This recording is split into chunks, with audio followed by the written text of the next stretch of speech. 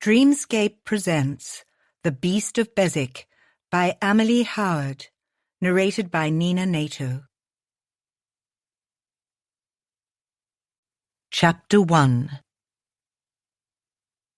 England, 1819. Her pulse drumming at a fierce clip, Lady Astrid Everleigh burst through the front doors of her uncle's country estate in Southend. The flashy coach in the drive was as unmistakable as its owner, the arrogant and deeply persistent Earl of Beaumont. A sickening feeling leached into her as she scanned the foyer. No one would meet her eyes, not the butler, not the footman, not even her Uncle Reginald, whose pallid cheekbones had gone an ugly shade of puce. "You were supposed to be at the market," he spluttered in surprise. "What have you done, Uncle?" she demanded, flinging off her cloak. "Did you arrange this without my knowledge or consent?" Her uncle's colour heightened. "Now, see here," he blustered. "It's deemed high time your sister marry, and you know it." "Not to him. Never to him." The pit of sickness in Astrid's stomach deepened at the thought of sweet, innocent Isabel in the clutches of such a man. The Earl of Beaumont was scraping the bottom of the barrel as far as Astrid was concerned, even if he was now a peer of the realm. Throttling the ugly memories his name alone conjured, Astrid turned away from her uncle to her ashen lady's maid, who had appeared upon hearing her voice. "Where are they, Agatha?" "In the morning salon, my lady, with the Viscountess." Astrid's heart plummeted at the sight of the closed doors. Aunt Mildred's chaperonage would be questionable, to say the least. "How long have they been in there?" "Not 5 minutes, my lady." A blink of an eye, and yet enough time for her sweet sister to be thoroughly compromised. Isabel was barely 16. She'd been an unexpected and much welcome surprise to their parents, and Astrid had always been protective. To her, Isabel was still a child, no matter their uncle's declaration of her being ready to wed. She hadn't even had a proper season yet, and already he wanted to marry her off to the highest bidder. To a liar, and a lecher no less.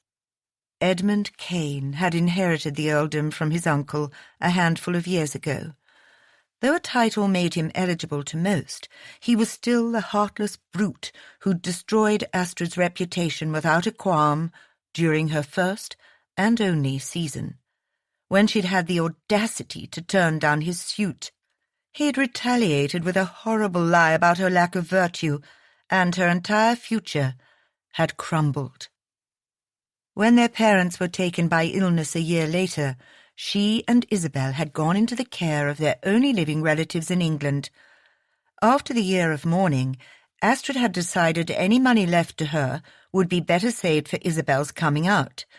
She was the daughter of a viscount, and when the time came, Isabel deserved her due.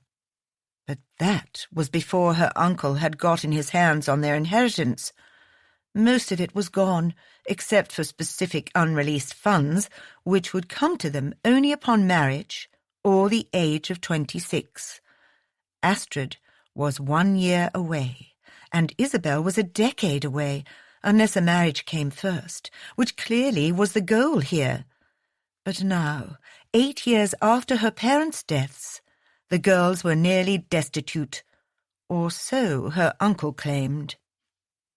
Destitute enough to seek a connection with an utterly unsuitable earl? If money was in question, it was a certainty. Uncle Reginald would sell his own soul if he could get a farthing for it. "Lord Beaumont is a peer now," her uncle said, drawing her attention. "He's not the man you knew. A leopard cannot change its spots." "Now see here, Astrid," he said, blocking her path. "It is done. Lord Beaumont has pledged—" "You will stay a far step from me, Uncle, and I don't care what that man has promised. He will never—" Astrid broke off, the threat as empty as the power she held, which was none. Without a husband of her own, the truth was that as their guardian, if her uncle wished to marry Isabel off to a pox-marked pauper, he could, and there would be nothing either of them could do about it. Such was the place of a woman in their world. Astrid switched tactics, turning toward him, her voice softening.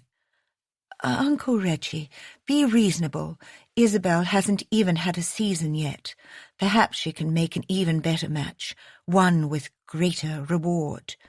She let the suggestion hang in the air, knowing the promise of coin would make her uncle salivate. The Viscount thinned his lips. Better an egg today than a hen tomorrow. Spoken by the rooster who has nothing to lose, Astrid said under her breath, though her stomach churned. Had he already made a settlement with Beaumont? Reasonable discussion was clearly getting her nowhere. Shooting a look of pure loathing at her uncle, she darted around him to the salon doors and shoved them open, searching for her sister. Isabel's face was pinched and her spine rigid, with fear or shock Astrid did not know. Thankfully, her sister sat on the sofa, hands clasped in her lap, while Beaumont stood a short distance away. Not far enough away, in Astrid's opinion. No one else was in the room. Gracious! Where on earth was her aunt? "I thought I told you I wished to be alone, Emily," Beaumont said over his shoulder, annoyance flashing in his eyes for a second before he realized that it wasn't her uncle who had barged in. "Ah, it's the spinster. Have you come to congratulate us?" he drawled, satisfaction creeping over his deceptively handsome features. "I assume you've heard that I intend to court your sister." She let out a breath, but before she could form a reply, her aunt emerged from the far end of the room, her face pulling tight with vexation. Astrid frowned. Good Lord, but Aunt Mildred's designs were transparent, even though they weren't in London. Her aunt well knew the rules of the aristocracy, especially with respect to chaperoning unmarried young ladies. Astrid swallowed the spurt of anger when she thought of how easily Isabel could have been compromised. Her eyes narrowed with sudden understanding. Is that what my fortune-hunting relatives intended? Astrid's frustration pricked as her eyes touched on the smug face of the Earl of Beaumont. She bit her lip, fingers clenching at her sides, her stomach threatening to upend itself. If she hadn't forgotten her market-day list, she would never have returned in time, and who knew what else might have happened? Right now, however, Isabel was safe, and that was all that mattered. She was safe, right? Swallowing a rise of dread, her gaze shifted to her sister. "Isabel, are you well?" she asked. Her sister nodded, though her rosy skin was ashen. "Yes, but I do feel a bit of a megrim coming on." "Perhaps you should rest." With a grateful look, Isabel nodded and stood, bobbing a hasty curtsy in the Earl's direction, and fled the room with Aunt Mildred on her heels. Beaumont gave a careless wave as she left. "I'll be seeing you soon, dearest." "You will not," Astrid said. His stare raked her from head to toe, making her feel as if she were wearing far less than the sturdy grey woolen dress, with matching pelisse buttoned up to her neck. "Tell me, Lady Astrid, what can you do to stop me?" "She's 16, she said. He nodded. "Indeed, marriageable age." Astrid swallowed the rise of anger. The same age she'd been when he had first set eyes on her in London. His interest, intent, and timing were no mistake. The newly minted Earl was back to settle a score. "Isabel is to have a season in London," Astrid said. "Not if your uncle accepts an offer beforehand. She will make a lovely countess, don't you think?" Astrid scowled, her heart thudding. "Why are you so fixated on her for a wife? She's not part of your set." "Perhaps because I was denied 9 years ago."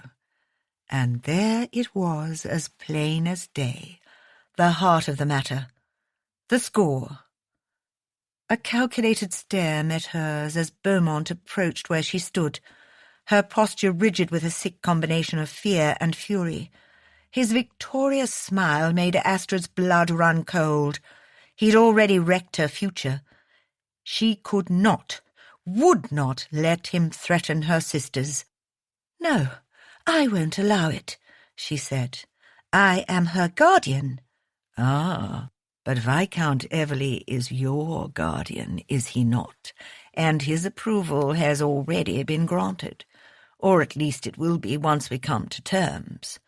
You, my dear, have no say in the matter, and as much as you think you can sway me, you will find that what you desire is of no import. You had your chance, as they say." His grin was slow and mocking. "I told you that you would regret it." Stifling the retort that she absolutely did not regret refusing him, Astrid sucked in a calming breath. "Isabel is barely out of the schoolroom.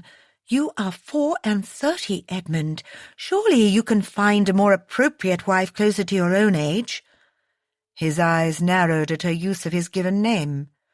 "It's Lord Beaumont now. Are you proposing yourself as a substitute? Though for a woman in your situation, marriage would be out of the question now, of course." He canvassed her figure with a lewd glance that made her want to cover herself with a blanket. "However, I could be moved to reconsider with the right incentive." "I'd rather be mauled by rabid dogs." "Ah, yes, there's that barbed tongue of yours," the Earl replied. "You're like a fine-aged whisky with a bite that is only sharpened with time. Lady Isabel seems much more well-behaved, though it will be my greatest pleasure, once we're wedded, to discover if she has a stubborn streak like you." Astrid stiffened. "You will marry my sister when hell freezes over, Lord Beaumont. Count on that." With as much effort as she could muster, she tamped down her mounting temper and swept from the room. Shaking with outrage, Astrid attempted to compose herself in the corridor. Regardless of Beaumont's looks, title, or fortune, she would not wish such a heartless man on her worst enemy, much less her sweet, innocent sister. Given a proper season, a jewel like Isabel would have her choice of husbands. Her uncle knew it, and Beaumont knew it too. Once the Earl had taken his leave, she sought out her uncle, who had retreated to his study, giving her tongue free rein. "How could you? She's only 16, for God's sake." She turned to her aunt, standing quietly near the desk. "Aunt Mildred, have you nothing to say? What about Isabel's feelings on the matter?" Her aunt's mouth thinned. "Her future husband will tell her what to think," said no woman with half a spine ever. "Would you rather her end up like you, then?" her uncle said. "Unmarried, ruined, and a bloody burden to your aunt and me." She sucked in a gasp. Her father, the previous Viscount, had made sure that his daughters would live comfortably, with the hope that his brother would do his duty by his nieces. Her sister and she had learned early on that that would not be the case. Their father's old family solicitor, Mr. Jenkins, who checked in on them once a year, had advocated for their father's wishes, including a season for Isabel once she came of age. But Mr. Jenkins had passed away a year ago. His firm oversaw the estate, but there was no one left to keep the greedy Everleys in line. "Papa made sure we would not be," Astrid said, striving for patience. "We did not come to you cap in hand." "That blunt is gone." Riled beyond belief, she threw caution to the wind. "Where, uncle? Where did all of it go? Papa bequeathed us a fortune by any standards." His nostrils flared, eyes bulging as he rose behind his desk. "How dare you, you insolent chit! After your aunt and I took you in, this is how you repay us, with mistrust and suspicion? That deemed money went to gowns, shoes, food, and finishing school," he snorted.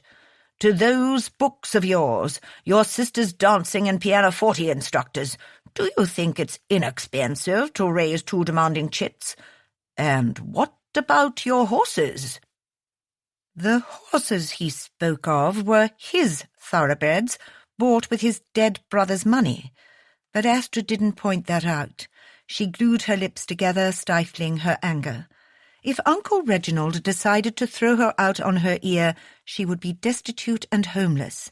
She would not come into her portion until she was 26, months away, and until then she had to guard her tongue. Without her, Isabel would be on her own and vulnerable. "And what about you?" he went on, eyeballing her. "You were supposed to make an advantageous marriage.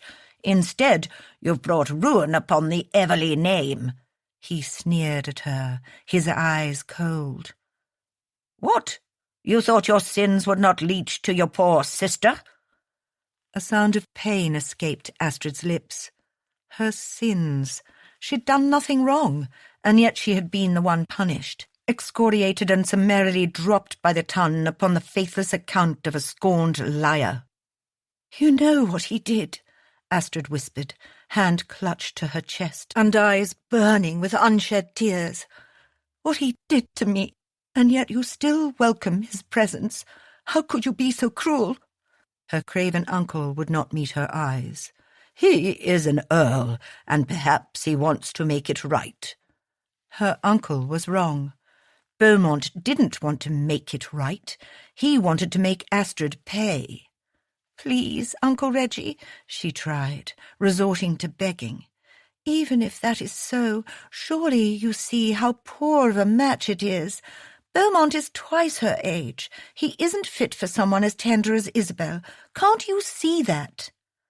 Uncle Reginald's mouth thinned as he stood and indicated the open study door. "Nonetheless, he is an earl, a rich earl, and you're forgetting that reformed rakes make the best husbands. He intends to join our estates and revive them. Isabel will be a countess and want for nothing.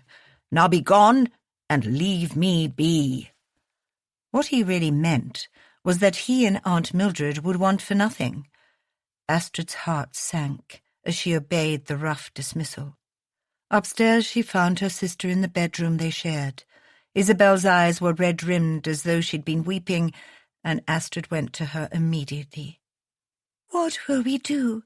I don't wish to marry him," Isabel sniffled. "But Aunt Mildred says I must do my duty to our family." Astrid took her sister's hand into her own. "You won't have to, I promise." "But how?" Her pale eyes watered. "He's an earl, and since Uncle approves the match, I have no choice." "Don't worry, Izzy. Fortune favours those best prepared." She hugged her sister tight, her resolve hardening. "I will find a way to see us out of this." Their options were limited. It was clear what her uncle intended: to sell Isabel's virtue to someone willing to pay for the privilege, in this case, Lord Beaumont. It was unconscionable and it sickened her, but there wasn't a thing she could do about it, not without help. Astrid blew out a frustrated breath. If only her father was still alive, or she had a husband of her own. She blinked. An outrageous idea blossoming. It would solve everything. It was a dreadful, desperate plan, but it was something. It was a chance. At 25 she was well on the shelf, but she wasn't dead. She might be ruined in the eyes of the ton, but she had a sound brain. She'd been raised to run an aristocratic household, and she was the daughter of a viscount. It could work. It could work. She would just have to marry a different kind of beast than the Earl to save her sister.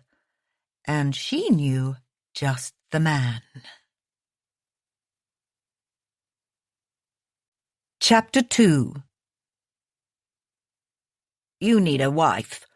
A priceless vase from the Ming dynasty circa the 14th century crashed into the 3 wicket stumps drawn along the back wall and splintered into 1,000 shards, joining a brightly coloured pile of its brethren at the base of a hand-painted mural in the gallery.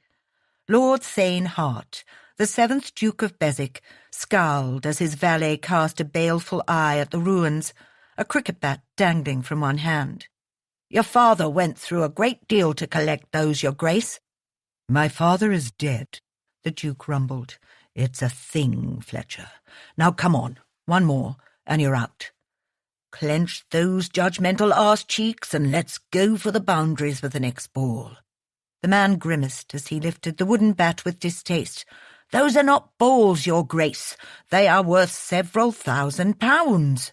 Expensive and ugly. The devil knows why my father worshipped the absurd things, and for posterity's sake, I need a wife like I need a gash in the head."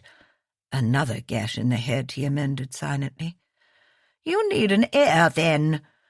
Thane scowled in annoyance, the battle scars on his skin pulling tight. What child would want or deserve a father with a ruined face like his? And what high-born lady would willingly consent to bed him in the first place? He was lucky his cock remained intact from the war and still functioned.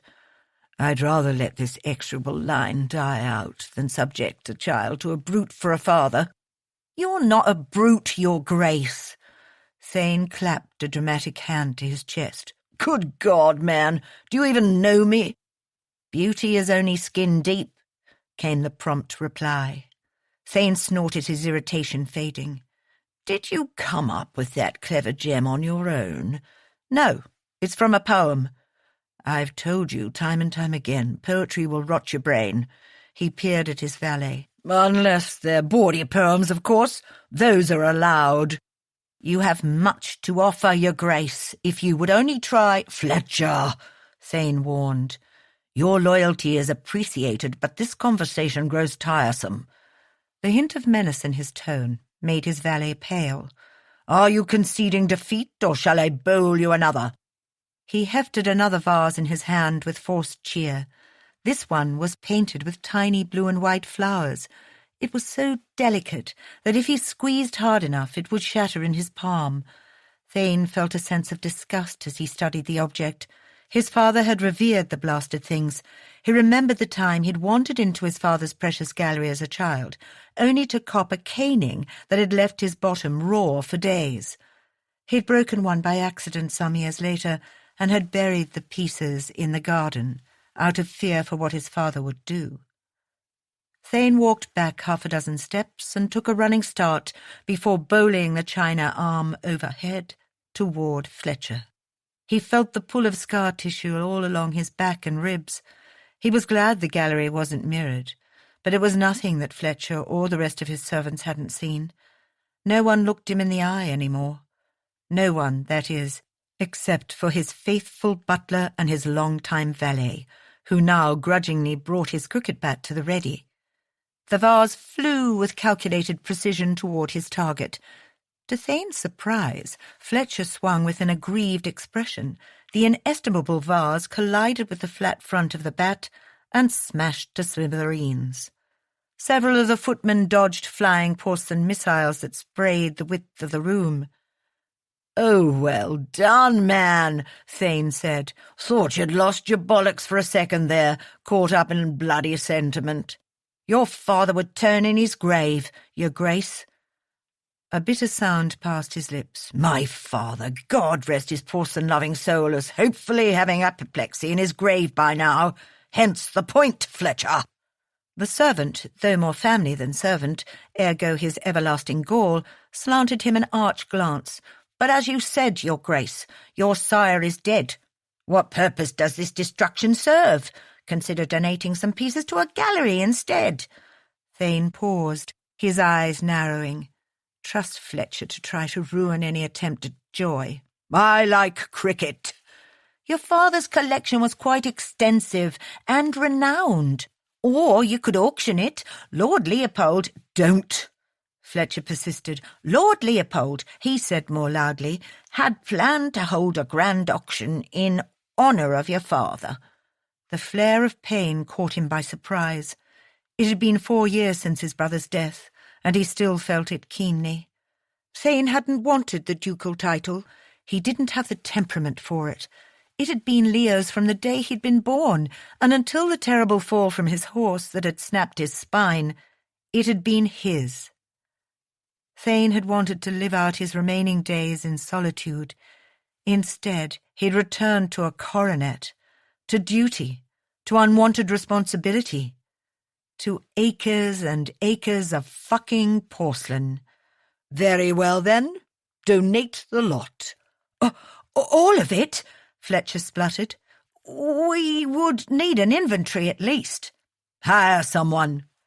The suggestion curled his gut, and the thought of having someone new in his domain made him feel slightly ill. Most of his staff were trusted servants who had known him as a boy before the ravaged war hero. He did not take well to strangers, or staring. The latter almost certainly went with the former. In Southend, find a credible historian with a knowledge of antique Chinese porcelain would be like finding a needle in a haystack. I'd have to send for someone in London, and that could take weeks. Fletcher, he growled, I do not care. It was your suggestion. Handle it. The valet bowed. Of course, Your Grace. Thane left the gallery and strode toward his study. He'd foregone his daily exercises this morning in favour of some extra sleep.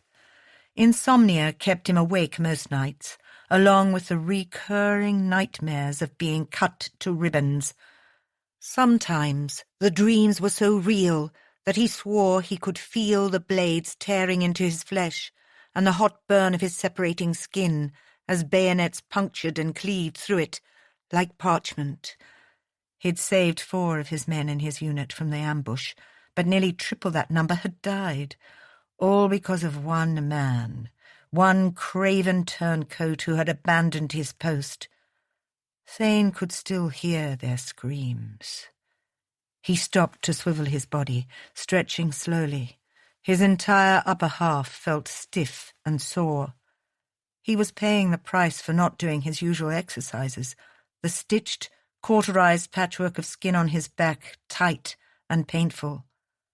Perhaps a swim would be in order before dinner. He'd converted one of the unused wings in the manse into a recovery and training facility of sorts, which included an entire room devoted to a heated bathing pool, inspired by the Roman and Turkish baths and some of the extraordinary architecture he'd seen while travelling the continent. But for now, he needed a stiff drink. Culbert, he said, passing his faithful butler en route to his destination. Instruct one of the footmen to fire the hearths in the bathing room. I want it good and warm, and I do not wish to be disturbed. As you wish, Your Grace. Finally he arrived at the study. He loved the solitude of Beswick Park, but the abbey was labyrinthine. After spending so many months in a one-room barrack, he needed a map to relearn his way around his childhood home. His study was dominated by a large desk, several comfortable armchairs, and it was dark, with heavy velvet drapes covering the mullioned windows.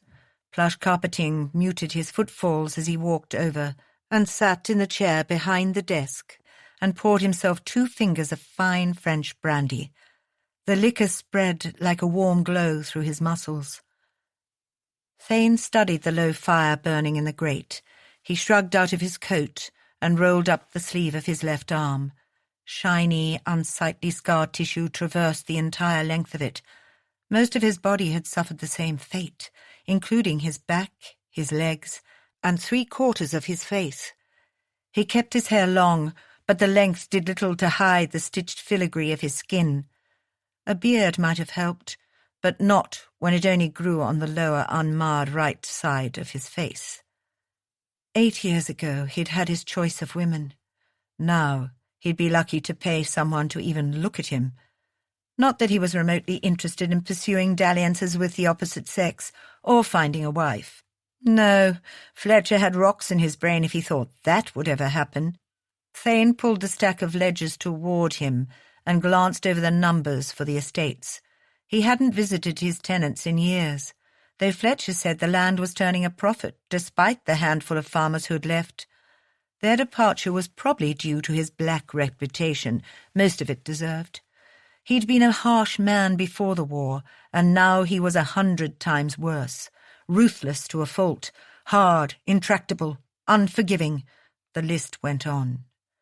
The rumours of the beast of Beswick abounded, including the one that he'd committed patricide, and possible fratricide.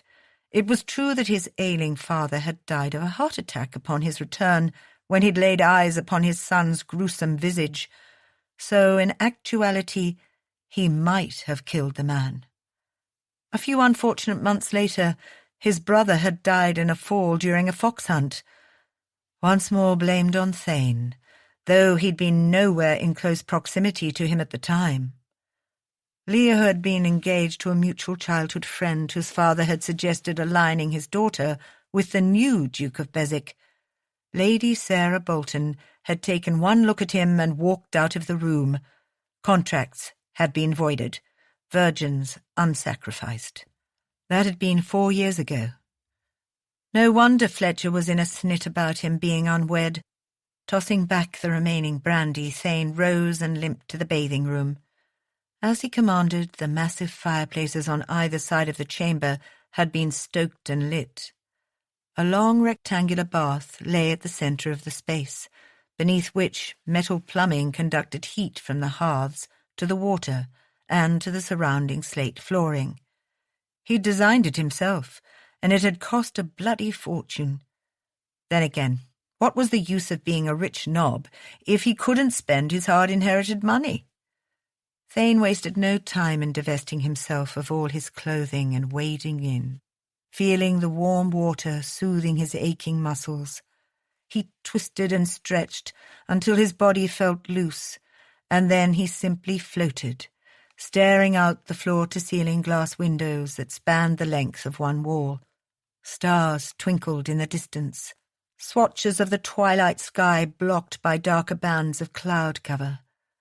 Sometimes, when the moon was full and the riding high, it was a truly spectacular view.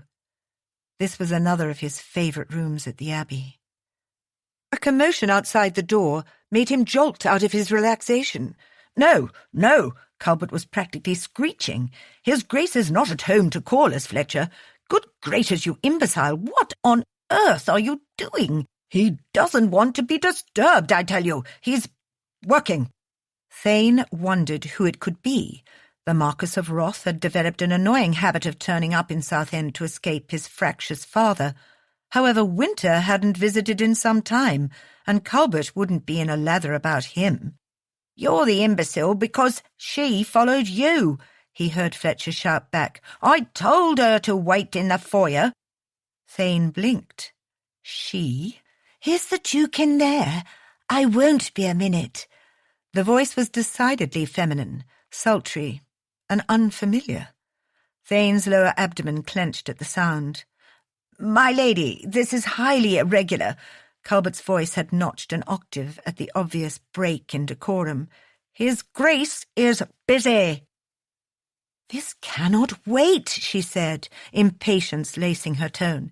"As I've already stated, it is a matter of some urgency, and I insist on seeing the Duke at once. Surely he can put aside his work for a few moments?" He did recall giving the order to Culbert not to be disturbed, and the man was a stickler for instructions. With a huff of vexation, Thane hauled his nude body out of the water and reached for a length of toweling, just as a figure barged through the doors. The room was partially illuminated by the light of the fireplaces behind him, so he could see the woman clearly, front-lit as she was.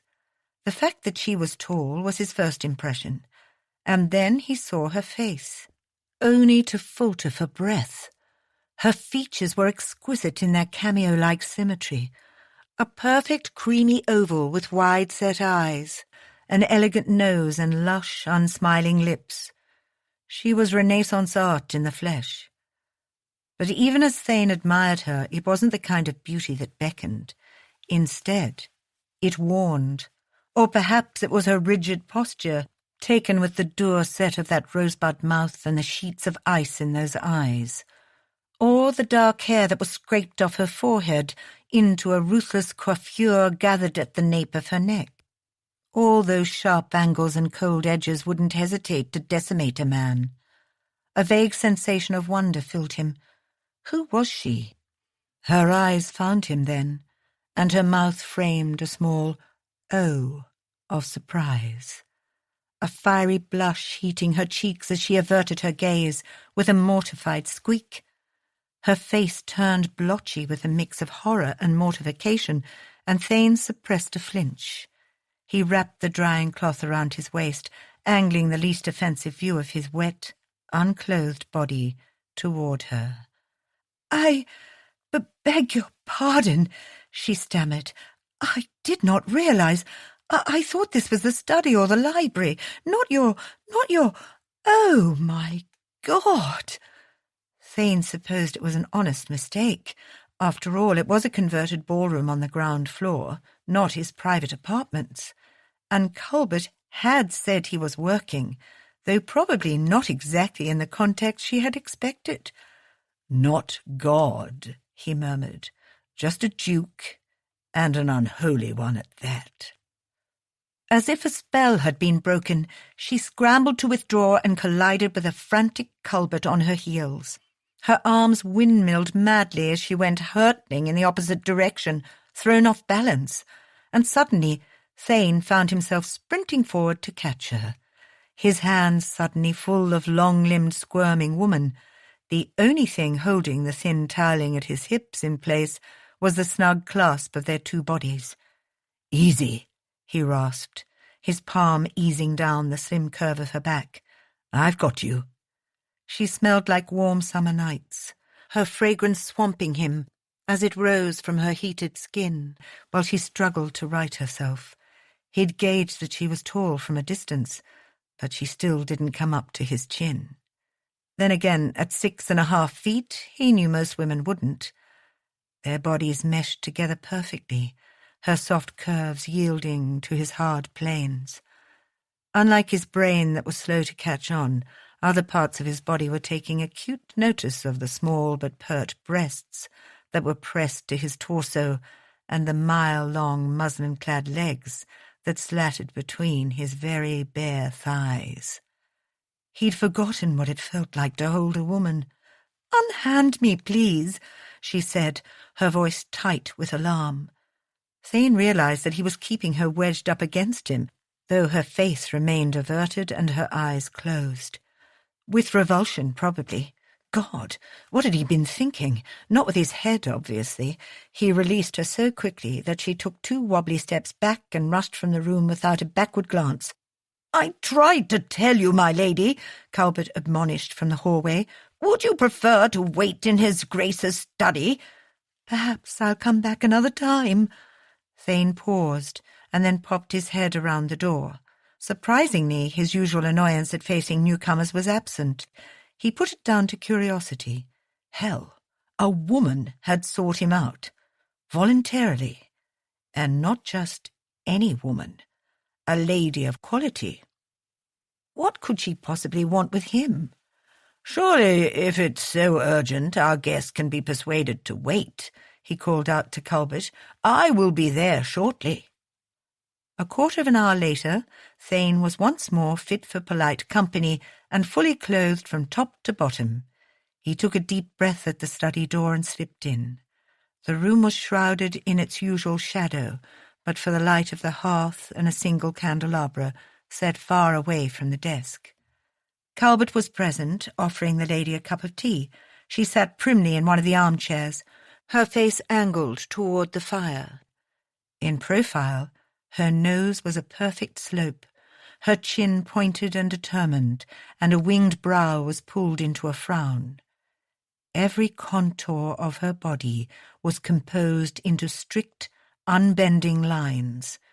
Despite her loveliness, she did not emanate warmth, as if her exterior was made of stone instead of flesh.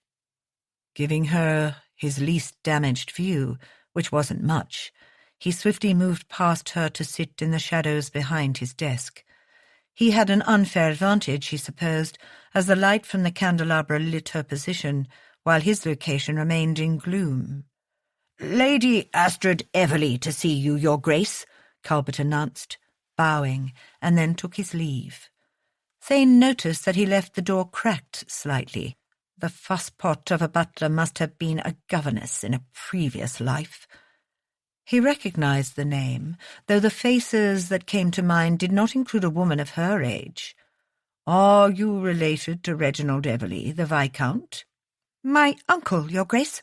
My father was the late Viscount Lord Randolph Everley," she said in a crisp voice, that chin of hers thrusting forward like the point of a sword. "Though you and I are acquainted," she went on, "we were introduced many years ago in London during my coming out before... Thane's thoughts snagged. She meant before the war, before he'd obtained a hideous face and an even more hideous disposition. Well, more of a hideous disposition. His good humour evaporated like a breath in the wind. "I don't recall you," he said ungraciously. "I hardly supposed you would, Your Grace. I was the worst of the wallflowers."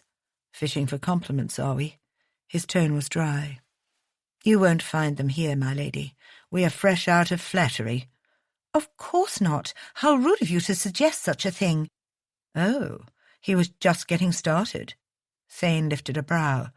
"One could argue, my lady, it is my lady, isn't it, that it's rude to call one's host rude, especially since you are the one to barge in uninvited in the first place. Or has well-bred ladylike behaviour changed so drastically in the years of my self-imposed isolation?" His emphasis on ladylike was not lost as she sucked in an affronted breath, flags of colour bursting in her cheeks. "Then I apologize," she ground out, her eyes fairly sparking with indignation that she struggled to control, though control it she did. "It was a matter of—" "Some urgency, yes, I'm quite aware. Enlighten me, then, Lady Astringent." Her eyelashes descended, her cheeks hollowing with obvious frustration. "I do beg your pardon, Your Grace, but my name is Lady Astrid. Perhaps you misheard?" "Beg away, my lady. I'm quite at my leisure." Pale eyes flashed. "You, Your Grace, are... "Abominable, appalling, atrocious," he supplied. I was going to say insufferable, but clearly your intelligence is limited to only the first letter of the alphabet." A bark of laughter burst from him. It was as clear as day that beneath that stony exterior his guest had quite a temper.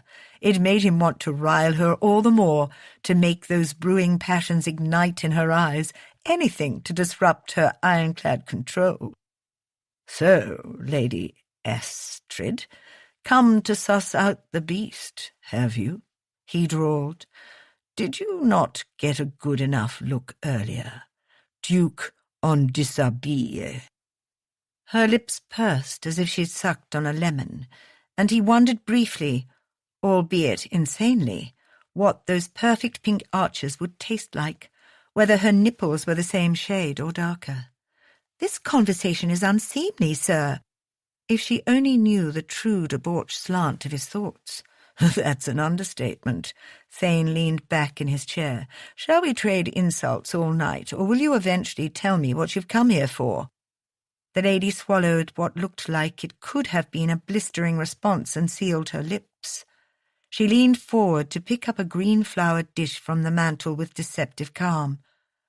"This is beautiful," she said. 15th century Chinese?" He arched a split brow. "Yes, my father collected the silly things." "Hardly silly, Your Grace." She examined the dish in her delicate, long-fingered hands. Thane was momentarily fascinated. Those delicate hands were at odds with the rest of her sharp angles and acerbic voice. For an instant, he wanted to be that bowl, being caressed by her palms. He imagined what those long, elegant fingers would feel like, circling his hardened length, and his entire body throbbed with a surge of instant need. Lust roared through him. "Holy Christ!" Thane set the heel of his palm on the placket of his trousers, hidden beneath his desk. willing the stiffness beneath it to dissipate as his gaze narrowed on the woman still inspecting the antique across the desk's mahogany surface. With the plain clothing and her no-nonsense coiffure, she reminded him of a governess. Thane half expected to see a ruler in her hands, ready to crack down on his knuckles for any hint of misbehaviour. She was not the sort of woman who heated his blood, and yet his blood was on fire. Reverently she placed the dish gently back in its place, her hands falling to her lap, thankfully out of sight, and found his silhouette with her eyes. They were light, he guessed, but their exact colour eluded him. Pale grey or green, perhaps.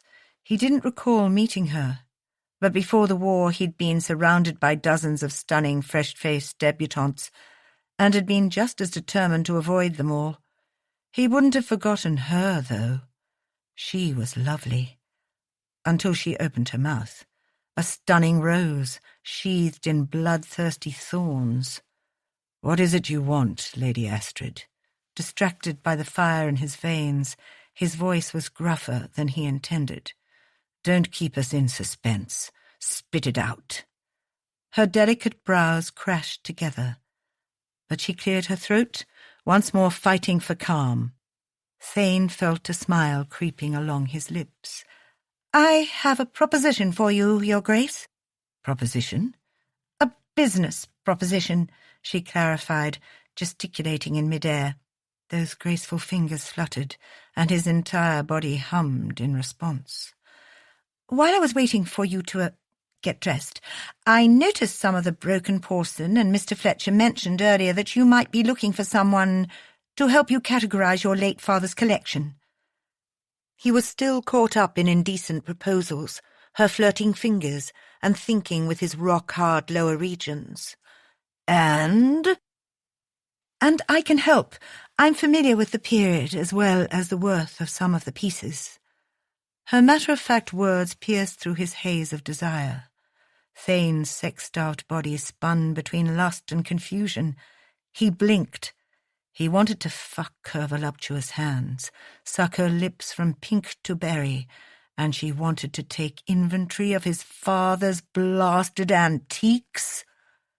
His dry mouth could form only one word. "What?" "I can catalogue the pieces for you," she said patiently. "I'm familiar with the period and the history." "You're a blue-stocking?" Those distracting pink lips puckered into a little moue of displeasure. "I prefer scholar." "Why?" "Because blue-stocking is derogatory," she said with a frown. He gave a huff of mirth. The second time he'd laughed in 10 minutes. It had to be a record. No doubt the eavesdropping Fletcher would toss it in his face later. Thane shook off the odd feeling. Somehow, instead of unsettling her, he'd only managed to unsettle himself. A growling sound left his throat. "Why are you here? You barge in uninvited, see some smashed bowls, and decide to seek employment. Don't insult my intelligence. State your business and we can both get on with our lives." There was no response to his sudden hostility. Rather, her eyes narrowed as she peered into the dimness, her pupils adjusting to the flickering light. It pricked him, the intensity he saw there, as if she were trying to figure out a puzzle, trying to evaluate him, like one did with a feral animal, waiting to see if it would bite. He wanted to snarl back at her, to get her to retreat. "Run! Leave!" "Very well," she said, her jaw firming with blunt resolve. "I need you, Your Grace." Surely he hadn't heard that correctly. "I beg your pardon?" A sardonic eyebrow lifted at his use of the word beg.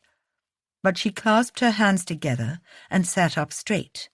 "Specifically the protection of your name in exchange for my assistance with your collection.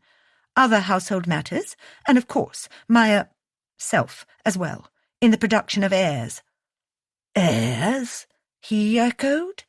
He had no idea how they'd gone from porcelain to procreation. She let out a breath.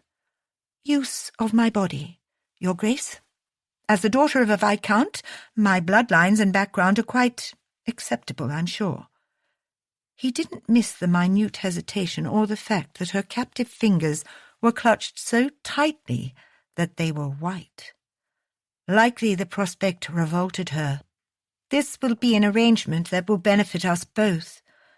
If Thane thought with the head in his pants, his agreement would be instantaneous, but his brain was quite good when he did decide to use it, and now that her outrageously erotic hands didn't distract him, he paused to gather his scattered thoughts. "Are you proposing marriage, Lady Astrid?" he asked. "Didn't anyone ever teach you that the gentleman is supposed to ask?" "I prefer to take matters into my own hands when necessary, but let's not be mistaken. This is purely a business proposition, Your Grace," she stated, her composed expression back in place. "One to our mutual advantage." He couldn't help it. He guffawed, the ugly sound like a choked gaggle of cawing crows. The lady recoiled, her eyes widening further when he rose, uncurling his large frame from the chair. He prowled soundlessly toward her, watching her carefully all the while until he stood directly in front of her. He turned toward the light and heard her indrawn gasp. Thane didn't release her eyes, reflective like translucent quartz in the firelight, taking in the transition from shock to fright to horror to pity. The darkness curled around him, took his cold, bitter heart into its fist. He felt nothing in the face of her emotions. "Don't worry. I won't hold your naivete against you," he murmured. "You are free to leave, my lady, and we can pretend this unfortunate situation never happened." To Thane's eternal shock, she rose and moved to stand right in front of him, those pearlescent eyes now giving away nothing. Her breasts were nearly touching his chest, and Thane caught his breath at her nearness, scenting the barest sliver of fear. Her shoulders trembled, and her stern lips, so dangerously close, quivered at the corners. Her distress was a palpable thing, like a hare cornered by a wolf, though the hare tipped its head bravely. "You need a wife, Your Grace." Thane had to admire her courage. "As you need a husband?" "Not just any husband," she swallowed hard, her slender throat working. "I need the beast of Bezek." Chapter 3. Oh, sweet, merciless Lord! The Duke was frighteningly huge, and his appearance at close range. Despite all the gossip and the rumours, Astrid had not been prepared. The Lord Hart she'd met in passing years ago had been surrounded by eager admirers, most of them female. A second son and the Duke's spare, he had been born into privilege and wealth, and had been handsome and fit, if somewhat standoffish. He would have been sought after if he hadn't secured himself a captain's commission and hied off to war. A war that had reduced him to this shadow of himself. Nothing could have readied her for the bleak vista of his face with its sutured lines and grisly lack of uniformity. A serrated tear ran diagonally from his upper right brow across the bridge of his nose and cheek down to his left jawline. It screamed of untold agonies, and the field surgeon's hasty stitching over poor cautery had only made the end result doubly macabre.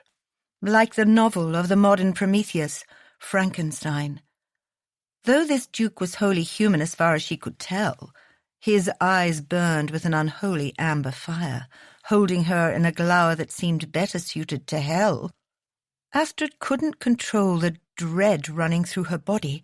His nostrils flared as if he could sense her unease, and suddenly she felt like prey, well and truly snared by something far bigger and far more dangerous than she.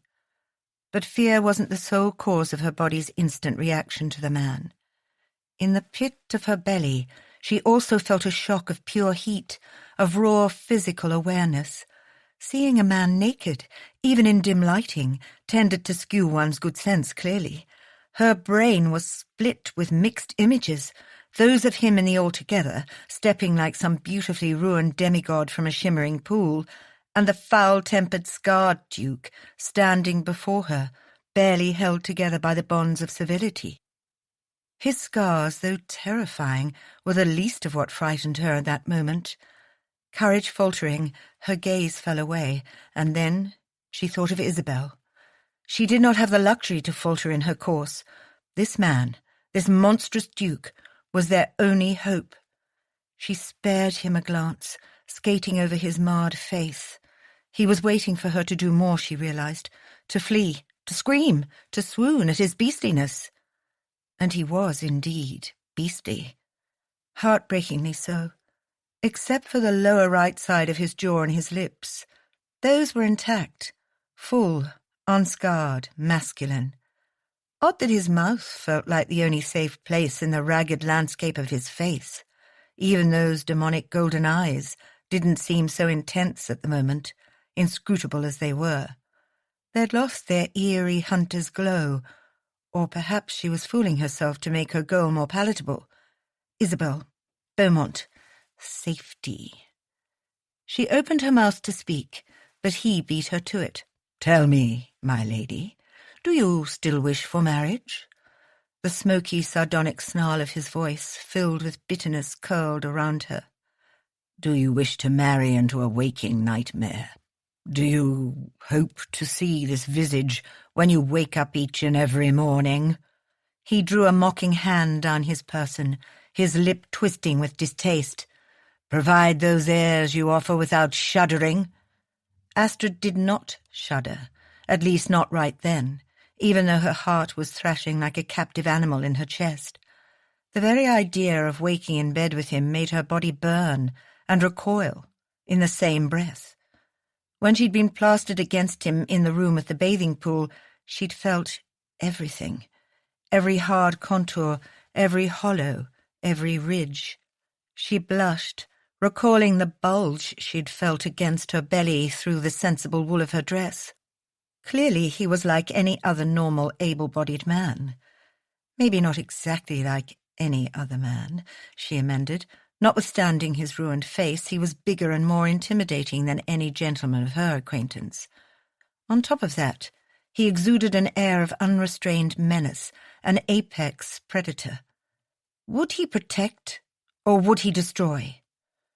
Astrid couldn't quite suppress her shiver this time. She felt his gaze narrow on her. "Don't bother trying to lie, Lady Astrid, or hide your reactions. At least they're honest. I shiver when I look into a mirror most days."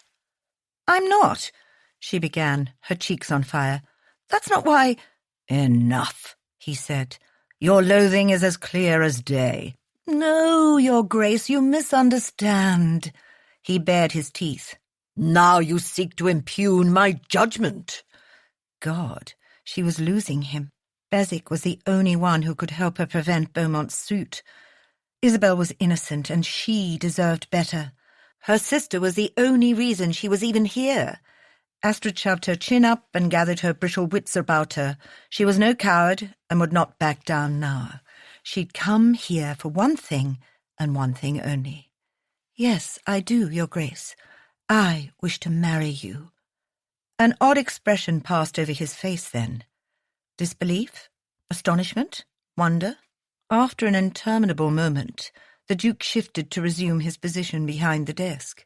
He sat back in the shadows, king of his natural domain, a devil cloaked in perpetual darkness.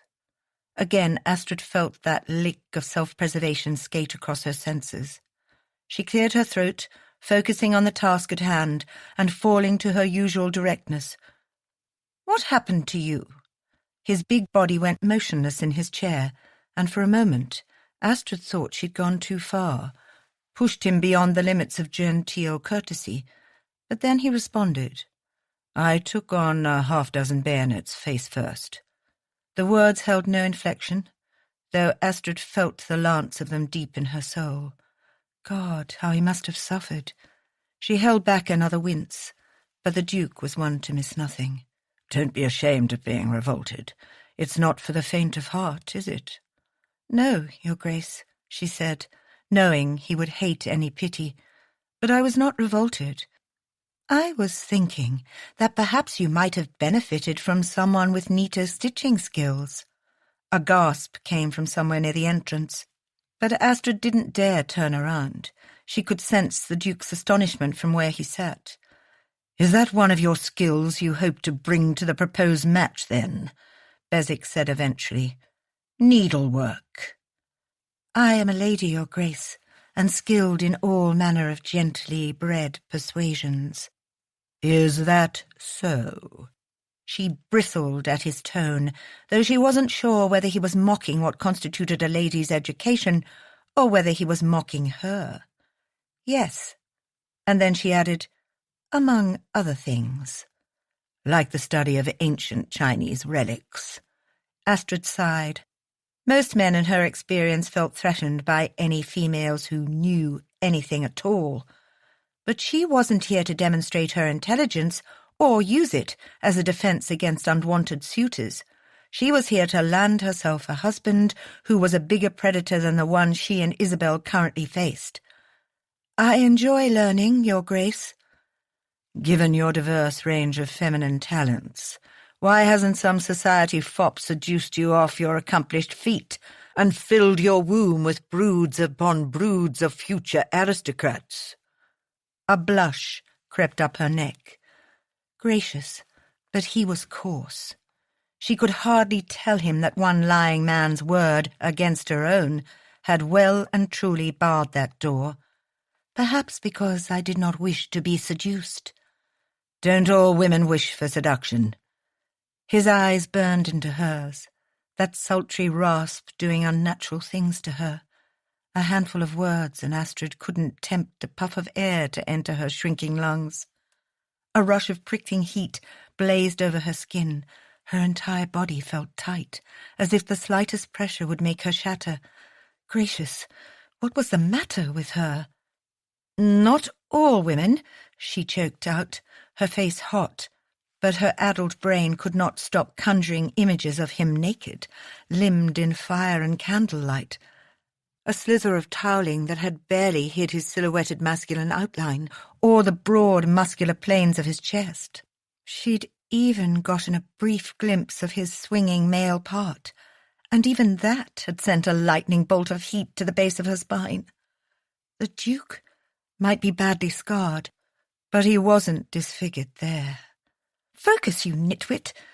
Astrid swallowed and brought her marauding thoughts ruthlessly under control.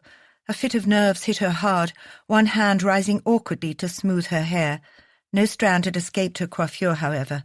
She felt his intense gaze track the movement of her palm. He seemed fixated, and her fingers fluttered in mid-air for an interminable moment before falling back to her lap. Beswick leaned forward, folding his thick arms across the desk's surface. Even with the enormous scar that bisected his face, the diamond cut of his aristocratic cheekbones sweeping toward that perfect, luscious mouth commanded attention. His head tilted in silent ducal command. "If I were to consider your proposal, what would I get out of it?" "You need my help?" Astrid glanced around the room, touching on the priceless antique dish. "Least of all to catalogue your antiquities. But as your wife, beyond my marital duties, I shall endeavour to be a proper hostess, should you seek to entertain. I'm also good with mathematics and can assist in your bookkeeping or estate management. Lastly, it's clear that a woman's touch is needed in your household." She cringed, aware that she'd just criticised his home, but the Duke's expression remained inscrutable. "So, when would you propose to do it?" he went on smoothly. "Marry." Astrid's heart jumped in surprise. God above, was he amenable? She narrowed her eyes. Or was he toying with her? She released a pent-up breath. "As soon as possible." "Do you have terms?" She nodded and reached into her reticule for the list she had prepared, then placed it on the desk between them. Despite her optimism, she had known the odds were slim. In terms of funds, I do have a dowry. I humbly ask for a certain amount of that be put aside for my sister's season. In return, I will perform the aforementioned tasks as well as submit to you as required to procure your heir. Astrid bit her lip, fighting the sensual quake that rocked through her. I assume once that is achieved, you will see to your needs elsewhere. Elsewhere? I will not begrudge you a mistress, your grace. Thane was glad to be obscured by the shadows. A mistress. Irritation flashed over him. Though many lords kept mistresses in addition to wives, he was not one of them. At this point, thoroughly pricked pride was all that kept him from showing her the door. Pride and the need to give back as good as she gave. Though his better instincts warned against engaging, he nodded and pushed the inkstand closer to where she could reach it. You should make a notation of more than one. More than one? Mistress, he said. My physical needs are varied and quite demanding. A choked sound met his ears as she reached for the inkpot and the pen, unspooling the piece of foolscap as she did so. The scratch of the pen was loud and heavy as she added an E.S. as a small postscript to the word. There, satisfied? It hurt to hold his perverse gratification inside. And we might possibly need to rethink the word submit. It's so outmoded. A wife submitting to her husband as though she has no say. I prefer my Duchess to be vocal on what she wants. Those pink lips flattened, splotches of bright colour flooding her cheeks. What would you like to add, your grace? Positions? Places? The little astringent bit of muslin huffed an irritated breath. If you intend to make this a mockery, then we may as well not continue along this path. We are venturing into the realm of the offensive, sir. What was offensive was his desire to see her utterly unclothed and open, with nothing but that salty mouth holding him at bay. Thane dug his fingers into his thighs and shook his head to clear it. They both knew that would never happen, no matter her asinine terms. She would flee his ill-tempered presence eventually, just like everyone else. Thane had only humoured her to see how far she would go. He did not intend to marry anyone or to sire any heirs, as he'd told Fletcher. But in truth, he'd been bowled over by her temerity. The eavesdropping Culbert and Fletcher were too, if their collective indrawn breaths through the cracked door were any signal. His eyes narrowed. You never answered my question about why you're not yet married. I did, but you chose to go off on an unwelcome tangent of ducal innuendo. God, but she was tart. He grinned, his earlier umbrage dissolving into wicked enjoyment. True, but I am a duke, and ducal innuendo is my forte. Please answer the question as you would to a backward child in your care. Say as if you were a governess. She frowned at him so hard he could see the wheels turning in her head. I suppose I've been compared to worse, she said eventually. Well then, I have not yet married because I have not found the right match. No one has asked you, he asked, before he could stop himself. Wintry eyes met his, her proud chin hiking. Not that it's any of your business, your grace, but yes, I have been asked. But if you had said yes and married, you wouldn't be in this position, would you? He said. Begging, because you were overly choosy. I'm not begging, she snapped, and I wasn't choosy. He arched an eyebrow. No? I was 16 during my first and only season. That gentleman did not know me or have any interest in getting to know me. He desired me for my face, my fortune, and my body. Aristocratic marriages are arranged on less. She loosed an aggravated breath, but her response was non-committal. Perhaps. And now you decided to buck tradition and do the asking yourself. As I've said, your grace, this is a business arrangement. No more, no less, she replied. Such sang-froid from one so young. I am 25, so no blushing maiden." Thane sucked in a sharp breath, his fingers clutching the desk. Her experience did not matter, of course, but now that the chessboard was set and the game was ferociously in play, there was no backing down. "On that point, what, may I ask, is the status of your virtue?" Flames obliterated the aloofness in her eyes. "You are too bold, sir." "Come now. In your own words, you are not a blushing maiden, and we are negotiating a marriage contract. A man has to be certain of these things, of whether he will be in possession of a soiled dove or a virtuous swallow." Her gasp was loud in the silence, as were those of Culbert and Fletcher. If he wasn't careful, both of them would burst in here to defend the poor woman from their master's vulgarity. Not that this woman needed anyone rushing to her defence. Her tongue was her sword, and she wielded it with biting finesse. Sure enough, a blazing gaze met his. "What, might I ask, is the status of yours?" "Decidedly unvirtuous." That sharp chin of hers elevated a notch. "Then that makes one of us. Clearly I'm nowhere near your sphere of self-proclaimed experience, though I'm hard-pressed to believe any words that come out of your mouth. In my narrow experience, men who boast about their prowess leave much to be desired."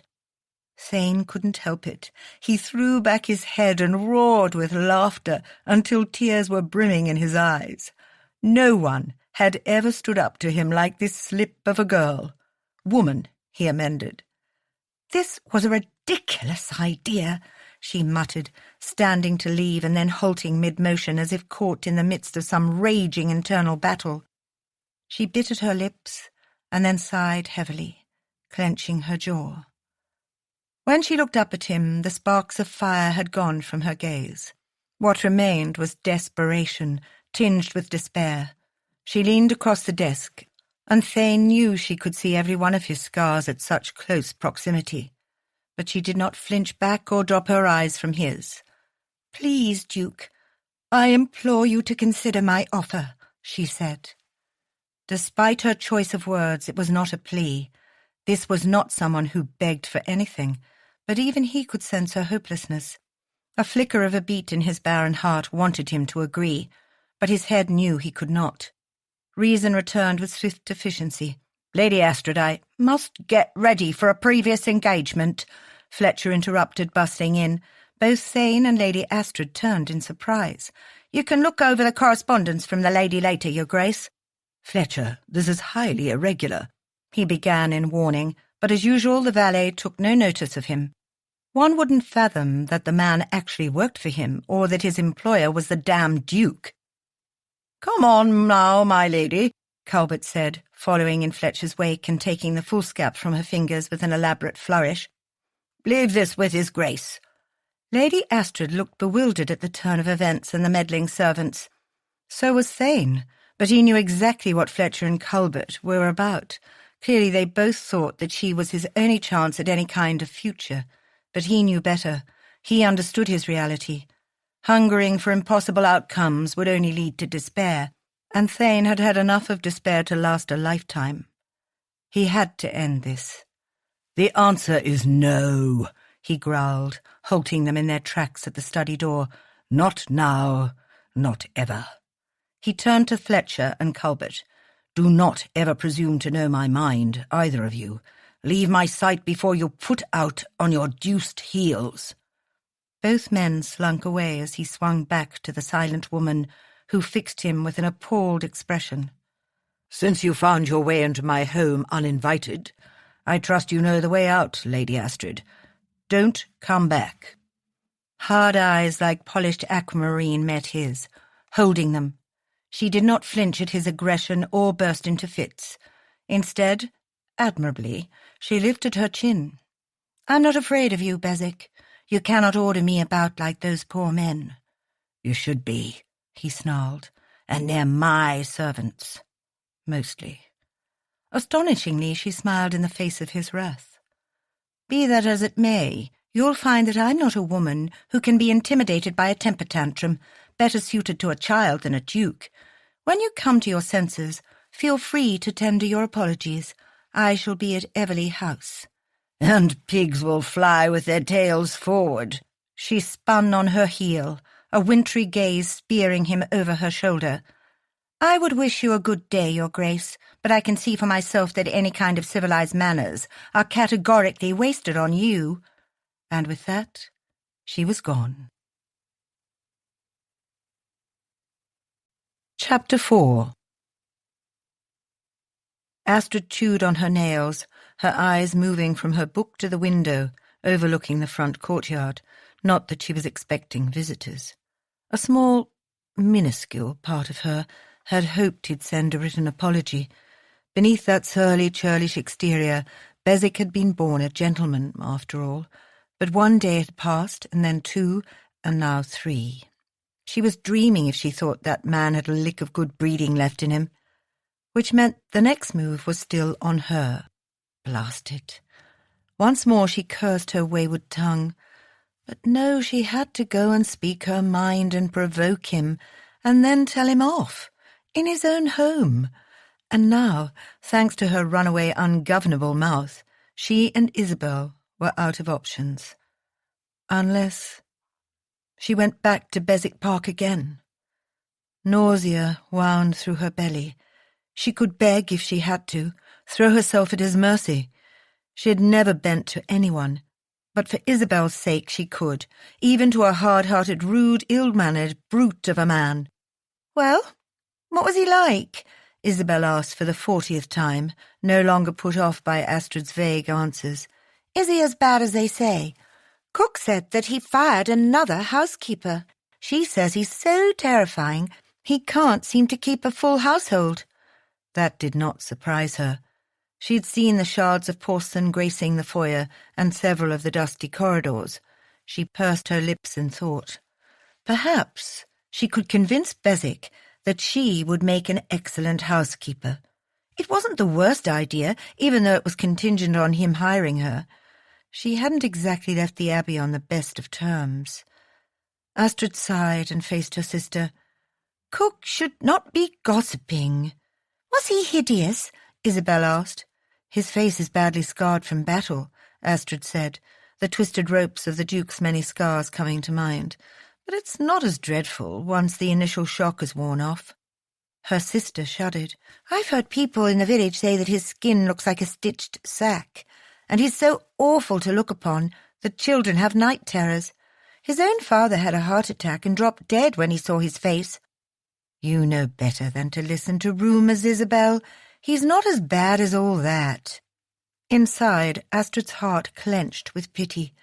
She'd heard the same stories. No wonder the man was so closed off and prickly, though in truth the Duke was doing little to dissuade that opinion with his atrocious attitude. People always assumed that if someone looked like a monster, then they had to be monstrous. But as crude and abrasive as he was, Astrid did not feel endangered in his presence. He did make her want to pull her hair out, but that was completely unrelated to his appearance. Astrid stared blindly at her novel, trying to distract herself from her constant thoughts about the confounding Duke. For all her intelligence and insight, she'd read the man wrong. She'd thought with him being a recluse, he would be desperate for a wife and heir. She knew how the aristocracy worked. Noble lines mattered. Primogeniture mattered. She couldn't fathom any duke worth his salt wanting his ducal heritage to pass into oblivion. Then again, the beast of Beswick was no ordinary duke. Oddly enough, as crude as he was, she'd relished matching wits with him. He was nothing like she'd expected. Inquiring about her virtue, for heaven's sake. She'd almost swooned from the sheer gall of it.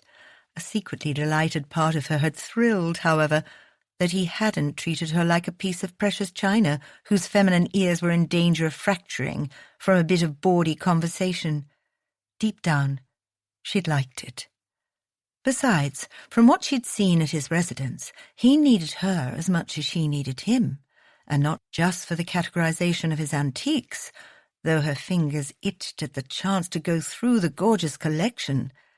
She'd also seen how he'd treated his poor servants. The man needed someone to take him in hand. someone to see past the rages and sulks, who wouldn't let him get away with his bad behaviour. But how could she convince him a match between them was necessary? There were no other lords in Southend who could come close to standing up to the Earl of Beaumont, or her uncle. Otherwise she would have to put another plan into place, and that entailed pawning jewellery and running away, which wasn't much of a plan at all for two unmarried women. She needed time to persuade Beswick to plead her case. Perhaps she could talk to the Duke's man, Fletcher, about the inventory of Chinese antiques in the meantime. He'd seemed desperate to hire someone. She could barter her skills in exchange for a safe place to stay for her and Isabel. Once again, it wasn't the worst idea she'd ever had, but it still wouldn't protect Isabel from their uncle's rights of guardianship if Astrid couldn't convince the Duke and remained unmarried. And then there was also no guarantee that Fletcher would hire her without his master's say-so. God, it's hopeless. Astrid focused on her book, determined to put her negative thoughts out of her mind, at least for the moment, when a red-faced maid came bustling up the servants' stairs. "Lady Astrid, one of the horses has gotten loose, and Patrick sent me to get you at once, if you please." "Which one?" she asked, leaping to her feet, but she already knew. The head groom would send for her only when Temperance or Brutus was giving trouble. Both thoroughbreds had a long history of racing in their veins. Her mare Temperance was decidedly temperamental, despite her name, and Brutus was a mischievous 3-year-old that needed a firm but gentle hand. Unlike the rest of the horses, they belonged to her and had been gifts from her father. "Will you be all right for a moment?" she asked Isabel. "Of course. Agatha is here," she said, indicating their shared lady's maid, who sat quietly with a basket of mending. "I'll be back in a bit." Hitching up her skirts, Astrid raced through the house and down to the stables. Sure enough, it was Brutus who had escaped and was causing trouble. The stallion was surrounded by 3 grooms, rearing up on his hind legs and snapping with his teeth. "How did he get out, Patrick?" "I dinna ken, my lady," the big Scottish groom said. "His pen was latched, but it came open on its own. It must have no been closed properly. I'll have a word with the lads." Astrid approached the skittish stallion with care. Brutus was unpredictable when he was riled, and she needed enough distance to protect herself if he decided to bite or kick. She'd suffered the ill effects of 2 badly bruised ribs when she'd made that mistake once, when he was a colt. He was much bigger now, and no less skittish. Signalling to the men to back away, Astrid approached, her hands wide. "There, boy," she crooned. "It's only me. I won't hurt you." Brutus reared up again, his hooves thrusting out, but it wasn't wild. After some more male posturing, he allowed her to approach and take hold of his bridle. All the while she kept murmuring soft endearments into his ear. Within minutes, she was leading him back to the stable as quietly as you please. "You're a miracle worker, you are, my lady," Patrick said, his eyes full of wonder and respect. "I swear he was going to take a chunk out of my hide this time." Astrid stroked the horse's lathered black coat.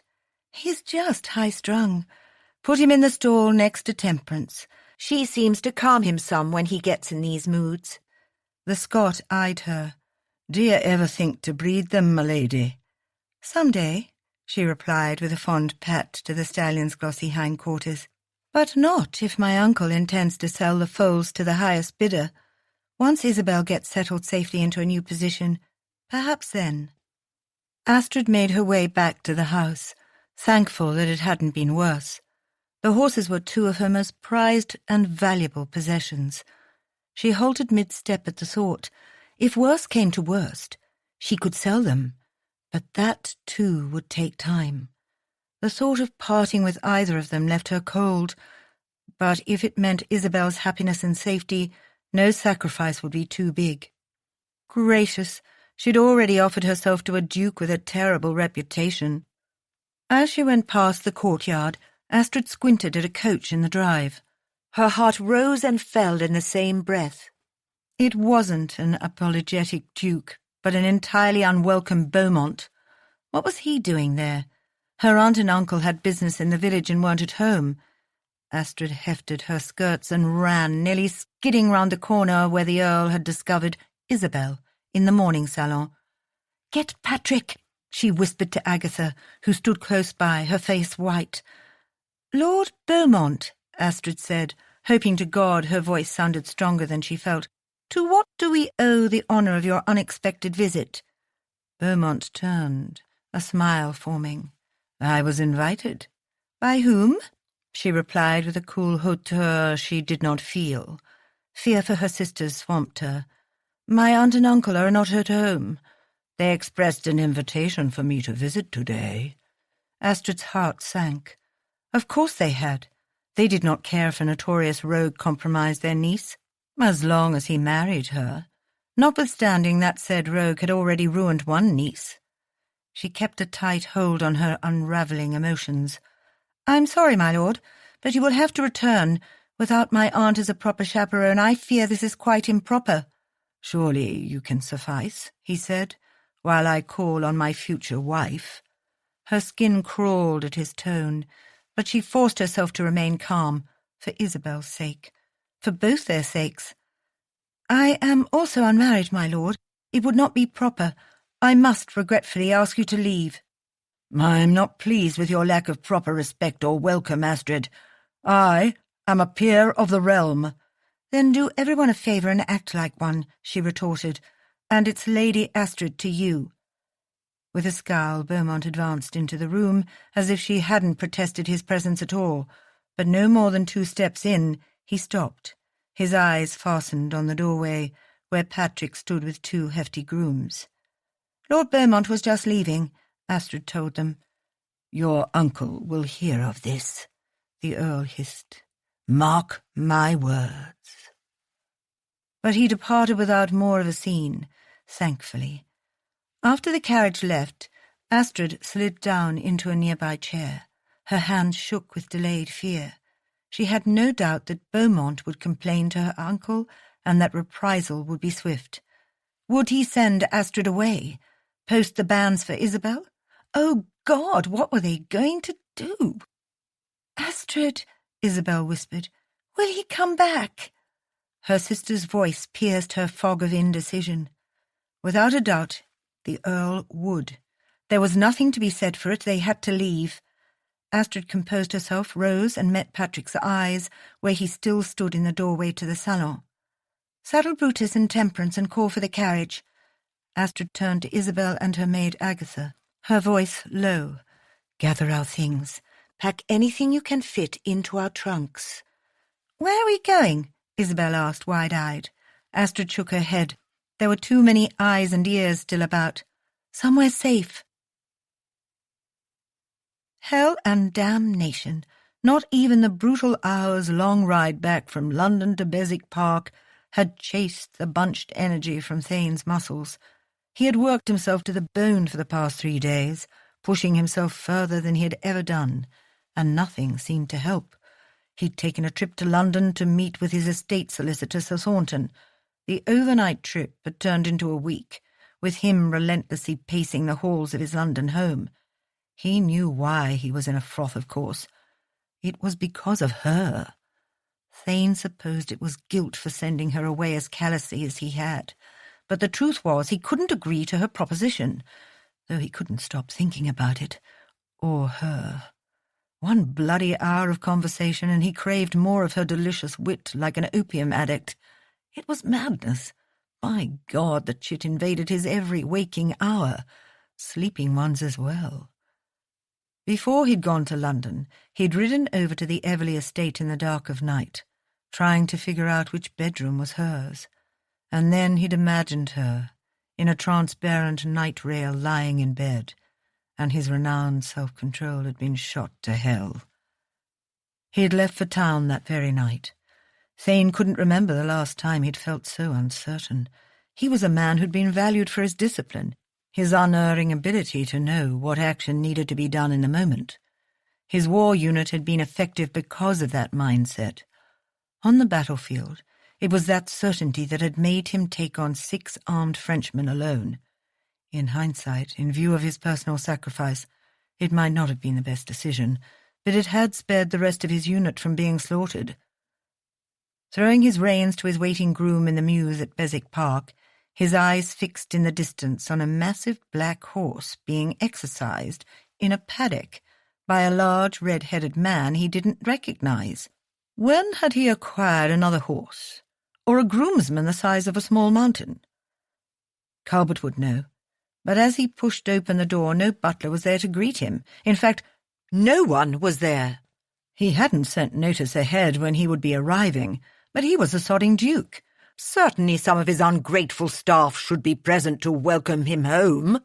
It was far too early for anyone to be abed. Scowling with displeasure, he went in search of his missing servants. On his way to the staircase, he heard what sounded like music and laughter. Female laughter. His scowl went so tight, it threatened to decapitate his brow from his face. If those two impertinent louts of a butler and valet thought to entertain village wenches in his absence, they were in for a rude awakening. He would follow through on his threats and dismiss them immediately. Following the voices, what he saw when he turned the corner into what used to be the ballroom was now a room of no special purpose, made him freeze. It was a veritable crowd, and not villagers, most of his absent servants, in fact. The notes of a jubilant country song filled his ears, the lilting voice accompanied by a tune on the pianoforte. Thane blinked in disbelief. His traitorous butler and valet were dancing a reel, along with his surly French chef who hated everyone, most of the footmen and the maids, and two well-dressed ladies, one easily identifiable and the other unbeknownst to him. Thane ignored the leap of his pulse and the violent need to dismiss everyone from sight, everyone except her. "Will someone please instruct me on what the fuck is going on?" Astrid had never seen people scatter so quickly, servants scurrying to their positions at the return of the master of the house. In moments the boisterous group had dwindled to Fletcher Culbert, herself and Isabel. Her eyes flicked to the imposing figure at the door. The Duke was still wearing dusty riding clothes, as well as his hat, pulled low. She was grateful for it, though Isabel was staring at him in slack-jawed morbid curiosity, which likely had more to do with his foul, oath-spewing attitude than his sudden appearance. Fletcher opened his mouth to respond, but Astrid beat him to it, drawing the fire to her instead. "Language, Your Grace?" He tipped his head back just enough for those blazing amber eyes to capture hers. Astrid almost shrank back from the burn of his glare. He was furious. "It's my house," he said, that smoky voice doing unnatural things to her senses. "I'll say what I damn well please." "Not in the presence of gently bred ladies, you won't." She reached for her sister's hand and squeezed in a reassuring manner. "My Lord Duke, may I present my younger sister, Lady Isabel Everley?" Isabel dipped into a curtsy. "Your Grace." Astrid could tell he wanted to shout and swear more foully from the look on his face, possibly at her, and it was likely deserved. But he gritted his teeth and bowed, keeping his face hidden in the shadow of his hat. "A pleasure." "Mr. Culbert," Astrid said gently, turning to the butler whose jowls had gone ruddy, "will you kindly escort my sister to her rooms while I have a word with his Grace?" "Astrid," Isabel whispered, looking scared, "will he cast us out?" "It will be well, Izzy, I promise." Fletcher moved to follow Culbert and Isabel, but was cut short with one word from the Duke. Frankly, Astrid was happy. She did not want to face the man on her own, not after she'd invaded his domain without so much as a by your leave. Again. She drew a breath. "Have you reconsidered my offer, Your Grace?" "No." He glared at her, tearing his hat off and stalking to the mantelpiece. Strangely, the swift sight of his ruined face did not distress her. "My answer is the same."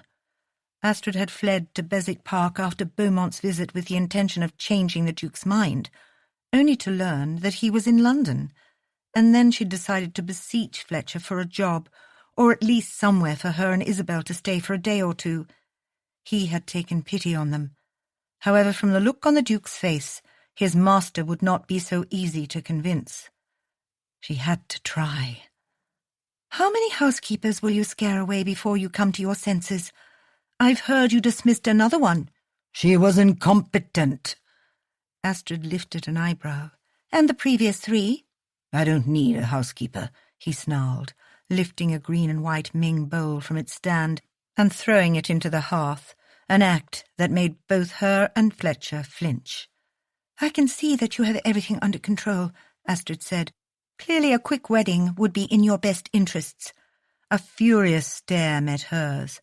I fail to see how I require your approval for my staffing needs, Lady Astrid, as a wife or otherwise.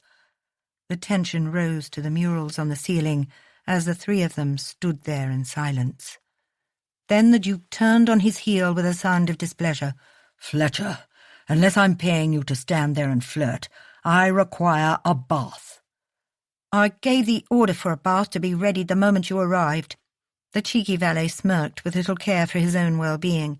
And flirtation's always free, Your Grace. The Duke's mouth went flat, and Astrid hurried to intervene. Your Grace, surely you can see that this— She began with a frown as he whirled on his heel and strode away, leaving her standing with her mouth open. Good God, but he was rude. Where was the man going mid-conversation? What would she and Isabel do if he did not give her an answer? Where would they go? You may follow if you have something more to say, he told her over his shoulder. Head high, she walked past the nearby footmen, 2 of whom had wonderful singing voices, as Astrid had discovered earlier before Beswick's arrival. She'd only meant to cheer Isabel up with some music, and then it seemed that everyone else in the dismal manse had needed some cheering as well. It was all her fault, and she would explain it to him, if only she could keep up. Your Grace, please do not take your anger out on the staff, she gasped, running to match his ground-eating strides. Or Fletcher. I am not angry. But he was. She could feel it emanating from him like rolling thunder. He was seething with it. Astrid exchanged a look with Fletcher, who had hurried ahead and was waiting at the entrance of the Duke's private suite, and halted. I cannot go in there. It's a sitting room, Astrid, not a bedchamber, the Duke said coldly. The sound of her given name was a startling flick of pleasure along her senses, and she shoved the odd response away to be pulled apart later. Regardless, it's not proper. If you wish to explain your presence here and not see you and your sister booted out on your unwelcome behinds, you will explain whatever I see fit. And right now, I want a fucking bath. She grimaced at the oath. Do you kiss your mother with that mouth, Your Grace? My mother is dead, he said, peering down, amber eyes flaring. But if it's kissing you desire, then we should be having another conversation. I wouldn't kiss you if you paid me. And yet you offered much more than that. Which is it, Lady Astrid? She faltered, her face heating, but then tossed her chin. Lying there and thinking of England is hardly the same. Beswick stopped dead to stare at her, those hot eyes burning into hers, his fists clenching and unclenching at his sides. Good God! Had she gone too far? Even Fletcher gaped. But Astrid held her ground, chin high. Someone had to stand up to the Duke. His temper was too foul for words, and she was only giving him what he doled out, what he deserved. A short, hard huff of breath left his lips, and after an interminable moment he spun on his heel and stomped past his valet. Follow me or leave. Your choice. The tension left her body in a wild rush as she stood in the corridor debating what to do. He hadn't ordered her thrown out, at least. She heard the faint rustle of clothing and froze. No, he wouldn't be so vulgar, would he? Somehow she had to convince him to let them stay, even if entering his private quarters wasn't proper, and even if he made her want to rail and scream like a fishwife. Isabel, Beaumont, safety. I'm waiting, he called out, after long minutes of indecision on her part. With a bracing inhale, Astrid inched forward on leaden feet, but the Duke was not in the adjoining bedchamber. Fletcher met her eyes with an apologetic expression, but he too said nothing, as if he were on uncertain ground himself. His position was at risk, Astrid realized with belated horror, because of her. She could not let him take the fall for having a kind heart, when clearly his master had none. Briskly she closed the distance to where Fletcher stood. It led to another room, a brightly lit bathing chamber, to be precise. Astrid bit back a gulp. Not at the opulence of the high-backed tub that dominated the room, but at the man lounging inside of it, facing away from her. She couldn't see much over the tub's sides, but mere feet away her brain processed that the Duke was naked. "Speak," he commanded. Hurriedly averting her eyes and banishing the phrase naked Duke from her vocabulary, she rushed into her explanation, outlining Fletcher's kind-hearted offer and his need for a capable historian. Astrid didn't miss the side glower that pinned the poor valet in place at the last. "He only wished to help," she said. "If you won't agree to wed for your hospitality for a few paltry months, I will do your inventory. Think of it as employment, if you cannot find it in your heart to consider it charity." When she turned 26, she wouldn't be so powerless. That money was hers, and she would fight tooth and nail to claim it. "Look at me," the Duke said. Astrid raised her gaze, careful to keep her eyes fastened to his. But peripheral vision was a dratted thing. His sable hair was damp, wet droplets beading his golden-hued skin. She couldn't see much scarring on the right side of him, and Astrid lost her breath at the sight of a glistening sculpted shoulder. As if sensing her thoughts, Bezic angled his face sharply towards her. She swallowed a gasp at the view in full light, but refused to look away even when she felt tears prick her eyes. "I don't want your pity," he said. "I'd prefer your loathing." "I don't loathe you." "You might, when I decide what to do with your sister and you," he said. "You cannot stay here in a bachelor's residence." She opened her mouth to protest, but he lifted a finger stalling her, a notch of irritation appearing between his brows. "Not without a proper chaperone. Your sister's reputation and yours will depend on it. I will agree aside my better judgment for you to stay here if my aunt, the Duchess of Verne, consents to be in residence for the time you require. You will perform the inventory as agreed, but that is the extent of my generosity." Relief, followed by elation that they would not be cast out, swamped her so much that she took a handful of steps forward before she thought twice. His indrawn hiss stopped her, but it was too late. Her eyes dropped to the clear surface of the water that hid nothing. Not the scars and gouges and missing flesh that marred his left arm and peppered his left side. Not the sleek bronze hair covering his massive chest and arrowing down a tapered belly. Not the scarred tapestry of his lowered limbs. And certainly not the unmistakable evidence of his arousal.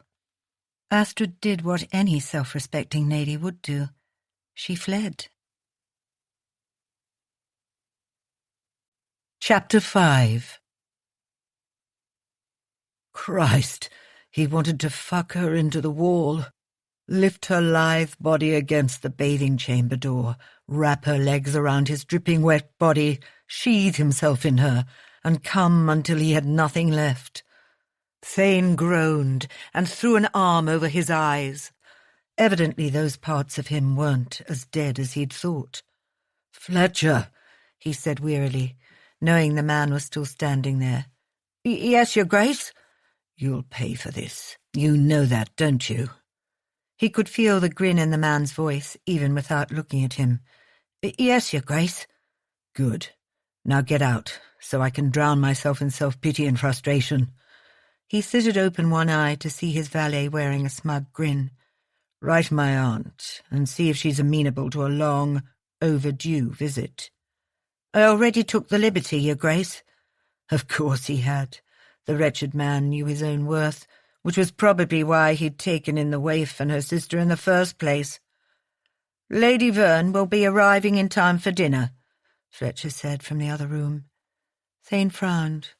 "When did you send a messenger?" 4 days ago, Your Grace, when Lady Astrid arrived on your doorstep.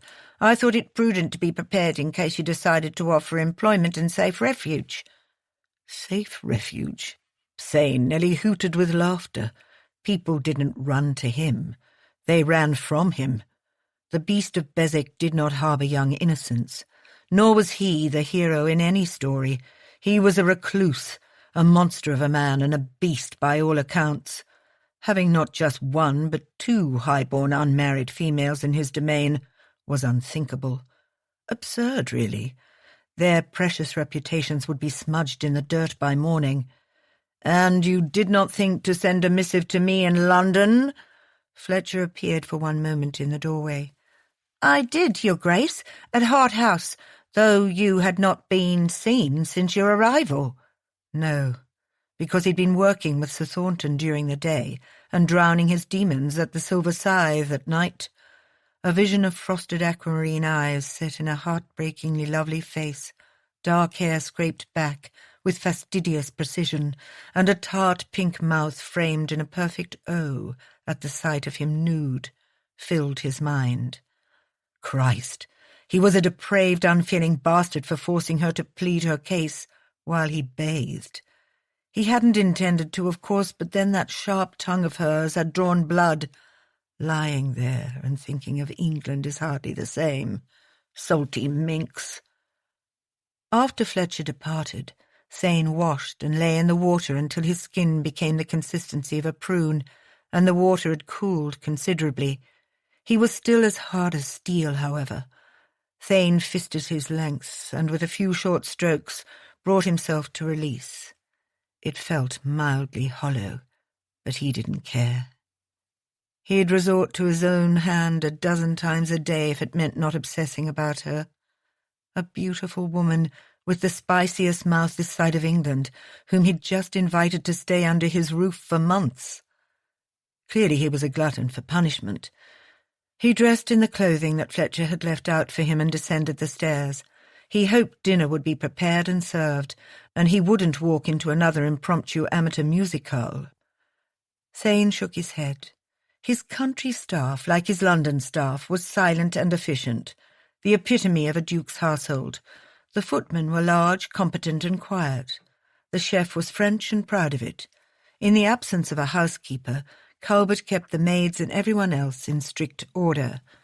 But never had Thane seen them partake in such bold, happy revelry, heedless of rank, between upper and lower servants, as he had earlier.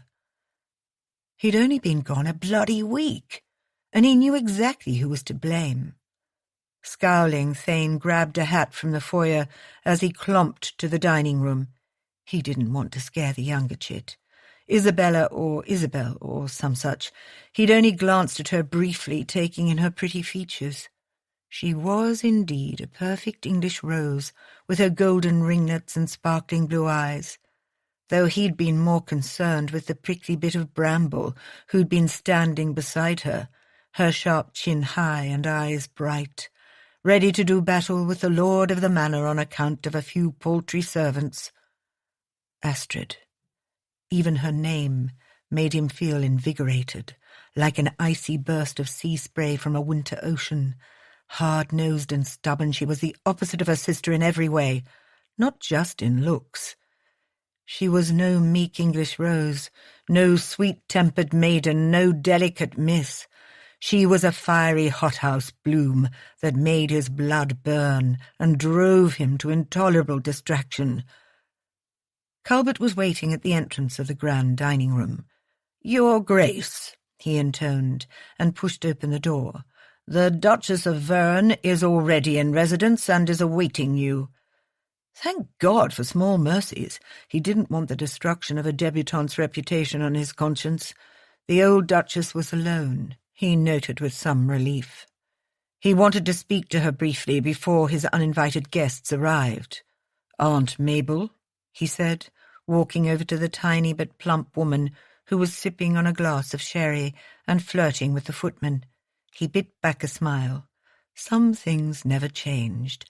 At 65 she was incorrigible. Last he'd heard, she'd taken a lover who was half her age. Thane faltered briefly. Perhaps she wasn't quite the best choice of a chaperone, given her proclivities.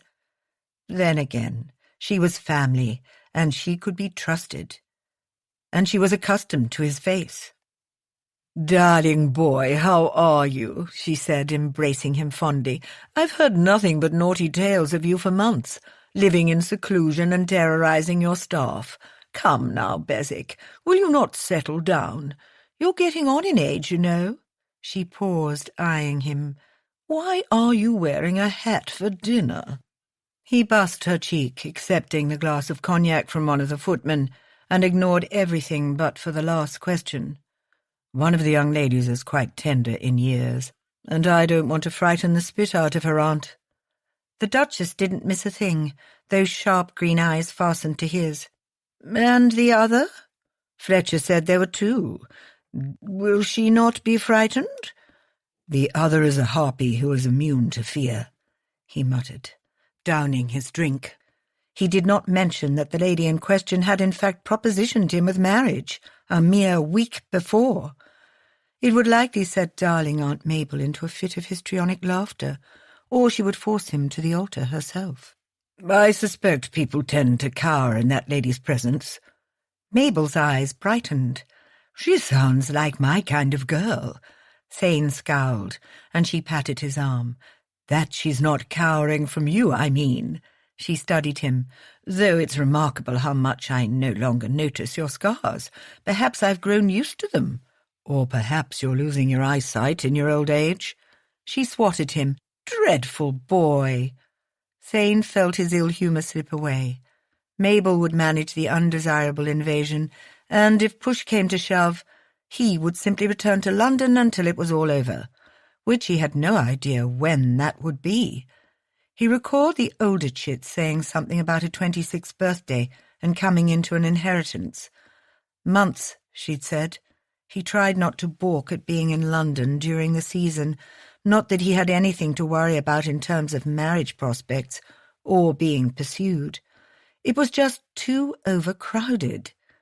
Thane valued his solitude, and he sodding hated London even when Parliament wasn't in session. "Lady Astrid Everleigh and Lady Isabel Everleigh," Talbot intoned. Thane turned, his gaze touching on the younger girl for a moment, and then resettling on the older sister. Both were dressed for dinner, Isabel in a pastel-coloured dress and Astrid in a simple dove-grey gown that made her beauty seem more remote, more untouchable. His fingers itched to demolish that ascetic collar, her severe hairstyle, and that tight, dour expression, one that softened marginally when she saw his aunt. "Lady Astrid, Lady Isabel, may I present the Duchess of Fern, my aunt." "Aunt?" Astrid murmured, as if confused that he had relatives. "I wasn't raised by wolves, if that's what you were thinking," he said dryly. "My late father's sister." "I wasn't." She shot him a black look that could rival any of his, and curtsied to his aunt. "A pleasure, Your Grace." "Ladies," Mabel greeted them with a warm smile. Under the Duchess' cordiality and guidance, dinner passed without discomfort. The food, as always, was of exceptional fare. André would die if anything not fit for French court left his kitchen. As it was, the cream of turtle soup was as light as air, the duck à l'orange melted in one's mouth, and the braised rabbit was succulent. It was a wonder that Thane wasn't 2 stone heavier with such rich foods, but he made it a point to stay physically active. After being a soldier for so many years, he refused to live too dissipated a lifestyle. Conversation was pleasant, with Mabel and a surprisingly chatty Isabel leading most of the talk. It was strange that the two of them took to each other so well, given the age gap, but not surprising. His aunt could make anyone feel at ease. Even when he'd returned from the war, she'd been the one to hold him firmly and ask him if his brain or his heart or his spirit had been destroyed. "Beauty is fleeting, lad," she'd told him. "You have your life." His response had been predictably grim. "A half-life." "It's only what you make it, my darling. Half, quarter, full, it's all in your power, and everything you had before, you still do." "I don't have a face, Aunt." "Then perhaps you'll have to depend on your other redeeming qualities for once." Thane almost laughed at the memory. His Aunt Mabel was a hoyden with a heart of gold and a core of pure steel. But it still disappointed her. Unfortunately, there was nothing left in him that was worth redeeming. His own father hadn't thought so, and neither did most anyone else. He felt eyes on him and glanced up to meet Astrid's. She hadn't said more than 2 words since they'd sat down, though she did not seem unhappy. More pensive, though that wasn't quite the right word either. She seemed focused, as though she were in the middle of a performance. "Is the meal to your liking, Lady Astrid?" "Oh, yes," she said. "It's delicious." "When do you expect to start the inventory?" She faltered, as if surprised by the question. Thane lifted an expectant eyebrow. It was how she'd intended to barter for her stay, of course. "Tomorrow," she said crisply. "I've already spoken to Fletcher." "Inventory?" Aunt Mabel asked. "Father's cherished antiques," Thane answered. "I haven't decided whether to sell or donate the lot of it. They're just here gathering cobwebs. It was Fletcher's idea. Me, I'd rather use them for sport. There's nothing like the sound of shattering porcelain. Quite invigorating, I tell you." Astrid's lips turned down. "Your Grace, some of those pieces are priceless." "So you keep saying." "If only you would listen," she shot back. "But alas, you would have to stop speaking long enough to do so." Thane sat back in his chair, aware of his aunt's suddenly interested gaze panning between the 2 of them. "When a voice is all one has, one tends to indulge." "You know what they say about noise and empty vessels." He couldn't help it. He gave a dry chuckle. "Touché, my lady."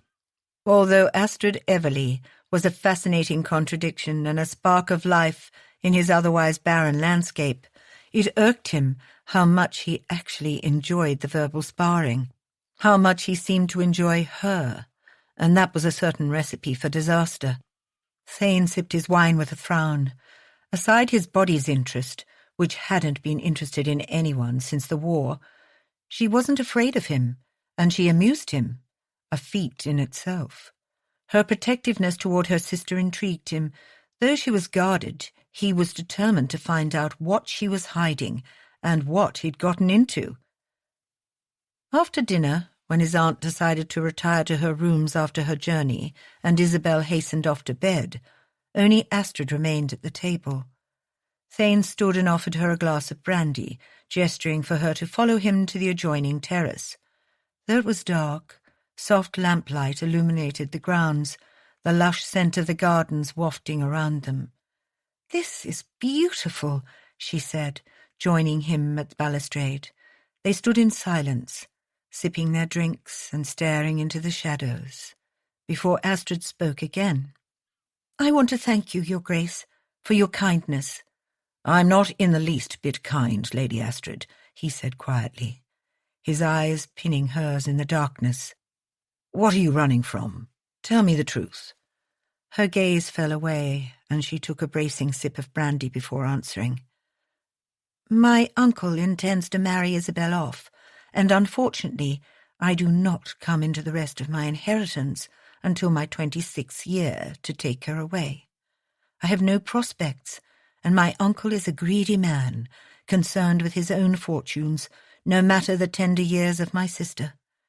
Isabel wasn't safe there." Thane blinked, not entirely sure what he'd been expecting. "Marriage? To whom? A peer?" "The Earl of Beaumont." He froze. Now that was a name he hadn't heard in years, and one he wished to keep buried in the past. Though in truth he did not have fault with the Earl, only his nephew.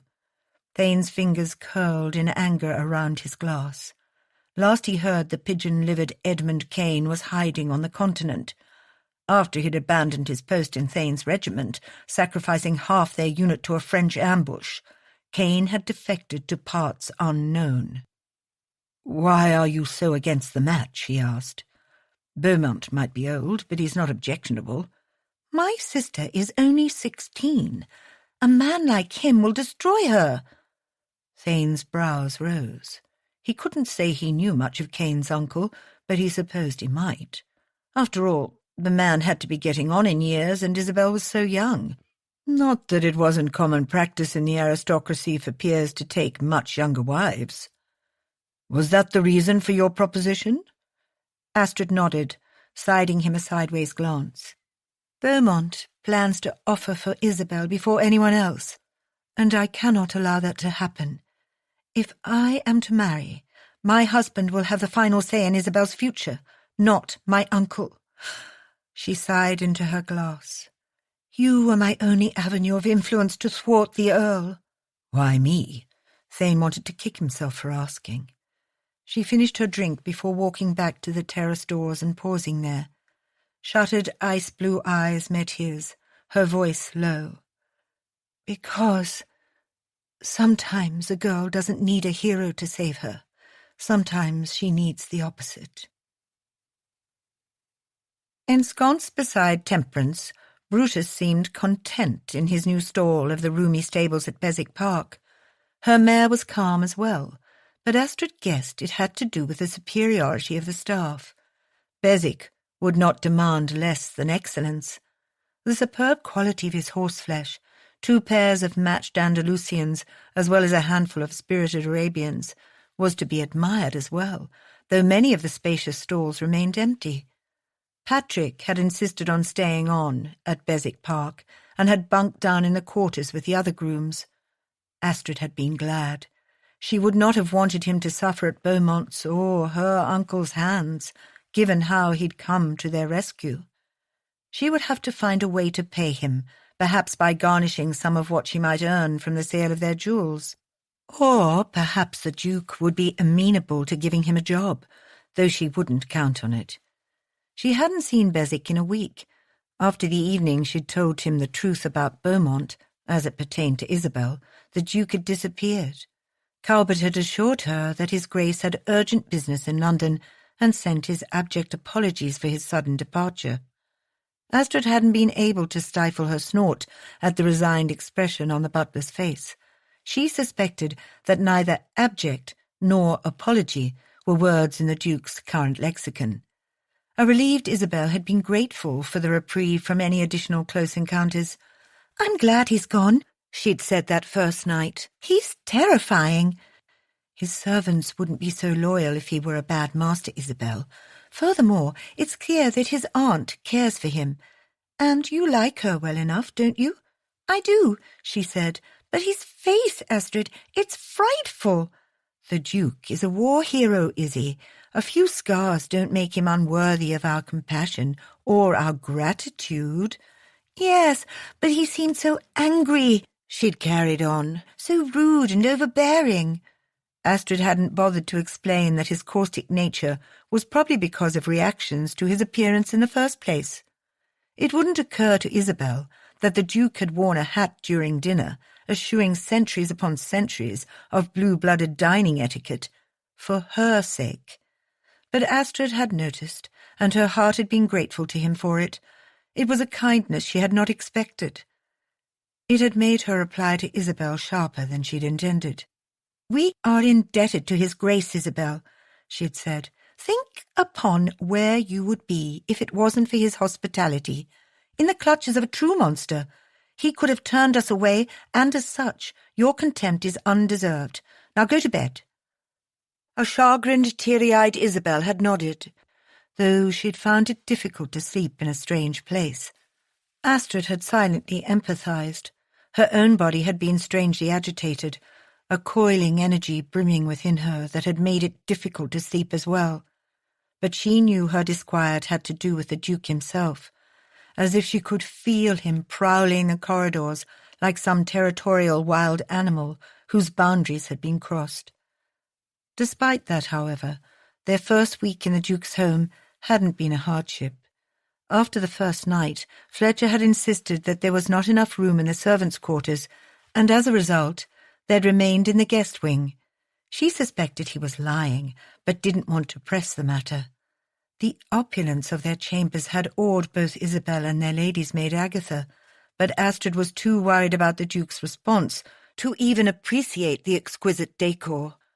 After all, they weren't actually guests. "It's good that you're taking Brutus out, my lady," Patrick said, interrupting her thoughts. "He's been chomping at the bit to get a good run in, you ken." They're happy here, then? She asked with a tiny frown. Of course, ye ken they're happy wherever ye are. His frown matched hers. There's no telling what your uncle would have done. You did the right thing, my lady. Astrid sensed he wasn't just speaking of taking the horses. She sighed and placed a hand on the man's sleeve. That remains to be seen. He'll never suspect we came here, so we're safe for the moment, but we cannot be indiscreet or anger the Duke. Speaking of the devil, Patrick murmured, and the hairs on her nape rose. Astrid whirled to see Beswick marching down the path from the manse, hat pulled low, but she could sense his irritation even as far away as he was. Her pulse escalated instantly at the sight of his large form bearing down on them. "You should go." "Are you certain?" "Yes. He won't harm me. He's a gentleman." Patrick scowled. "So is Beaumont." The two men were as different as night and day, and while Astrid was wary of the Duke and his volatile humours, she did not think she was in mortal danger from him, at least for the moment. She nodded reassuringly and patted the groomsman's arm. The Duke's stride increased until he was nearly running. "Go, please, Patrick." He did not argue this time and disappeared just as the Duke came to a seething halt in front of her, while she tightened the cinches on Brutus's saddle. Beswick was so angry, his golden eyes glowed like hot coals beneath the brim of his hat. Astrid was fascinated, though she did not know what she'd done to incur his ire, considering he'd been gone the whole week. She hadn't been able to get an answer out of Fletcher or Culbert on his whereabouts. "Who the hell was that?" he said in his smoky rasp, his burning eyes following Patrick's departure. The low, possessive pitch of it made her chest squeeze. "And just what do you think you're doing?" She patted the horse's glossy flank and lifted a brow. "What does it look like I'm doing, Your Grace? I'm knitting a doily." He opened his mouth and snapped it shut, those demon-hot eyes fastening on her and narrowing to pinpricks at her dig. A different sensation curled over her. Perhaps she shouldn't provoke the beast more than necessary. "I'm going for a ride. Brutus needs the exercise and I need fresh air." A muscle jerked in his jaw. His eyes flicked to the stable. "Who was he? That man?" "Patrick is my groom." His eyes glowered. "You treat your grooms so familiarly?" "He's family," she replied, wondering at the terse note in his voice, but casting it off as part of his usual surliness. She did not presume to understand the man, or his mercurial sulks. "I do not recall giving you leave to bring your help to my estate." Astrid sobered instantly. "Patrick protected us. If you sent him away, then we must go as well." "Must you?" he murmured. She felt his gaze on her, sweeping her from head to toe, along with a low rumble of disapproval, and she waited for the question that would inevitably come. "What the devil are you wearing?" "A riding habit, Your Grace." Astrid saw no need to explain her unusual riding dress. It was what she wore to train and exercise the horses, though it was far from acceptable for a high-born lady, and she would not wear it in London. She'd learned early on that she needed both thighs to manage Brutus. As such, she'd designed the full-skirted trousers with their draped pleats herself, to preserve modesty over a pair of breeches. Dragging his eyes away, Beswick changed the subject. "Fletcher said you've made good progress on the porcelain." Astrid nodded, but wasn't surprised that the ever-efficient valet had reported on her job. She had been astounded at the vastness of the late Duke's collection and the astronomical value of some of the pieces. When Fletcher had jokingly mentioned the Duke's love of indoor cricket, she'd been appalled. "Yes, your father's pieces are rare," she pursed her lips. "Perhaps a smidgen better than using them for cricket balls." A smirk crept into a corner of his mouth.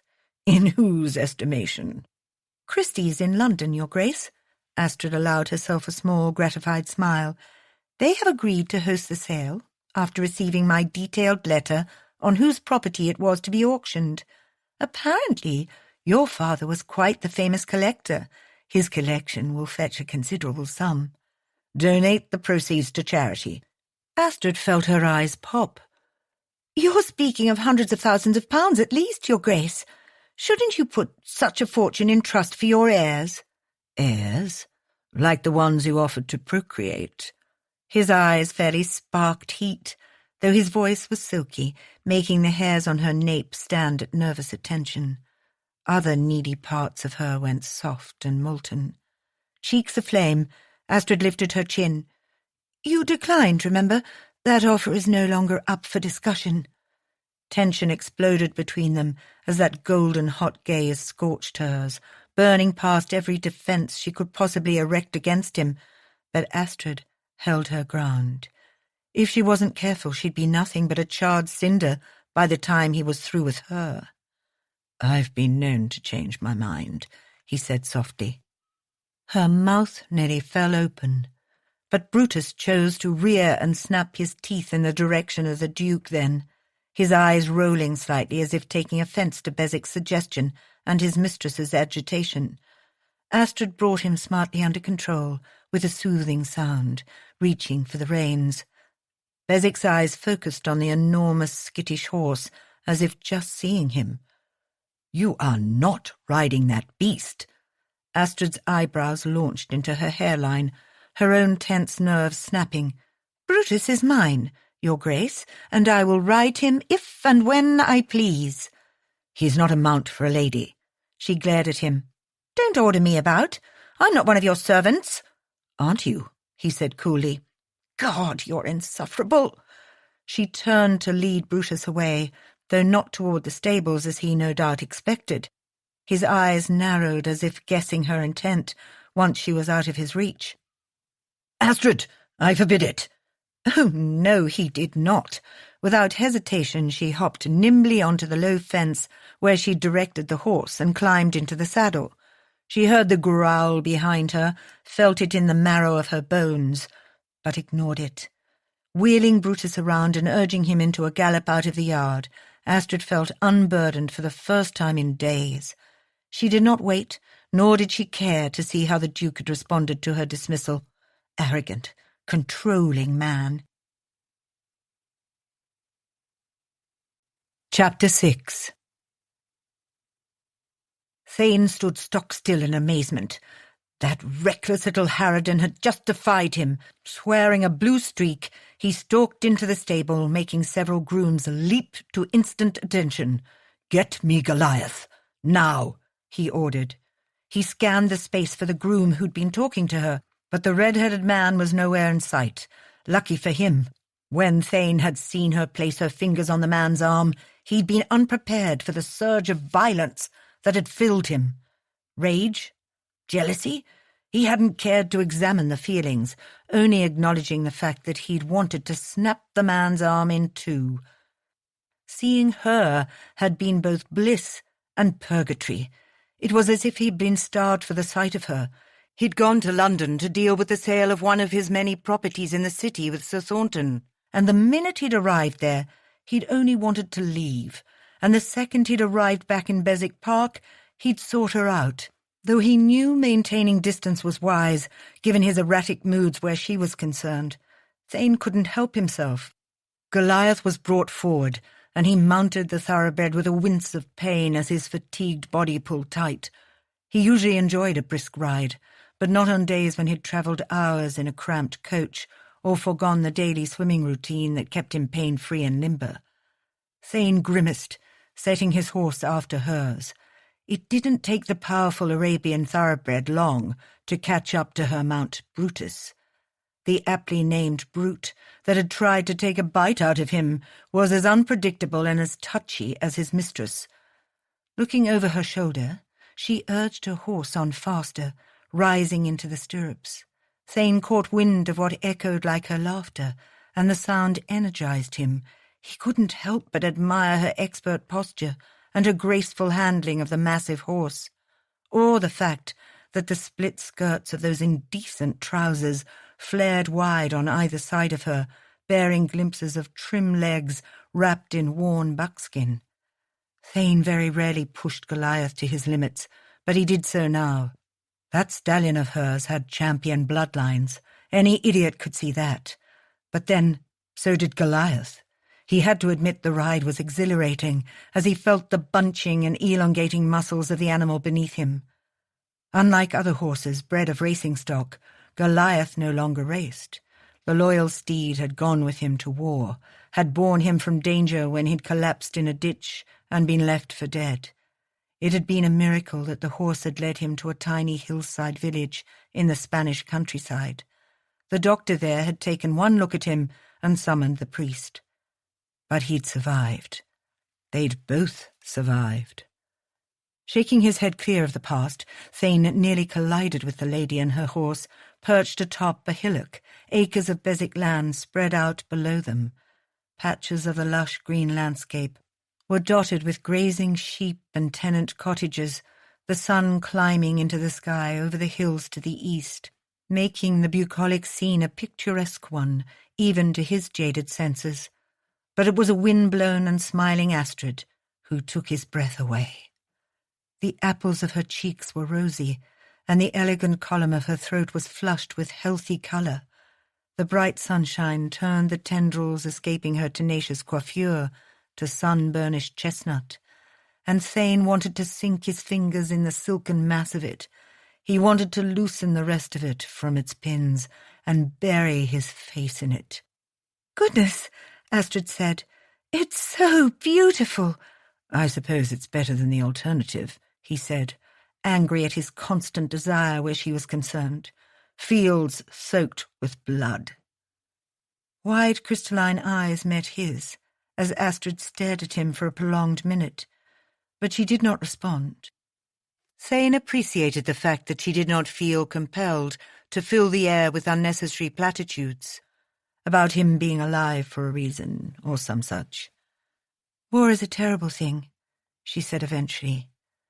He nodded, his scars pulling tight on his scalp and along his ribcage.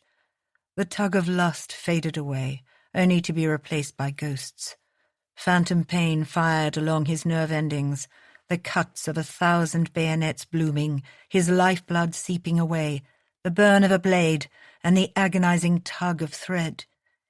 He acknowledged the pain, felt each one of his scars, but for the first time since he'd returned to England, he did not feel like burying himself 6 feet deep. It was strange. They stared at the rolling countryside in a quiet, companionable silence. "Is this all yours?" she asked after a while. "Yes," he said. "Beswick Park encompasses thousands of acres and has hundreds of tenants. You are one of many in my employ." It was an intended barb. The small smile of wonder dropped from her face as she turned to him with a stony calm once more, that faithful composure battling every other emotion into line. He wondered what or who had made her that way. A stone queen constantly on guard. He didn't know much about her past, but he'd tasked Fletcher with finding out whatever he could, knowing one's enemy and all that. Thane only knew from her own lips that she'd spent just the one season in London. It made him also wonder why she remained unmarried, even if she'd told him it was by choice. He simply couldn't fathom some gentleman not snatching her up. She'd admitted that she was an innocent, though she didn't look like one at present. Now, on that horse, dressed in partial men's clothing, she looked like a defiant warrior goddess, one who had blatantly disregarded him. "Do you disobey every command?" he asked. She stared down the length of her nose at him. "You are not my uncle or my husband, Your Grace. I do not have to obey you." "But I am your employer," he said. Her mouth flattened with mutiny. "That does not include dictating which of my horses I should or should not ride." As if listening, her stallion reared, his feet pouring empty air in a fit of mischief. Raising herself slightly in the saddle, she hauled him under control with a firm click of her tongue and an expert touch on the reins. The skirts of her dress had parted when the horse had risen upward, baring her breeches-clad legs for a moment before she smoothed them into place. It brought Thane's attention back to her odd, if intriguing, ensemble. That doesn't look like any woman's riding habit I've ever seen. Astrid glowered at him. Not that it's any of your concern, but I needed the extra mobility to manage my horses, and well, it's not the acceptable thing for a woman to wear trousers. The combination is of my own design, not unlike the harem pants of women in the East. Thane's mouth opened and closed, an act that was becoming common in her presence, it seemed. The image of her wearing the clothing of such women invaded his brain. The fabric she wore was not transparent, but it well could have been with the illicit direction of his thoughts. Her fitted breeches gave enough fodder for his imagination to sketch out a pair of trim legs, finely moulded buttocks, and shapely hips, draped in voluminous yards of gossamer. And Thane went instantly hard. Christ! He set his jaw furious at his body's response. Regardless, when I give an order, I expect it to be followed. Her eyes flashed. While you may control all of this, Your Grace, you do not control me. Would you rather I send you and your sister packing back to your uncle? Thane asked silkily. Or to Beaumont?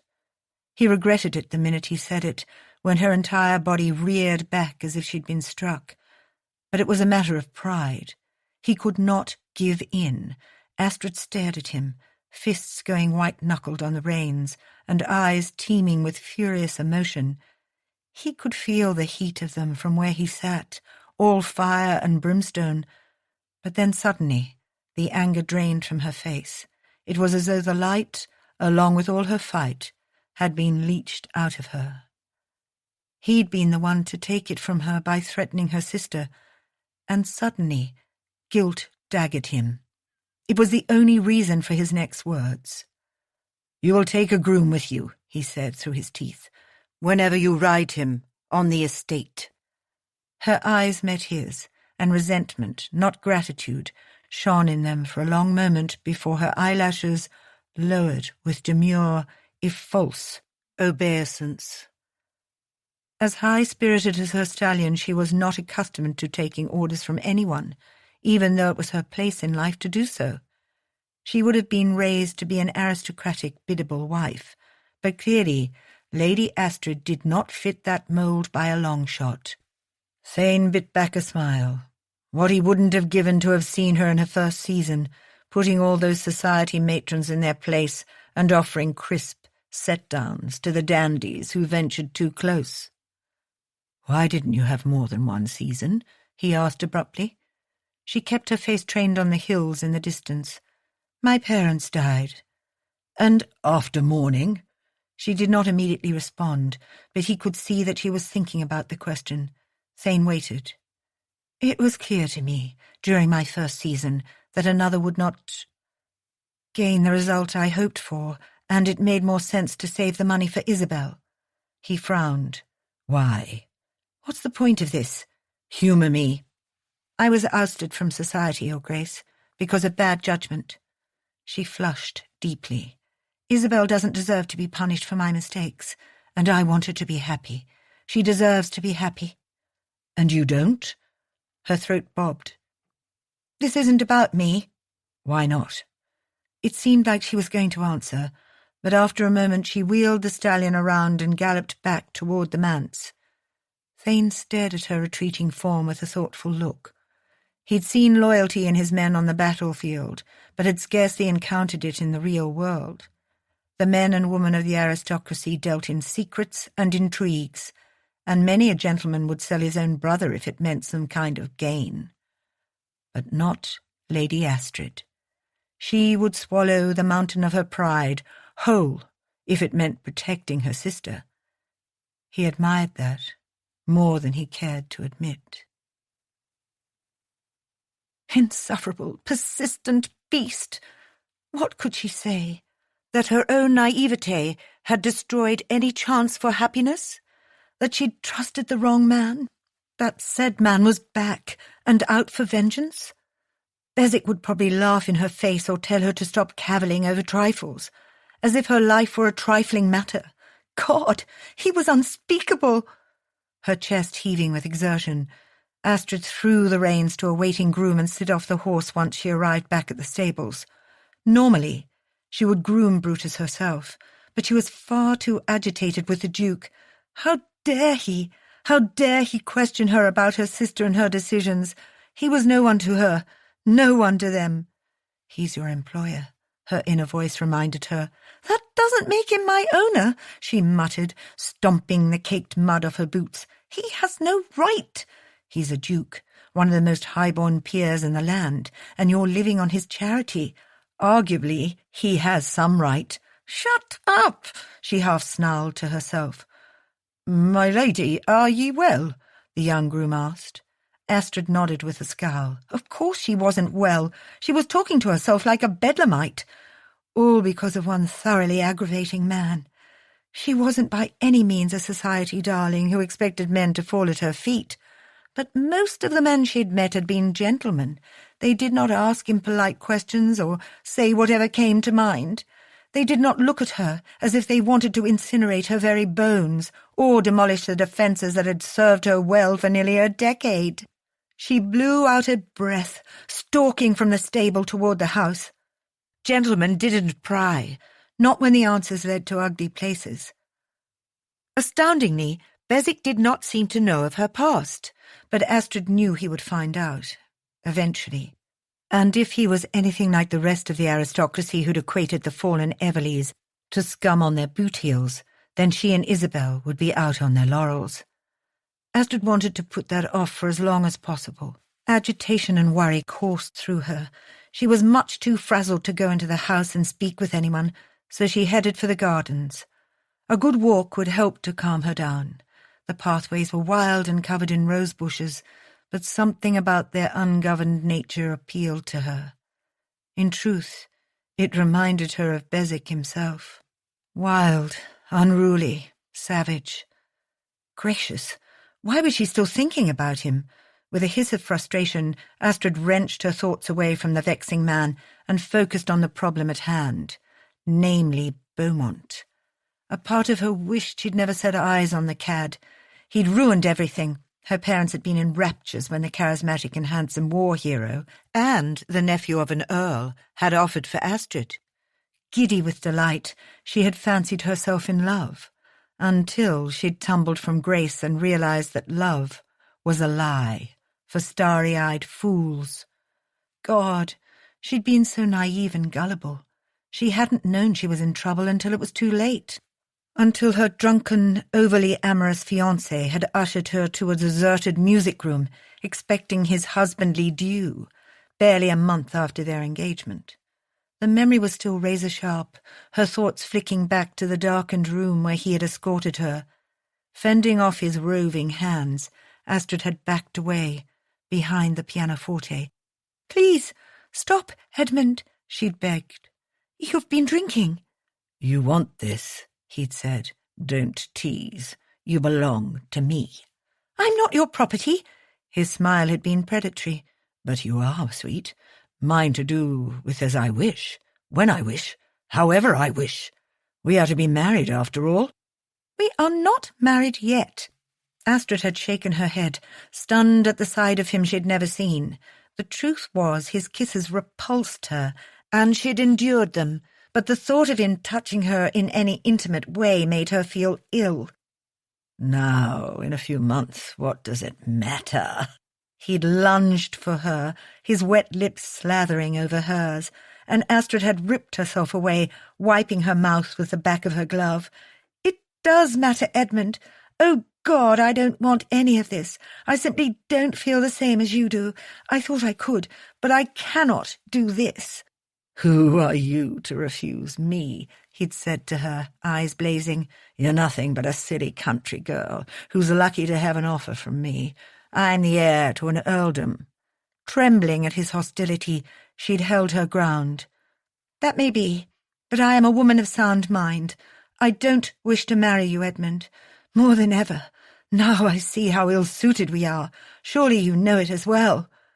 He glared at her for so long. Her legs had cramped. But after what seemed like forever, he'd nodded, his face unreadable. "Fine, if that's what you want." It's for the best."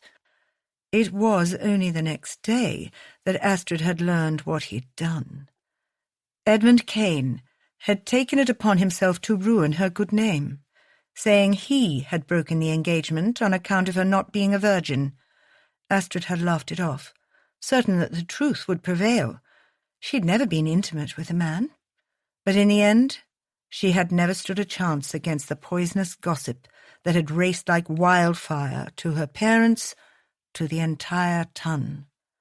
Despite Astrid's claims, she'd been judged as guilty.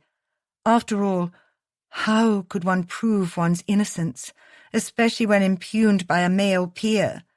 Such was the power of a man's word versus a woman's. And like that, without any defence whatsoever, she'd fallen from grace, her life over. Finished. Never again, Astrid had sworn, never again would any man have that kind of power over her. And yet, here she was, 9 years later, and considerably wiser, and beholden to one. Though from the little she knew of him, the Duke of Beswick was a man who answered to no one, yielded to no one. Astrid plucked a nearby rose from its bush and held the delicate blossom between her fingers. The blushing pink petals felt like velvet. If fate had been different, and she had met a different gentleman, Isabel would have been safe. If she, Astrid, hadn't been naive, if Edmund hadn't been such a bastard, if anyone had believed her over a scorned, small-minded man. If. Her life could be a constellation of ifs.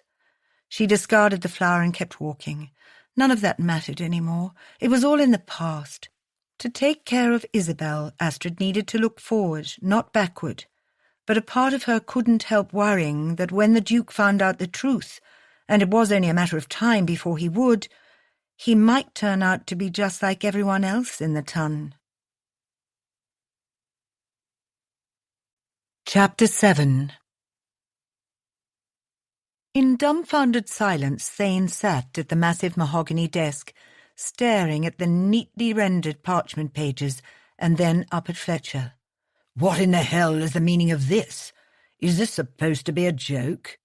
"You asked for a report, Your Grace." Thane read the preposterous text again, and then a fourth and fifth time for good measure. According to Fletcher's notes, Astrid had been affianced to one Edmund Kane, that lily-livered bastard of a traitor. However, the engagement had been called off because of some scandal, and after that, she and her family had left London. Thane blinked, his thoughts racing. Had she given herself to Kane? Was that why it had been so easy for her to barter herself for his protection? Offer herself in marriage to the beast of Beswick? His chest clenched in a nauseating combination of bitterness and fury. What else had she withheld or lied about? God, she must have taken him for a desperate fool. Didn't she? In the short time he'd known her, he could tell Astrid had many secrets, but she didn't strike him as a liar. A small thread of reason pushed through the haze, reminding him that she'd been ousted from society because of bad judgment. Had she meant in men? Thane frowned. Kane was a snake, a deserter and a blackguard. Had he been the one behind her fall from grace? He inhaled and crumpled the sheets of paper in one shaking fist before spearing an accusing glower at Fletcher. "Did you know who she was when she came here that first day? That she had been engaged to Kane?" The valet had the grace to look guilty. "Yes, Duke. Though in my defence, it was not immediately. It was only after she left that I recalled the name Everly." He scowled. "And you did not think to inform me then?" "It was a short betrothal," Fletcher shook his head. "Barely a month because of the scandal. Your father took it personally.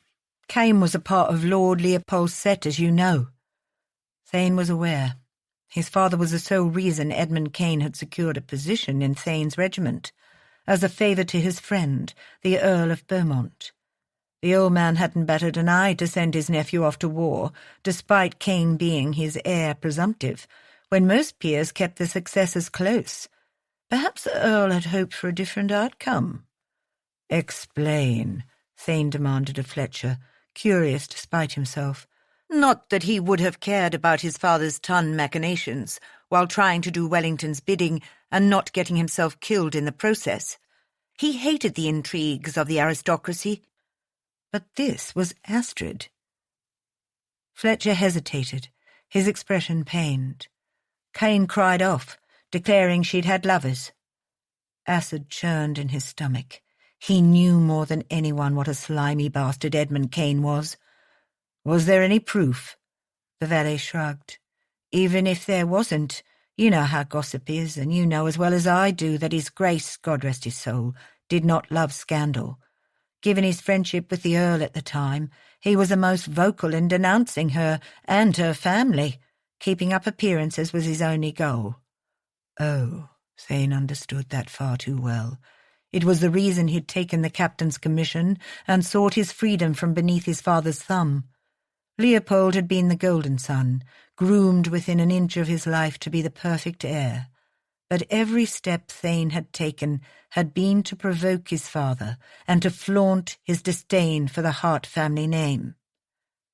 But as it turned out, fate had a twisted sense of humour, since he was now Duke. The very life he'd deplored had become his responsibility. Thane was now accountable for the dukedom and for passing the title and the entailed lands to his descendants, his heirs.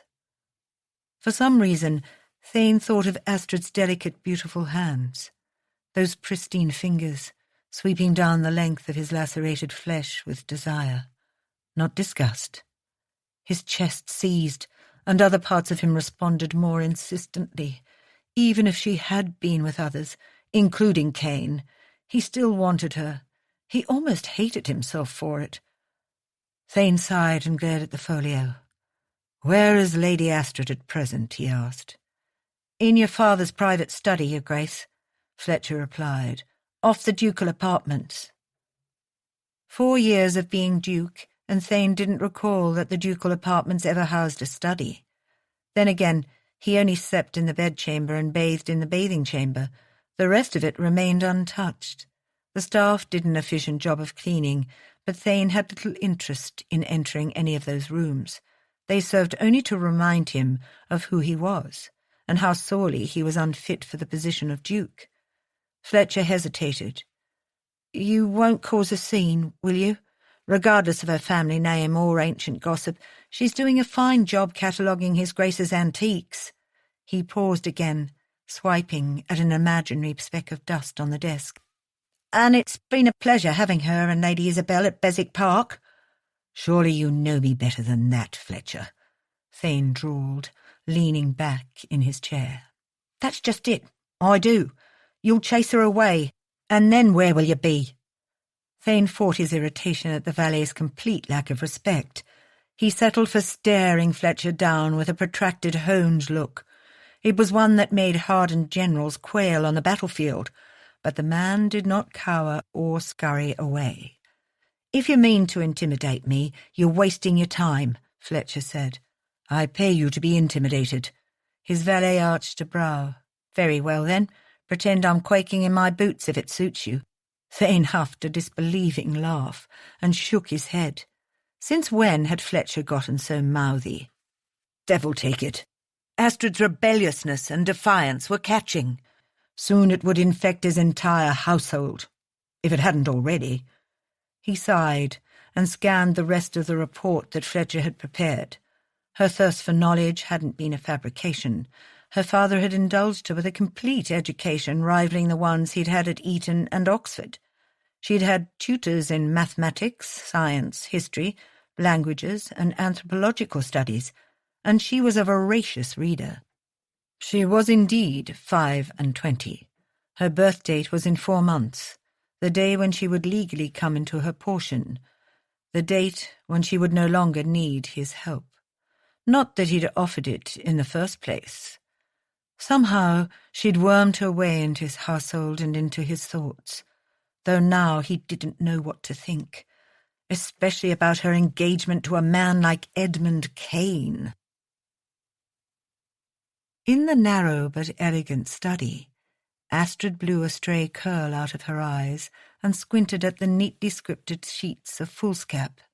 Her fingers were covered in ink spots, and she was sure she'd managed to spill ink on her dress as well. She'd filled pages and pages of painstakingly written notes, but luckily the former Duke had been meticulous in his own transcripts. She'd found several bound journals in the desk containing dated records of sale, which had been invaluable in her efforts of confirming the worth and age of the pieces. She rubbed at her eyes and yawned. She'd missed lunch, only munching on a piece of cold toast from breakfast, and her stomach growled. At least she had made some real progress. It was tedious work, but the benefits were worth it. She and Isabel were safe. Astrid didn't know how long that would last. She dared not go into the village or inquire about comings and goings at the Everley estate. Someone might take notice, or worse, recognize her. At best, she and Isabel were in hiding, which meant they could be found and returned to their owner. It infuriated Astrid that women were valued like property, to be married off and handled like transactions of sale, much like the pieces she was in the middle of cataloguing. The London Marriage Mart was little more than a glorified auction room where the best merchandise was displayed and purchased by wealthy, titled gentlemen, and women went like chattel from their fathers to their new proprietors. Astrid sighed. She'd avoided matrimony for 10 years after the scandal, but there was no doubt that marriage offered some degree of protection. Marriage to a man like Beaumont, however, would have a distinct quality of hell. And marriage to Thane. Goodness, she had to stop thinking of him by his given name, which she'd learnt from his aunt. With her luck, she'd blurt it out in front of him and never live it down, and the thought of the Duke— Astrid felt a muddled sentiment, one part irritation and one part fascination. One could not call him handsome by any stretch of the imagination, but parts of him were beautiful in isolation, like his eyes when they were lit with amusement, or his mouth when his mood was indulgent, which wasn't often. Astrid wondered what those lush contours, so at odds with the pitted rest of him, would feel like against hers. Warm, alive, sinfully sweet. She shook herself with a short laugh. She was a hopeless cliché, fantasizing about kissing the lord of the manor. She'd do better to start spouting Byron or swooning over Austen. Astrid had been so busy that she hadn't had a chance to visit the library properly, and Beswick Parks was truly exceptional, as she discovered. Thinking of her own books that she'd left at her uncle's house made her feel dejected. She'd been able to pack only one trunk of her favourites, including her worn copies of Paradise Lost and Homer's Odyssey, several Shakespearean plays gifted to her by her father, poems by Byron and Keats, as well as several instructive essays on science and education by Locke and Rousseau that she could not bear to leave behind. With a tired sigh, Astrid lounged back in the chair and let her eyes wander the length of the study. It had been a disappointment that the glass-covered bookcases had housed only antiques and not books. But perhaps that was for the best. She did not need any distractions, or any reason for the Duke to assume she was not up to the task. Astrid had stopped herself from exploring further when Fletcher had first shown her to the tiny study, only to discover that it adjoined the Duke's private chambers, where she'd seen the present Duke naked. Damnation! She'd sworn to stop using those two words together, Duke and naked. Naked Duke, naked Duke, naked Duke, naked Duke. Good God, she was so tired that even her brain had mutinied to the point of stupidity. Astrid rubbed her eyes and chuckled beneath her breath. Shoving back from the chair, she rose, her limbs protesting at the movement. She rubbed her stiff shoulders and winced as her stomach let out what sounded like a roar. A break and a meal might be in order. She would wander down to the kitchens and see if cook had saved any leftovers from tea. It didn't take long after meandering aimlessly down several identical, narrow wood-panelled corridors with thick carpets for Astrid to realize that she was lost. again. The place was a dratted maze, and as usual there wasn't a maid or footman in sight to help. She paused and peered down yet another hallway before retracing her steps to a wide staircase that looked familiar. Just as she was about to cry aloud for help, surely there was a footman prowling about somewhere. The sound of low voices reached her ears, and she made her way toward them with relief. As she got nearer, however, she recognized the voices. One was Fletcher's, and the other was Bezik's, and they were coming from a nearby room. For no reason at all, Astrid's pulse started to leap madly in her veins. She had no idea why the Duke of Bezik affected her so. He was just a man.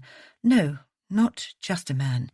A churlish, inflexible, terrifying beast of a man who terrorized his servants and scared the living daylights out of everyone around him. She should not be fascinated by him. It wasn't fascination, she decided in the same breath. He was like a splinter in her thumb, more like an aggravation. As she neared the study, her footfalls cushioned by the thick pile of the carpets, Astrid made to announce herself, only to freeze as she heard her own name on the Duke's lips. "Come now, Fletcher. Lady Astrid is no damsel in distress." Hesitating for a few rapid heartbeats, she vacillated between wanting to eavesdrop and doing the proper thing in declaring her presence. But in the end, curiosity and irritation at his condescending tone won out over propriety. She inched closer, the Duke's voice filtering out clearly. "She was affianced to a snake of a man, for God's sake!" His snort was derisive, the sound accompanying his heated words like a dagger to Astrid's ribs. Oh no, he knew. She pressed a fist to her lips. For some reason it sounded like he was more upset about her engagement, rather than the gossip, or his father's edict about Everly unsuitability. Then again, everything she did seemed to vex him. "A decade ago," she heard Fletcher reply. "Admit it. You're afraid because you're drawn to her, and now you've found a stupid reason to thwart it." Astrid held her breath, her heart taking on an erratic pitch. "Attracted to that shrew? Hardly. She's more of a beast than I am." "Your response to her would say differently," Fletcher replied snidely. The Duke snorted. "What are you going on about? She's vexing and irritating and too much of an insufferable know-it-all. I respond to her like I do everyone else." "Yes, but you don't look at her like you do everyone else, do you?" Silence stretched for a moment as Astrid released a shuddering breath. When the Duke spoke again, his voice was dripping in ice. "Once more, Fletcher, you've proven that your irritating and unsolicited opinions are completely erroneous." Fletcher's reply was fast and full of amusement. "His Grace doth protest too much, methinks. You're petrified, plain and simple." Thane laughed, the sound devoid of any humour, and once more his words cut through Astrid like hot blades. "If you think I'm afraid of anyone, man or woman, you've gone addlepated. She is the last person in England whom I would ever choose to be the Lady of Bezik, even if I was in the market for a wife, which I am not. So stop trying to meddle before I make good on my promise to sack you for good this time." "Very well, Your Grace, but you're wrong about her." Astrid warmed at the valet's stalwart defence, though the Duke's brutally efficient words had done more than enough damage to her pride. "Do I pay you to disagree with me, Fletcher, or is this another one of your overly generous handouts?" "The advice is free, though whether you choose to listen is up to you." "Let me put this simply, then," she heard Bezik go on, his voice grim. "Any advice with regards to the lady is unsolicited and unwelcome. I'm not so desperate to be duped into marriage. I might be scarred, but I am a fucking duke." The thud of a large fist striking wood made Astrid flinch. "No, hell will freeze over before I marry her, or anyone." The widening knot in Astrid's throat threatened to choke her. His callous words felt like lead ballast, tearing into her without mercy, and she'd let her guard down so thoroughly that she felt the brutal, ugly bite of each one. God, she couldn't believe she'd been fantasizing about him not 10 minutes earlier. The Duke wasn't some romantically tragic figure who needed saving in some silly fairy tale. He was the cold, cruel villain, the unfeeling monster inside and out, who chased everyone away. The sound of movement, a chair scraping along wood floors, and heavy footsteps, jolted Astrid's numbed limbs into action. As she turned to flee toward her chamber, tears stung her eyes. She should have been over the pain of the past by now. But no, it never got easier. The shadow of the scandal would always be a black stain on her existence. In the eyes of the ton, she was ruined, worthless. And now apparently worthless in Bezik's as well. She would not cry, not for him. In the safety of her room, Astrid slumped against her bedchamber door, composing herself roughly. With slow breaths, she reached for the cool pragmatism that had been her shield through the first few years following the scandal. It had never failed her, and it would not fail her now. She would persist. She had a job to do, and that was to keep her sister safe. Bezik was a duke, yes, but he was also a man. And now she knew that he wasn't immune to her. His cruel words might hurt, but he did look at her differently. She'd been the subject of enough heated glances from the opposite sex to know what that meant. He wanted her, and if wedlock to a peer was the only thing that would protect Isabel without fail, Astrid would do whatever it took, even if she had to seduce a beast. Chapter 8. At dinner the next night, Thane nearly lost his mind, his morals, and his good sense, when an angel with a siren's soul was sent by fate to tempt him to folly.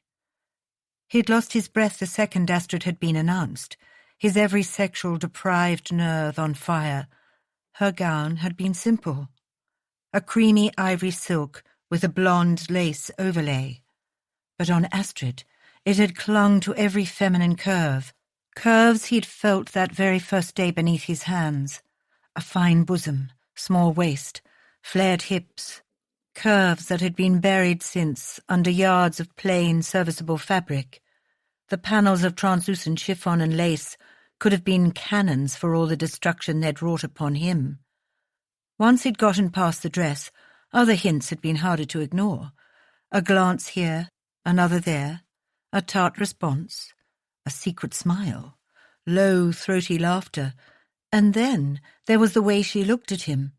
She'd never shied away from his face since that first day, but this was different.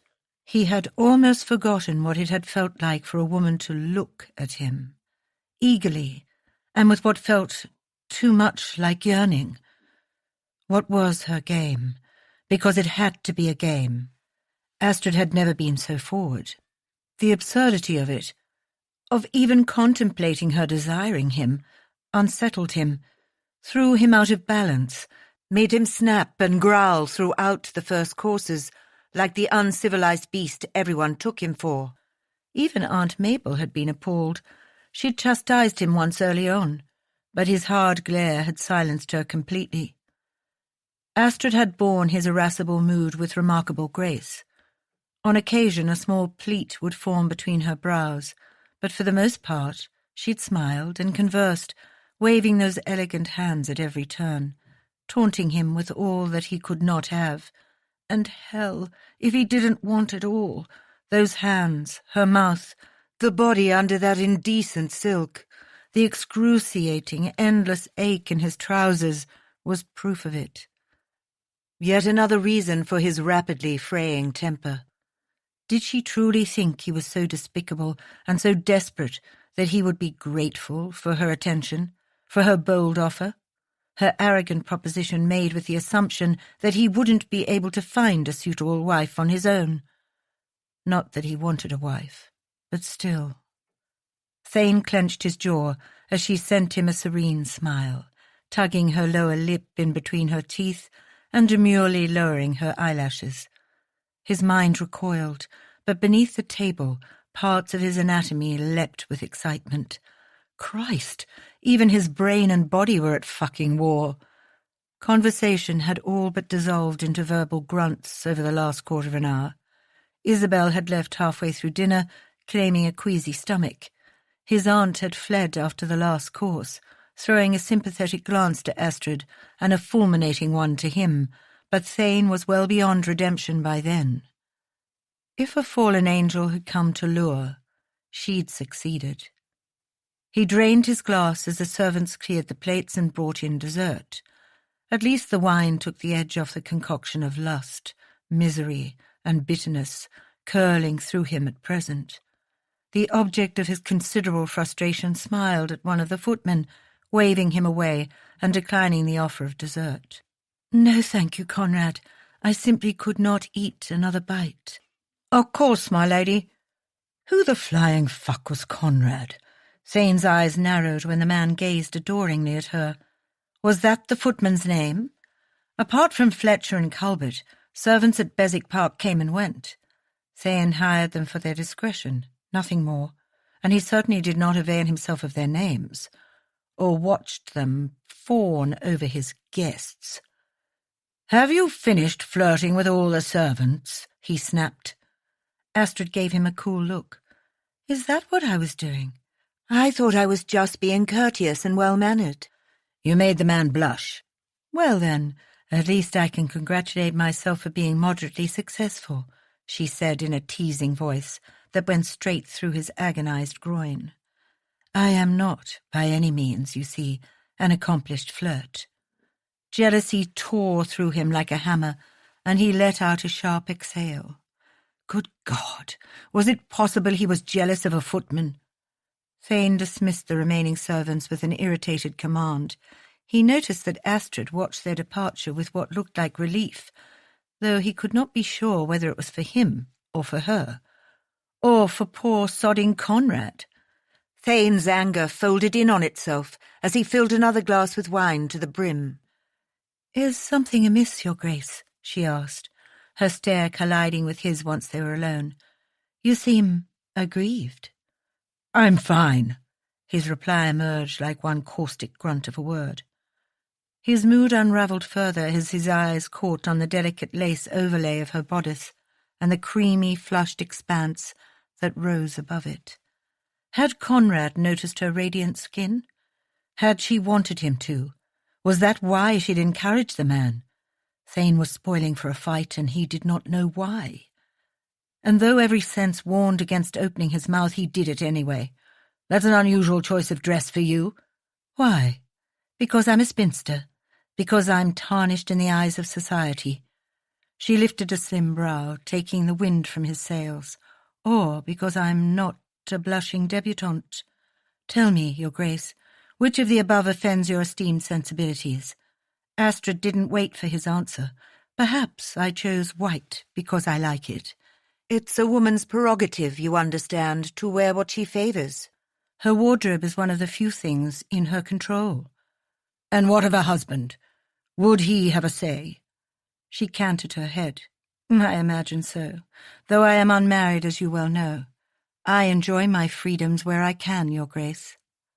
Her previous engagement to Edmund Kane shot back to mind, a fresh wave of jealousy surging with it. The man must have slunk back to England after leaving his men for dead, only to search out a bride. Had he touched her, kissed that pert, impudent mouth, discovered the sinful secrets under those yards of demure white silk? His temper flared. "Red would be a better choice," Thane growled, thinking of what he'd read in Fletcher's report. "For a fallen woman." A hint of hurt passed over her eyes before it was gone. "Fallen, but not dead. I'm still here, Your Grace, with all my purported sins accounted for. Do you think to judge me for them on account of a simple colour?" The guilt was instantaneous. Pot, meat, kettle. She was right, of course. People judged him on what they saw, and they judged her on what they thought she'd done. Astrid had clearly been the root of a scandal. She'd admitted as much. But whether or not the accusations were true, Who was he to punish her for them? No, his reaction stemmed from something else, something he didn't wish to dwell on too deeply, because it felt too much like jealousy. Thane exhaled. I suppose one should not throw glass stones when having dinner in glass houses. Unless, of course, one enjoys breaking things. It was a dig at his affinity for throwing his father's porcelain, and he smiled before he thought the better of it. There is that. It's quite liberating. You should try it sometime. In your own words, Your Grace, pigs will fly with their tails forward before I lay a harmful finger on any one of those precious antiques. Astrid let out a musical laugh, shaking her head with an exaggerated roll of her eyes, and Thane couldn't help himself. He chuckled too. He'd said that very thing when they'd first met, and suddenly Thane felt shame for his behaviour. A better man would have apologized, but he wasn't much of a gentleman, not any more, though for some inane reason she made him want to remember how to be one. He pushed off his seat and walked to the open terrace doors. Come, he told her gruffly, I wish to show you something. For a second Astrid looked uncertain, but then she gave a short nod and followed silently in his footsteps to the outdoor balcony. Where are we going? She asked after they'd cut back through the darkened gardens and past several well-lit follies. But she went quiet when the large glass building and their destination came into view. The flickering light from internal lamps made the panes of glass glow with internal fire, and he heard her gasp in awe. Thane pushed open the heavy doors, and a rush of warm air and the scent of orange blossoms surrounded them. Oh, goodness, what is this place? She breathed, wonder threading her voice. My greenhouse. I built it. She gaped at him. You built this? Yes. Inside the glassed-in structure, lush orange trees stood laden with blooms and fruit at its centre, the fragrant scent unique and invigorating. Colourful shrubs and plants occupied the rest of it, with a stone footpath cutting through them. Whimsical water features punctuated its meandering shape. Flowers of every hue lay at the edges, climbing intricate trellises set against the paned glass walls. It was his solitude, his sanctuary. While he'd been at war, and later on the continent, Thane had almost expected what had been only the bones of the conservatory to have fallen into disrepair or neglect. But neither Fletcher nor Culbert had allowed it. When he'd returned, he'd finished it. Oh, Thane, it's incredible, Astrid breathed as her gaze turned up and up and up, following the path of flowers that climbed on vines all the way to the top. It's like we're in another world. He startled at the sound of his given name on her lips, but from her captivated expression she hadn't even realized that she'd used it. He instantly wanted to hear it again. Astrid's eyes were wide with wonder, and it made him ache to give her more, to make her look at him with such softness and admiration in her eyes. He wanted to give her everything, and that thought made him go cold with dread, because he couldn't.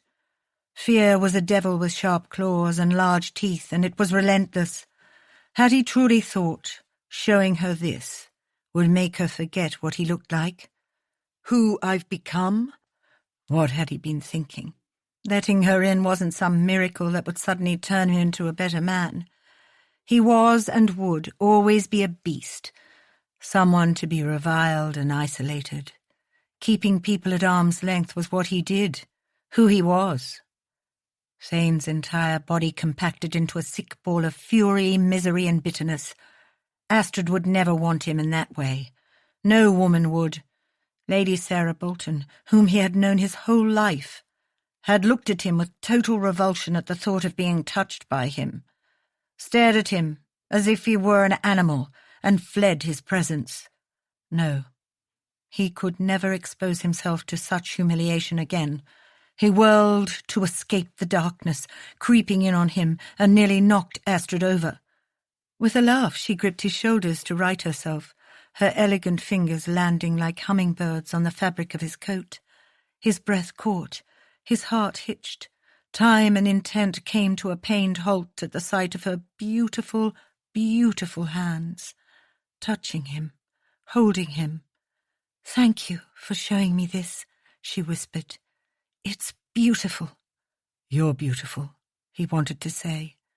He expected her to push him away, but instead her fingers tightened on him. Her face was grave, eyes like pale crystalline chips boring into his. He wanted to drown in the pools of her irises. If he were a poet, he'd describe them as the colour of a lake on a winter morning, touched by a pale blue sky backlit with sunshine. But he wasn't a poet, far from it. He wasn't a dreamer. His dreams were nightmares, and she didn't belong in them. Thane drew a shattered breath, ready to step aside, when those perfect lips of hers parted, her pink tongue darting out to wet her lower lip. Transfixed, his starved senses reeled as desire swallowed him whole, fracturing practicality and logic, erasing concern and consequence, demolishing restraint, obliterating fear, leaving only want and need and one inevitable outcome. He crushed his mouth to hers. The feel of the Duke's lips stole every coherent thought in Astrid's head. What had started out as a dismal attempt at seduction had dissolved into a pantomime of awkwardness over dinner. But this was unexpected. He'd brought her here, to a place that meant something to him. The conservatory was magical, as was the rare glimpse into who this man was, perhaps who he had been a long time ago before tragedy struck.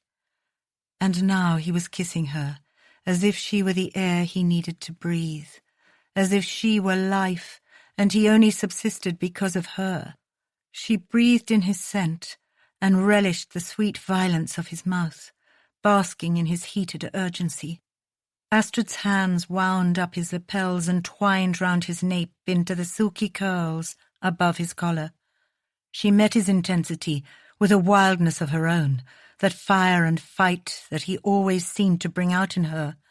"So sweet," he groaned into her mouth. Without warning, the kiss gentled, his touch feather-light on her swollen lips.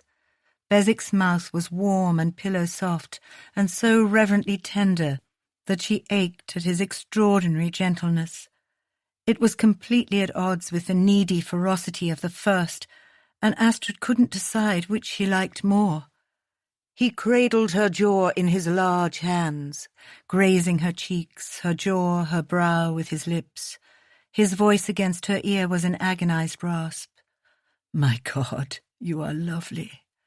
Astrid blushed, but his mouth sought hers again, and she pushed herself up on tiptoe to meet him, greedy for more of the sensations bursting like wildfire inside.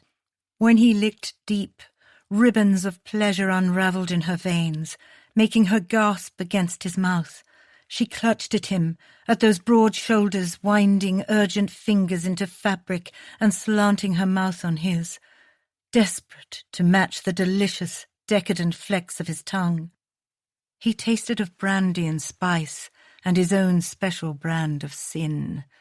She wanted more. Never had she felt such an intense reaction to a man's kiss. The weightlessness of her stomach, the trembling of her limbs, the liquid heat between her thighs, the all-encompassing storm of it barreling through her. "Thane," she whispered. With a low growl at her plea, he drew her up against him, giving her exactly what she wanted. More of him. Their mouths crashed into each other, ferocious now, hungry. His lips teased hers, his tongue dominating her mouth with deep, delectable licks. Desire shook her. Her senses quaked and crumbled. She was caught up in his universe, filled with combusting stars and streaking meteorites, her own need climbing in its pursuit of pleasure. Incoherent moans burst from her as she reached up to cup his jaw, fingers connecting with roped raised skin. Her eyes flew open as she froze in place, her palm recoiling in shock. Instantly he jerked away, breaking the kiss, his golden eyes blazing like twin suns, his lips full and swollen. "Thane, Enough," he rasped. "That's enough." Beswick stepped back, eyes feral, and Astrid had the sudden urge to calm him as she would a wary, skittish Brutus. She watched as his knuckles skidded across the curve of his lower lip almost in wonder, and the unconscious act made her heart squeeze. His fingers slid to the deep scar that carved into his left cheek, only to fall away. Pain, anger, and raw need swirled in those beautiful eyes, regret and shame swift to follow. He'd flinched because she had touched him. Had she hurt him somehow? "I'm sorry," Astrid whispered. "Don't pity me." The words were doused in agony, and no small amount of anger. Then all traces of emotion bled from his face. "I should not have kissed you." Inexplicably hurt, she responded in kind. "It was just a kiss, Your Grace." But even as she said it, Astrid knew it for the lie it was. There was no just a kiss with a man like him. Even now her lips felt like they'd been conquered, like they still belonged to him, no longer hers. She fought the urge to run her fingers over them. Instead, she peered up at him through her lashes, and a lump formed in her throat. Beswick looked bitter, his beautiful mouth twisted into an ugly, distorted shape. She couldn't tell whether it was directed at her or at himself. With him, one could never be sure. Cold and remote one minute, hot and entreating the next. His humours were impossible to read or predict. Either way, his regret was clear. Squashing the spreading ache in her chest, Astrid turned and pretended to inspect the downy petals of a striped orchid. "One would think you'd never been kissed before." "As you have?" There was a subtle shift of tension in the fragrant air that made the hairs on her nape stand at attention. Those hunter's eyes speared her, something dark flashing in them, and Astrid bristled. She had nothing to be ashamed about. There wasn't much lower to fall when one was already ruined and well acquainted with rock bottom. "I've had my share," she said softly. Her share she could count on one hand. 1 or 2 hasty ones with Beaumont that had made her skin crawl and bile pool in her throat. And once later, long after the scandal, in a moment of reckless defiance with a stranger, when she'd felt nothing but indifference. Not that she had to tell him that. Let him think what he wanted. Everyone else did. Chapter 9. Astrid slammed her pillow over her head and screamed. Every nerve ending in her body, particularly the ones centered between her legs, was on fire. For the 3rd night in a row, she was hounded by some of the most erotic dreams she'd ever had in her life, involving a silken-tongued duke and a decided lack of clothing. Though she knew he'd regretted kissing her, they'd parted soon afterward in awkward silence, and he'd been avoiding her ever since. Astrid wished she could say the same, as a wicked pulse throbbed low in her belly just from the memory of his lips, his scent, his taste. Regret, unfortunately, was the least of her opinions. In her fantasies, Beswick was a demanding lover whose hot, talented mouth trailed wet kisses down her entire body, from her lips to her breasts to where it ached the most. Dream Duke didn't stop there, either. No, Dream Duke strummed her womanly parts like a violin. Staring up at the darkened ceiling, Astrid pressed her damp thighs together and half giggled, half groaned into the pillow. God, she was shameless. Though she was an innocent in the ways of passion, she'd attempted to explore once with a nice enough young man she'd met at a country fair, telling herself that if she was going to be accused of being ruined, she might as well know the crime. But she hadn't been able to go past a single kiss. Unsurprisingly, she had not cared to try again, at least not until recently, with the scarred, fractious, broken Duke, who had the emotional proficiency of a flea. Astrid screamed into the pillow again and kicked her feet for good measure. Despite not having seen Beswick for days following their interlude in his conservatory, for which he was thankful, he wasn't ever far from her thoughts. Or dreams, clearly. But something had awakened in her at the Duke's touch, something dark and demanding, as if the thread of sin that had shadowed her fall from grace had been resurrected. Astrid kicked off the covers in a fit of frustrated pique, her damp skin cooling in the night air, and then realized that she wasn't alone. There was a lump beside her in the bed. She nearly shrieked, and then remembered that her sister had climbed into bed late last night with a nightmare of her own. Astrid doubted with a sour scowl that Isabel's night terrors were of the erotic naked Duke variety. "Are you well?" Isabel murmured, her voice thick with sleep, when Astrid sat up and eased herself to the side of the mattress. "Yes, Izzy. Go back to sleep. It's early yet, not even dawn." Through the upper window the moon was still visible, the first hints of light now starting to speckle the inky skies to the east. Going for a walk or ride would be out of the question. It was still too dark. Perhaps some warmed milk would help. She yawned and stretched, feeling the contracted points of her nipples scrape against the soft lawn of her night rail. Her body tingled from top to bottom, the memory of her dream lover's hands making her blush. A cold bath would be a better choice, an ice-cold dunk in the Arctic preferably. "Where are you going?" Isabel whispered, when Astrid stood with an aggravated groan. "To fetch some milk from the kitchen," Astrid said, pulling on her wrapper and tightening the sash about her waist. "If I don't get hopelessly lost, that is." She'd spent most of the last 3 days inundating herself with work and navigating the maze-like twists and turns of the Abbey. It was getting easier, but not by much. Counting the hallways under her breath, she made her silent way toward the servants' staircase and narrow corridor, the light of her candle flickering on the walls. She didn't want to think of what she and Isabel would do once the categorization was completed. Though she enjoyed cataloguing the priceless antiques, she knew the work was a temporary fix at best, and not if their uncle discovered them first. Patrick had learned that the Everleys had hired runners to find them, no doubt at the insistence of the Earl of Beaumont. Astrid shivered. If that were true, it wouldn't take long for them to be found. Any of the servants at Everley House could have seen them packing their trunks, or observed which direction the wagon had taken them. If push came to shove, they would have to leave England. Maybe they could go north into Scotland. They didn't have much money, but perhaps Beswick might be persuaded to lend them the funds until she came into her inheritance. The idea wasn't completely outside the realm of possibility. It was clear that he didn't lack for coin if he was playing cricket with priceless antique Ming Dynasty dishware. If he wasn't amenable, she would find another way. Go to London and find a destitute lord for a husband if she had to, and if that didn't work, she could get a job in some remote village in northern England. Perhaps Chetham's library in Manchester would not be opposed to a female librarian, though Astrid suspected that tiny male brains would explode in simultaneous solidarity should such a progressive thing come to pass.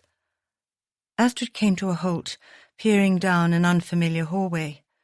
Where on earth are the dratted kitchens? Good God, she was lost again. She glanced over her shoulder, noticing that the wall panelling had turned to beveled stone in the light of her candle. It had been unnoticeable in the dark. She'd taken a wrong turn somewhere, but she couldn't think whether it had been an extra staircase or one on the same floor.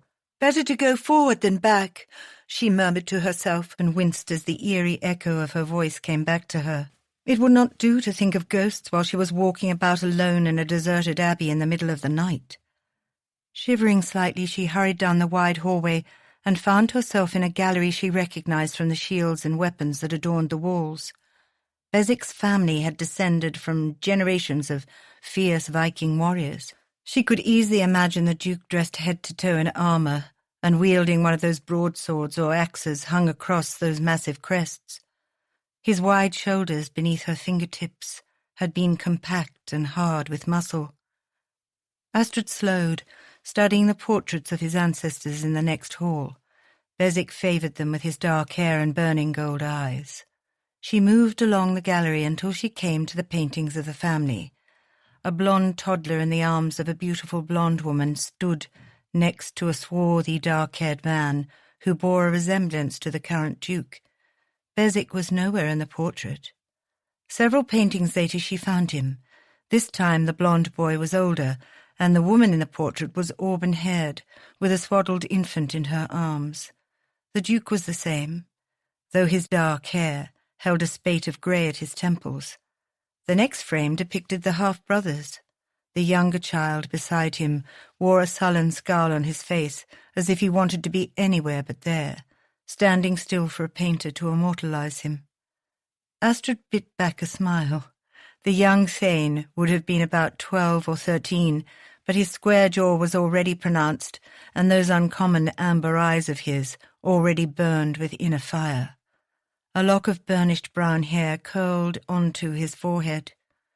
She lifted a hand to his youthful unmarred face, her fingers tracing the rounded curve of his cheek. He looked nothing like the man now, of course. Beswick had been to hell and back, a journey that had taken more than its pound of flesh and left its imprint upon him. He was no less alive for it, though. Astrid knew he carried more than his fair share of pain, but she mourned for the boy he'd been and for innocence lost. Fate could be ruthless. Astrid supposed she was the same. Her scars, however, were twisted ropes hidden on the inside of her body and encasing the organ currently beating in her chest, while his were on the outside, visible to all. Would things have been different if Beswick hadn't gone to war? His appearance wouldn't have been altered, but would he have been a softer man? She couldn't countenance it. He had too much strength, too much innate dominance. Would she have been different if she hadn't met Beaumont? Or would she have been happily married by now with a child or two of her own? Before her ruination, her bloodlines and her dowry would have ensured a suitable match. In a perfect world, they could have both been happy. But perfect worlds did not exist. They both had the marks, metaphorical and physical, to show for it. Leaving the gallery behind, Astrid entered another corridor. This one she instantly recognized. It had been the one she'd stalked down when she first met the Duke of Beswick, a very wet, very naked Duke.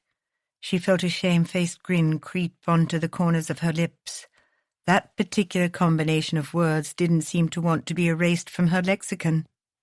Even though she could have easily found her way to the kitchens now that she knew where she was, her feet followed the path toward the bathing chamber.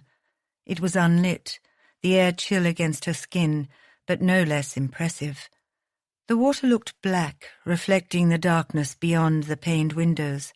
She hadn't had the time to appreciate the architecture before. She'd been too concerned with an eyeful of nude male musculature. But the space was truly magnificent, much like his conservatory.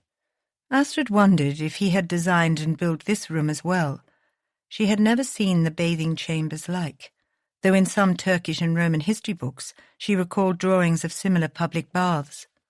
The thought of Beswick floating at the pool's centre like some indolent pasha slipped into her mind like silk.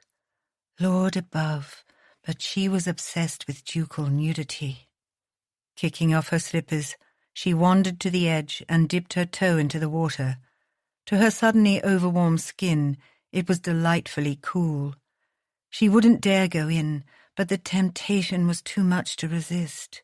Discarding her wrapper near her abandoned footwear, she sat at the edge and hiked up her night rail to her knees. A fit of nerves made her glance over her shoulder, but nothing stirred in the shadowy corners of the room.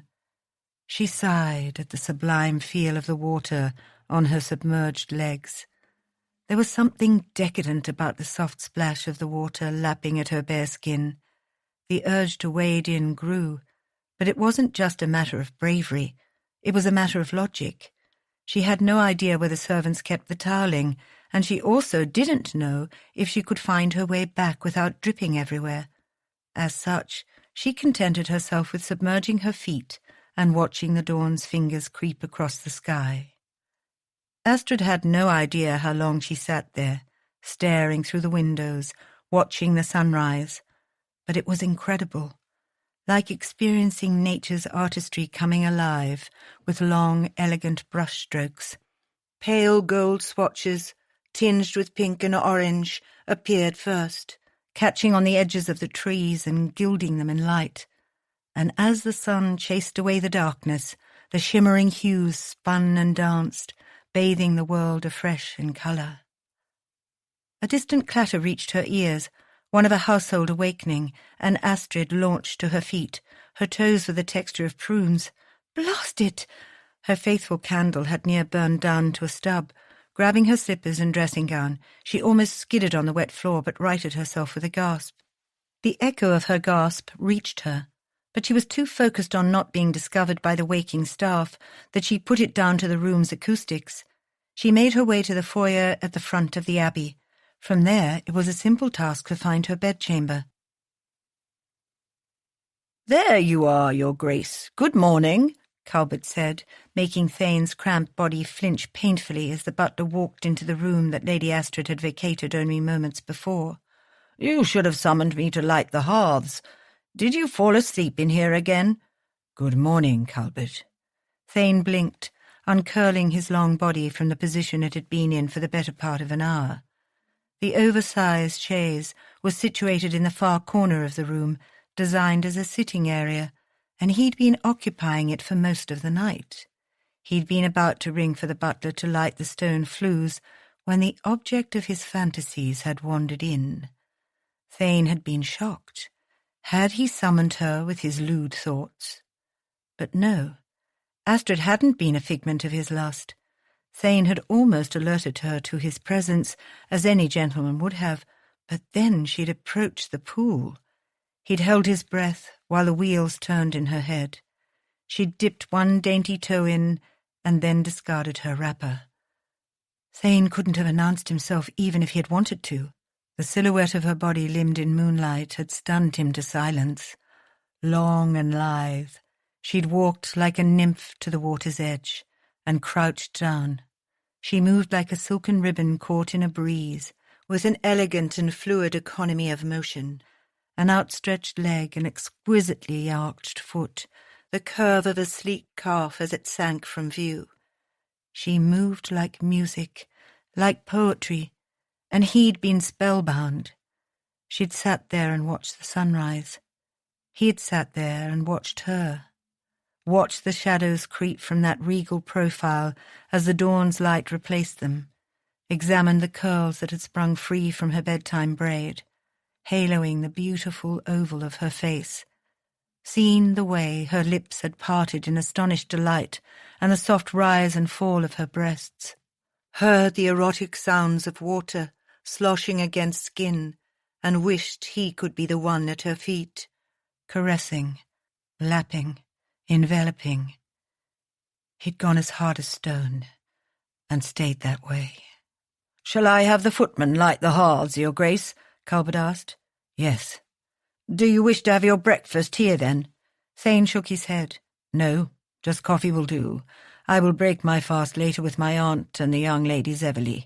"Very well, Your Grace." After Talbot took his leave, Thane discarded the robe and strode to the pool, sinking to where Astrid had sat.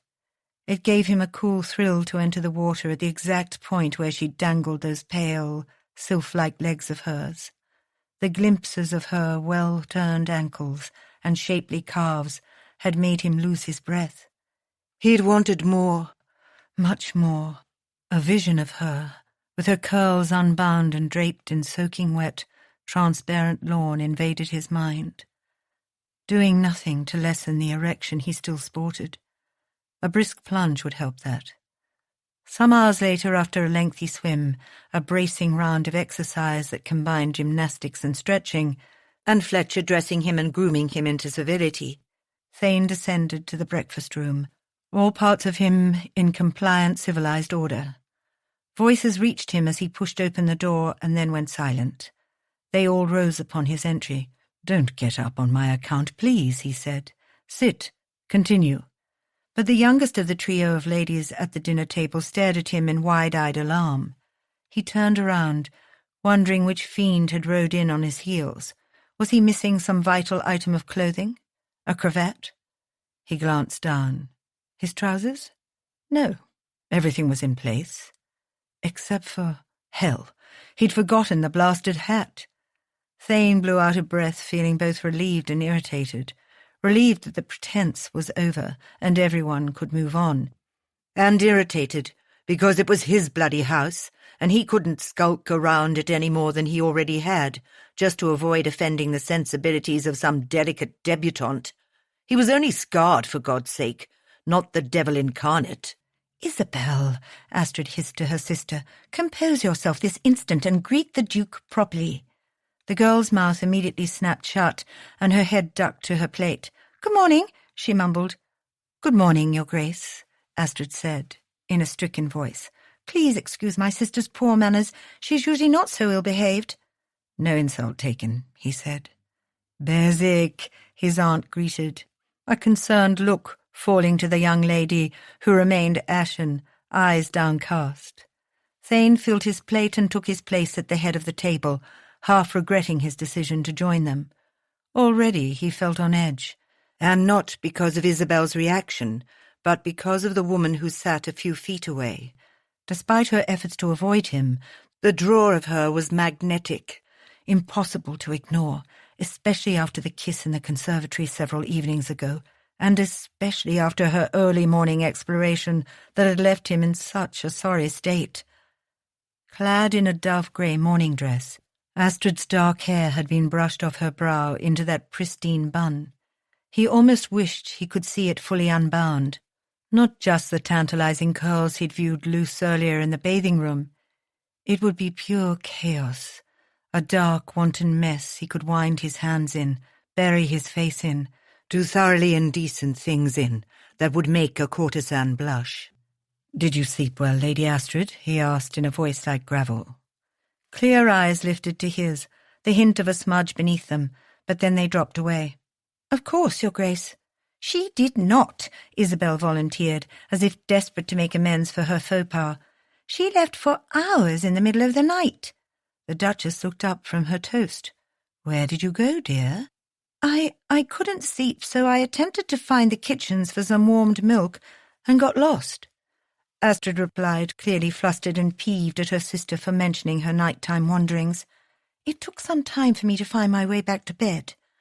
Thane ignored the way that one word lit an ache in his gut. He shoveled a forkful of eggs into his mouth, chewed and swallowed. "You should have rung for a servant or sent your maid to get it for you." He paused, trying to recall her stout lady's maid. "Aggie or Agnes?" "Agatha," Astrid shrugged. "She was asleep. Why wake her when I'm hale enough to fetch it myself? Honestly, the lack of resilience expected in the female nobility these days is trying." Thane blinked, his fork arrested halfway to his mouth.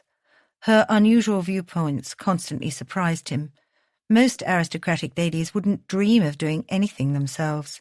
But then again, she was unlike any lady of his acquaintance. He glanced at his chortling aunt and revised his statement. Aunt Mabel had been flaunting society's expectations since the dawn of time. "A girl after my own heart," Mabel said. "Though I quite agree, this place is quite a maze. Wonderful for childhood hide-and-go-seek games, but not for old ladies in their dotage." "You're not in your dotage, Aunt," Thane said loyally, and glanced at Astrid. "Did you find the kitchens?" "No," she said, "but all was not lost. I did see the sunrise." "Oh," Mabel clapped her hands. "You must have been on the east side of the Abbey then." She frowned to herself. "Was it from the gallery? That's the only floor with partial views to the east." Twin flags of colour rose into Lady Astrid's cheeks after a sidelong look in his direction. "No, it was a room with a rather large bathing pool." "A pool?" Isabel perked up and then instantly dropped her head. "The sunrise was indeed spectacular this morning," Thane murmured. He was careful not to make eye contact with Astrid, but he felt the touch of her stare nonetheless. "And yes, Lady Isabel, there is an indoor bathing pool at Beswick Park. Perhaps when you are no longer frightened, you may allow me to show it to you and your sister." "I'm not afraid." An interested gaze rose and dipped comically. "Can we go after breakfast?" "Certainly, if Lady Astrid does not object." "She doesn't." Isabel clapped her hands, bright eyes a shade darker than her sister's meeting his. "Do you, Astrid?" "I do not think we should impose on the Duke's time, Isabel." "It's no imposition," he said. "I spend most of my time there." "Why?" Isabel burst out. He met a second pair of ice-blue eyes, one's far more guarded than the first. "When I can't sleep. Swimming helps with insomnia." Thane almost grinned at the moment Astrid realized that he might have been there as well when a bright splash of colour bloomed along those regal cheekbones. She dragged her eyes away on the pretext of taking a sip of her tea, but the hue of her cheeks belied her fraying composure. Thane followed the blush as it stole along her skin, only breaking concentration when his aunt cleared her throat. The Duchess stared at him with a suddenly fascinated look, and he scowled. "My poor nephew has been plagued with insomnia since he was a boy." Astrid replaced her teacup. "I've read an academic text on alternative remedies, where meditation can help with sleeplessness as well. Besides exercise, I mean." Aunt Mabel nodded with interest. "Where did you find it?" "Careful, Lady Astrid," Thane said. "The colour of your stockings is showing." Isabel gasped, and Astrid shot him a disparaging look. "The colour of one's intimate garments is inappropriate conversation, sir." "If I recall correctly, you called yourself a blue stocking." "I called myself a scholar," she returned. "That bigoted term was yours. And you know very well it has nothing to do with women's garments. It came from the men who attended literary salons wearing informal blue hose. You attempt only to shock, Your Grace." He leaned back with a slow grin. "Alas, shocking tender sensibilities is my only source of amusement." "Then I should hate to be as bored as you," she fired back. "And pray tell, what is so wrong about a woman who enjoys literary or intellectual pursuits? Or reading scientific texts?" She rolled her eyes. "The horror of it! No one faults the men for their education." "I, for one, do not see the point of a man's education for a female," Isabel said primly. "A young lady should be accomplished in the feminine arts. Music, singing, dancing, art, and what not." She tossed her blonde curls.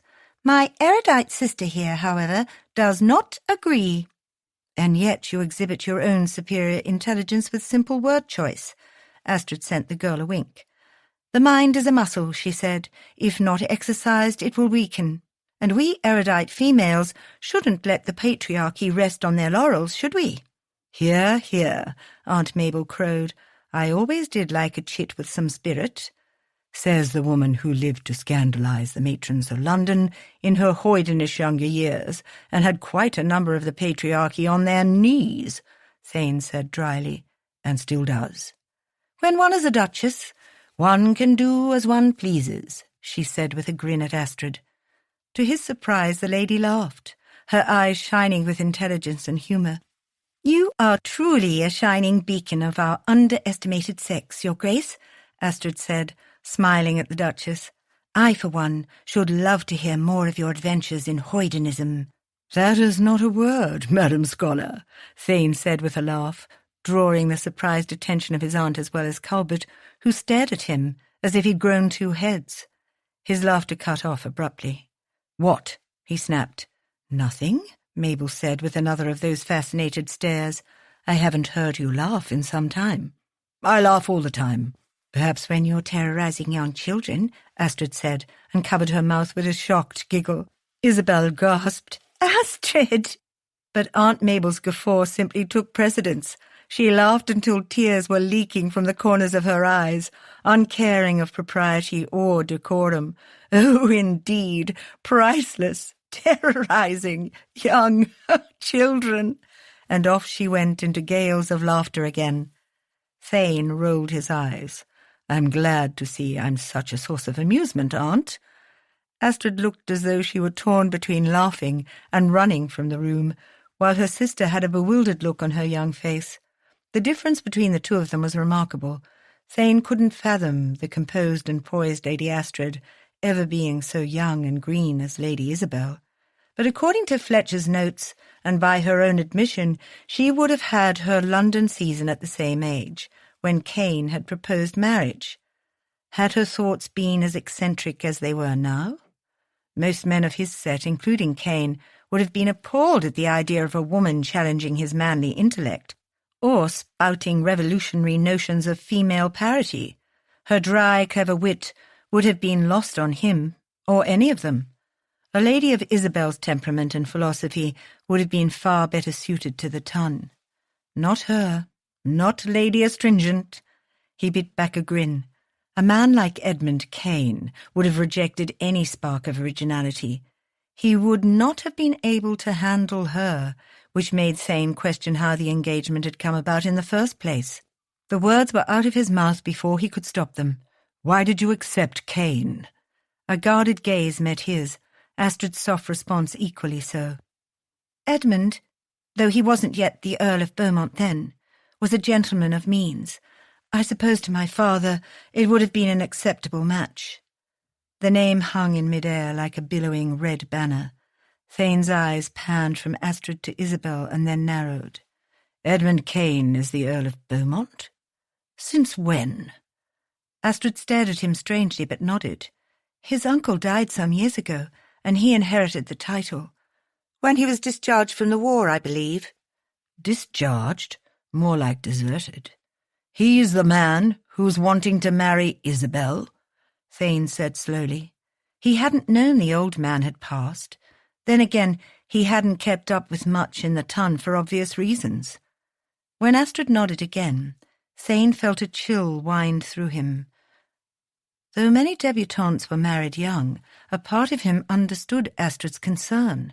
A girl like Isabel in the hands of someone like Cain was unconscionable. The official report was that Cain had been shot in Spain trying to escape the enemy, but Thane didn't believe that for a second. A gunshot wound to his left shoulder at close range, according to the War Officer's reports he'd read years ago, reeked of a self-inflicted wound, a screen for his defection. When Thane got his hands on him, he intended to find out the truth. Nonetheless, any man who had left his so-called brothers to die on a battlefield while claiming to be a war hero would be lacking in common decency, missing a moral compass. What would he do to an innocent like Isabel? Thane loosed a breath. What did he care? Neither of the chits was his problem. But as soon as he thought it, he knew he was lying to himself. Honour would not allow him to let either of them be at a man like Cain's mercy. His eyes slid to Astrid, drawn to the movement of those slender, long fingers, reminding him of the sinuous way her limber form had knelt at the pool, the way her mouth had clung to his, the honeyed taste of her. A blast of tension gathered in his groin. Who was he fooling? Honour was the least of his motives. Chapter 10. "We should not be going near the village, Isabel," Astrid said, pulling the cowl of her cloak low over her brow as they cantered along the grassy paths towards the outer edges of the village of Southend. Agatha and a young groom accompanied them. Isabel must have been desperate if she'd actually climbed on top of a horse, albeit a very placid one, to escape Beswick Park. "It's not safe." Her sister tossed her head. "This is Southend, Astrid, and it's perfectly safe. We've come here for years, and no one bats an eyelash at anything. You may enjoy being cooped up with your books and papers all day long, but I do not. I need some fresh air, and normal people who don't—" She trailed off, but Astrid knew what she meant to say. Normal people who don't frighten the living daylights out of their guests. Despite soaring towards the Duke, Isabel continued to be at odds around him. It wasn't difficult to grasp the whys and wherefores. She was a sheltered, sweet girl, and Beswick was an imposing, terrifying presence, whose constant fractious attitude didn't help matters. In truth, his scars were the least of it. If the Duke worked at being less of a bear with a thorn in its paw, he could actually be quite nice. Isabel dismounted and walked over to an oak, growing atop a knoll that looked down over the village, her expression longing. Astrid did the same and followed her, letting Brutus graze under the watchful eye of their groom. "I thought you liked the Duke." Isabel goggled at Astrid. Like him? Just this morning Cook said he'd been in one of his rages, and not to go anywhere near the East Tower if I didn't wish to be frightened. By all accounts, the man is a beast with a temper to match. "A man who is providing us his protection, Isabel, and we will do best to remember that. Uncle Reginald hasn't given up in his search. Money is a powerful motivator for even those we think are on our side." She let out a breath. "Has the Duke ever hurt you, or given any indication that he would?" "No." The admission was soft. Astrid sighed. "I'm doing the best I can, Isabel, for both of us. Until I come into my inheritance, we don't have much choice in the matter, and we must prevail upon his Grace's generosity." "I know. I'm just lonely, and I miss my friends." It was true that Astrid had been busy, and as a result, Isabel had been left to her own devices. She had not inherited her father's love for horses, and she preferred dancing and needlepoint to more intellectual pursuits, with the exception of reading Ackermann's repository for needlework patterns, to which the Duke did not have a subscription. In the absence of social pursuits, it meant that Isabel had spent more time than she normally would in the company of an embroidery hoop, thread, and needle.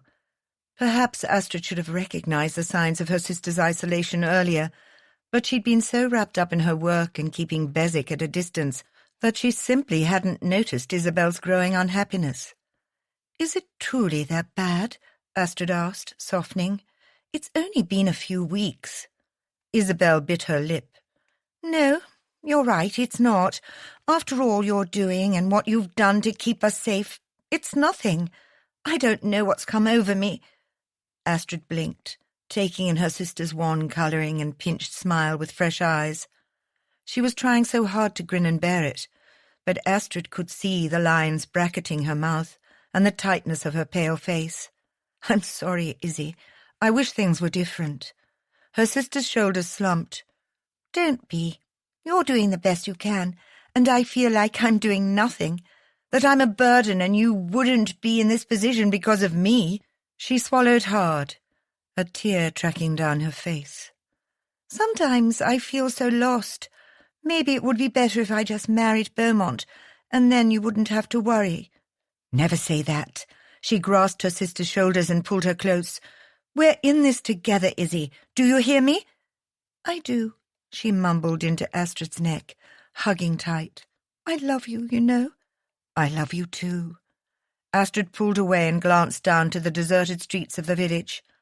It was Sunday, and it was quiet. Most people would be at church, and it was unlikely that Beaumont would even venture into town. Surely a few moments couldn't hurt. She squeezed her sister's hand.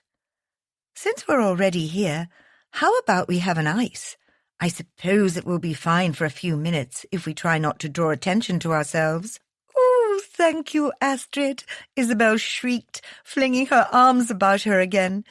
"I promise I will be as insignificant as a beetle." They rode in and stopped for a cream ice before dismounting in front of Howell's Emporium, the village shop that carried everything from fabric to bonnets to fans and various other items. After instructing the groom to wait with the horses, she and Agatha followed Isabel into the shop.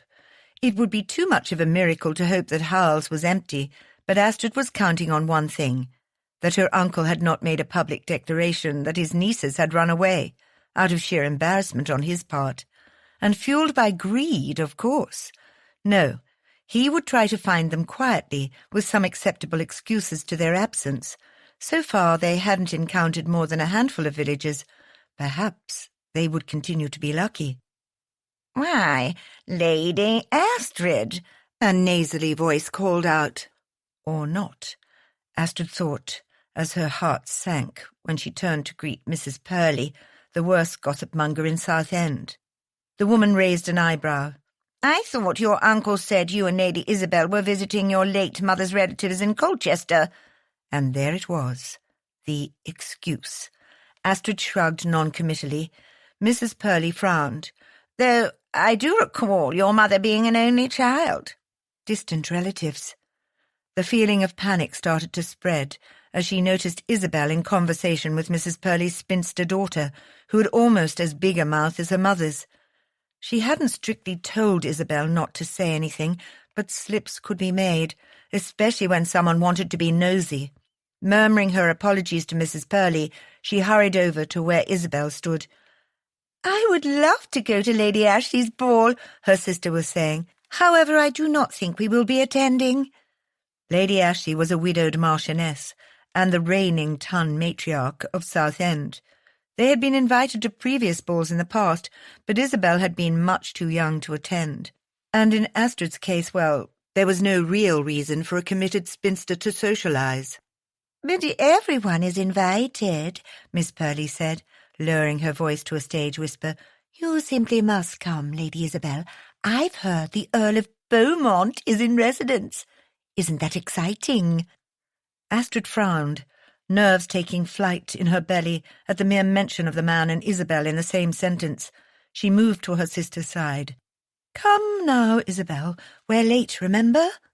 Isabel nodded with a quick goodbye to Miss Purley, and Astrid breathed a sigh of relief that her sister had caught on. She wanted to get back to Beswick Park before too many people, namely the Purleys, could gossip about their presence. They'd risked too much already.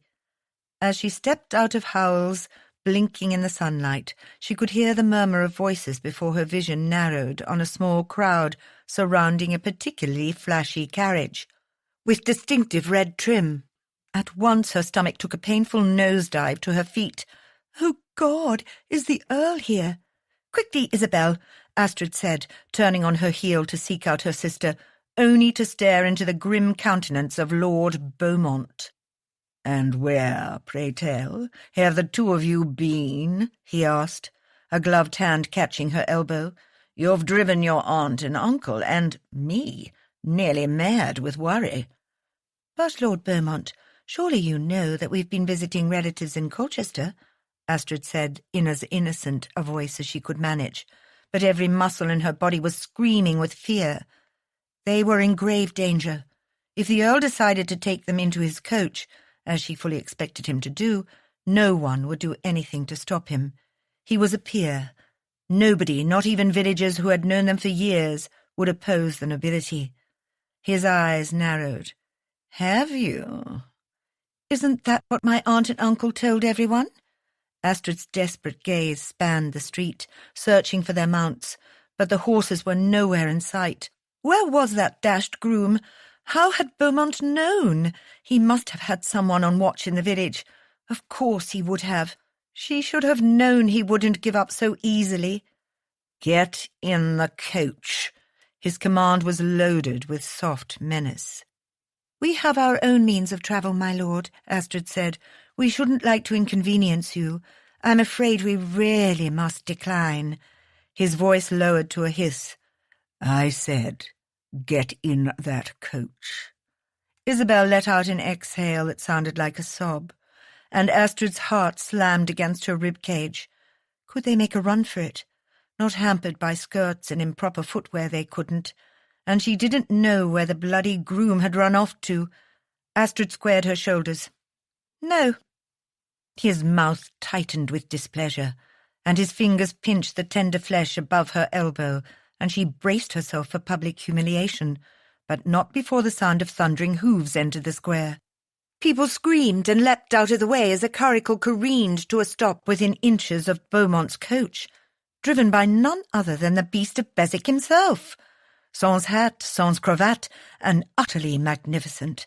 Astrid had never felt so deliriously happy to see anyone in all her life. "I believe, Kane, the lady said no," he said in that smoky snarl of his as he dismounted. The Earl's lip curled, revulsion flashing in his eyes, his hand falling away. "This is none of your affair, Beswick, and it's Lord Beaumont now." "You'll always be a dunghill of a deserter to me." Beaumont sputtered. I was honourably discharged." "You and I both know the truth, Kane, and you can't hide from it forever." "Are you threatening me?" Beswick's response was silky. "Do you feel threatened?" Astrid goggled from one man to the other, But by then, the whispers in the crowd had become roars. Someone screamed, and a child started to wail. The Duke was inscrutable, ignoring the chaos around him, his stony expression making his patchwork face seem even more gruesome in the full light of day. "In any case, this is my affair, you see," Beswick went on. "Two females who clearly do not want to accompany you will always be of concern to a gentleman." "You're no gentleman," Beaumont snarled, "and I am escorting them home." The Duke's smile was a showing of teeth, no more. "According to Debrett's, I outrank you." Beswick's amber eyes turned to Astrid, and she fought not to throw herself into his arms, as though he was some dark avenging angel come to the rescue. "Do you wish to accompany Lord Beaumont?" To Astrid's surprise, it was Isabel who answered. "No, Your Grace, we do not." Beaumont scowled. "They are no one to you, Beswick." "Ah, but you are mistaken," the Duke drawled with an exaggerated flourish. "She is my future wife." The declaration had left Thane's mouth before he knew he meant to say it, but it was either that or beat that craven peacock to a bloody pulp. The sight of the Earl's hand restraining Astrid had made him want to commit murder without a second thought. "Your future wife?" Beaumont scoffed. "Isabel is betrothed to me." "No, not Lady Isabel, Lady Astrid." Thane heard Astrid's soft inhalation, but didn't take his eyes from the Earl. Astrid was smart enough. She would take his meaning. However, he wouldn't put it past the man to snatch Isabel and shove her into the conveyance, exposing her to public ruination. "You wish to marry that dried-up old spinster?" Beaumont laughed, lifting an eyebrow. "I didn't think used goods were your style, Beswick." The chatter soared around them, and Astrid went crimson with shame. While the beast inside him growled on her behalf, Thane kept it under control. This wasn't a battlefield. This was the South End village square, the home of his ancestral seat. Beaumont was baiting him, wanting him to disgrace himself, but Thane hadn't come through hell and survived only to be goaded into stupidity. He gave no indication of the rage ballooning inside him. "Careful, Beaumont. That's my fiancé you're speaking of, so watch your tongue." "Then you're more of a fool than I gave you credit for." Beaumont's eyes shone with malice, lips folding into a sneer. "Enjoy her. Unfortunately, I found her to be quite frigid." Astrid gasped. "I never touched you, you lying cretin." That time, it was only by a supreme effort of will that Thane kept his body from surging forward. His gaze panned from Astrid's heated face to Beaumont's smug expression, but he was careful to give no reaction. No doubt the Earl wanted him to react physically so that he could have him thrown into jail. "You should get back into your coach, Beaumont," he said in a low voice, "or I will have my seconds call on you forthwith, if that is your wish." The man had the good sense to blanch. "This isn't over. Come near either of them again, and you will face me at dawn." After a seething Beaumont departed in his coach, for the first time since he arrived, Thane took in the stares of the villagers around him. He sensed the fear and the loathing, heard the dread in their voices, understood their horror. He hadn't shown his face in public in years, after all. He was both man and myth, both legend and the ugly, glaring truth. And he'd forgotten his bloody hat. The furor rose in crescendo, and he felt the world start to crowd him. The voices rose, and the countenances of the villagers whirled, their faces merging. His head felt hot, and the earth started to spin. "Breathe," a low voice said, slim gloved fingers weaving with his larger ones and squeezing. "I'm here." Astrid. Her palm was like an anchor, tethering him back to reason. Like a cloud fragmenting, his senses cleared, just from her palliative grip. "Help Isabel and Agatha up," she nodded to the waiting curricle, her voice low. "I've got this." "You can handle the team?" he rasped. She shot him a jaunty grin and winked. I made our coachman teach me." He shot her a dry look. "Why am I not surprised?" "Don't trust me, Duke?" "You'd be surprised to know how much I do trust you."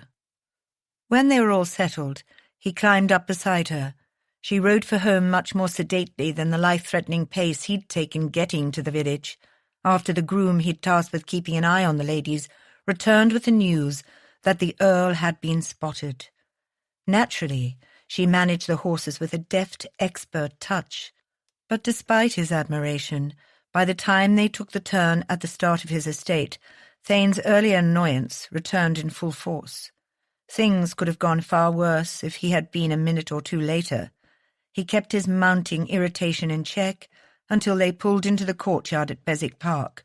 But as soon as they stopped, his control broke. "What were you thinking?" he thundered, handing her down from the driver's perch and keeping her hand caught in his as he practically dragged her inside. Her beautiful ice-blue eyes widened. It wasn't Astrid's fault," Isabel cried, hurrying behind them, their maid on their heels. "It was mine, Your Grace. I wanted to go to the village. She tried to warn me and I wouldn't listen. Please don't be angry with her." "I'm not angry." "Then why are you manhandling me?" Astrid asked. He released her like she was a hot stone, and she stumbled backward, nearly crashing into her sister. "In my study," Thane ordered, throttling his ire. "Both of you, now."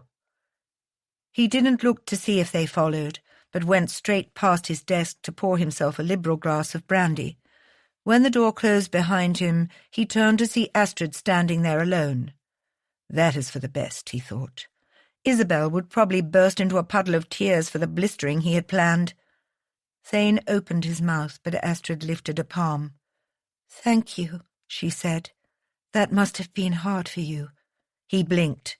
Did she not realize how close they had come to being at Beaumont's utter mercy? "Hard for me?" "Being out in public. I didn't think of it until there at the end." He raked a hand through his hopelessly tangled hair. "Astrid, do you have any idea the danger you were in?" "You prevented that," she said softly. "This time," he said. "But Edmund Kane is not a man to be deterred, and now that he knows you are here, things could get worse. Much worse." "I know."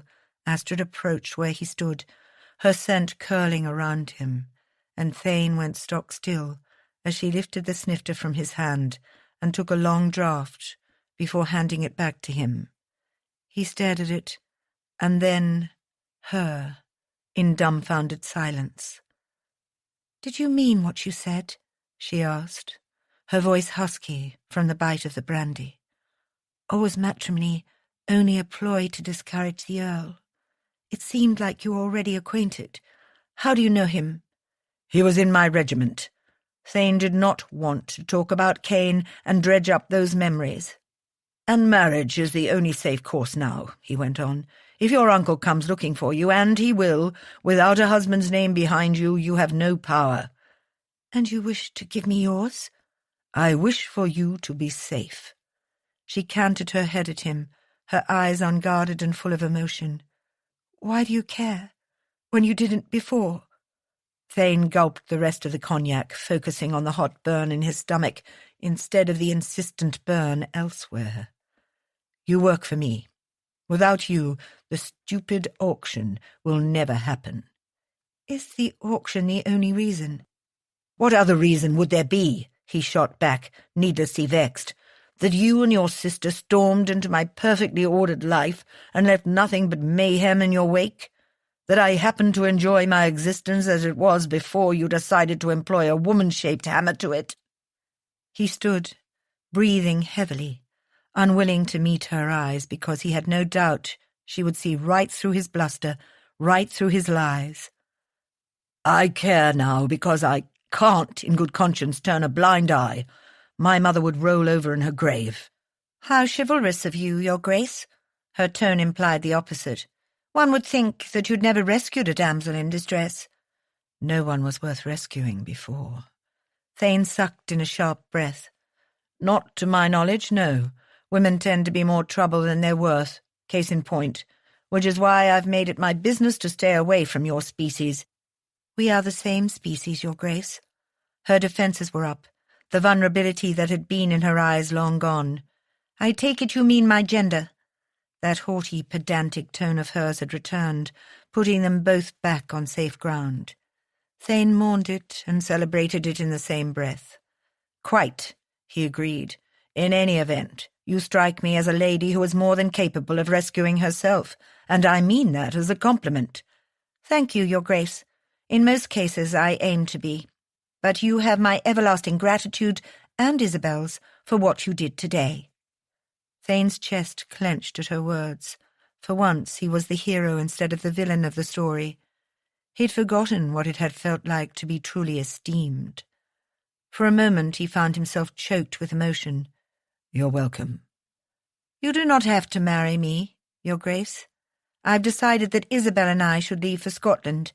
Beaumont and my uncle won't follow us there. You are wrong about Beaumont, and don't underestimate the power of greed.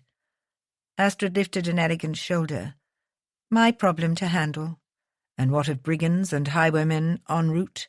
How do you propose to deal with them, to keep your sister safe? We will have Patrick with us, she said. The groom who had been familiar with her.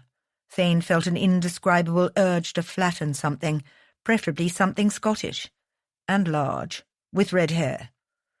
His family will offer us refuge, Astrid said. If Thane hadn't been watching her so carefully, he would have missed the slight twinge of doubt that passed over her face. He'd bet his last farthing that she hadn't approached the groom yet with her asinine plan. Fleeing to Scotland. They wouldn't be able to lose the track of seasoned runners, not in a carriage with 2 ladies, a maid, and a single groom for an escort. And Beaumont would have Isabel exactly where he wanted her, in a place celebrated for its elopements and anvil weddings. He felt his anger return as if it was attached to a pendulum. Thane arched an eyebrow. Have you told him of your plan yet? No, but he'll agree. Good Lord, but she was stubborn. Thane wanted to force her to listen, but intimidating her would never work. Her tenacity and pride rivaled his, and she would dig her heels in if she had to. He needed to change his tactics. I never took you for a coward, he said. I beg your pardon, she shot back. How dare you? I'm no coward. Thane grinned. And we're back to you begging. I already like where this conversation is going. Go to the devil, she whirled on her heel, but he blocked her path easily, barring the door with one hand. Let me out, Bezic. I like it when you call me Thane. And I'd like it if you dropped dead. He pressed his free hand to his heart with a mock sigh. So bloodthirsty for such a puny female. Her eyes flashed blue fire. I know what you're trying to do, Bezic, and it won't work.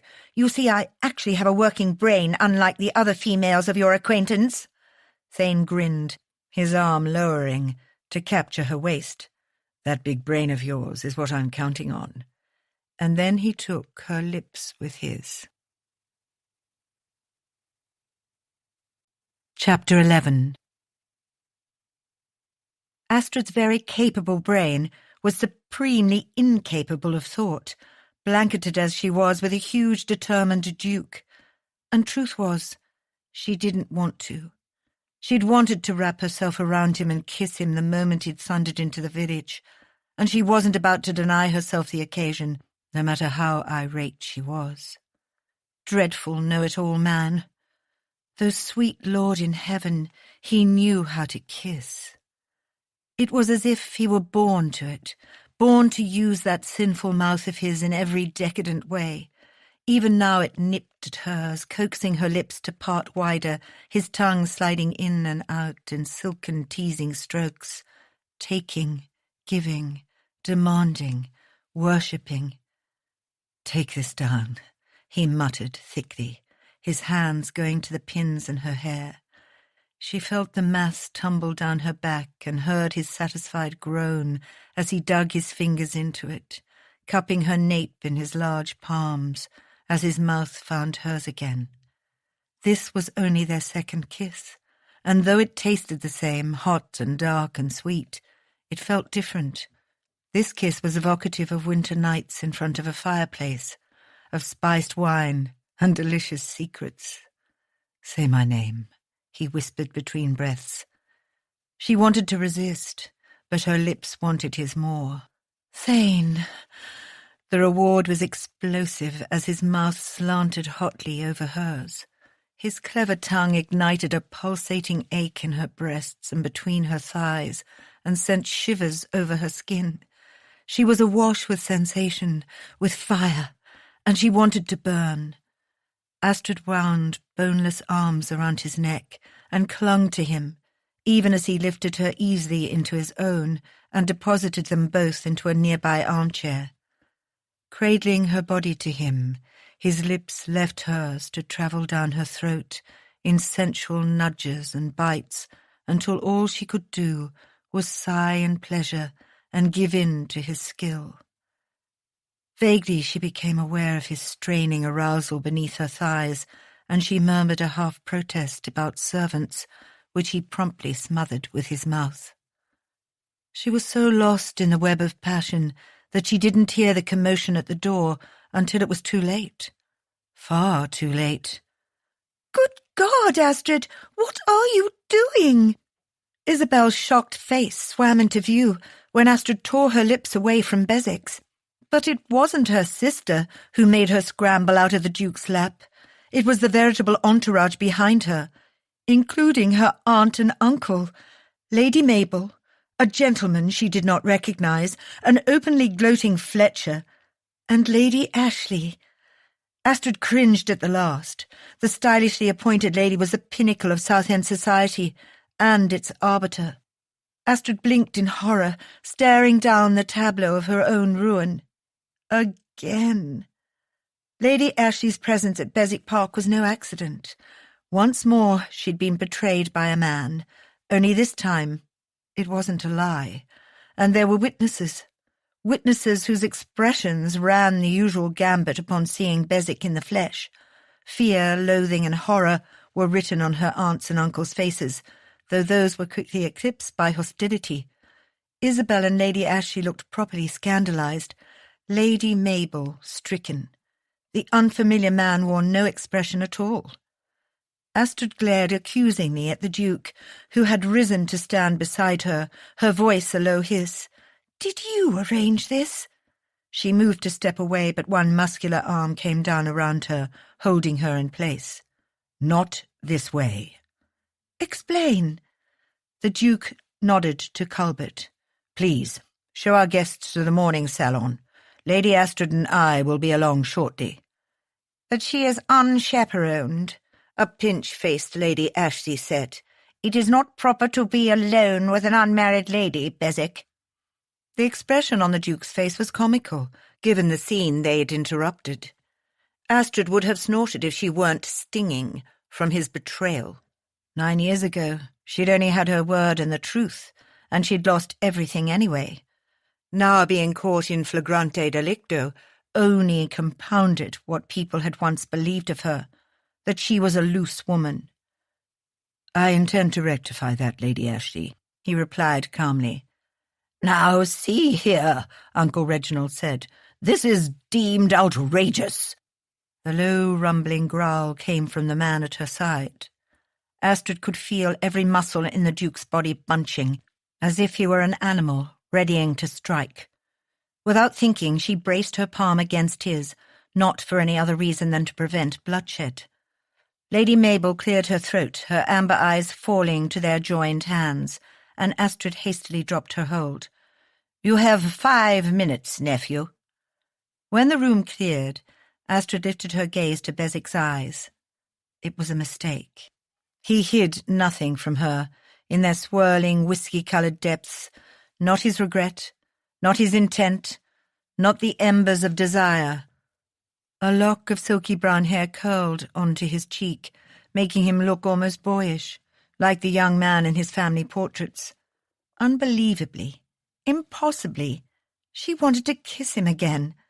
Astrid tore her eyes away and broke free of his clasp. "By my count, you're down to 4 minutes, Duke." "Astrid." She clenched her jaw. "Beswick." The corner of his lip twitched at her tart reply. one tawny eyebrow tenting as if to signify the obvious fact that she'd been moaning his given name not moments before. He poured 2 glasses of cognac and offered her one, which she accepted with an ungracious huff. She wasn't that stubborn. She took a bracing sip and then another, and then an indelicate gulp. "Slowly," he said, watching her over the rim of his own glass. "Don't tell me what to do. 3 minutes, Duke." He canted his head after a sip of brandy. "I directed Fletcher to summon Viscount Everley the minute I rode for the village. I preferred to have the advantage should he come barrelling in here with demands. Lady Ashley was to be my insurance in case your uncle accused me of abducting you or Isabel." Astrid shook her head. "He wouldn't go so far. Who would believe such a lie?" "Wouldn't he?" Beswick swilled the rest of the brandy, his face going hard and drawing attention to the ropes of scars beside it. "You don't think they speak of me in London? They think me a beast, a shadow of a man wrecked by war, outside and inside. The ton will believe any piece of salacious gossip that makes them salivate. The fact that I possess a coronet only makes it more sensational." Astrid sucked in a breath, her fury forgotten. "You're a duke." "You say that as if it's a magic wand." "Isn't it?" she asked. "You're one of the most powerful peers in the realm." Beswick smiled, and it was as dark as anything she'd ever seen. She suppressed a shiver. "People don't like monsters, Astrid." "You're not a monster," he gestured to himself. "The world sees otherwise." The explanation made sense, though it didn't take away the sting of his method. That he'd taken her choices from her in a manner that stank of what Beaumont had once done. It wasn't fair to compare the 2 situations, or the 2 men, but Astrid couldn't help feeling deceived. "Why marriage?"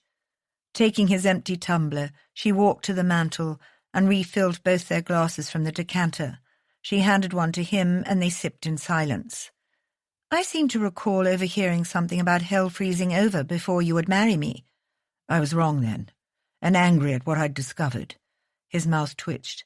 "I didn't take you for an eavesdropper." "Trust me, I hadn't planned to." He held her stare. "Regardless, we seem to have an indisputable rapport, and while lust isn't always a basis for marriage, I'm willing to concede on that point." Her cheeks burned at the bald admission, an instant pulse beginning to throb between her legs. "Lust?" "Yes." Beswick nodded, answering heat sparking in his eyes that made her already erratic throb deepen. "But this isn't only about that. If it makes it more palatable, then think of protecting Isabel. Isn't this what you wanted? I'm offering you both a way out." Astrid swallowed hard. He was right. This was what she had wanted from the start, for Isabel's sake. But when she'd proposed marriage to him before, she'd meant it to be bound by the practical, sensible terms of an agreement, before there was any attraction between them, and before her decisions had become clouded by sentiment. She knew all too well where such things could lead, and how easily it could turn to heartbreak. Astrid looked so conflicted that Thane wanted to pull her into his arms and kiss her into agreement. However, he knew she had to take the last step on her own. He hadn't lied about the attraction between them being an incentive for marriage, but his deeper intentions had everything to do with protecting her from Cain. The moment in the study had gotten away from both of them, and while Thane had not planned for them to be discovered so flagrantly in each other's arms, the outcome would be the same: a marriage. "I have new terms," Astrid said eventually. "I wouldn't expect you not to." Astrid huffed a breath. "Unlike my previous offer, apart from the necessary consummation of the vows, this will be a marriage in name only." "Done." "One more thing," she said, a slight tremor in her voice. "What happened between us here cannot happen again. Kissing, to be clear." Before he could reply, Aunt Mabel pushed open the library doors, her face anxious, though the worry wasn't for them, it seemed. "Hurry, Beswick, before things escalate further. Culbert and Fletcher are not helping matters, and the Viscount is voicing all manner of threats. She breathed in deeply. You should also know that Beaumont has arrived with the local parish officer in tow. Beaumont? Astrid said, striding for the door. The parish officer? Whatever for? Does he mean to take Isabel? Thane opened his mouth to reassure her, but she'd already sped past her aunt, her face drawn with worry. He caught up with her easily, and when they arrived at the entrance to the morning salon, it was complete chaos. Everyone was shouting, the Viscount was red in the face, and Beaumont wore his usual sneer. Apparently, the man hadn't taken his earlier warning seriously. Thane would simply have to be more convincing. He cleared his throat, and the room fell silent. We have a wedding to plan. The Viscount spluttered anew. Now, see here, you bounder. She is my niece. I have the right to thwart any fortune hunters and the like. I beg your pardon, Lord Everley. Aunt Mabel looked down the length of her aristocratic nose at him as if he were lower than a slug. The Harts have no need of fortune. He reddened but scowled. The Duke falls into the category of the like. What do you mean, sir? Look at him, Everley scoffed, his disgust plain. With a face like that, he'd have to coerce any woman to wed him. There's no way a beautiful niece of mine would have accepted willingly. She looked rather willing when we arrived, Culbert? That was from Fletcher, the insubordinate rascal. Thane bit back a smile at Astrid's instant blush. Begone, Viscount Everley said. Servants have no place here. Thane hiked an eyebrow. You'll forgive me, Everley, if I take offence at your ordering about my staff. Fletcher is more than welcome to share his opinion. Well, I never, the Viscount fumed. If you think I'm going to give my blessing to this union, you are wrong, sir. Your Grace, Lady Ashley corrected. The Viscount glowered rudely at her. What? The Duke outranks you, and so you must address him as your Grace, Lord Everley, Lady Ashley said with a sniff of disdain. It is only proper. I do not approve of your suit, your Grace, Everley mocked. The answer is no. We don't need your approval, Uncle. Thane's gaze pivoted to land on Astrid, who was standing to his right beside her sister, her chin high. She would hold him to task and blister him with her tongue behind closed doors, but she would not dishonour him publicly. I have reached my majority, and it says clearly in my father's will that in my sound judgment I may pick a husband of my choosing. Her smile was tight. As long as he is of good birth, titled, and not a fortune hunter, as we've already established, my choice shall stand. The Duke of Beswick is a sound match. Sound? You're not of sound judgment, more like it, he accused. Look at him, he shouted again. He's a bloody beast who doesn't even possess the manners to exist in polite society. Is that what you want? To accept that savage creature into your bed? Isabel gasped, her face flushing at her uncle's crudeness, and the older ladies present tittered with disapproval. "Uncle!" Astrid cried, her gaze flying to Thane's. But he was used to it and more. He kept his expression shuttered, despite the urge to smash his fist into the Viscount's mouth, but he would not give him or Beaumont the satisfaction or an excuse to call his mental capabilities into question. He wouldn't put it past either man to undermine him with accusations of violence. Founded on the battlefield, though such claims might be, Thane would never harm a woman. Lady Ashley huffed. "For shame, Lord Everley, you venture into the obscene, and in the presence of gently bred ladies, no less. For shame, my lord." "It is a duke who has no shame. He has ruined my precious niece, forced her." And there it was, accusation number 1. "Is this true, your Grace?" the parish officer who had accompanied Beaumont asked, speaking for the first time. "Why not ask the lady?" Thane replied. "Lady Astrid is more than capable of speaking for herself." He'd expected her to reply, not to move to his side and take his hand firmly in hers. Thane's throat felt tight. A tremble passed over her shoulders. "The Duke did not force me. I accepted his suit of my own free will." "Good Lord! See how she's shaking with fear," Lady Everley cried. "I saw it.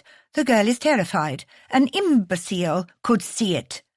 Thane opened his mouth to silence the absurdity once and for all, but Astrid beat him to it.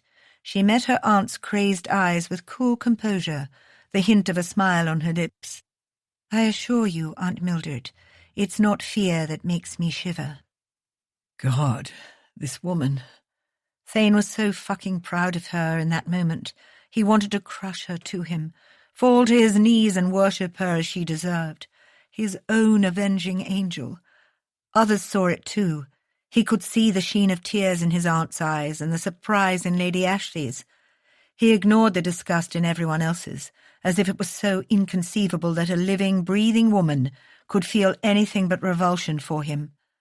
Thane felt an odd sensation in his chest, as if the organ that used to be there had suddenly started working. "You are sick and wicked, child," Lady Everley whispered, "that you would bed the devil himself." "That is enough," Thane said in a dark, deadly voice. "Leave, all of you." "Isabel, retrieve your things," the Viscount commanded. "No," she said calmly. "I'm staying here with Astrid." Astrid moved toward her sister, but Beaumont blocked her path. "She is betrothed to me," he said. "Perhaps a double wedding will be in order." "Over my dead body," Astrid snarled. "There's nothing you can do about it," he said. "The settlement has already been reached." Thane's long-time solicitor, Sir Thornton, cleared his throat. "According to the documents of the late Lord Everley, which I've secured from Jenkins and Jenkins, the Viscount's prior solicitor, it is clear to me that should Lady Astrid take a husband, he will act as guardian in the interests of both his wife and Lady Isabel." "Isabel is already betrothed," Everley insisted. "It is done." Sir Thornton went on as if the Viscount hadn't spoken. "Since your niece's nuptials have yet to take place, approval must be granted by Lady Astrid's husband. Then we will do it via special license," Beaumont hissed, reaching for Isabel. "Do not lay a finger on her," Thane said, the soft words as effective as if he'd roared them. "I warned you what would happen, Beaumont, if you came near my fiancée or her sister again. Now pay heed, or you will not like the outcome." "Are you calling me out?" he asked, throwing a look to the parish officer. "Dueling is illegal." "Do you wish me to spell it out?" "Very well. I dislike your style. I dislike your small mind. I dislike the knot in your cravat. I dislike you. Shall I continue, or have I insulted you enough?" A bead of sweat formed on the man's brow. "You go too far, Beswick." "Do I?" Beaumont's eyes widened, and Thane almost laughed. Had the coxcomb really thought that he would be cowed by the presence of the parish officer? No one terrorized a duke in his own home, much less one like him. "By God, Beswick, you've gone mad." "No, on the contrary, I'm perfectly sane." Thane turned to the jowl-faced man standing behind him. "Parish Officer Jones, unless you have something to charge me with, I bid you good day." The man blanched and bowed. "No, I do not, Your Grace. Good day." "Aunt Mabel, Lady Ashley, if you'll excuse me, it seems I have some business to cover with Sir Thornton. Fletcher, if you'll accompany Lady Isabel to her room." He did not acknowledge Beaumont, the Viscount, or his odious wife. Thane reached for Astrid's hand and lifted it to his lips. "My lady," he murmured. Unreadable ice-blue eyes met his, though she did not remove her hand from his. On the way past, Fletcher shot him a gratified look, an aggravating grin gracing the man's mouth. "Do you require a blanket, Your Grace? Perhaps a scarf or muff?" "No." He stared quizzically at the valet. "Why do you ask?" Fletcher's grin widened. "Heard it's been snowing rather heavily in hell." His future Duchess made a strangled noise at his side that sounded like she was trying not to laugh, and failing miserably. Thane shook his head, the sound of her muffled laughter a balm to his damaged soul, and he chuckled too. He'd never hear the end of it now. Winter had come in hell. The beast of Beswick was to be married. Chapter 12. Over the next fortnight, Thane had reservations about leaving for London to procure an expedient marriage licence, if only because Beaumont still lurked in Southend. Though the time had passed without incident, Thane would not put it past him to try something sly with Lady Isabel. Most over-indulged aristocrats, when denied anything, only made them more determined to have it. And Beaumont was no exception. Although Thane was not a pauper by any means, he'd been shocked when he'd learned of the astronomical size of Astrid's and Isabel's dowries. No wonder the Viscount had been so desperate to get his hands on part of them. Sir Thornton had reported that the Viscount was in debt up to his ears, and he had also discovered from Jenkins and Jenkins that the money had remained untouched because of the ironclad terms surrounding it. Astrid, too, had been convinced that her uncle would not give up without a fight. "I'm certain my uncle would have found a way to take both mine and Isabel's," she'd told Thane. "As a woman, my rights are restricted without a man breathing down my neck like a dragon hoarding its treasure." He had not missed her bitter tone. "My only goal was to make sure Isabel had a proper season, but then Beaumont came sniffing around." "Why did he? As much as I despise the man, he's not strapped for coin. With his title, fortune, and looks, he'd be a desirable catch." Her glare had nearly set him on fire. "Then you marry him. Beaumont is a toad. Perhaps you can kiss him and live happily ever after." Thane had laughed, but she wasn't wrong, that the man was a toad. "Turns out I'm partial to saucy-mouthed harpies, not toads." He'd been hard-pressed not to kiss the tartness off her tongue. In the past weeks, they'd seemed to come to some sort of unacknowledged truce, and despite her moratorium on physical contact, Thane found himself enjoying spending time with her. He'd discovered that one of her favourite collections of stories was The 1,001 Nights. He'd contended that Scheherazade had wilfully entrapped the king with her storytelling gifts, and she'd countered with the argument that women, throughout history, had always had to use any tools at their disposal to survive. Granted, the king in the tale of Scheherazade had killed his queen, and all his concubines, and subsequently every maiden he married thereafter. Subtlety, Astrid had claimed, was the key to overthrowing the patriarchy. Dukes included, she'd added with a sly look. Thane had laughed at her utter irreverence. He appreciated the way her mind worked and how she viewed the world. Her ideas on education and female empowerment intrigued him, and while he liked challenging her, he especially loved when she took him to task. Her quick mouth and shrewd brain might deter a lesser man, but not him. He'd come to esteem their verbal duels. But most of all, he liked figuring out what made her tick. Loyalty, learning, passion. And she was passionate, about her sister and her interests, about her beliefs. It made Thane want to discover if that passion extended elsewhere, in bed particularly. That desire he squashed firmly. Thane's bottled-up physical wants didn't stop him from seeking out her company in the warmth of the conservatory, where they'd taken to walking after dinner, her with a book and him a nip of brandy, before retiring for the evening. As such, after finishing up with his estate business, Thane found her curled on her usual bench, her shoes discarded and her feet tucked beneath her, a book in her lap. He handed her a glass and filled it with a flask from his pocket. "Thank you," she told him, with a soft smile. "How is Isabel?" he asked, checking on a few of the flowering plants. Astrid shrugged.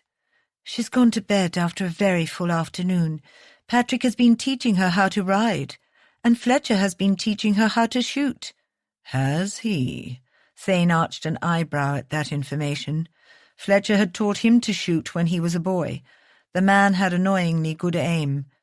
What about you? Did you not wish to learn as well?"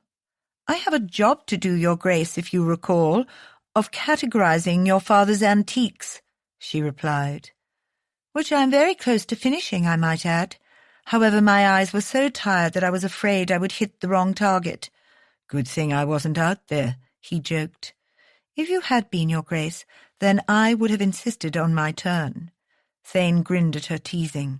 "An untrained woman, deep-rooted dislike, and a pistol do not a good combination make." "I am not untrained," she said, as she took a sip of her brandy, licking a drop off her bottom lip, and he fought back a hiss of breath. "My father taught me how to shoot. Isabel was not inclined to learn anything outside the normal realm for girls. But me, I wanted to know everything that boys did." "He indulged you?" Intractable eyes met his. "I prefer to think that he gave me a fighting chance to stand up on equal footing with other men." "You are a lady, Astrid, not a man." Her eyes flashed and her chin rose, both signs that she was ready to do battle. "And that gives me the right to be inferiorly educated, to be treated as the weaker sex, to be discounted at every turn, to excel at waltzing and whimsy." She said the last 3 words with so much heated contempt, it was a wonder they did not cinder the nearest shrubs. "That's the way the world works." Not that Thane agreed. Women in other communities across the globe had different roles, fought as hard as their men, and were treated on near equal footing. His own mother had not been a weakling. She wouldn't have survived, not with a father like his. The Duchess of Beswick had understood her role, but she had not let society's rules govern her, much like his Aunt Mabel. Thane smiled inside. Female revolutionaries surrounded him, it seemed. "Wollstonecraft would disagree," Astrid countered. She contended that the value of a woman extends beyond the value of her womb, and that education is the only thing that separates our sexes. For a moment his mind blanked at the sound of the word sex on her tongue. Her eyes shone with indignant passion, lips parted, breasts heaving. Suddenly Thane was overtaken by a slew of lewd images that left him breathless. He blinked and shook himself. He'd gone to half-mast in his trousers. Hell! Hurriedly he turned to check on one of the pipes that fed the irrigation system. "Is that why you're hell-bent on learning?" he said over his shoulder. "You want to be like a man?" Astrid threw back her head and laughed, and Thane went full tilt at the uninhibited sound, swelling against the placket of his breeches. Hell! She fired his blood like nothing else. He sat on the bench beside her, hands folded over his lap to disguise the bulge in his pants. "No, of course not," she said, her tone amused. "But I do want to be valued. I want to be a partner, a companion, instead of a brood mare whose only worth is to procreate. Women are not property to be traded like chattel, Your Grace." God, but she had passion in spades. "I, for one, am glad you're not a man," he said. Her attention fell back to the book in her hand, but the movement did not hide the rosy tint seeping into her cheeks. "Good." Thane counted that as a victory. "What are you reading tonight?" he asked, examining the volume she held in her elegant fingers. The sight of her hands made his insides clench, as they always did. It baffled him that he'd be so tied up in knots over a woman's fingers. Who knew he'd be such a quixotic fool? Peering down, he read the title on the book's embossed cover. "Byron?" he chortled out loud. "You surprise me. Wollstonecraft is quite a shift to the Prince of Poets." With a blush, Astrid mumbled that she loathed the poet as a man, but enjoyed his poetry from time to time. "If you dislike him, why read his work?" "It's interesting to compare the man with his poems. He was terribly indiscreet about his lovers." She paused. "Men can get away with so much, but shame, if it's a woman. Then she's vilified for life. Like Wollstonecraft." Thane nodded. "One of Byron's mistresses was linked to Wellington." "My point exactly. Lady Ainslie inspired When We Two Parted. Beautifully composed, but honestly, love isn't found in haste, is it? Although," she remarked cynically, "it can be lost just as quickly." He stared at her. "What do you know of it?" throat working, her face contorted with something like pain as she ducked her head, hiding her face from view. Was she speaking from experience? Had she fancied herself in love with Cain? "Nothing," she said. "How many poems and novels have been written as a result of broken hearts?" Thane said, shifting closer on the bench. "Complete drivel, I say. Love is for fools." "You don't believe in love?" The question was soft, almost inaudible. "No." "Neither do I." Thane was intrigued at her firm assertion, and the undercurrent of raw pain in her voice. "What happened with Cain, Astrid? Why did he cry off?" Crystal blue eyes fastened to his, buried hurt visible for a stark moment before it was banished. She'd alluded to it in his study after they were discovered, but he had never asked her about it outright, to hear it from her lips. "You know why. Beaumont called off the engagement when rumours of my indiscretion surfaced," she replied in a dispassionate tone, shutters descending over those expressive eyes. "Did he compromise you?" It didn't seem like she was going to answer, but then she nodded, as if to herself. "He tried," she said. "He thought because he was my fiancé, he was entitled to—" She glanced at him, flushing. "His marital rights. Even though I knew he was to be my husband, I said no." She exhaled and closed her eyes for an interminable moment. "I felt ill when he touched me, and it was then that I realized I had made a mistake in accepting his offer. We simply weren't suited, and I suggested that we end the engagement amicably." A puff of deprecating laughter left her lips. "Amicably. It's such a mild word, isn't it? It makes you think everything is going to be fine. God, I was so naive." Edmund agreed, only to turn round the next day spreading vicious lies about my character, and that he was forced to cry off the engagement. No one believed me. He destroyed any hope of a future I had without a qualm, because he felt scorned, because a woman had the gall to tell him no. "He ruined any chance you had for another match," Thane discerned. "Yes, the Everleys had suddenly become outcasts. Friends abandoned us. Invitations were withdrawn. We were shunned and cast aside." Astrid stared down at the book in her hands. "Poor Isabel. To be caught in the sights of the same man who destroyed me. I fear it's history repeating itself, and I'll lose my sister for it." Thane felt a muscle start to tick in his jaw and saw her eyes flick to it. Her eyes hardened as though she expected him to doubt her account. But he couldn't begin to articulate the feelings crowding his chest. The sympathy for what she'd been through, the fact that all he could see in her eyes was pain and the fear of being hurt yet again. Thane wanted nothing more than to gather her into his arms and soothe away the hurts she'd suffered. But he sensed Astrid would not welcome the overture. She was anything if not proud and strong and unbelievably resilient. Most women would have crumbled in the face of her past. She hadn't. "None of it matters anyway," she said quickly. "People will believe what they want to believe." "Beaumont is a snake." "Perhaps. But he wasn't alone in the Tun's vilification of me. Everyone loves a good scandal, no matter who gets incinerated in its wake." A hint of a smile ghosted her lips. "Don't worry. He didn't quite get away unscathed. I believe I called him a grasping, oversexed gutter rat in front of the entire assembly." Thane barked a laugh. "The least of what he deserved." She lifted a shoulder in a half shrug, though he could see the old injury in her eyes. "Beaumont is just an overindulged, entitled prick." She blew out a breath. "My story is not so different from other women who have been silenced. That's why I'm so fond of Wollstonecraft's essays. If women were treated equally, I would have been allowed to plead my case, to tell the truth, instead of having to live with the assumptions and sentencing of others." She smiled ruefully. "But you said it yourself. That's the way the world works." "It shouldn't be," he said quietly. "Beaumont took something from you. It might not have been your virginity, but the truth is he stole something valuable just the same. Part of you." A look of vulnerability crossed her face. that she quickly hid. She set the volume of poetry aside and reached down for her slippers. "If you will excuse me, Your Grace, I am for bed." He leapt up and knelt at her feet, taking the shoes before she could grasp them. "Allow me, and it's Thane." A blush rose to her cheeks. "What are you doing?"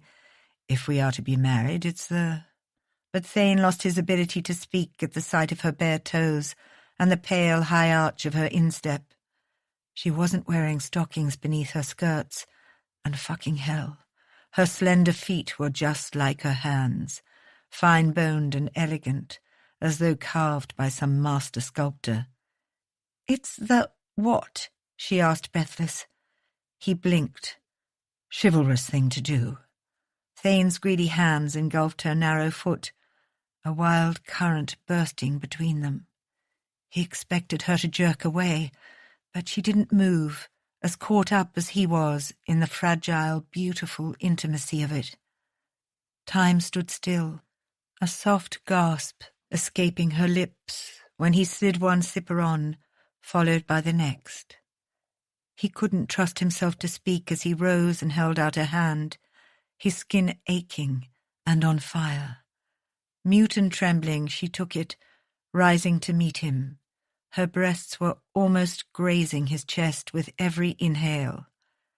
Thane wanted to touch her so badly, his body vibrated with it. She wanted him too. He could see it in her fluttering pulse, feel it in the shallow breaths breaking from her lungs. Her slim body swayed toward his, caught in the same magnetic pull that held him in thrall. He wanted to sweep her into his arms, kiss her until neither of them could breathe, hold her close and tell her over and over again that she was worthy. "Astrid," he whispered, "may I kiss you?" His whisper broke whatever spell had held them together. Her eyes widened as she pulled away with a harsh sound. "Please don't. I can't." And with that, she turned and ran from the greenhouse. Astrid flew back to the house, past a stupefied Culbert and an even more astonished Lady Mabel, and slammed the door of her bedchamber shut behind her. She caught her breath in fits and starts, clutching at her quivering belly. Heat from her tingling feet speared up her limbs into her abdomen and settled low in the cradle between her legs, where a warm, insistent ache throbbed. The look in Bezik's golden eyes had made her feel unhinged, as if she would come apart at the seams if he didn't touch her. Astrid blinked, breathing deeply. During the last 2 weeks, what had simmered between them had gone well beyond attraction. This was all-consuming, heart-fracturing need, the force of which terrified her. One touch, and she'd been ready to ignite, fall at his feet and plead for those warm, clever fingers to continue their wicked path up her leg. It would have been so easy to say yes. "What are you so afraid of?" She'd asked herself the question almost every night. Bezik wasn't making her do anything. He wasn't Beaumont, trying to force his unwelcome attentions on her. The Duke had simply asked for a kiss. And the truth was, she liked kissing him. Maybe that was it. She wasn't afraid of Bezik. She was afraid of herself, afraid of what kissing him would mean for her, hence the no-kissing rule she'd insisted upon. But being afraid did not line up with her basic ideals of living life on her own terms.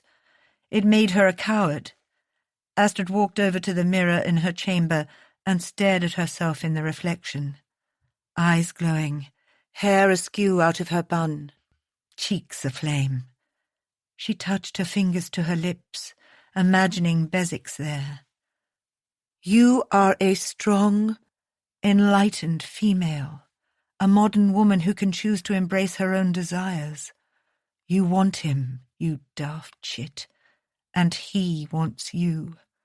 What would one kiss hurt?" One kiss had the power to ruin lives. She knew that well enough.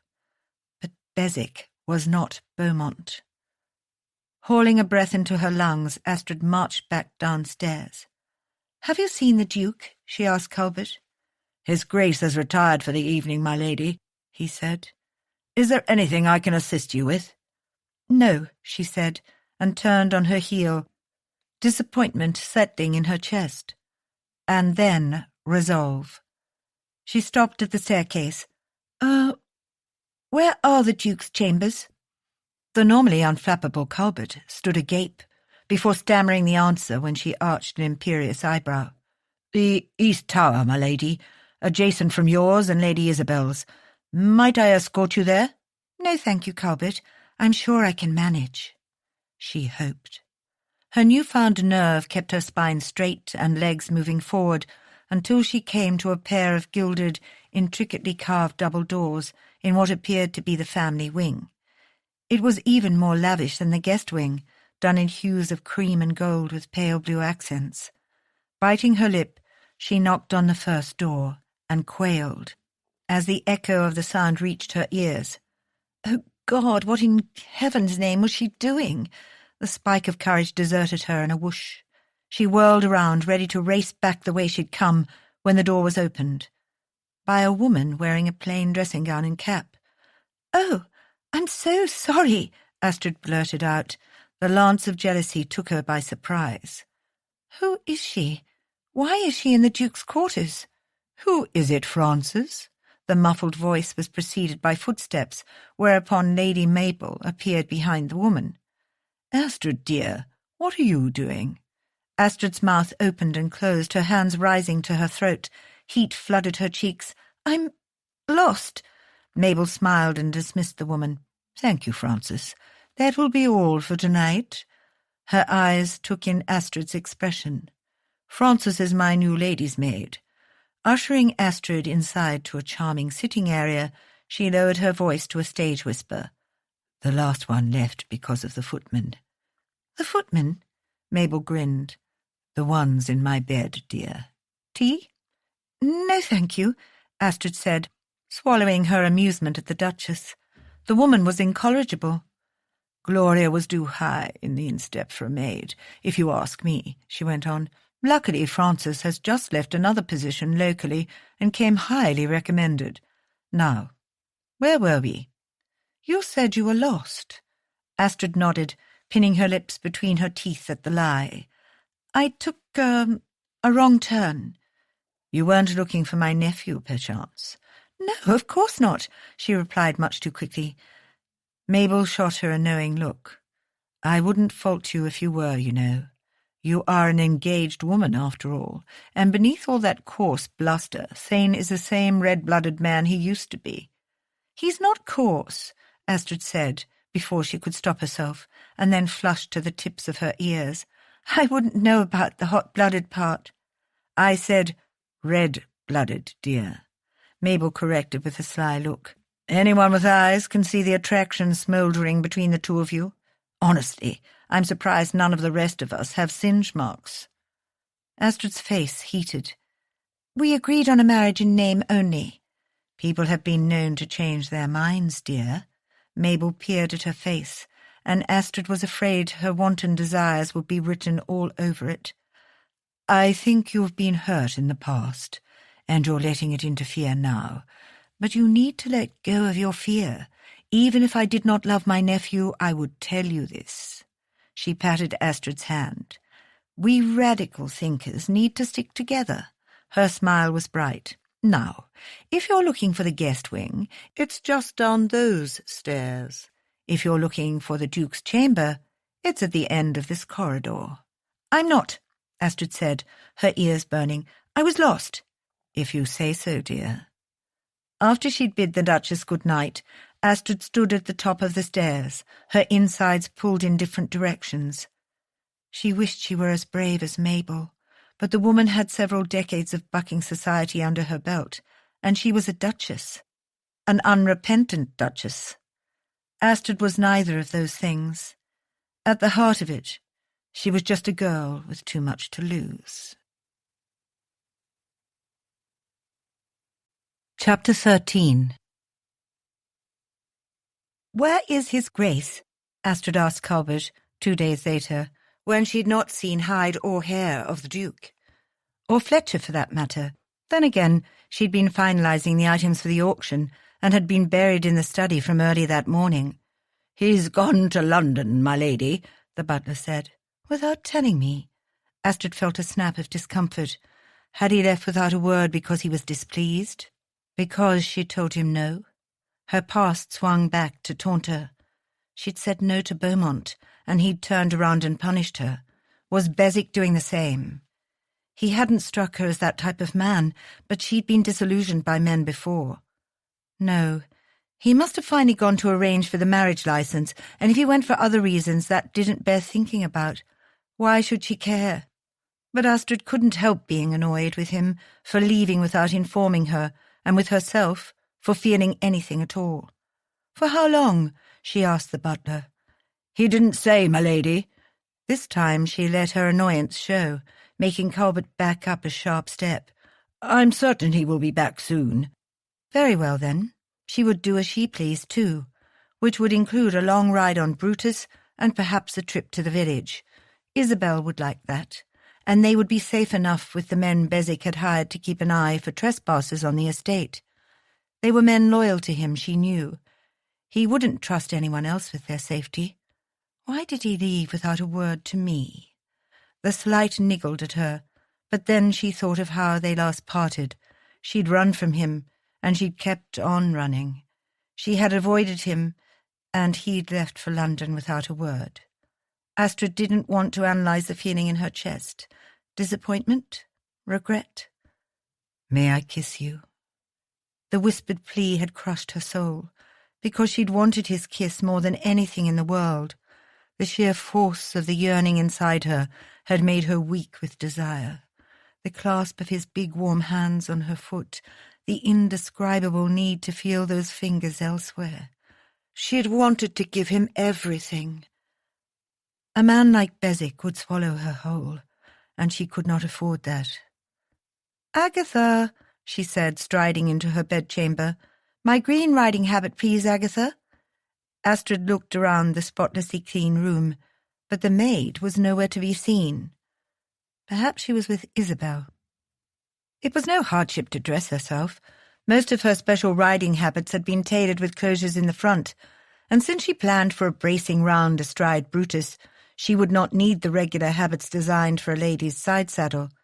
The brisk ride might also take away the fullness between her thighs that had not dissipated in days. In private moments over the years, Astrid had found release on her own, but she couldn't risk being caught. Not here.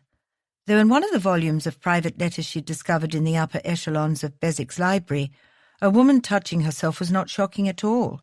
In fact, the author, Ninon de l'Enclos, who had been a French courtesan, encouraged it.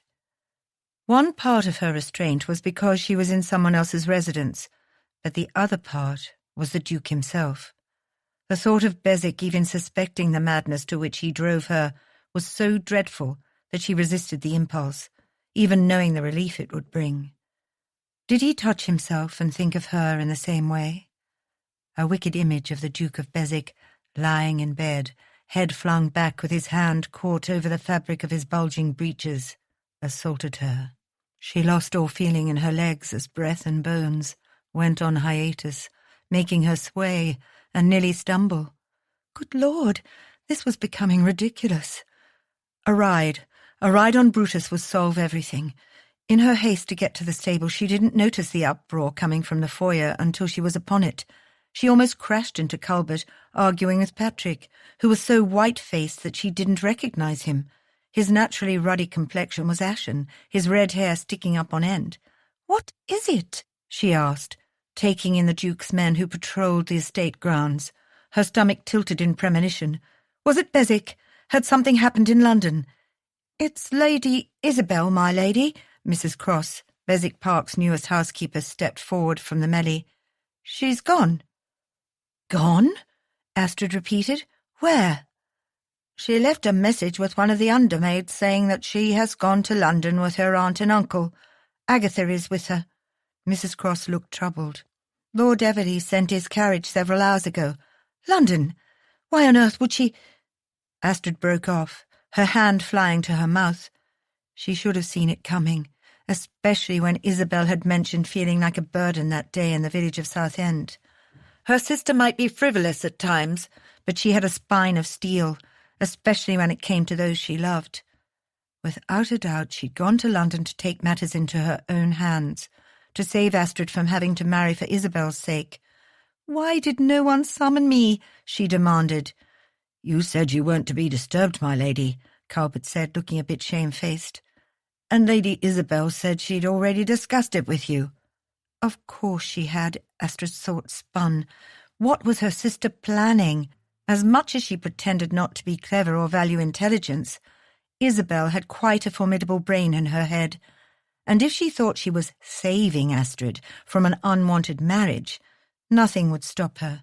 At least she'd had the presence of mind to take a lady's maid with her. Astrid trusted Agatha to keep her sister safe. "She left you a note, my lady," the housekeeper said, handing it to her. Sure enough, the note was in Isabel's neat handwriting, saying exactly what Mrs. Cross had communicated. Isabel had accompanied their aunt and uncle to London for the start of the season and promised that she was going to fix things. She'd added that their uncle had promised new gowns and jewels, and to give her a chance to choose a suitor who pleased her. Astrid gritted her teeth. Of course he had. He'd promised anything to get his greedy hands on Isabel's dowry, and Astrid wouldn't discount the fact that Beaumont wasn't still involved somehow. Her brain whirled furiously. What were her conniving relatives up to? Or better yet, what was her sister up to? Talbot made a pained noise, distress written all over him. "I'm sorry I didn't stop her, my lady. She was so convincing. Is Lady Isabel in trouble?" "It's not your fault, Talbot. Isabel is headstrong. It tends to run in the family," Astrid said. "Whether she's in trouble remains to be seen. I suspect this is yet another ploy of my uncle's, and it's my doing too. I should have seen this coming." "Shall we send word to the Duke?" Astrid shook her head. "No, if Isabel has gone to London, I will go myself." Sitting in his study at Hart House in Mayfair, Thane stared hard at the documents in hand. A marriage licence granted by the Archbishop of Canterbury. It seemed incongruous that such a small piece of parchment would hold so much power to bind two people together without the customary posting of the banns. And yet it did. He and Astrid would be married. Thane hadn't seen her before leaving for London. He'd left that task to Talbot. The truth was that he couldn't face her, not after she'd fled his presence, not after he'd begged for her favours like a schoolboy begging for sweets. God, he was pitiable. Not even his own future wife could stand to be in the same space as him. He toyed with the idea of visiting his club. The idea of drowning himself in a bottle of port while fleecing other men of their fortunes at the gaming tables had merit. It was better than sitting here, waxing philosophic over a piece of foolscap. "Summon Fletcher," he called out to a nearby footman. "Tell him to ready a bath. I'm going out." "Of course, Your Grace." The master bathing chamber at Hart House had also been updated to match the ones installed at Beswick Park, with bathtubs large enough to fully accommodate his size and his needs. When the bath had been readied and Thane lay submerged in water, as hot as he could manage, he felt some of the tension slowly start to melt away. "You may go," he told Fletcher. "I'll be a while."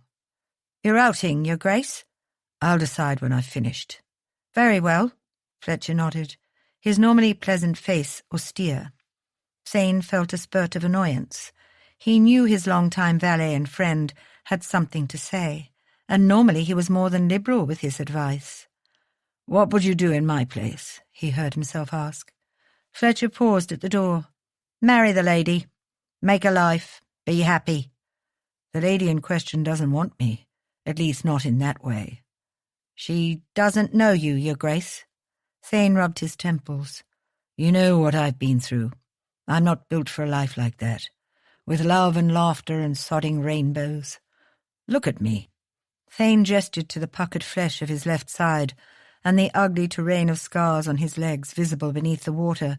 "I'm a fucking monster. Who deserves to lie with this?" "So what?"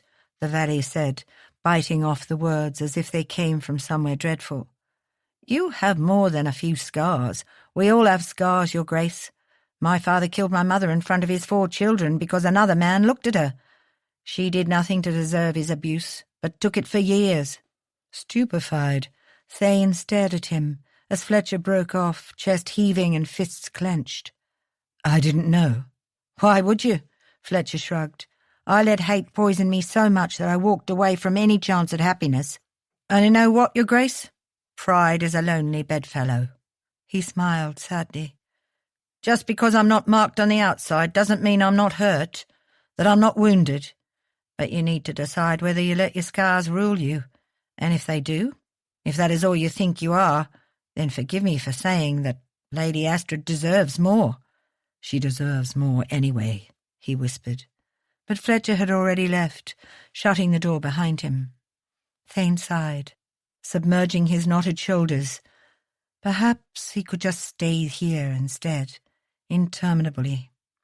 He let his body slide down the porcelain surface of the tub, sinking his head beneath the water until his heartbeat roared dimly in his ears. Behind his closed lids, visions of Astrid appeared. Ones of her curled on the bench in his conservatory, all peach-coloured skin and fierce-witted intelligence, and others of her spread out on his bed in tantalizing glory, all sin and desire and naked torment. Unable to help himself, he focused on the latter. Her full lips were pink, those ice-blue eyes of hers, warm pools of want, handfuls of glossy hair spilled over her shoulders, hiding her ample curves from view and playing peekaboo with rosy nipples. His already hard cock twitched.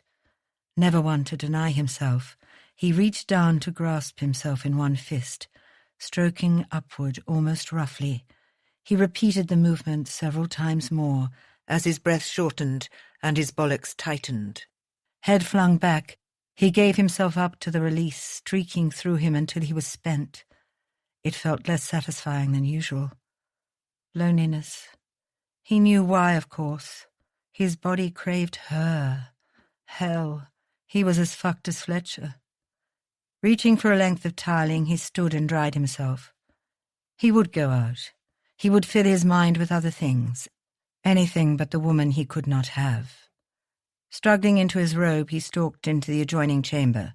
"Fletcher, send for my carriage." His words broke off. The lady of his fantasies stood there in the flesh, at the entrance to his bedchamber, mere steps away from his bed. She looked beautiful and flushed as her eyes swept his half-dressed form, though not with mutual desire, with fear and with worry. Thane blinked, sanity returning. "Astrid, what is it? Why have you come?" "Thane, it's Isabel," she rasped, her hands going to her face. "She's with my aunt and uncle here in London." "She's here?" Conscious of his nudity, he fastened his robe before going to her and gathering her into a loose embrace. "Start at the beginning. Tell me what happened." In a few short sentences she told him about the note and the fact that Isabel had gone willingly. She said they were happy to let her decide for herself. They've promised her gowns and trinkets, more than enough to turn a girl's head. My uncle is up to something, I know it. "Fear of the debtor's prison drives men to many things," he said, "and trust your sister.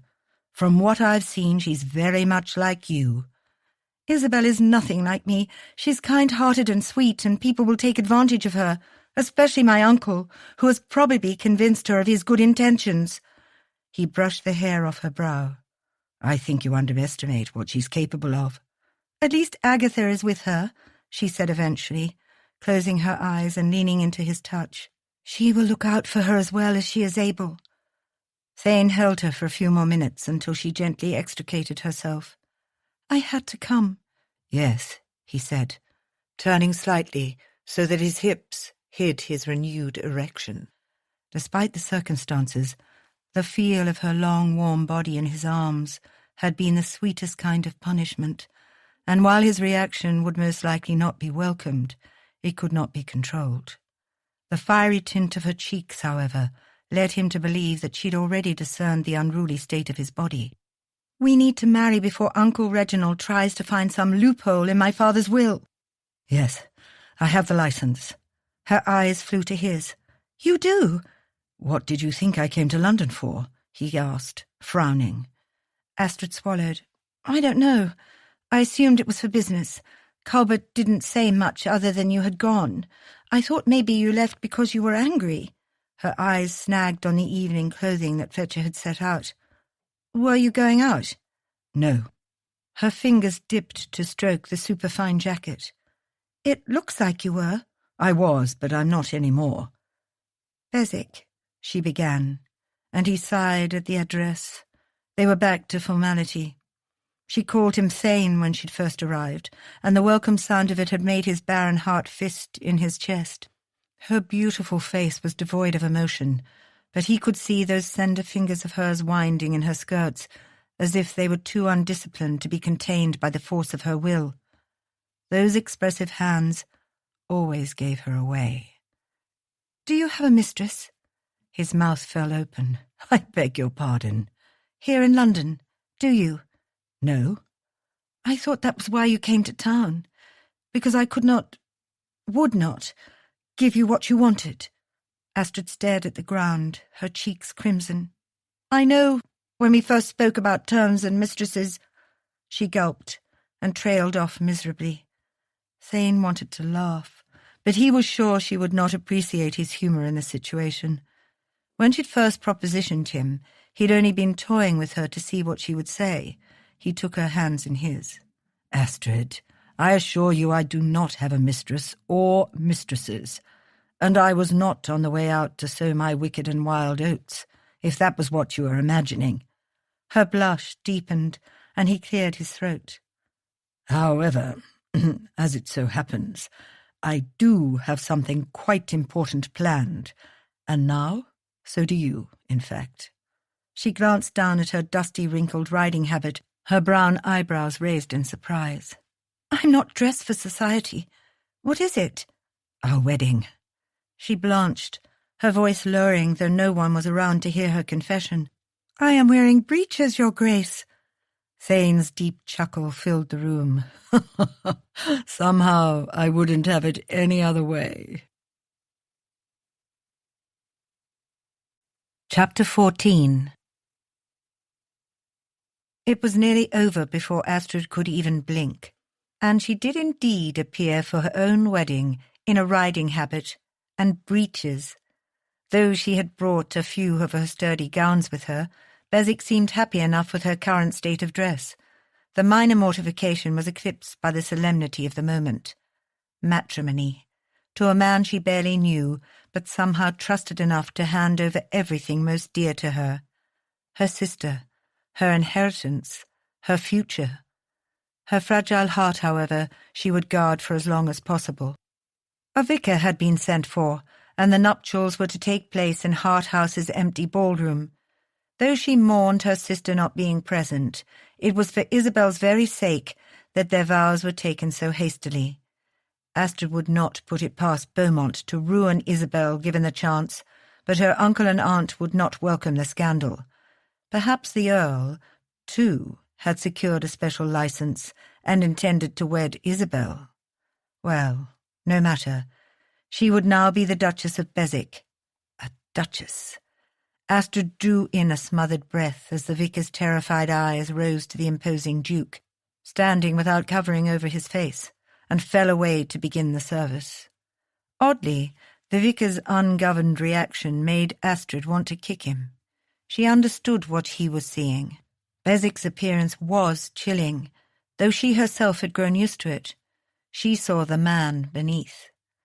Thane repeated his vows in a deep, resonant voice, no hesitation in it. I, Nathaniel Blakely Sterling Hart, take thee, Astrid Victoria Everleigh, to be my wedded wife. His Christian name is Nathaniel. The vicar cleared his throat. Will you take this man to be your wedded husband, to live together after God's ordinance in the holy estate of matrimony? Astrid started as the vicar's eyes fell upon her. He shot her a look as if to ask, Are you certain this is indeed of your own free will? She nearly laughed through her muddled nerves. "I will," she said. She sucked in a breath, but was distracted by the exquisite sapphire ring the Duke slid from his pocket and placed onto her finger. "With this ring I thee wed, with my body I thee worship, and with all my worldly goods I thee endow." "Then those whom God has joined together, let no man put asunder," the vicar said. Thane turned to her, his beautiful eyes a shade of amber that was so clear she could see a myriad of gilded golden flecks in it. Would he kiss her? It wasn't the custom, but he never did anything the way it was supposed to be done. She closed her eyes, just as his lips brushed her cheek. "You and Isabel are safe now." And then it was done.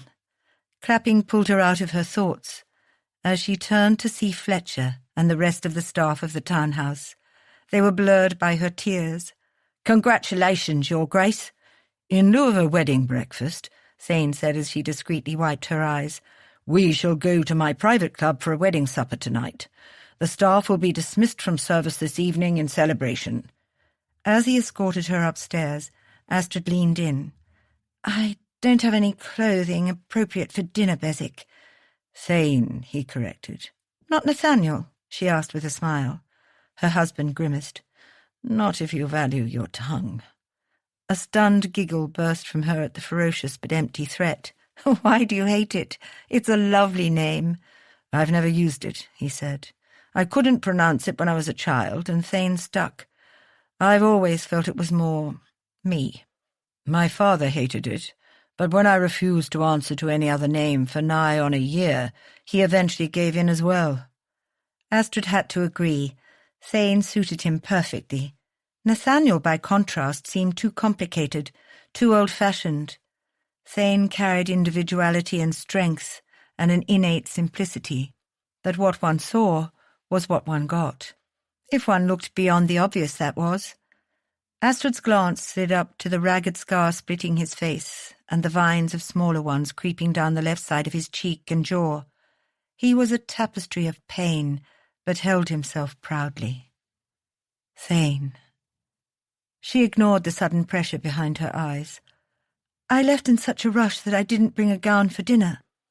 The Duke gave her a benign smile and ushered her toward the suite of rooms belonging to the Duchess of Beswick. "Since Agatha is with Isabel, I've arranged for the sister of one of the footmen to assist you." He bowed, mischief in his eyes. "I will see you for dinner shortly, my lady." Curious, Astrid walked into her chambers. It was, like everything else in Harthouse, exquisitely appointed, in a subtle pale gold and green colour scheme that was pleasing to the eye. An enormous bed sat at the centre of the room, its bedposts draped in filmy gauze. A connecting door at one end led to the Duke's own chambers. Her heart stuttered at the thought that the wedding night would have to be consummated, especially to those who might push to have it annulled. But she was grateful that she had her own privacy, for now. "Good evening, Your Grace," a young girl said, bobbing a curtsy. "I'm Alice." "Good evening, Alice." Astrid walked toward the bed where the girl stood, her jaw going slack at the sight of the gown on the bed. It was a frothy ice-blue creation of tulle and silk. "Where did that come from?" she whispered. "From Madame Pinot," Alice piped up. "She's the most famous modiste in London, Your Grace. My brother was sent by His Grace to fetch it during the wedding. You are to see her yourself at the end of the week for a full wardrobe." Astrid was dumbfounded by the Duke's thoughtfulness. It seemed she had underestimated her new husband, as well as his influence and bottomless coffers. If he was able to get a dress in less than an hour and commission an entire wardrobe from a celebrated modiste during the busy start of the season. She stared at the lovely gown that Madame Pinot must have had on hand, and wondered whether it would fit. "His Grace ordered a bath prepared for you as well." Alice held out a folded piece of parchment. "Also a letter came for you, my lady." "A letter?" Astrid blinked. "From whom?" "I'm not sure, Your Grace, but it was delivered to the kitchens a few minutes ago, addressed to Lady Astrid." She took the folded piece of foolscap with shaking hands and opened it. Her knees gave out at the sight of the urgently scrawled handwriting and she collapsed onto the armchair in the sitting area. It was from Isabel, and it was exactly as she had suspected. "My dearest Astrid, I hope this note finds you well. I've just heard from Agatha by way of Fletcher that you arrived in town only today, and she has promised to see this to you. First of all, I am well, so do not worry yourself. Please understand that I had to do this, for both our sakes. You should not have to marry under duress. Not Beswick, not anyone. I only want for your happiness, Astrid. And mine too, of course, but never at the expense of yours. You've always taken care of me, and it's my turn now. In other news, Uncle Reginald is very cross with us, but says that I can make it right by securing an expedient match. He says that we are here for the season so that I may be courted properly and have my choice of suitors. The Earl of Beaumont is also in London, and he remains Uncle's top candidate for marriage. I have overheard that he means to seek the Prince Regent's favour to overturn Father's terms of approval. Please do not worry about me. If you need to reach me, send word to Agatha. I will be at the Featheringstoke ball a week hence. It is a masquerade. Perhaps I will see you there. I remain yours faithfully, your loving sister, Isabel." Her sister sounded normal. Astrid hadn't expected that, but then again recent events had been more surprising than not. And Isabel had come to London of her own free will. Perhaps Beswick was correct. Her sister had come from the same wilful stock she had. Despite her youth, she was strong and resilient, and she was loyal to a fault. Astrid's heart raced as she reread the note. The Featheringstoke ball. It would be a chance to see Isabel for herself, and since it was a masquerade, she would be disguised. She would plan to be in attendance if it killed her, if only to see for herself that her sister was well. She placed the letter down and followed the maid into the bathing chamber that connected both suites. It seemed somehow far too intimate that she and Beswick would now share such a space. A tub half full of heated water awaited her. It was more than enough for her needs, but she suspected it had been designed with the much larger Duke in mind. Astrid couldn't help the rush of heat along her veins at the scandalous thought that they would both be nude, though at different times, in this very bathing tub. Undressing quickly, she peeled the dusty riding habit from her body with Alice's help, and then stepped into the deliciously hot water. With a happy sigh, she lathered with the lemon-scented soap that Alice held toward her in a small jar, and washed her hair. The door at the far end of the chamber cracked open, and Astrid squeaked as the master of the house, and her new husband, leaned against the door jamb.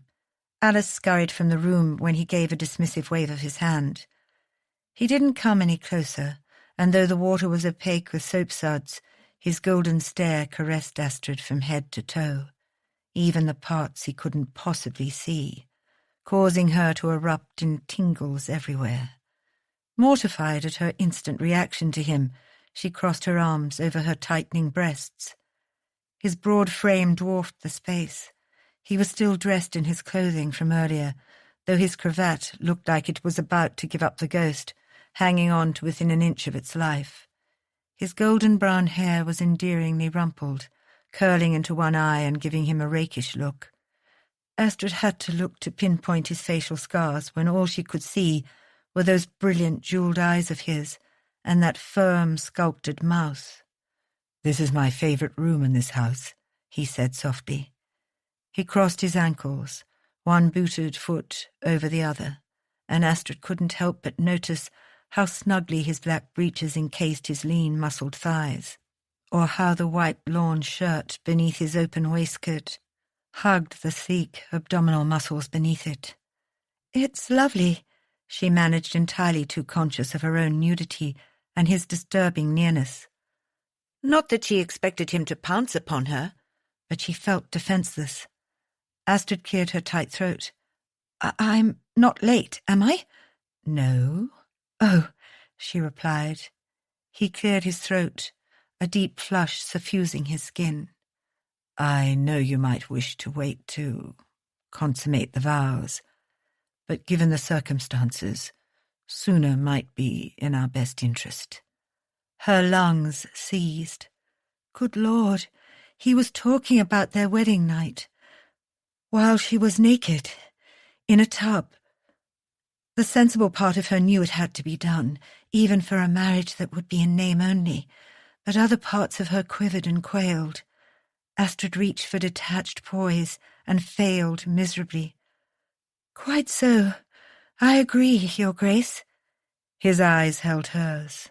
"Thane." "Thane," she repeated, her hands sloshing the water.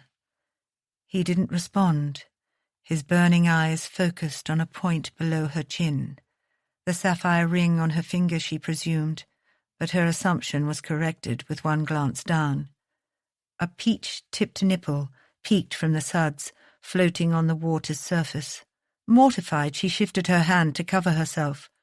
"Don't," her husband said thickly, moving so fast that when he knelt at the edge of the tub, she bit back a hushed gasp.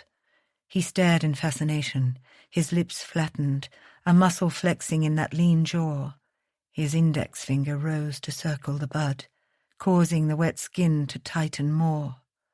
"You're beautiful." Astrid sucked in a ragged breath, but the Duke seemed utterly mesmerized. Without a word, he rolled the pebbled peak between two fingers, and she couldn't hold back her moan as a lightning shot from her breasts to her thighs. Unconsciously, she arched her back like a cat, pushing her body into his caress, wanting more, wanting all. "Thane, I ache," she whispered. His cheek flexed as he froze, his frame rigid, and then scooped her up into his arms, soaking wet. Astrid didn't even have the decency to blush as he took her to his adjoining chamber, kicking the door shut behind him. He placed her in the middle of his large bed, uncaring of his now drenched sheets, and snuffed out the single candle in the room before she heard the telltale rustle of clothing. In the moment, she wasn't afraid. She wanted this. She felt restless, her nerves on edge, warmth pooling through her limbs like honey, that ache inside her demanding to be soothed. After a beat, the mattress dipped under his weight, and as his long body hovered over hers, Astrid almost laughed. If there was a time for her brain to put naked and Duke together, this was it. Although he wasn't completely naked, he still wore his shirt sleeves. Astrid could feel the fabric grazing her overly sensitive breasts, and compassion surged through her as she recalled the scars she'd glimpsed for half a second when he'd been in his tub at Beswick Park. But then a pair of lean, hair-roughened bare thighs slid against hers, and her brain went deliciously blank. He was obviously naked down there, and thick and hard and ready. Her breath soared out of her lungs. She was on the cusp of losing her virginity, losing the very thing that had plagued her every waking moment ever since Beaumont's accusations. No, she didn't want to think about him. Not now, not here. She'd chosen to marry Beswick, and she'd chosen to be here in his bed, chosen to be his wife. These were her choices, on her terms. "You're wet," he growled. "I just had a bath," she said without thinking. His low laughter warmed her as his fingers brushed her curls at the apex of her thighs, and she almost bowed off the bed. "Here, you're wet for me." Astrid sucked in a breath, but lost it the minute those big hands started caressing her bare legs. Over her calves, behind her knees, her inner thighs. Thane settled his large body between them, his fingertips finding sensitive areas that made her nerve-ending scream, and by the time he returned to the heart of her quivering core, she was an overwrought mess of want. "God, Astrid, you feel like warmed satin." The mattress shifted with his weight, the only warning she had before warm lips kissed her there, right where it ached the most. She nearly shot off the bed as his tongue swirled against her hot flesh. Suddenly, Astrid wished she could see in the darkness, as she imagined those wide shoulders ensconced between her legs, but all she could do was feel, and feel, and feel, and feel. Thane took his time, mapping each fold like a master cartographer, learning each spot that made her writhe and moan against his unhurried onslaught. Astrid had seen lewd drawings in the pages of erotic books, but nothing prepared her for what such a thing felt like. In the darkness, it felt sinfully decadent, lush, raw, powerful. "It's too much, Thane. I can't." "You can," he said, cool air blowing on the exposed heart of her. And then he proceeded to torture her once more, this time adding fingers to the mix. Astrid's back arched as his lips and tongue worked against her, lapping, sucking, and circling without mercy, while two of his long fingers sank inside her. Beneath his ruthlessly skillful attentions, pressure built and then broke. Bliss crested over her in sweet, hot waves. But her sneaky husband didn't stop until he'd coaxed another paroxysm from her in quick succession. Astrid's body felt deliciously boneless, her mind gloriously blank. Her head fell back against the pillows as Thane made a sound of pure male satisfaction in his throat and levered himself over her upon his muscular forearms. "You are splendid, Astrid." "Now, Thane, please," she whispered before her courage deserted her. "Make me yours." Her cheeks burned. She might as well have ordered him to take her like the virgin sacrifice in some lurid Viking penny novel. But the space between her hips pulsated in agreement. She bloody well wanted to be taken. Good gracious, can I be any needier? But she didn't have time to ponder on it, as her very large, very skillful husband chuckled at her demands and positioned himself between her legs. Her knees fell apart to cradle his hips, and she gasped at the wickedly erotic position. It was almost too much. The sensitivity, the weight of him, the texture of his firm male body. A brief twinge of anxiety rolled through her, and her muscles tensed in anticipation. But she didn't have time to dwell on it when she felt the warm prod of him at her entrance, and slowly he pushed inside. Astrid gasped and clutched at his shoulders. The pinch of friction took her by surprise, as did the feeling of fullness, even though she'd known to expect the discomfort, but her body gradually relaxed to accommodate him, and then he began to move with slow, deep thrusts that made her toes curl and her palms fall to fist in the bedsheets. True to their agreement, he didn't kiss her on the mouth, but his marauding fingers plucked at her nipples, making her spine arch and driving her mindless with pleasure. Thane's hand slid down between their joined bodies, pressing that slick, needy spot between her thighs, where all sensations seemed to converge. Astrid moaned as his adept fingers worked her, his hips quickening in their movements even as his movements grew more uncontrolled. Heat sparked and ignited once more, and then she was bursting into a million pieces as her release crested and shattered. With a final thrust and a guttural groan, the Duke yanked himself from her body and collapsed against her, panting heavily. She could feel a sticky warmth between them on the skin of her belly. He did not speak, though she could feel him breathing, his heart hammering wildly against hers, communicating in a language all their own.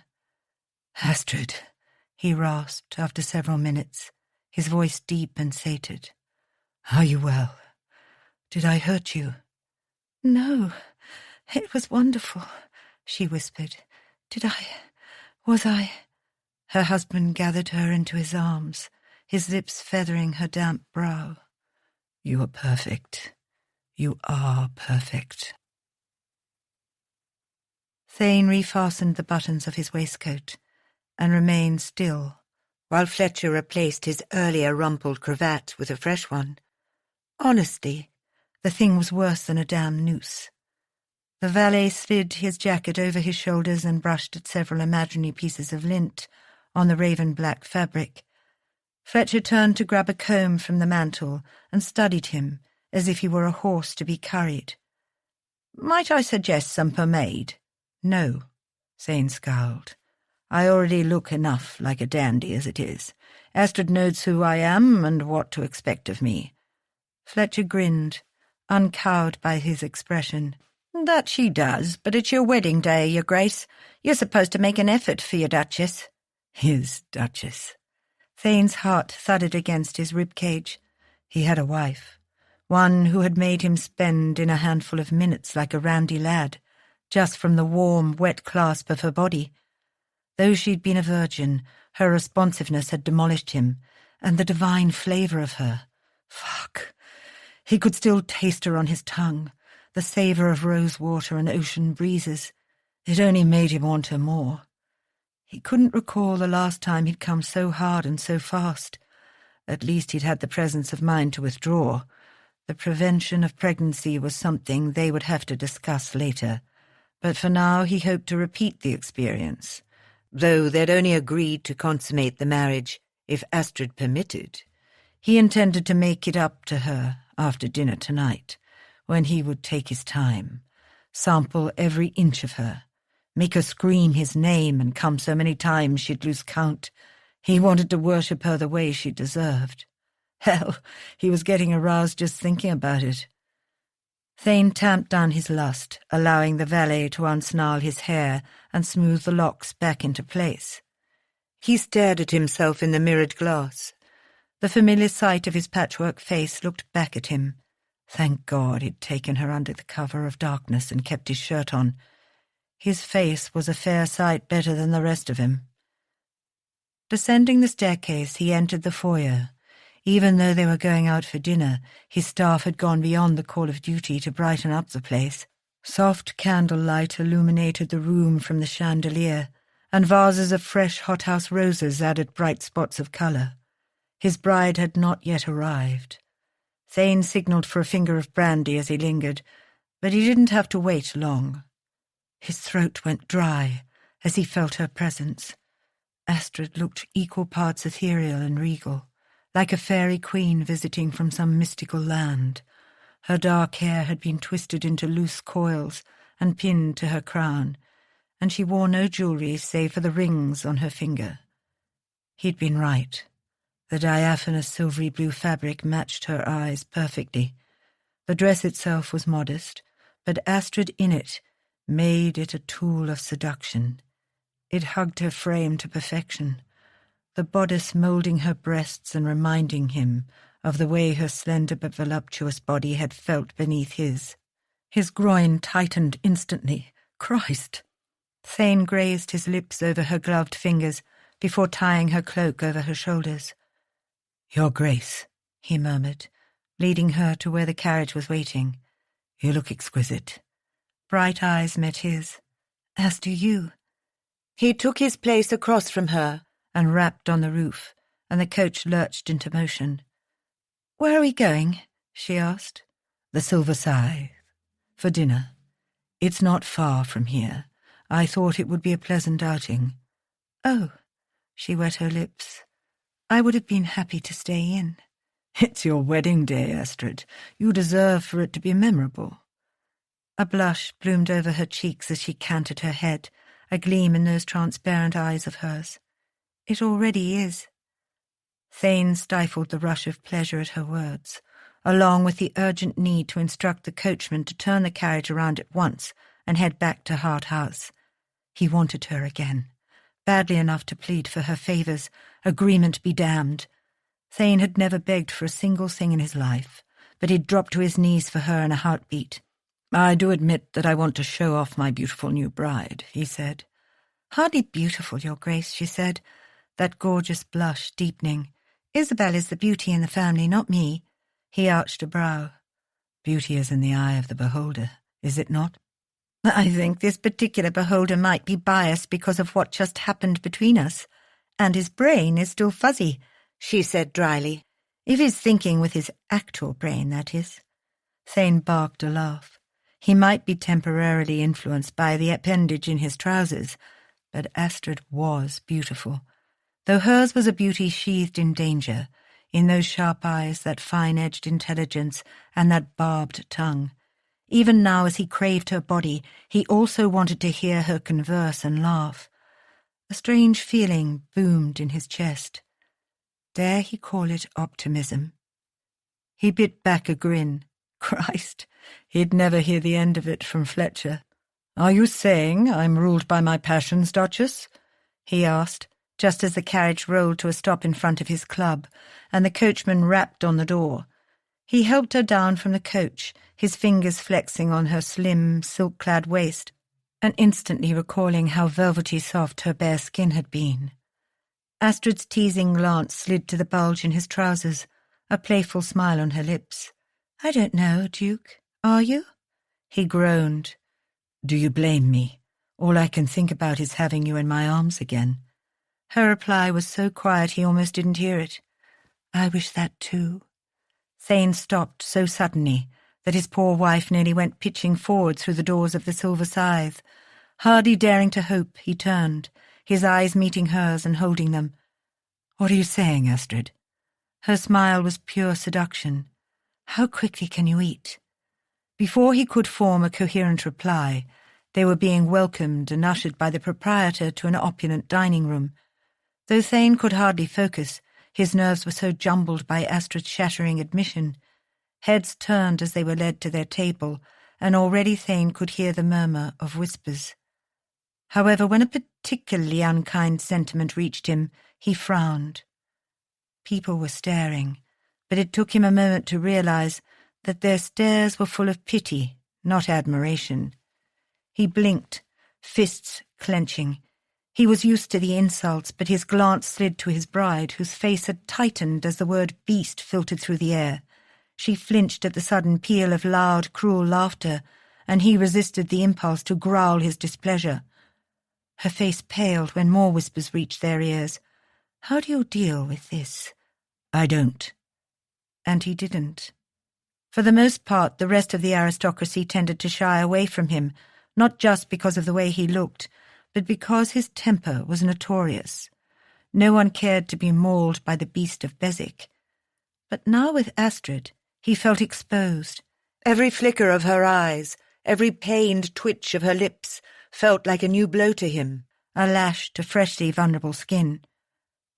Determined to enjoy the evening for her sake, Thane sipped on chilled cucumber soup and chewed tender lamb before sparing his Duchess a glance. Her brow had knitted with a curious combination of confusion, discomfort, and annoyance, but she seemed focused on her food. As he ate, he felt her gaze upon him from time to time, but she remained steadfast upon her own meal.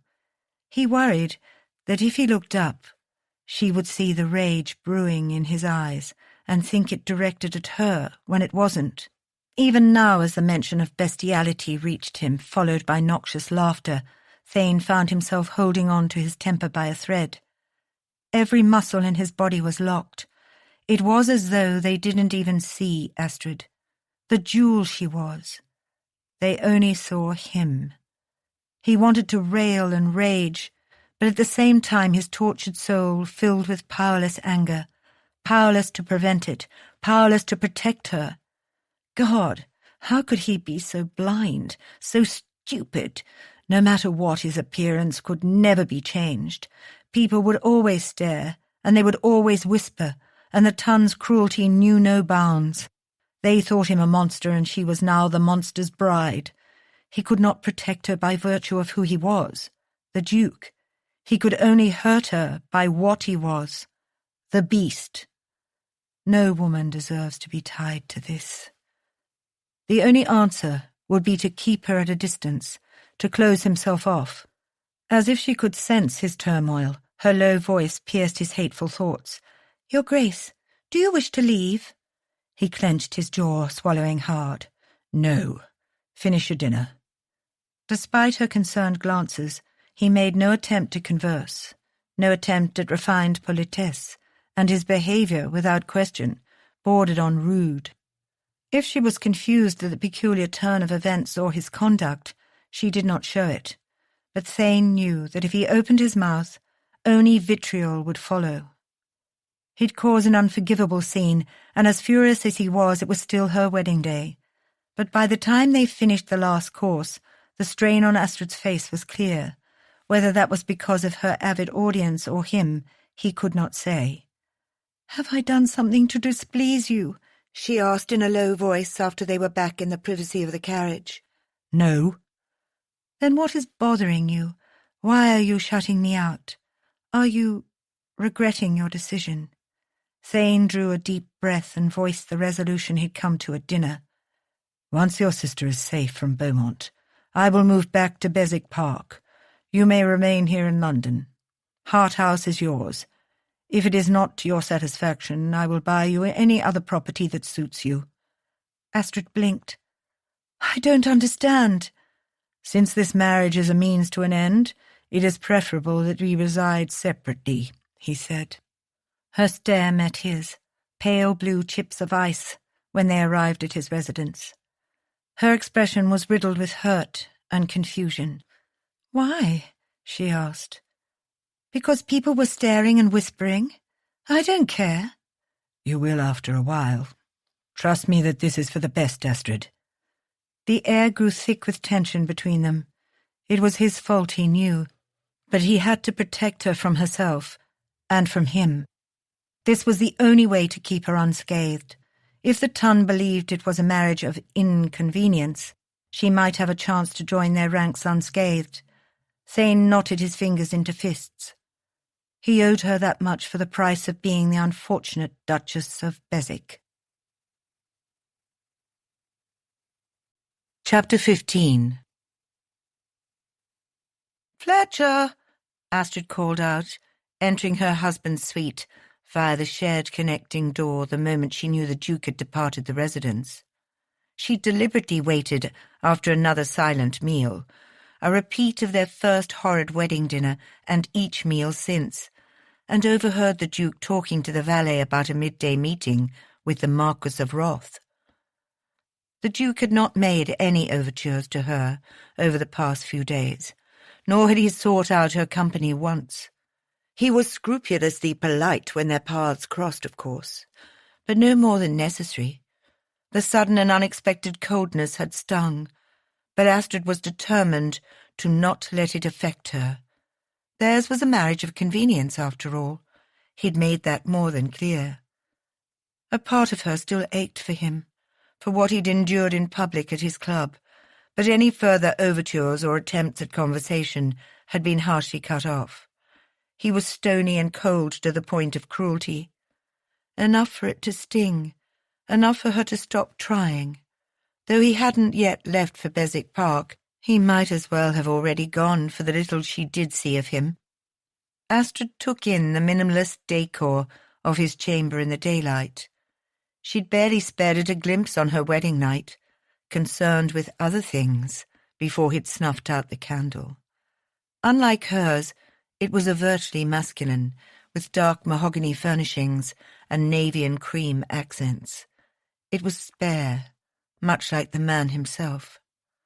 Astrid averted her gaze from the bed, however, which was massive and luxurious, and the complete opposite of the rest of the room.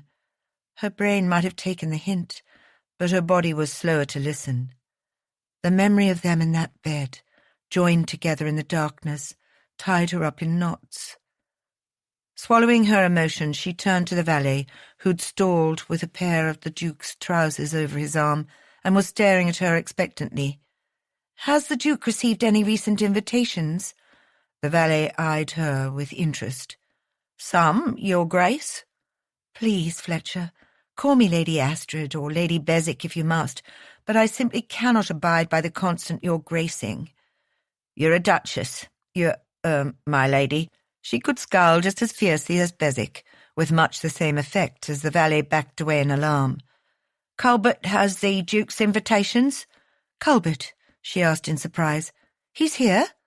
"Yes, His Grace sent for some of the staff from Beswick Park as well as for his aunt. They arrived early this morning, and Lady Verne took straight to her room." He smirked. catching sight of the butler, loitering in the corridor, and raised his voice. "You see, poor Colbert feels quite left out if he isn't included in some menial way. Doesn't think the Duke's life can go on without his constant supervision, and now you will endure the joys of being smothered as well." The butler spluttered, shooting daggers at Fletcher, and then bowed in her direction.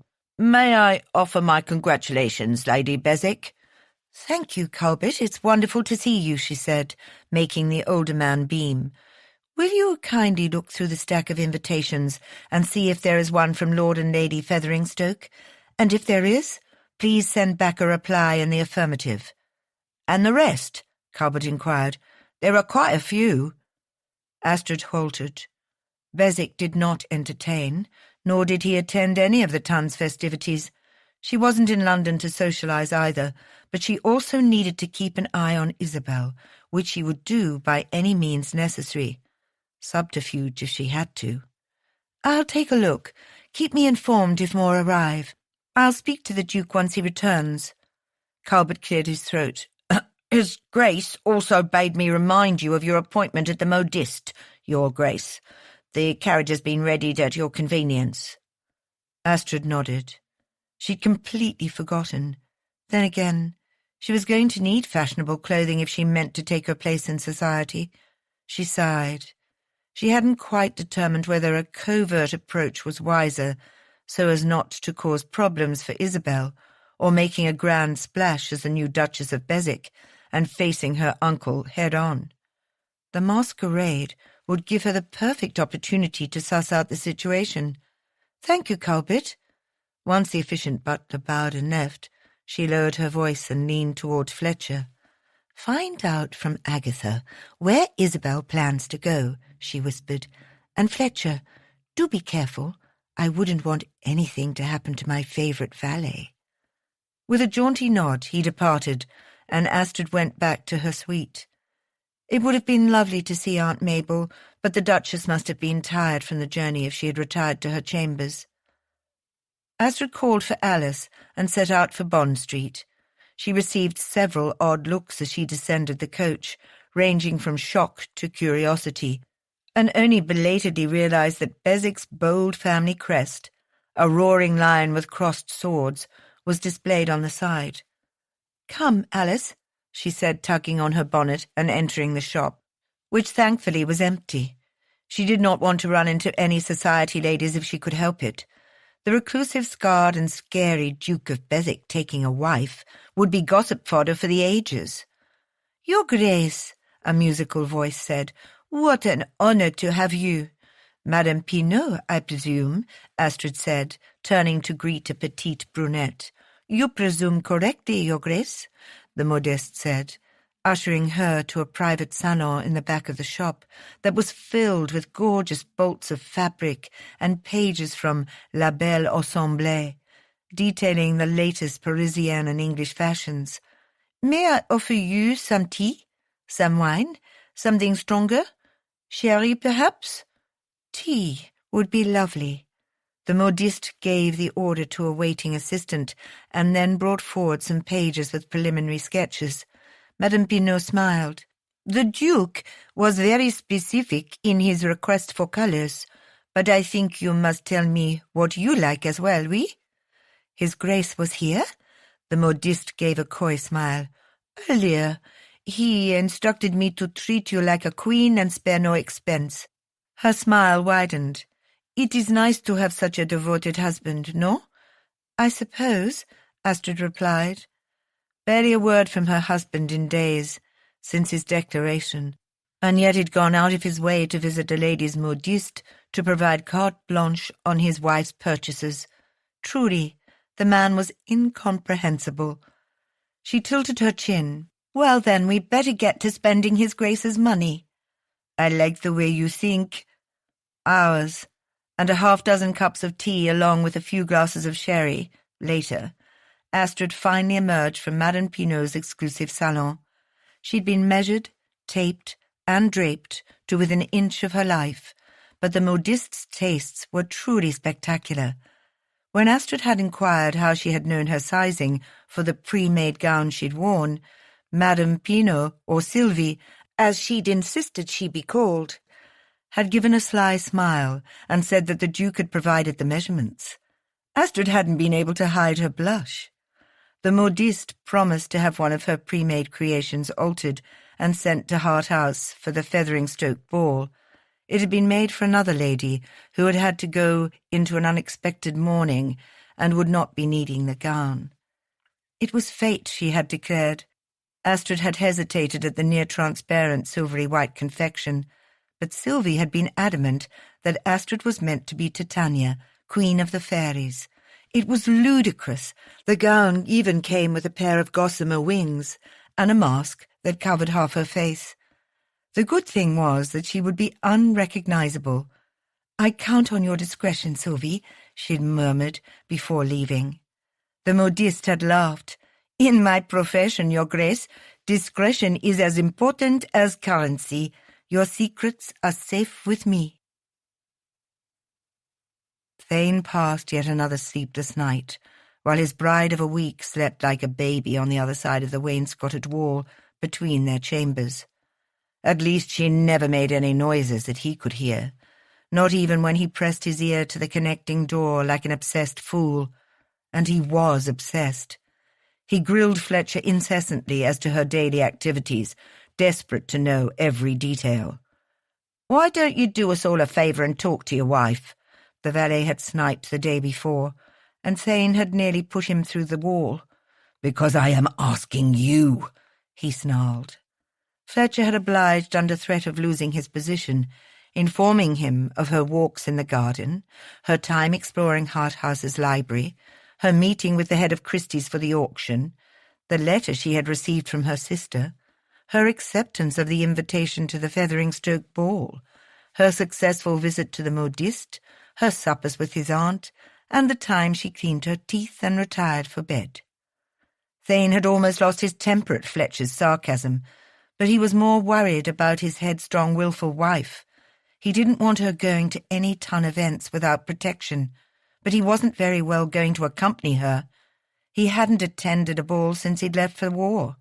Already at the thought of formal togs, he could feel the garrote of a heavy cravat against his throat and the stifling heat of a ballroom crammed with hundreds of sweaty bodies. "No, thank you."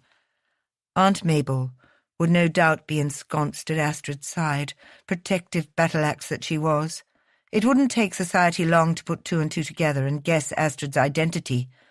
Perhaps Sir Thornton would be amenable to lending a hand.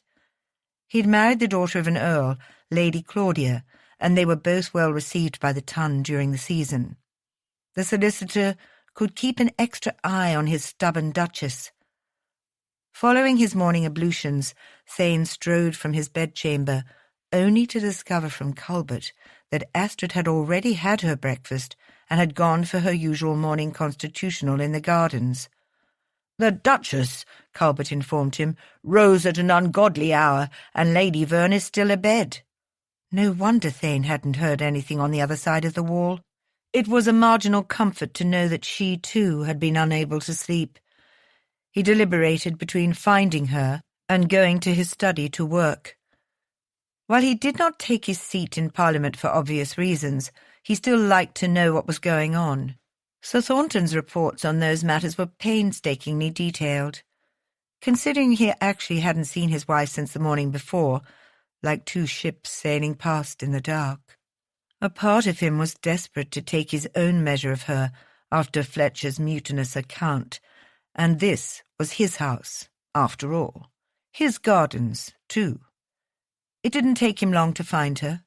Astrid sat on a bench, an apple core in one hand and a book in the other. Thane found that he missed their after-dinner brandies in the conservatory at Beswick Park, and their rousing discussions of life and literature. Well then, he'd seen her. He should turn around and leave. "What are you reading?" he asked instead. Ice-blue eyes peeled from the page, the brief uncertainty in them replaced by aloofness. Without responding, she hefted the book for him to read the title. Ironically, it was Frankenstein. Or The Modern Prometheus. He'd bought the thing when it had first been published anonymously a year ago. Percy Bysshe Shelley, a poet and distant acquaintance, had penned the foreword, but Thane had heard rumours that the man's wife, Mary, was the true mind behind the gruesome story. He lifted a shoulder in a cynical shrug. Felt like comparing notes. "Do you need something, Your Grace?" she returned coolly. "He dies," Thane said. "At the end. The monster dies after he kills everyone." "Thank you. I've read it." She shot him a stony look. "Though if I hadn't, you would have spoiled the ending for me."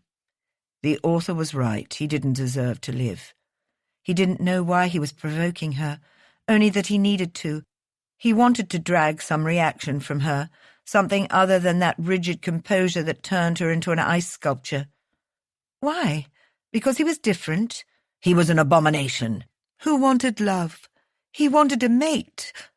Her voice trembled at the last word, and she ducked her head back to her pages. Isn't that what we are all searching for? A partner in life? Companionship? Not everyone. He clasped his hands behind his back. Mary Shelley, Percy's wife, was Wollstonecraft's daughter, did you know? I've heard she wrote the novel, not her husband. From women's rights and the feminine mystique to unnatural monsters and unhappy endings. Quite a leap for a female author, don't you think? Her expression piqued with curiosity, her mouth parting as though she might respond. But then she chose to ignore him, focusing studiously on her book. After a while she looked up. "Do you mean to stand there and hover?" "I like watching you."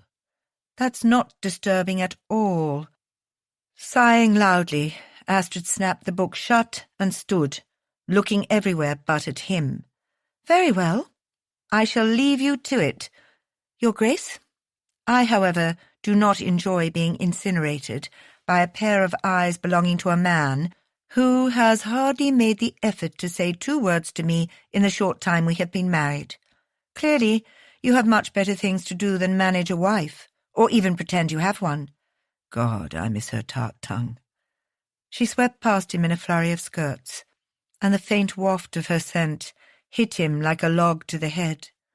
Without thinking, Thane reached out to grasp her elbow. She gasped, but held herself like a statue, clutching her book to her chest. "Astrid, look at me." Rebelliously she did.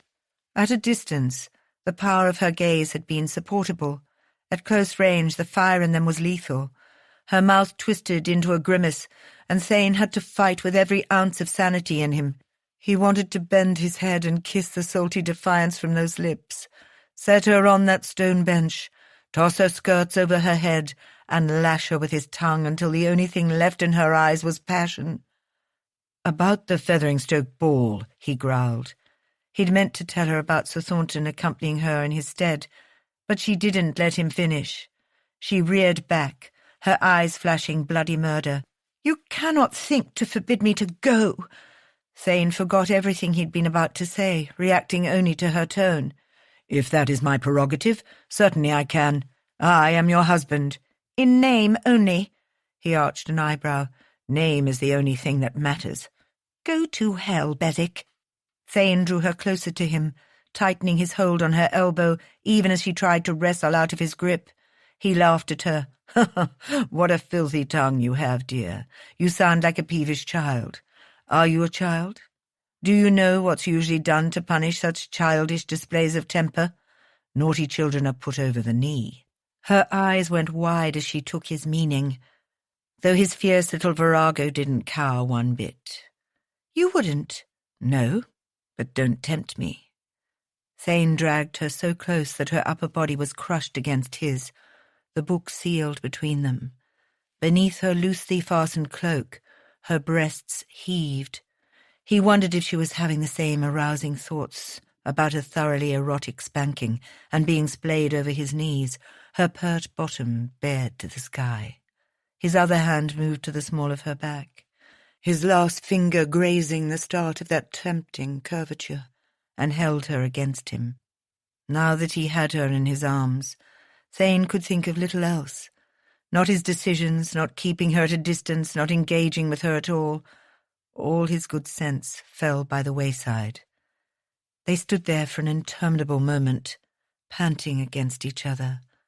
her standing frozen in his arms, him fighting desperately not to take her to the ground and give them both the release they craved.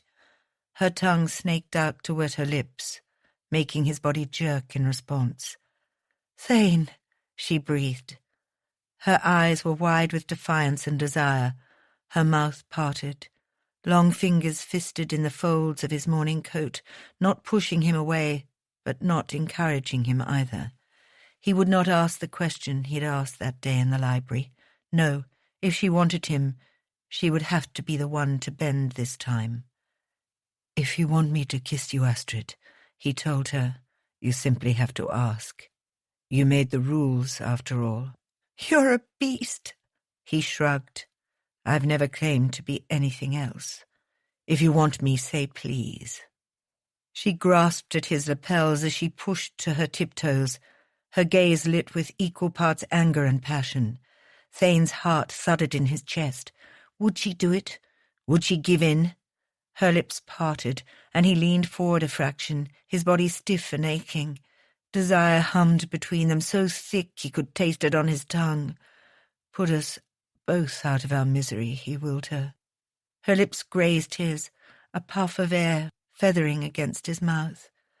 Glacial eyes lifted to his. "I wouldn't beg you to kiss me if you were the last man in England."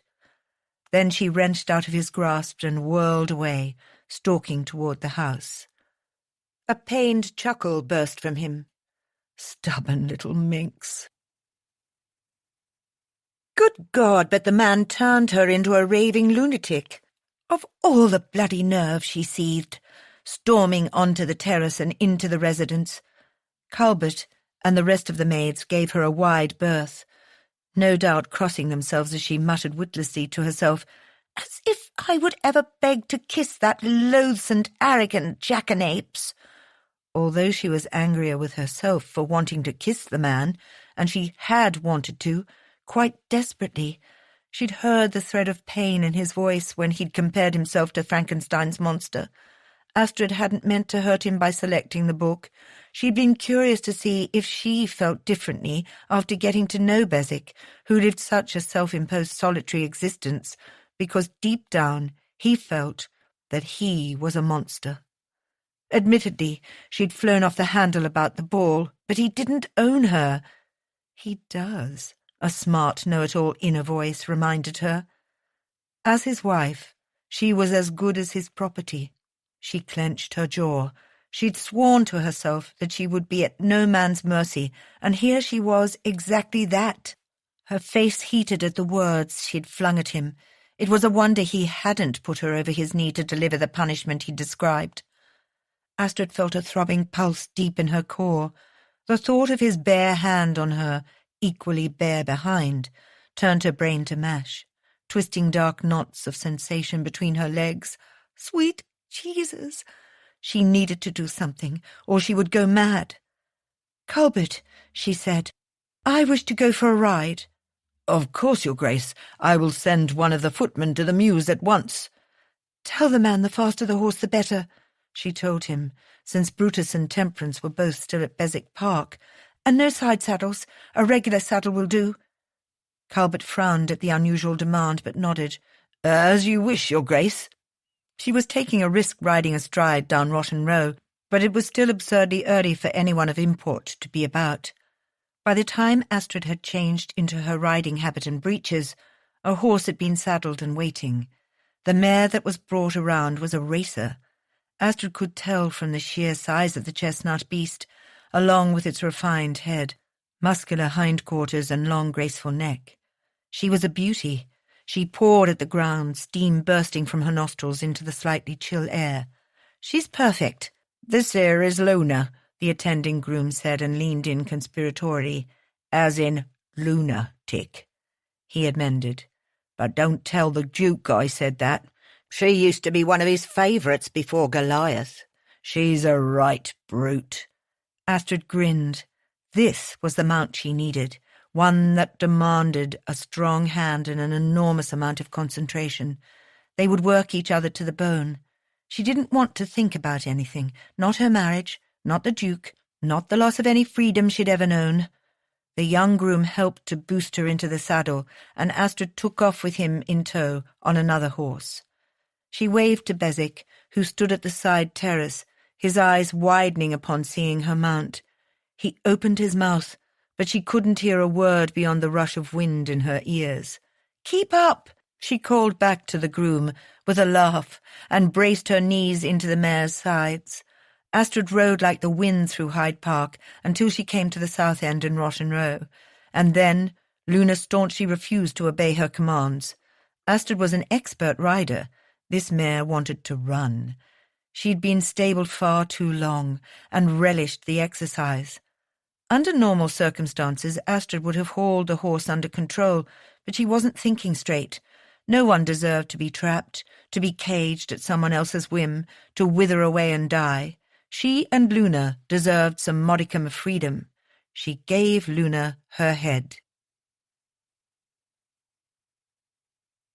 Chapter 16. Thane's heart lodged in his throat as his eyes tracked Astrid's breakneck pace into the South End of Hyde Park. She was truly insane. He'd wanted to take a piece out of the groom's side when he'd seen that she'd been given Luna. The horse was unpredictable at best and hadn't been ridden in some months. Normally, he was the only one to handle her, but he'd been busy marrying a termagant who was going to snap her fool neck. "Her seat is incredible," Fletcher had said, trying to calm him down. "Better than yours, in fact." He'd cowered at Thane's glare. "Colbert said she asked for a spirited horse." "Spirited, not demonic," Thane had muttered. But now, though, as he thundered on Goliath in her wake, he did catch sight of her expert seat. For a moment he felt real relief that she rode astride, because Astrid rode the horse as if they were one, fluid and effortless. He'd seen her on Brutus, but this was a whole other level of proficiency. Thane couldn't remember the last time he'd seen a woman, or man for that matter, seat a horse so capably. Despite his anger, he felt admiration. Until his eyes fell on the broken tree branch in the path. Luna had jumped higher obstacles, but Astrid didn't know that. "Jump it!" he yelled, but she was too far away to hear him. Astrid yanked on the reins, which only served to confuse the horse. Luna stumbled and slammed to a halt, and her rider went flying. "Oh, God! Astrid!" Thane shouted, reining in Goliath at her side where she lay staring up at the sky, her body shaking as he leapt down to crouch beside her. Was she convulsing? Had she hit her head, sustained some internal injury?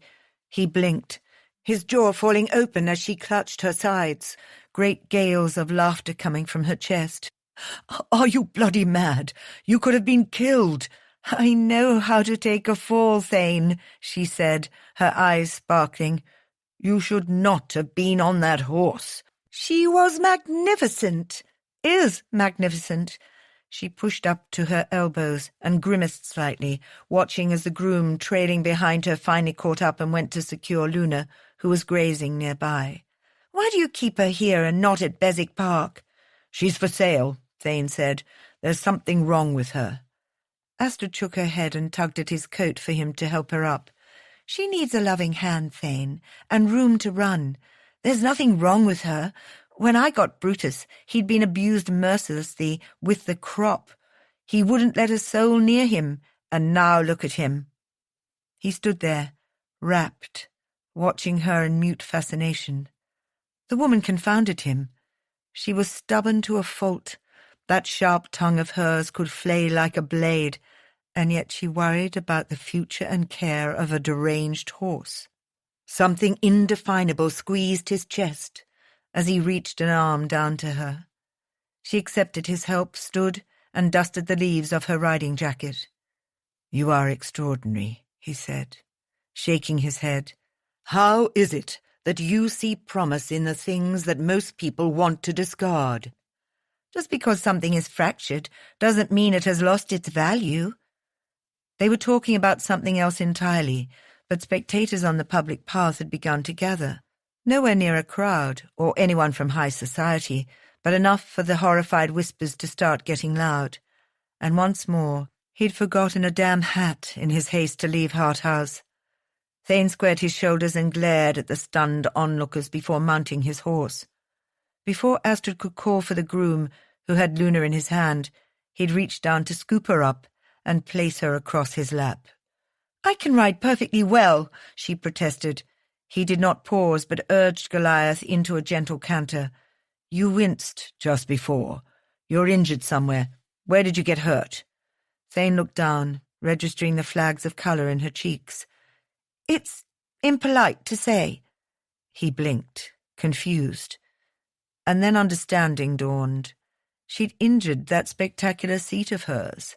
Dozens of lewd propositions sprang to mind. A massage, a closer look, a warm bath. But Thane bit his tongue. "You should not have been on that horse," he repeated. She stiffened. "Will you forbid me to ride as you have forbidden me to attend the Featheringstoke ball?" "I didn't forbid you." "What?" She twisted to glare at him, the grinding motion of her soft thighs against his half-mastered cock, making him see stars for an endless moment.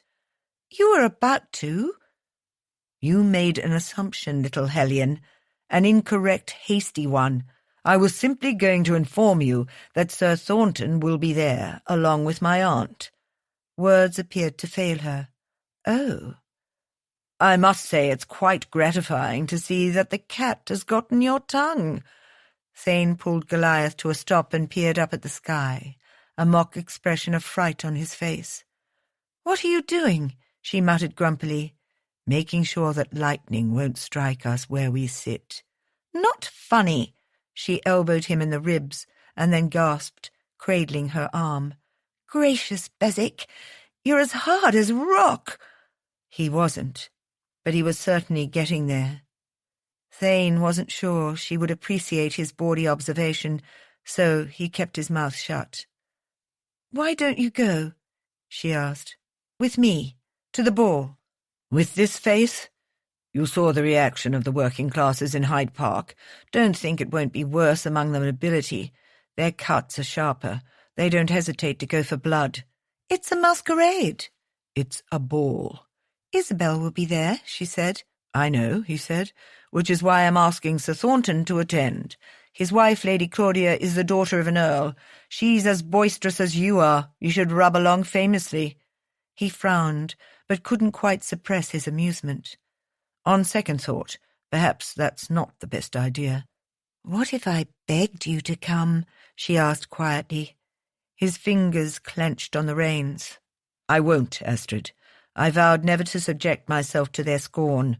The ton turned its collective back on me while I was out fighting for their freedoms, for their way of life, and all they see is the beast of Bezic." He was getting so agitated that even Goliath nickered softly. "A nightmare of a thing." "You're not a nightmare, and you haven't let any of them get to know you. You've closed yourself off. You've turned your back on them before they can do it to you." Thane didn't argue her logic, because it was true. He sucked in a breath as they pulled to a stop in front of Hart House. Several passers-by paused to point and stare, proving his point that he would be nothing more than a lurid curiosity. "Regardless, Astrid, I cannot. I will not." "Not even for me?" Thane set his jaw. "Not even for the Prince Regent himself." Alice put the finishing touches on Astrid's cheeks, a smudge of silver dust along the crests of her cheekbones, and the barest hint of rouge on her lips. Silver dust was sprinkled liberally on her eyelashes and in her hair, which hung in thick curls down her back. A diadem of diamonds clipped to her crown. As agreed with Isabel, she tucked a bright red rosebud behind one ear. Astrid could scarcely recognize herself in the looking-glass. The dress that had been delivered as promised by Sylvie was truly outlandish and gorgeous. It seemed even more diaphanous than before and exposed a scandalous amount of décolletage. Astrid was certain that the Fairy Queen would have gotten herself into a dangerous amount of trouble if this had truly been her ensemble of choice. Then again, many of the artists who tried to immortalize A Midsummer Night's Dream had painted Titania as naked. Small mercies. Astrid tied the mask in place, Well, at least she would be incognito, even if her dress was at most a strategic placement of chiffon, satin, and lace. As she made one last twirl in front of the mirror, she felt a twinge of disappointment that Beswick would not be attending. Perhaps she should find him before she left. There was a good chance he would not want her going anywhere alone in this dress. Then again, he had been adamant that even the Prince Regent could not sway him, much less her. She'd felt hurt, but she'd tucked it away where it couldn't do her harm. He would never change, not even for her. When Astrid went downstairs, Aunt Mabel, with a glass of sherry in hand, was dressed in a Cleopatra costume, complete with eyes ringed in kohl, arm bracelets, and a costume that hugged every one of her considerable curves. Astrid would bet money on the fact that Aunt Mabel intended to break a few hearts tonight. "Lord Oberon is not going to like that," the Duchess predicted with a laugh. Astrid's lips twisted down. "Beswick would not care if I were Lady Godiva riding naked through the streets of Coventry." Aunt Mabel shot her an incredulous look, but then laughed in delight. "Now, why didn't I think to do that? Next year, for sure." Though the journey to Grosvenor Square was quick, Astrid was sweating when she arrived. She was going to see Isabel. Unlike most balls, there were no announcements of formal names, only masquerade titles made up at the whim of the host.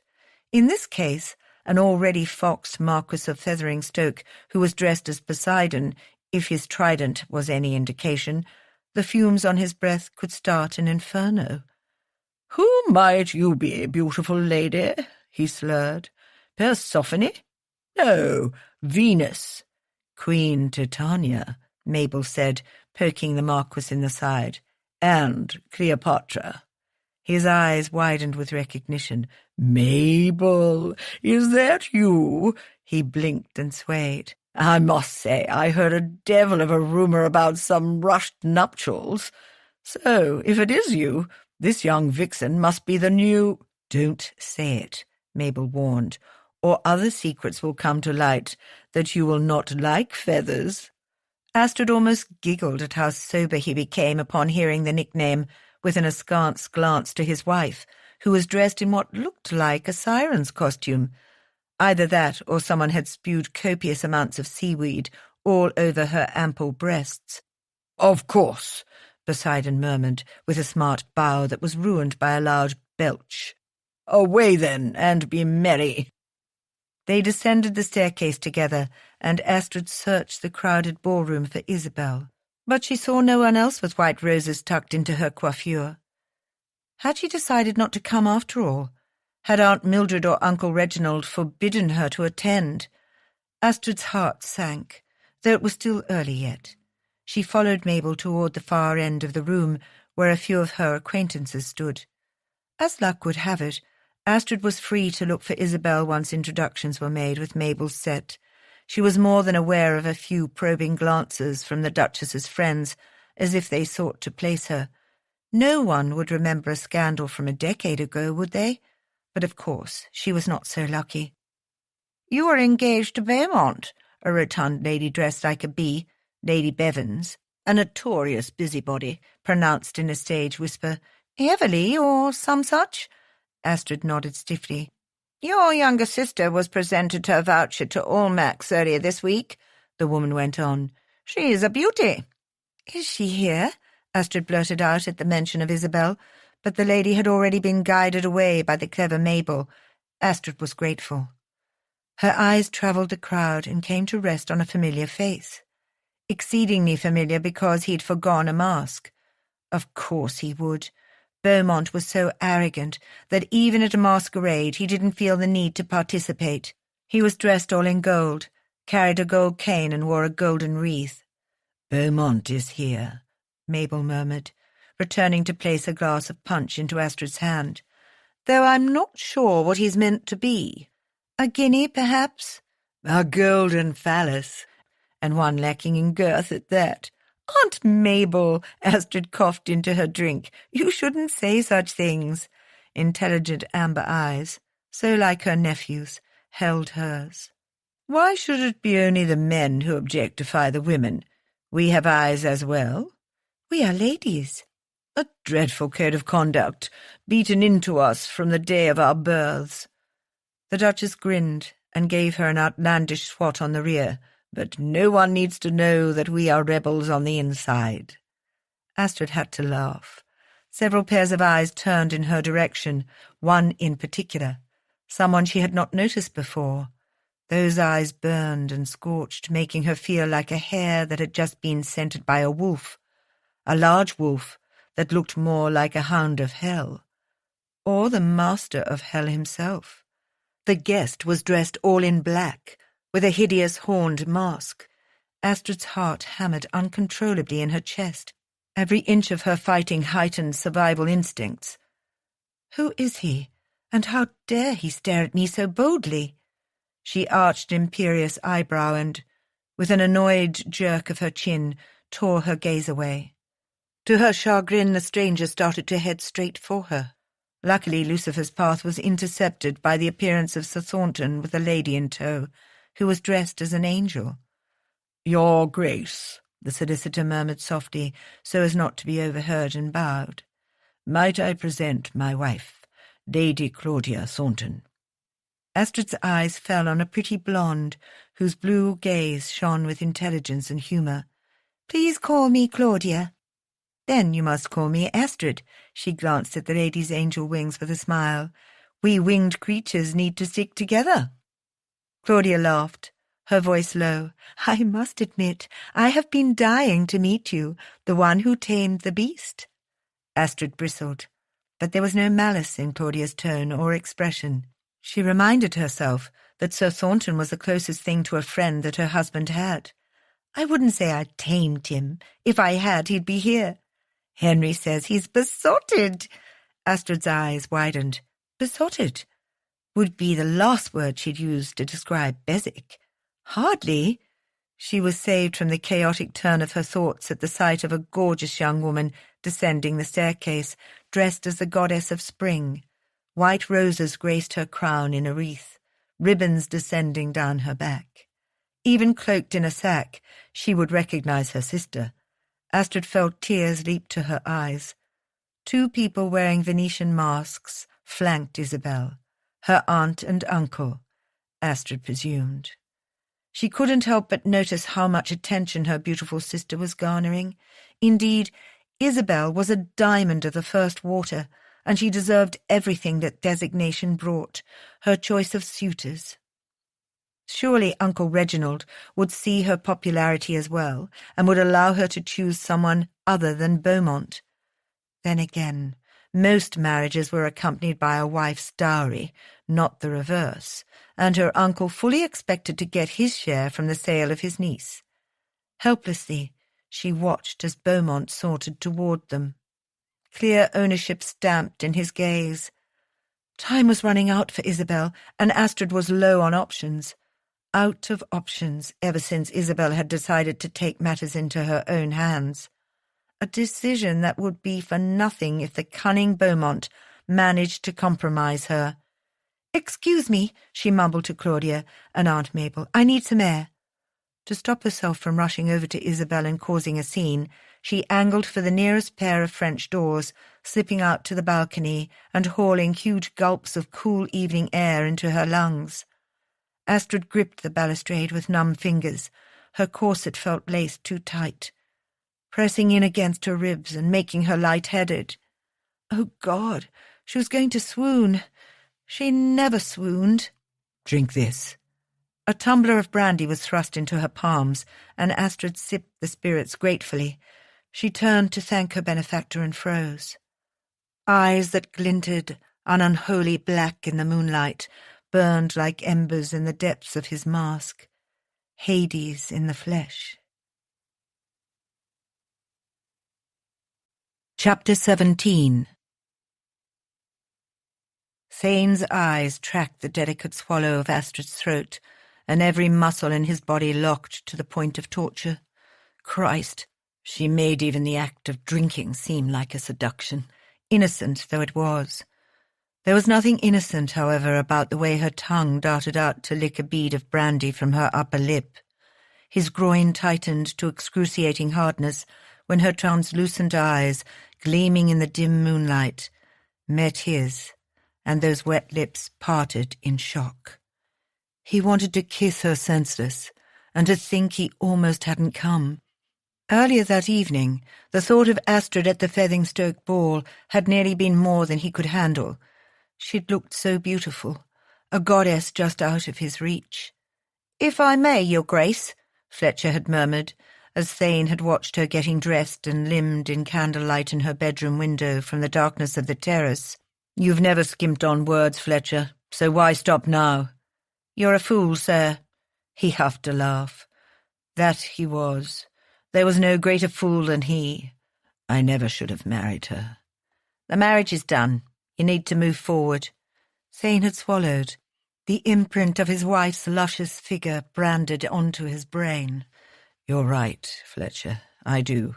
I need to put her out of my mind. She deserved more than him. She deserved a man who was normal. She deserved a partner and husband she could be proud of." His body ached, but it had been a different kind of ache from the ones that usually plagued him. This one had radiated from inside, an emptiness that had felt like a bucket of rocks pressing into his chest. Thane had hoped that some time at the gaming tables in the Silver Scythe would help as a distraction, and then he would stop obsessing about his delectable wife, dressed in nothing but a few strips of gossamer. And so there he'd gone at first, but the familiar sense of incense and smoke had done nothing to soothe his agitated spirits.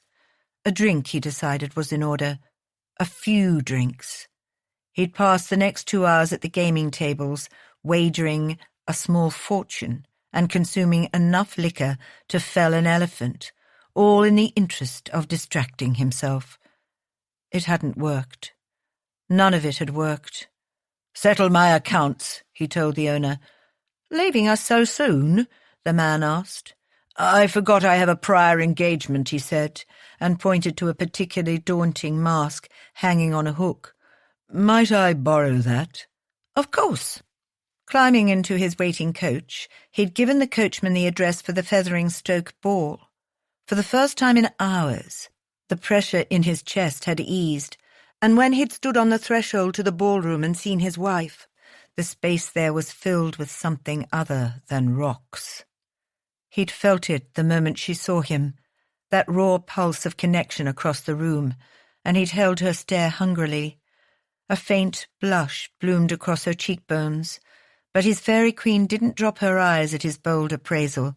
In fact, her eyebrow tented in aristocratic disdain before she dismissed him completely with a regal sweep of her chin.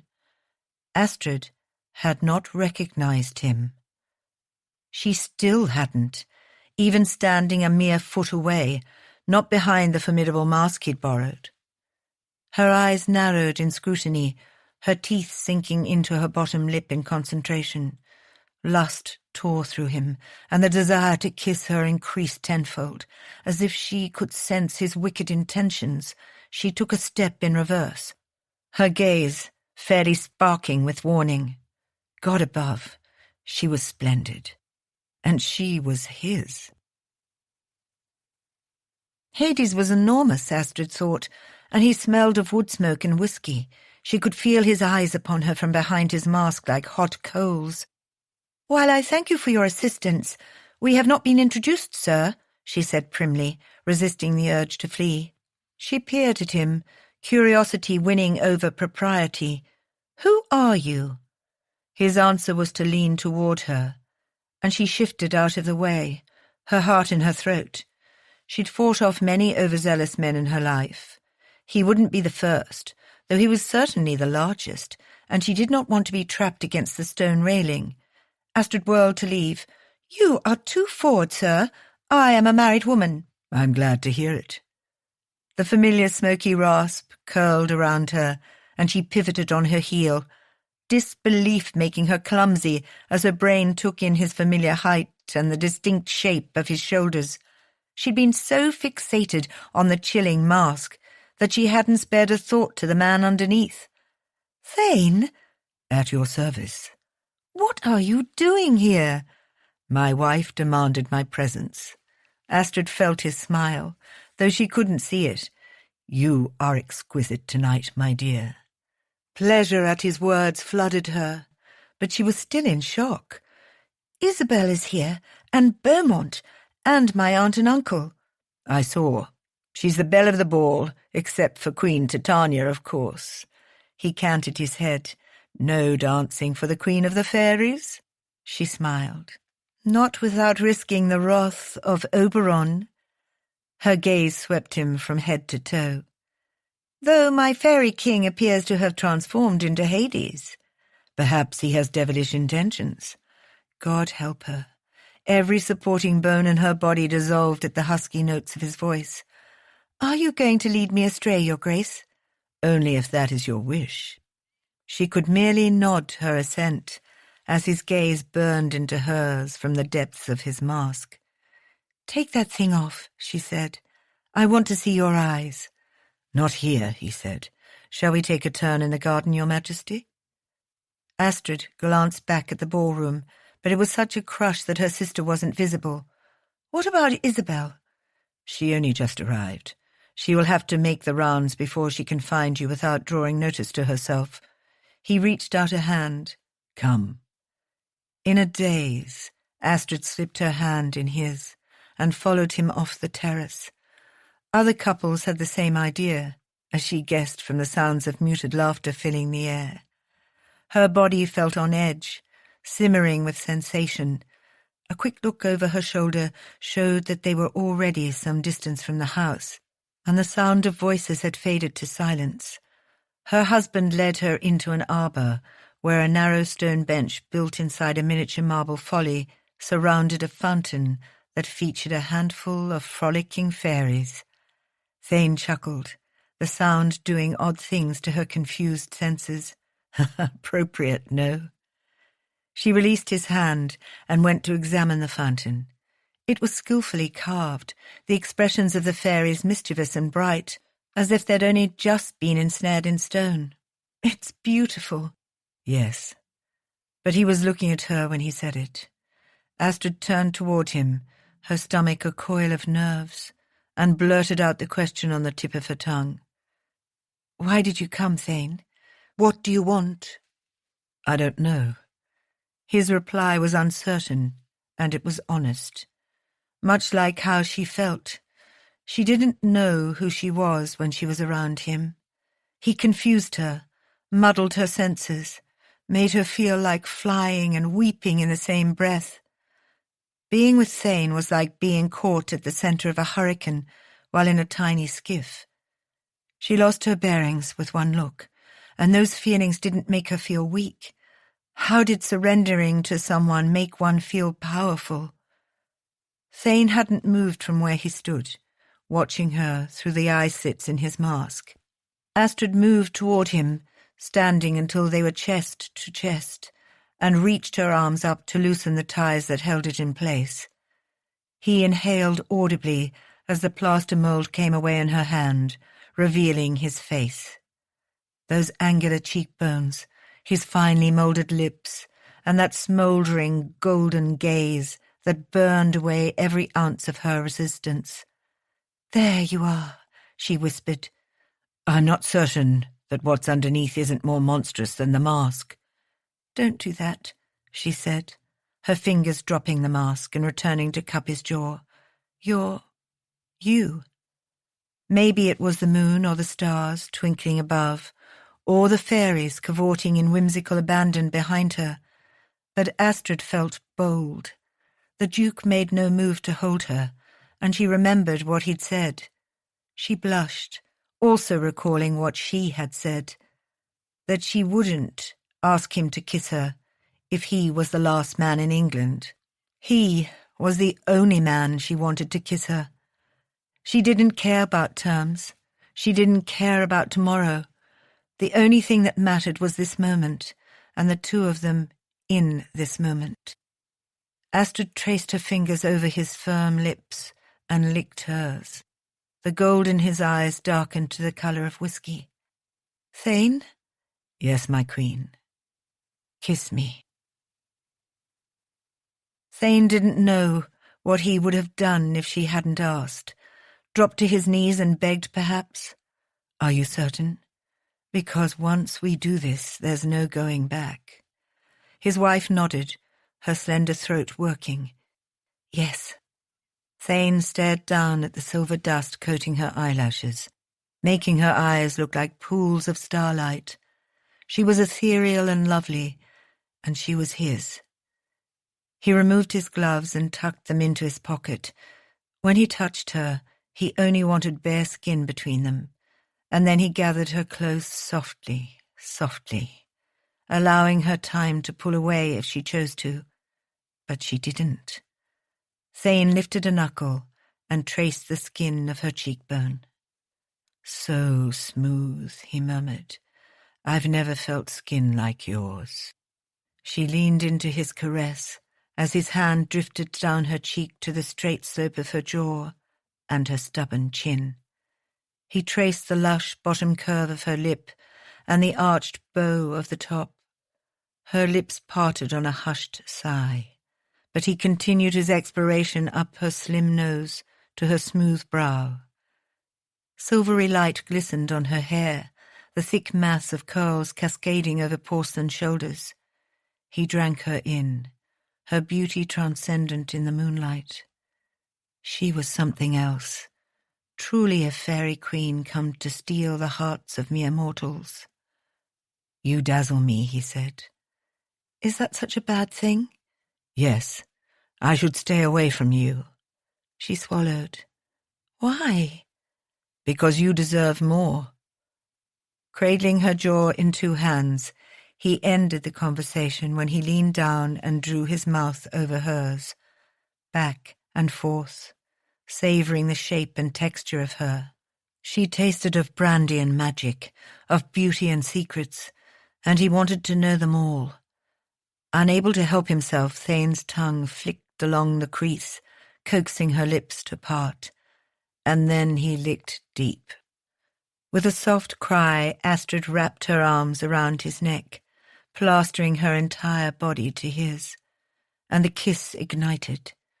Her mouth was hot and wet and open on his, her tongue circling, teasing and retreating. Thane groaned and sank his fingers into her hair. She was passion-embodied, meeting him thrust for thrust and lick for lick.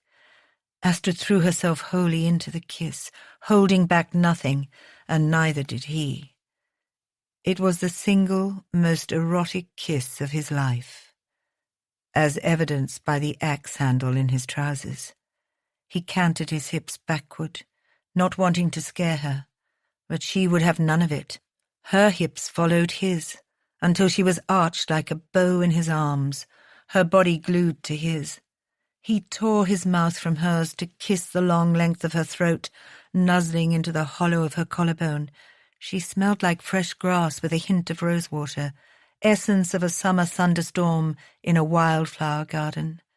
Christ, you are delicious, he murmured, his tongue darting out to sample her hot skin. With another breathy sigh, her knees buckled slightly, her fingers clutching at his coat. Thane lifted her easily, sweeping one hand beneath her knees, without breaking the kiss, and walked them to the stone bench of the folly. He settled her in his lap. Her plump lips were deliciously swollen, her ice-blue irises nearly swallowed up by the black of her pupils. "Shall we stop?" he asked huskily, a finger tracing the edge of her bodice. "God, no!" Thane laughed at her enthusiastic denial. "Good, because I've wanted to do this for days. That first time has been imprinted on my brain." He pulled her bodice low, exposing her breasts to the moonlight and his ravenous gaze. His full body shuddered, rocked by a bolt of lust so sharp that it dazed him. That teasing glimpse in the bath hadn't done her justice. The pale, creamy globes spilled into his hand, their peach-tipped dusky peaks tightening into mouth-watering knots. She sucked in a ragged breath as his thumb brushed over her nipple. her back arching into his supporting arm. God, she was magnificent. His pulse thrummed with want. Mine, mine, mine, like a cat finding a bowl of cream. Thane lowered his head. Wait, what are you doing? She mumbled, eyes wide and dilated with desire. Kissing you, he said. I'm only fulfilling my wife's demands. A smile drifted over her lips and her eyelashes lowered. Then by all means proceed. And he did, touching his tongue to the sweet peak of her breast, lavishing his attention and adoring the husky moans falling from her lips. He licked into her cleavage and moved to the other breast, feasting on her like a man starved. It astounded him how passionate she was in her response, as if she wanted him with the same fervour as he wanted her. She writhed her bottom into his straining erection, making him gasp. Thane, she begged, I need. I know, sweetheart. I feel it too. That consuming, inexorable need that wouldn't relent until it was satisfied. He took her lips in an untamed kiss, his tongue tangling with hers in blatant stimulation of the act they were both beginning to crave. She gave as much as he, licking, sucking, nipping, until they clung to each other, panting. Thane reached beneath her flimsy skirts, sliding up a warm stockinged ankle and then a rounded calf. He skimmed the indent at the back of her knee, climbed past her garter to one silken thigh, the softness pared down from years of riding astride. He blinked, his knuckles brushing soft maiden hair and bare skin. You're not wearing any drawers. Undergarments wouldn't work with the design of the gown, his vixen of a wife responded, blushing furiously before tucking her head into his neck. You don't like it? With a growl, he ground his hips upward. Does it feel like I don't like it? He cupped her sex boldly, one finger sliding between her slick folds. God, she was already damp. She was wet for him. Everything male in him crowed like a rooster in a henhouse, satisfaction curling through his lust-hazed mind. He stroked again, and her thighs clamped around his hand, holding him there and rocking gently. The erotic feel of it, and the thought of her gripping his cock with those lean muscles, made him wild. As if reading his thoughts, Astrid levered herself into a sitting position and shifted her skirts to the side as she twisted, flinging one knee over his leg to straddle him. His erection strained against the placket of his breeches, pressed against her hot, bare centre as he was. She fumbled at the fall of his pants. He stalled her hand with his. Astrid, not here, not like this. He wouldn't take her in a garden, like some shameful, furtive coupling. She faltered, her lovely eyes meeting his. Why? Because you're my wife, not some tart. She grinned at him, though her expression was marred by a touch of shame. And what if I wished to play the tart, Your Grace? I've been accused of that, and more, you know. Thane blinked, but his surprise gave way to resolve. He wanted to wipe that spark of shame away. Whatever had happened in her past did not define her, did not mar how beautiful she was, inside and out. She was a warrior, his goddess.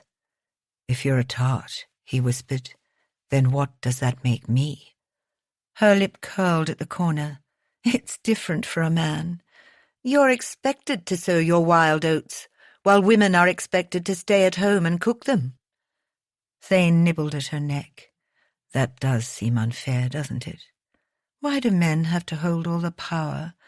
Is it so hard to want equal footing? To be judged on the same merits and by the same standards? He traced her lower lip with his tongue, delving in sweetly just once. Tell you what, I won't judge you if you don't judge me. We'll go into this. His mind blanked. Tupping, love-making. Sexual congress, she supplied helpfully. Thank God for smart women with fertile vocabularies. Yes, that, he agreed, as equal partners. And if you require more, I will happily hand over all my power to you, Queen Titania, as the matriarch, if you will. As provocative an offer as that is, I prefer equals. Her smile was radiant, and Thane wanted her so badly it was agony. Worse than any pain he'd ever endured. He meant it, though. In this moment, he existed only for her. He thrust his hips hard, making her eyes widen as an indecent shock of pleasure shot through them both. Astrid bolted into action, nimble fingers releasing him from his breeches and shoving her skirts out of the way to position her body. Her eyes met his, and she worked her tight passage down to the hilt. Fucking hell. Thane nearly spent himself then and there. Hubris and the patriarchy were grossly overrated. Chapter 18. If she wasn't seated in the most exquisite position of her life, Astrid would have laughed at her own absurdity. Here she was, half naked in the arms of a very virile man, who happened to be her husband, copulating in a deserted garden in the most magical setting possible, and all she could talk about was women's rights. Thane didn't seem to mind. Not now, when his eyes were closed and his head was thrown back, the thickness of him lodged inside her, foreign and pulsing and utterly wonderful. Lord above, he felt good. It had been a tight fit, given it was only her second time, but her body had been ready to ease the way. More than ready. Astrid squirmed slightly, adjusting her position, and he let out a ragged groan. The corded muscles of his neck stood out in stark relief. "Are you well?" she whispered. Eyelids parted to reveal stormy golden discs. His jaw was rigid, the muscles in his forearms braced against the stone bench even more so. "Yes, but I'll come if you move." "Isn't that the point?" He huffed a laugh. "Equals, remember. This has to be good for you, too. Wouldn't be sporting of me to renege on my promise so quickly, would it?" This man. Astrid's chest squeezed. In that moment she wanted to give him everything, her body, her soul, her brain, her heart, and she wanted all of him in return. But then all conscious thought fled her mind as her husband began to move, his hands grasping handfuls of her hips and lifting her up, withdrawing himself almost to the edge of her body, and then he released her, starting matching moans out of them both, as she hurtled back down for him to fill her again. It was better than the first thrust, now that her body had adjusted to his size. "Again," she commanded. He arched an eyebrow at her high-handedness, but complied. "Bossy." "I know what I want, and you're not a mind-reader," she said, and gasped with pleasure, as his body sank home a third and fourth time. "I call it leadership." "I love the way your brain works." He thrust again. "And I love a woman in control." She opened her mouth to retort, but his lips closed over hers right then. Astrid sighed into the embrace. He tasted of strength, brandy and spice. She loved kissing him. He was a formidable man who held nothing back, and his driving passion fed the fire inside her, part and parcel of him being a captain on the battlefield. It made her feel powerful to have a man like him acquiescing to her every want. His tongue challenged hers, luring it into his mouth and then catching it gently with his teeth. He nibbled at her lips and then sipped from them as if they were something infinitely precious. The sweetness above belied the ferocity below, of him completely and unequivocally possessing her with shorter, more uncontrolled thrusts. The two extremes drove her wild. "You feel like heaven," he murmured. He groaned, closing his eyes, his control seeming to slip as his pace increased. Thane's hand slid between them, burrowing under the layers of her skirts to where their bodies were joined. He stroked his thumb gently against the slick bundle of nerves, and Astrid almost fell off the seat as white-hot sensations streaked through her body. He did it again, but this time a delicious roll of his hips accompanied it, and suddenly everything inside her coalesced, every thought, every feeling, every sensation, into one giant ball of tension that made her feel like she was being pulled apart in 1,000 different directions. "Please, Thane, I can't take it." "Almost there, love. It's yours." And then it was. The pressure built blindingly and then shattered, spilling through her in waves and waves of undiluted pleasure. Astrid muffled her scream with his mouth, holding on to his shoulders for all she was worth, her body feeling like a limp noodle, aftershocks quivering through her. Thane drove home once, twice, and then his entire body jerked and went still as he clutched her to him. "Holy hell," he whispered against her hair. Astrid bit at her lip, wondering if his paroxysm had been half as ferocious as hers. The thrill of discovery had heightened every illicit second. From the dazed look on his face, she suspected it might have been. "Was that good?" "Very fucking good." His eyes snapped open at his hasty words. Sorry, No, I like it." His eyebrows launched into his hairline, his lips curled at the corners. "Do you just? What would your dear Miss Austen say?" Miss Austen, were she still alive, probably would have had some choice words to teach you, having to write about such conceited, dull, moody men and their fragile male selves.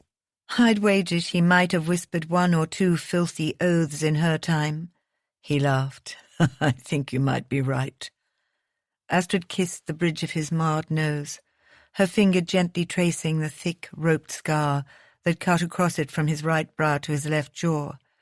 He was so many extremes, this man. Savage on the outside, a passionate but thoughtful lover on the inside, and he did not make her feel foolish with her unconventional thoughts and ideas. "We should probably be getting back," he said, ducking free of her light caress. "Yes." Neither of them moved, unwilling to go back to the ballroom and to being newly-wedded strangers. In a sense, the masquerade had allowed them to drop their defences and come together, as if the battle between them were on hiatus. But such a truce wasn't meant to last. Lines had been drawn, sides formed. She would go back to being the smart-mouthed bluestocking cataloguing his antiques, who had married him for security. He would go back to being the recalcitrant, irascible duke, and all would be well with the world. Thane exhaled, seemingly caught up in his own thoughts, and gathered her close before lifting her gently to set on the bench beside him. Astrid tugged her bodice into place as the Duke set himself quickly to rights, and removed her a small linen square from his jacket pocket. "What's that for?" she blurted out, and then blushed as he knelt. "Oh, you don't have to do that." But he was already dabbing her sticky thighs. Thane was frowning when he removed the handkerchief. "I should not have been so careless." She blinked, as she belatedly recalled that he'd withdrawn their first time.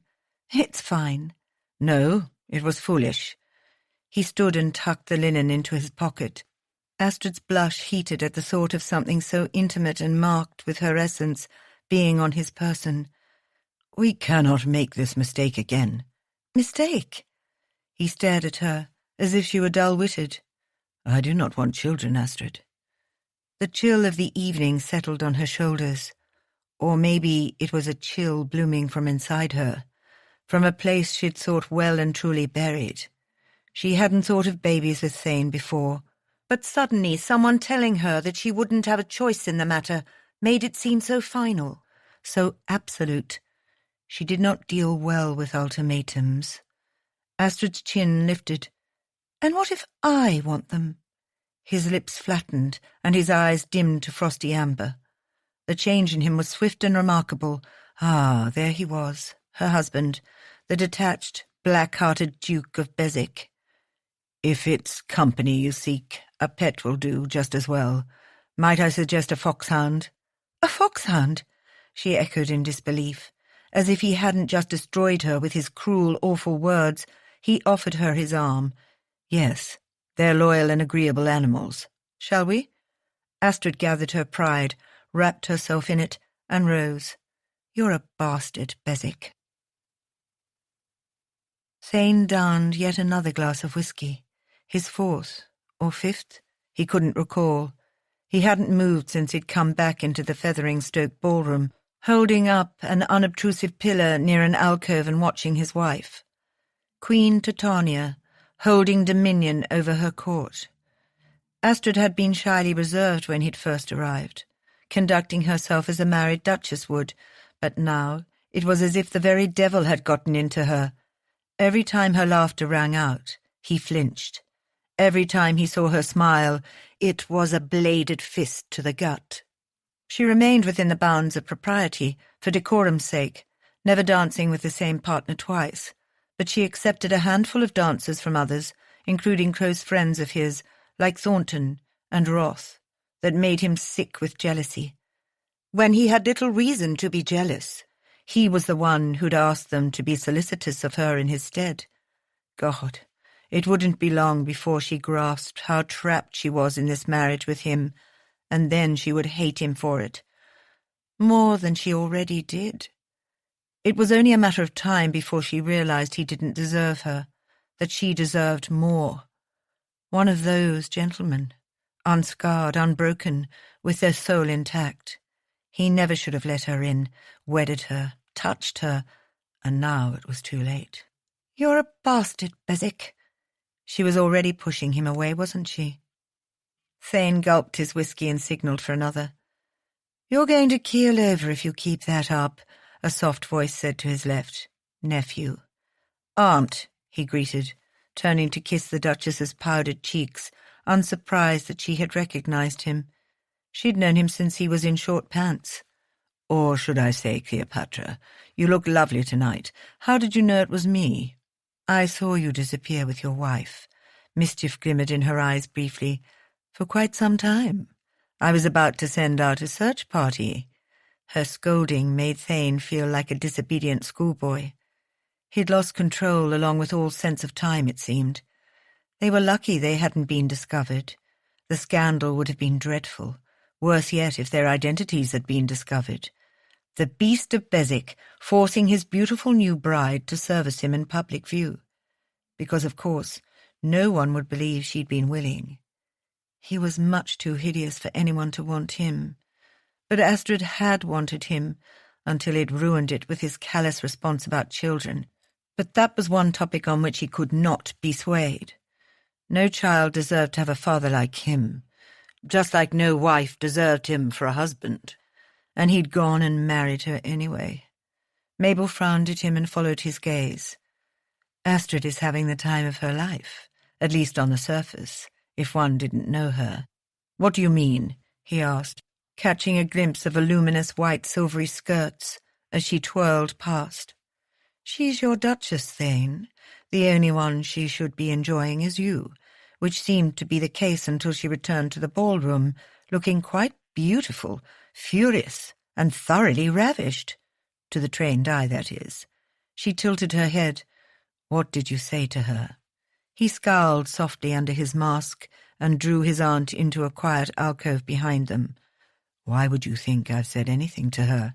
Because you're you, she said, and you're absolutely incapable of not ruining things for yourself. She wants children. So, give her some. I cannot. Thane huffed a breath. And you know why. If there was anyone who knew more about the self-loathing that filled him, it was Aunt Mabel. She had been there in the years no one else was, not even his father. There when he'd smashed every mirror in the house, when he'd locked himself away for weeks, when he'd screamed and growled at everyone like an animal. She'd stroked his stitched face, soothed his volatile tempers, and loved him anyway. A child will love his father no matter what, Thane. And what of everyone else? He wanted to pinch the bridge of his nose between his fingers to ward off the beginnings of a throbbing headache, but the stupid mask was in the way. His scars had pulled tight with the tension crawling all over his body. I won't allow any child of mine to be ridiculed. Isn't it bad enough I married her and forced her into this?" He gestured to himself. "I'm angry and broken, Aunt. I can't love or let anyone close without hurting them. I don't know how to." "You let me in?" He sighed and scrubbed at his face. "You're different." "Have you considered that you might be pushing her away before she has a chance to leave you?"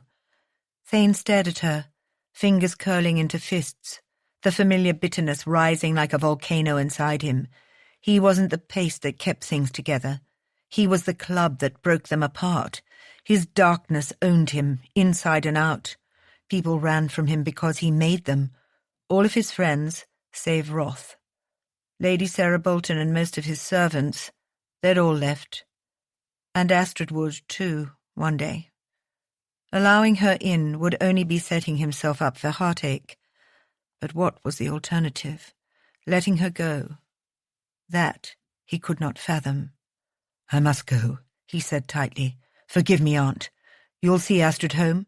"Of course, dear boy." Astrid knew the instant Thane went. It was like a great energy had departed the room, as if he were the sun and she, some lonely oscillating planet, remained helpless in his gravity. Her false smiles and laughter felt heavy, the weight of them unbearable, but she'd forced herself to dance and converse, even knowing that he stood there watching, brooding. How could he be so heated one moment and so frigid the next? How could he whisper such tender words and then cut her so deeply? For a few shared heartbeats out in the garden, he'd been unguarded. He'd let her in. She'd let him in too. But perhaps it had been too much too soon for both of them. His scars went way past his skin, breaking him irreparably on the inside. She couldn't save him, couldn't fix him. After the last quadrille, Astrid should have sought out Mabel, but instead she headed to the retiring room, where she patted a length of tiling to her cheeks and stared at her reflection. Her hair was hopelessly mussed, though Queen Titania wouldn't care. Behind her white silk demi-mask, her eyes were overly bright, like two frozen aquamarines in her face, and her lips were still swollen from her husband's kisses. She touched the tip of her index finger to her lower lip, reimagining his caress, the stroke of his tongue, and tore her hand away. "Enough, you dolt." She turned to leave when a cloud of satin nearly bowled her over. "Oh, God! Astrid, it's so wonderful to see you," Isabel squealed. "We only have a moment. I managed to lose Aunt Mildred in the refreshment room. The woman is like a leech." Astrid crouched her sister close, her heart swelling with love and relief, her already chaotic emotions untangling within her. "How have you been?" she blurted out, pushing Isabel back so she could assess her sister's well-being for herself. Her sister looked well and happy. She seemed composed, older even. "Good," Isabel said with a bright smile. "Uncle Reggie has commissioned me a whole new wardrobe in the hope I find an acceptable suitor this season." "Isabel, you can't trust him," Astrid said with narrowed eyes. "You know how he is. He only wants to control you, and giving you all these things is his way of doing that. I'm sure Beaumont is still sniffing around." The happy smile faltered. "I'm aware, Astrid. I know it's a bribe." Astrid huffed a breath. Did she truly? She was so guileless, and their uncle only had his own best interests in mind. Not Isabel's or anyone else's, and Beaumont was not to be underestimated either. She frowned. "Beswick will approve the match when the time comes. We don't need the Duke. I have everything in hand." "Please don't be naive, Isabel." Her sister looked stung. "I'm not a fool." "No, that's not what I meant," Astrid said, reaching for her, but Isabel shifted out of the way, her face crumbling. "I think you have a soft heart and you want to believe in the best of everyone, including Uncle." Her voice softened. "Isabel, you're my whole world. I've always looked out for you, and I've always been truthful with you about Beaumont and everything else. I only want you safe. You know that. I want you to come and live with the Duke and me at Hart House. The Duke is your legal guardian now." Her sister's blue eyes went dull with something like disappointment. You've married, then? Yes. You knew that was the plan all along. Her sister's lips trembled. But I didn't want you to have to marry him. That was the whole purpose of this. She waved an arm. Of my coming to London to find a suitor, so you wouldn't have to. It doesn't matter now, Izzy. You're safe, and that's all that matters. But you're not. You're married to a man you don't even want because of me. Isabel's face filled with despair. Heavens! I waited too long. I should have come to London weeks ago, and then you wouldn't be caught in this predicament. This is all my fault. No, it's not. This is what we had to do. Astrid pulled her into a hug, but Isabel shook free. I never wanted this at the expense of your own happiness. Didn't you read my letter? I wanted to do this. For us. She stared at her sister, seeing the frustration and misery sparking in her blue eyes, and her heart tightened with emotion. I know you did, and I love you for that more than you know. But it's done now. Please come home with me. You'll be safe under Beswick's protection. You can have a real season, and you won't have to worry about Beaumont. The offer hung between them, but then Isabel shook her head, a determined gaze meeting hers. No, I wish to stay with Uncle Reggie and Aunt Mildred. Izzy, please, Astrid, she said, a stubborn note in her voice. If you and the Duke are newly married, my place isn't with you, at least not right now. I will be all right for the rest of the season. You needn't worry about me. It's not safe, Astrid said. I must insist. No, sister, I'm where I should be. Isabel smiled softly and kissed her on the cheek. I have to go. Aunt Mildred will be looking for me. She squeezed Astrid's hands and stood, a grown-up, confident angel.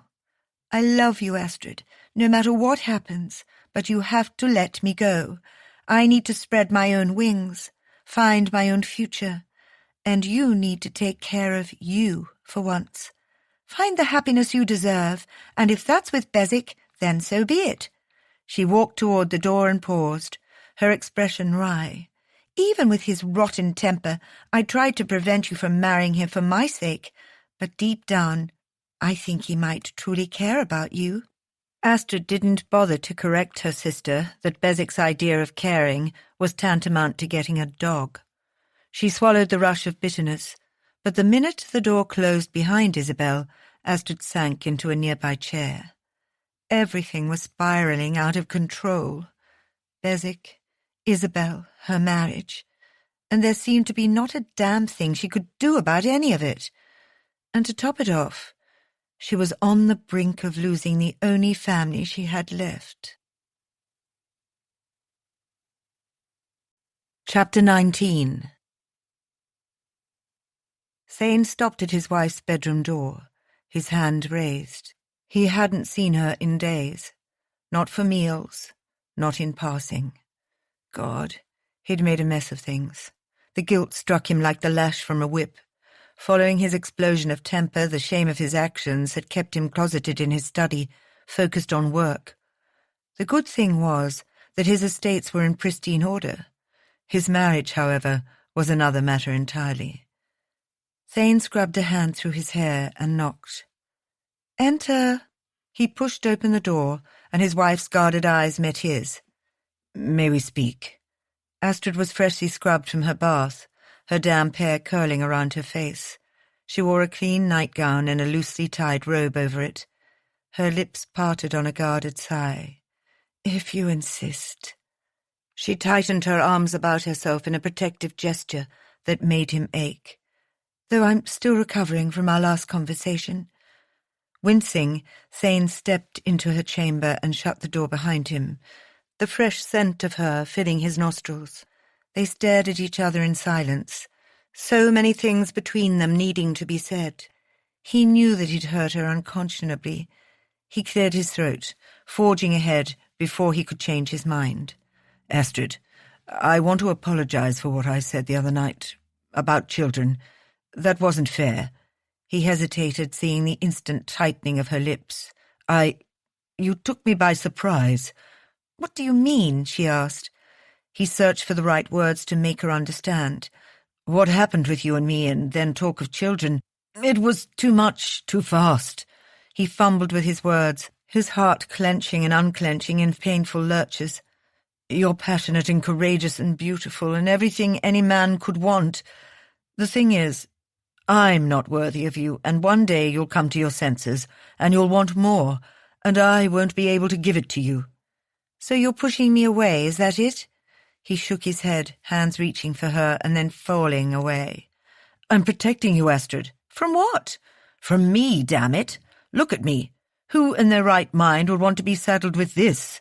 I'm a beast on the inside, too. I lash out at people, hurt them."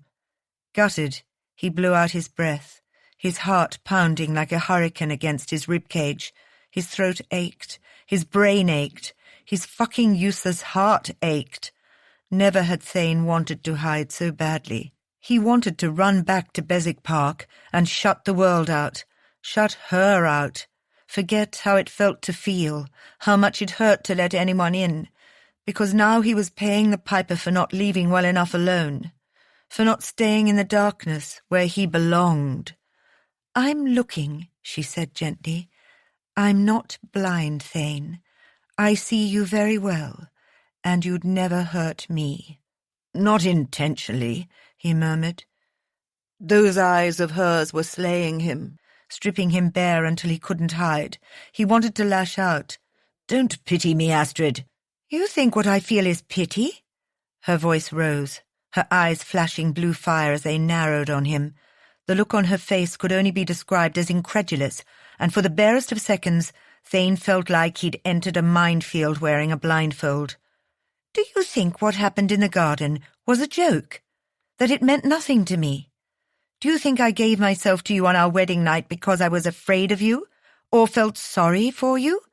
He flinched, the sentiments hitting too close to home. He sealed his lips together from admitting those very truths, from baring his soul.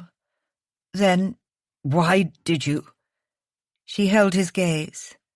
"It was because I wanted you, you daft, oblivious man."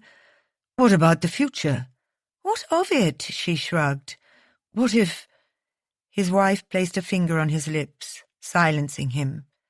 "If there's one thing I've learned, it's that what-ifs are dangerous, nasty little beasts. But nothing." She pushed to her toes and kissed him softly, her voice dropping to a velvety whisper. "I'm here now. You're here now. Thank you for your apology. I'm yours for the taking, my Lord Duke. So what are you going to do about it?" Everything froze, her husband's arrested gaze meeting hers. Astrid's face was on fire. Never in her life had she been so bold, so shameless in her demands. He wasn't unaffected from her nearness, she saw. His hands shook, fisted at his sides as they were, as if it took everything in his power to keep from touching her. She didn't have to look down to see the prominent ridge in his trousers. "I want you," she said simply. His eyes lit with desire, and she reached for boldness, knowing he liked it. She did too. "If you wish me to be more explicit, Your Grace, I want coitus, sexual congress." "Astrid," he warned, those gorgeous golden eyes dilating with lust, a muscle flexed in his scarred jaw. "Coupling, tupping, sex, fucking," she went on, face aflame, and licking her lower lip with what she hoped was a sultry look. He scooped her up so fast that her breath caught. "You have a dirty mouth, Lady Beswick." "Then give it something to do." She bit at the tendon on his shoulder, making him growl. The carnal, lust-filled sound made her body hum with arousal. Astrid yanked up her night rail and hitched her legs around his waist, her wrapper falling open, the heart of her unbraiding deliciously against his clothing and rock-hard abdominal muscles. Desire pulsed through her as he squeezed her rear and hoisted her higher. She gasped at the scrape of his waistcoat. Groaning, he bit her lobe. "Your bed or mine?" "Yours. I want to be surrounded by you." In his bedchamber, Fletcher had left one candle burning, which Thane extinguished on his way to the massive bed. It made her heart twinge, but Astrid didn't mind the darkness. There was safety in it. She understood why Thane needed it with his scarring. And the truth was, she was too afraid of what would be written all over her, what he would be able to see in her eyes. He wanted to hide his body. She needed to hide her heart. Scooting to the middle of the enormous bed, Astrid heard the rustle as he shucked out of his clothing. Buckets of desire sluiced down her spine, her anticipation heightening with every sound. Without sight, her other senses were amplified 100-fold. The mattress dipped as Thane joined her. Warm hands caressed her soles, sending shivery bolts of heat up her entire body. He licked at her breasts, drawing one nipple into his mouth and sucking. Her entire body shuddered with arousal as he paid patient, decadent homage to the other. "As are you, Your Grace," she smiled in the darkness. "I'm constantly confounded by the fact that your mouth is so gifted." She felt his answering grin. "This is only the beginning, darling." "Confident, too." "I am a duke," he rumbled. "We are an impressive bunch. Ask any one of us." Astrid wanted to laugh, but gasped instead as he pressed that very impressive male part against her sensitive sex in response, and circled his lean hips in a slow, teasing motion. Her hands, which hadn't been able to explore before, grasped his shoulders, dragging him down to her for a hot, open-mouthed kiss. She gloried in the feel of his body as he draped himself over her. His chest hair abraded her breasts with delightful friction, and she arched her spine, rubbing her hard nipples against him. "You feel so good," he groaned. "As do you." Curious, her fingers wandered over his ruined back and side, and though she felt every rise and bump of his tortured skin, Astrid was careful not to pause. Sorrow and pity surged through her.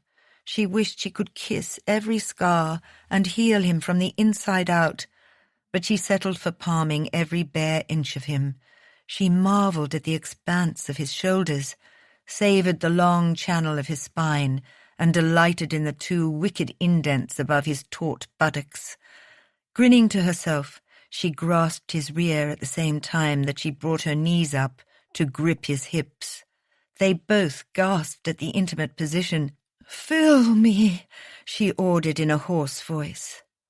And he did. His darling wife was going to kill him. The smart, beautiful, hot-mouthed little harpy who had upended his world and boldly challenged him on every level. Astrid's natural passion astounded him, humbled him, and she held nothing back, giving herself wholly and unconditionally, a gift in itself. The velvet cling of her was exquisite torture, the scent and taste of her combining to make him nonsensical. He'd been in a constant state of arousal from the moment he'd seen her fresh and rosy from her bath. Thankfully, she'd wanted him as much as he wanted her. And now, the feel of her warm, luscious, willing form conspired against years of discipline and experience. Lodged deep, his cock throbbed. Slowly he inched backward, feeling the soft hug of her passage as she unwillingly relinquished him. Thane swallowed hard, every muscle coiled with tension as he eased back in with a groan. "I love how you feel inside me," she whispered. "You're my missing piece." He almost came then. Her words had the power to do that to him, he was discovering. "And you're mine." His frenzied heart echoed his thoughts. "Mine, mine, mine." Thane withdrew and plunged forward again, his rhythm gathering speed. He could feel her knees gripping his hips, her hands digging into his shoulders as she met him thrust for thrust. She sought his lips and he gave them to her, delighting in the hot plunge of her tongue, and the assertive way it twined about his. Her movements grew jerkier as she neared her peak. "Yes, sweetheart, come for me." "Thane!" she cried out, her head falling back as he was gripped in orgasm. Driving deep, he was quick to follow, as her inner muscles clamped down and pulsed around his cock. His bollocks tightened, and pleasure spiked through him as he yanked backward, pulling himself from her sheath at the last minute before his brain went blank. His seed spurted against her belly, and with a guttural shout he collapsed against her, breathing hard. Not wanting to crush her, Thane shifted them both to the side, holding her damp body close. His replete senses slowly came back to reality. Thane gave his wife a gentle kiss on the lips, his mouth unerringly finding hers in the darkness. Astrid didn't say anything, but he could feel her mind turning at his withdrawal. He didn't want to spoil what they'd just shared. After a moment, he rose naked and walked to the bathing chamber to retrieve a pitcher of lukewarm water and a cloth. Thane didn't need a candle to light his way. He was accustomed to moving around in the darkness. His eyes had adjusted enough to make out Astrid's lean shape on the bed. Gently he washed the stickiness from her belly and her thighs. "Do you wish to stay here, or return to your chamber?" he asked when he was finished seeing to himself. "Here," she said after several heartbeats. Inside, Thane was strangely glad. Strange because in the past after sex he'd never wanted to linger. Either he or the woman left, depending on location. It was a physical release at best. But with Astrid everything was different. He climbed back into bed and pulled the sheets over them. Thane gathered her close, pulling the back of her body into the front of his. She fit him perfectly, her rounded bottom nestling sweetly into the cradle of his hips. After a beat, Astrid turned in his arms to face him. Though they could only see silhouettes in the shadows, Thane still tensed. As if she could sense his discomfort, she soothed him with a few caresses of her palm along the roughened skin of his right shoulder blade. And Thane was astonished at her discernment and care. After what she'd been through, she was comforting him. His chest tightened painfully. This rare, clever, passionate, brave woman, she was everything. Thane stilled his heart, stuttering, and then resumed its steady cadence with startling clarity. The realization was a lightning shock to his system, as if he'd been dead and was suddenly, brilliantly brought back to life. He curved himself around her, enfolding her with all his strength, telling her with his body what he could not say with his mouth. What he could never say. Chapter 20. "Astrid, gracious, Astrid, are you well?" At the sharp poke in her ribs, she blinked and startled, Aunt Mabel's concerned face coming into focus. Yes, of course. I was lost in thought." Mabel shot her a shrewd look. "Daydreaming about a certain duke, perhaps?" She felt her cheeks heat. "Thinking about Isabel, actually. It wasn't exactly an untruth." She had been thinking about her sister, at least until thoughts of Beswick had crowded her brain. The wicked man had made her more than fashionably late after he'd removed every stitch of clothing that poor Alice had painstakingly laced and fastened for her outing to the theatre. Buttons had been ripped and fabric torn in their haste to devour each other's bodies. But Astrid hadn't regretted a minute of it, nor had he, clearly. It was the reason she had missed most of the first act of the play, and it was probably the reason behind Mabel's thoroughly gleeful smile. Astrid shook her head. The only reason she'd come to the theatre was because Isabel was in attendance. She was still struggling with her sister's newfound independence, and the fact that Isabel seemed to be thriving. Despite being in the Earl's private box with their aunt and uncle, Isabel had continued to seem cheerful and at ease, giving no indication that anything foul was underfoot. She'd met her uncle's glance once, but he had inclined his head politely with no hint of rancour on his face, which made her even more convinced that he was up to no good. Her uncle had always viewed her as an obstacle when it came to Isabel, and offering his sheltered niece some independence had been a brilliant move. If the unthinkable happened, where Isabel somehow chose Beaumont of her own free will and wanted to marry the man, there would be little Astrid could do, short of losing her sister forever. "Shall we take a turn about the foyer, dear?" Mabel suggested as intermission began. "Lord, but I haven't been to the theatre in an age. It makes one work up quite a thirst." Astrid would wager that the Duchess's thirst was a result of the scandalously dressed actors carousing on stage. She'd been surprised that her uncle had allowed Isabel to attend this particular play, given its bawdy reputation, but with the man everything was calculated. Perhaps a play like this would make Isabel feel more worldly. In other circumstances, Astrid would have appreciated the over-the-top humour, but she was too preoccupied by her uncle's motives. "Beswick should be here," Mabel commented. Astrid sent the Duchess a dry look. "You know he would choose torture over appearing at any of these affairs." "He attended that masquerade," the Duchess said with a sly smile.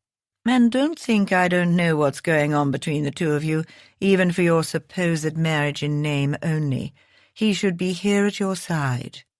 Astrid's cheeks were on fire. Dear God, did everyone in the house know? "That will never happen," she said.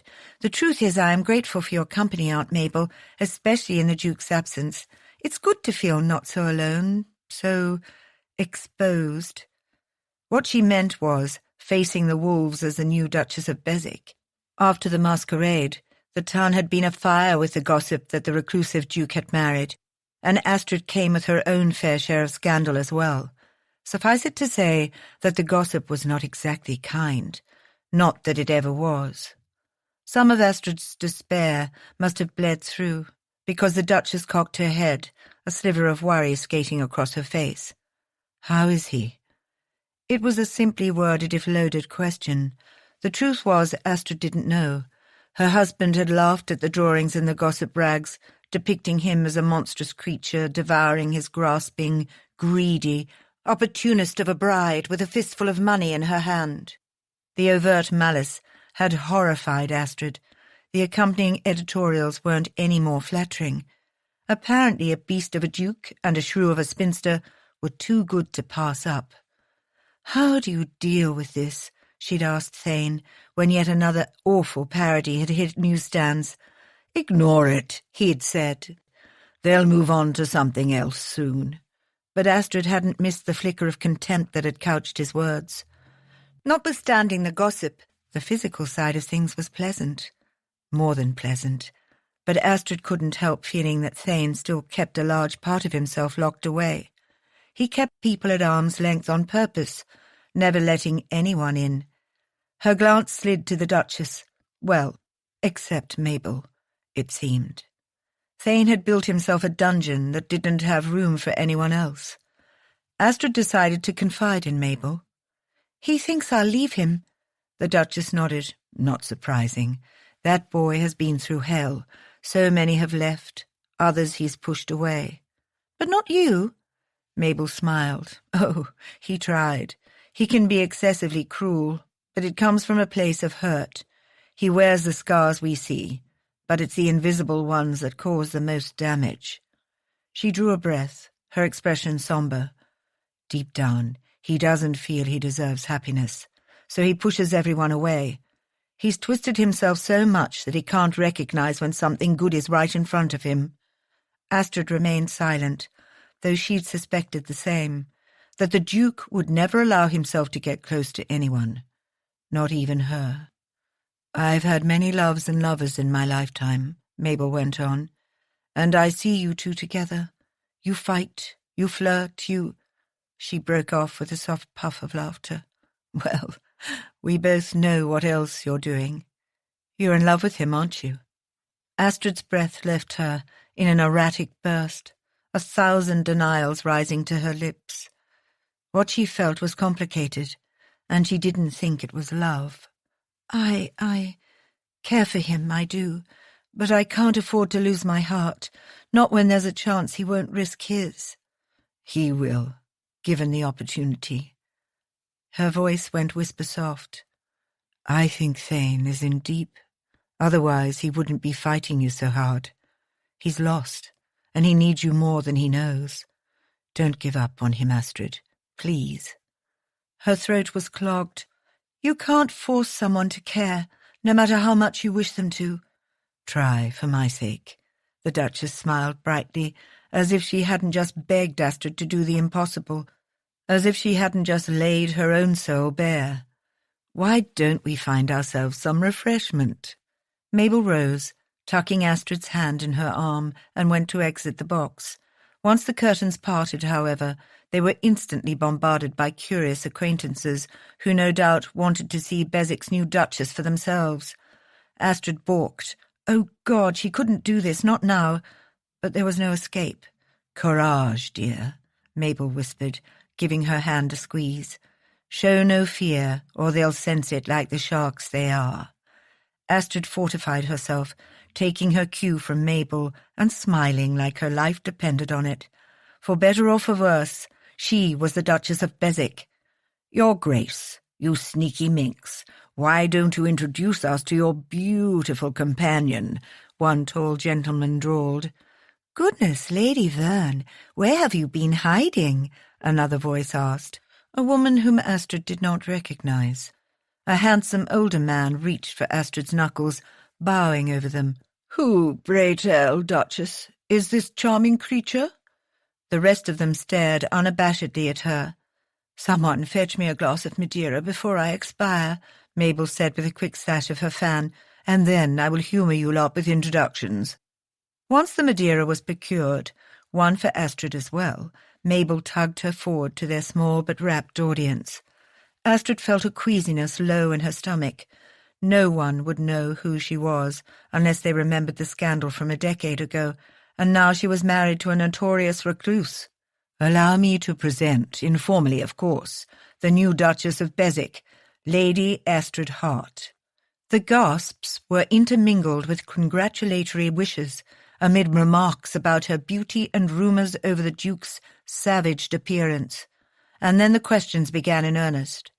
Astrid shrank back, but not before she saw one woman whisper to another and then another. The word beast filtered through, making Astrid bristle. In a few minutes, everyone at the theatre would know that the wife of the Beast of Bezek was in attendance. Thanks to the news sheets, the unfortunate moniker had reached London as well. The noise rose, a man's voice announcing the start of the third act of the play. But Astrid stood rooted to the spot, feeling the weight of dozens of eyes upon her. She held her chin high, staring down anyone who dared meet her eyes. She was a duchess, wife to a peer of the realm. Let them stare. "Tell us, my lady," a man's voice drawled, "was it a marriage of convenience?" The voice was nauseatingly familiar. Beaumont appeared with Isabel on his arm. Astrid held her calm, though she wanted to claw him away from her sister with her bare hands. "The proper address for someone of my rank, Lord Beaumont, is your Grace," she corrected coolly. "And aren't most marriages of the ton ones of convenience, or more importantly, alliance?" The emphasis on alliance was not lost, not on the Earl or on her aunt and uncle, who rode his coat-tails. Beaumont's face darkened, but his lips curled with disdain. "It would take a lot more than that for most women to marry the Beast of Bezek." Astrid laughed, knowing she was under the scrutiny of many, though she took comfort from Mabel standing at her side. "You are correct, Lord Beaumont. Those things are called honour and respect, two principles you will never possess. Good day, sir." She sent a soft smile to her sister. "Isabel, don't you look lovely? Enjoy the rest of the performance." Astrid forced herself to walk away, despite Isabel. Her battle was with Beaumont, not with her sister, and she needed to prove to Isabel that she wasn't the overbearing, jealous older sister her aunt and uncle were painting her as. It was by far the hardest thing she'd ever done, abandoning her sister to the wolves. "Bravissimo," Mabel murmured, eyes flashing with pride when they returned to the privacy of their box. "She's so young." "Darling, if she's anything like you, I'd say you have nothing to worry about." Astrid searched the Duchess's eyes, finding nothing there but admiration. "Surely You must have heard of my connection with that odious man. If Isabel is anything like I was then, meaning starry-eyed and stupid, then I do have cause to worry. I've left her with the wolves." She attempted to compose herself, not unmindful of the attention flocking toward their box from the rest of the theatre. Gossip travelled fast, titillating gossip even faster. After the altercation with Beaumont, people would be putting the connections together. Astrid Everleigh, ruined heiress. Astrid Hart, Duchess of Beswick. Both impostors. "You're forgetting one thing, dear," Mabel said. "What is that?" The Duchess smiled gleefully. "Lady Isabel grew up with you as a role model, as a self-reliant female for the past 10 years. You don't think any of that has rubbed off? She may be consorting with the wolves, that is true, but have a little faith." "I wish it were that easy." She patted Astrid's arm. "Then focus on something else, like the auction you've planned. Last I heard, everyone's coming." Like that was better. Astrid's stomach fluttered at the thought of the auction that was scheduled for the next day, but her nerves crackled with excitement. She had no idea how it would go, or whether it would be the rousing success she hoped for, but Astrid knew her antiquities, and she was confident in her proficiency. She might be worried about Isabel and her new status as a duchess, but there were two things that never failed her: knowledge and preparation, and in this she had both. The teeming auction at Christie's had gone off without a hitch, thanks to Thane's very clever, very competent Duchess. Thane had never felt prouder standing in the shadows and watching from the private balcony when the Duchess of Beswick was publicly and profusely thanked by the owner of the auction house. The total monies the collection had fetched was astronomical, and every extra cent of it was going toward a gift for his wife. He grinned, not that she knew about it yet. "I will miss cricket," he told Fletcher, who stood beside him. The valet shot him a dry stare. "I'll buy you a ball like the normal children." "Where's the fun in that? Doesn't quite give the same satisfaction to not hear that crashing sound, or imagine my father's reaction," Thane grumbled. But he clapped an arm over the man's shoulder. "You did a good thing, Fletch, with the collection, and with her." "Do I get an increase in my wages?" "I already pay you a king's ransom, you ingrate." Thane rolled his eyes. "That reminds me, I haven't dismissed you yet this week, so tread lightly. I'll be waiting in the coach, if you could be so kind as to retrieve my Duchess." He took the private staircase to the waiting conveyance at the side of the building. In the confines of the carriage, Thane removed the heavy metal key from his pocket and felt a shiver of apprehension at the sight of it in his fingers. He was nervous. He couldn't remember the last time he'd given anyone a gift, and here he was, about to embarrass himself with the largest gift ever given. She wouldn't accept, and he'd look a fool. The coach door opened and the footman assisted his wife inside. Astrid was glowing as she took the seat opposite him. "Did you see?" she asked breathlessly. "Yes." "Thank you for coming," she said, her lovely face earnest. "I know these public events can be taxing." Thane grinned at her and rapped on the roof for them to be away. "I wouldn't have missed it for the world." "Well, thank you." A satisfied smile on her face, she stared out the window at the evening crowds, most of them leaving the auction house. "All of those pieces have found good homes. Your father would be happy." "My father can rot in hell," he said, and then bit his lip. He didn't want to ruin her good humour with unpleasant feelings about the former Duke. His father deserved to have every single one of those antiques smashed and destroyed without a qualm, just as he'd destroyed Astrid's hopes for her future. Thane cleared his throat. "Speaking of good homes," he began, "I have a present for you." "A present? For me?" Her sparkling eyes went wide with childlike delight. "What is it?" His chest feeling oddly tight, Thane handed her the key. "This is part of it." "A key?" She laughed, her eyes brightening. "To your heart?" Said organ squeezed painfully in his chest, but from the smile on her lips she was teasing. "Good God, if I'm ever that sentimental, put me out of my misery." He drew a breath, feeling self-conscious. I've bought some property with the proceeds from the auction, 3 connected buildings in northern London.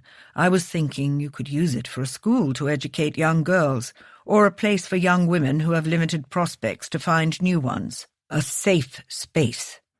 Astrid went still, her eyes boring into his, mouth falling open in surprise. "You bought me a building?" "Several buildings, but yes." "With the proceeds?" she said faintly. "The rest of the money is placed in an account for you to use at your discretion, but yes, all of it is yours to allocate as you see fit." Her eyes filled with tears. "Oh, Thane!" His smile swayed at the expression in them.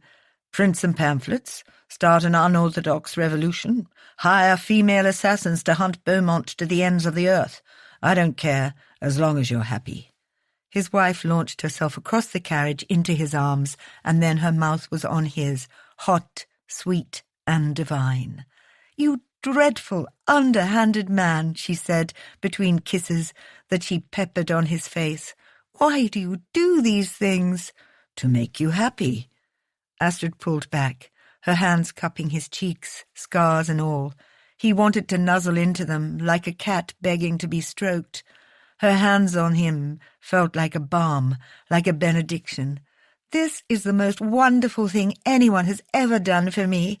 Oh, Thane, it's perfect." She burst into tears. "It's not fair." "Why?" he asked, bewildered. "You're making me like you, and I hate it." "You don't want to like me?" He brushed at her tears. She sniffed and buried her face in his neck.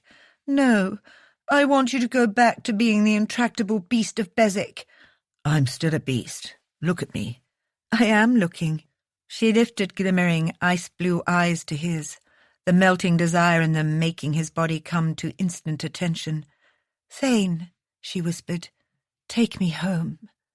He set his mouth to hers, filling his palms with her body, the long muscles of her slender back beneath her cloak, the soft tendrils of hair escaping her coiffure at her nape, the rounded curve of her hip. He squeezed her rump, and she moaned into his mouth. "God, how I want you," he said thickly. And he did. Thane wanted to bury himself into her sweet, welcoming depths, making her cry out in the heat of passion, lick the sweat from her skin in the aftermath, kiss her softly, watch her fall asleep, hold her, never let go.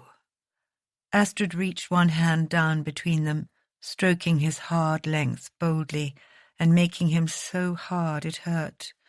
"Don't, darling. I can't seem to control myself around you."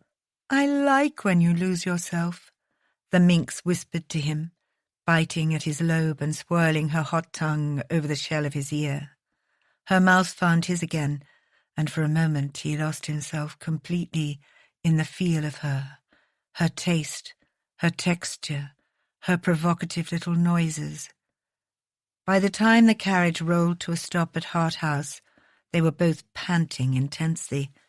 They stared at each other and burst out laughing at the same time. Astrid smoothed his dishevelled hair while he ran his palms along hers. They exchanged another kiss when he arranged the folds of her cloak, and she adjusted his cravat, only breaking apart when the footman opened the door. Astrid bit her lip, looking chagrined, but Thane just laughed and escorted his Duchess down the steps. "Trust me, love. If you could look desirable when you're shockingly in your cups, a disarranged coiffure won't detract from your beauty." "The things you say, Lord Beswick." Blushing, she squeezed his arm and rose up on tiptoe as they ascended the steps to the house. "Won't you take me to bed, Your Grace?" His bold wife shrieked as Thane scooped her up into his arms. "With pleasure." "Don't drop me." "Never." He'd castrate himself before she came to any hurt at his hands. Chapter 21. Thane had hoped his epiphany of folly would disappear, that what he'd started feeling for Astrid had been some emotional consequence of lust, but it only became more fully realized the more time he spent with her. Watching the blushing smile on her lips at the breakfast table the next morning made him feel like a conquering king. Though he usually slept in the nude when he was alone, he'd risen early to don a never-used silk nightshirt and tailored loose trousers before climbing back into bed. He hadn't wanted to be caught unawares in the bright light of day. Feeling his scars at night and seeing them in daylight were two different things. Given how he felt about them, it terrified him to think of what her reaction would be. His back and legs were much worse than his face. The bayonets had done the most damage to his back, and several of the deeper gouges had gone septic. It had been a miracle that he'd even survived the weeks of unrelenting fever and madness, followed by excruciating cautery, and what was left of his body was proof of the horror he'd endured. The only answer would be to never let his wife see him, which meant that he could not continue to tempt fate, not without severe risk. Today looks like it will be raining again. A pity, as I'd hoped to go shopping for a new Spencer, his aunt declared, daintily lathering a piece of buttered toast with jam, her eyes cutting between them. What are your plans? Thane cleared his throat. I'm meeting with Sir Thornton as well as the steward from my northern estates. Oh, yes, she said, frowning. I also heard from Culbert that you received some unwelcome news. Astrid looked up, the instant inquiry in her eyes. Thane hadn't had a chance to speak to her about the missive that had been delivered that morning with his usual correspondence. Beaumont has formally declared his intention to court Isabel. What does that mean? Astrid asked. That an offer is forthcoming, one that I will be tasked to consider. He is a scapegrace, Aunt Mabel said. He is a poor candidate indeed, not for someone as lovely as that child.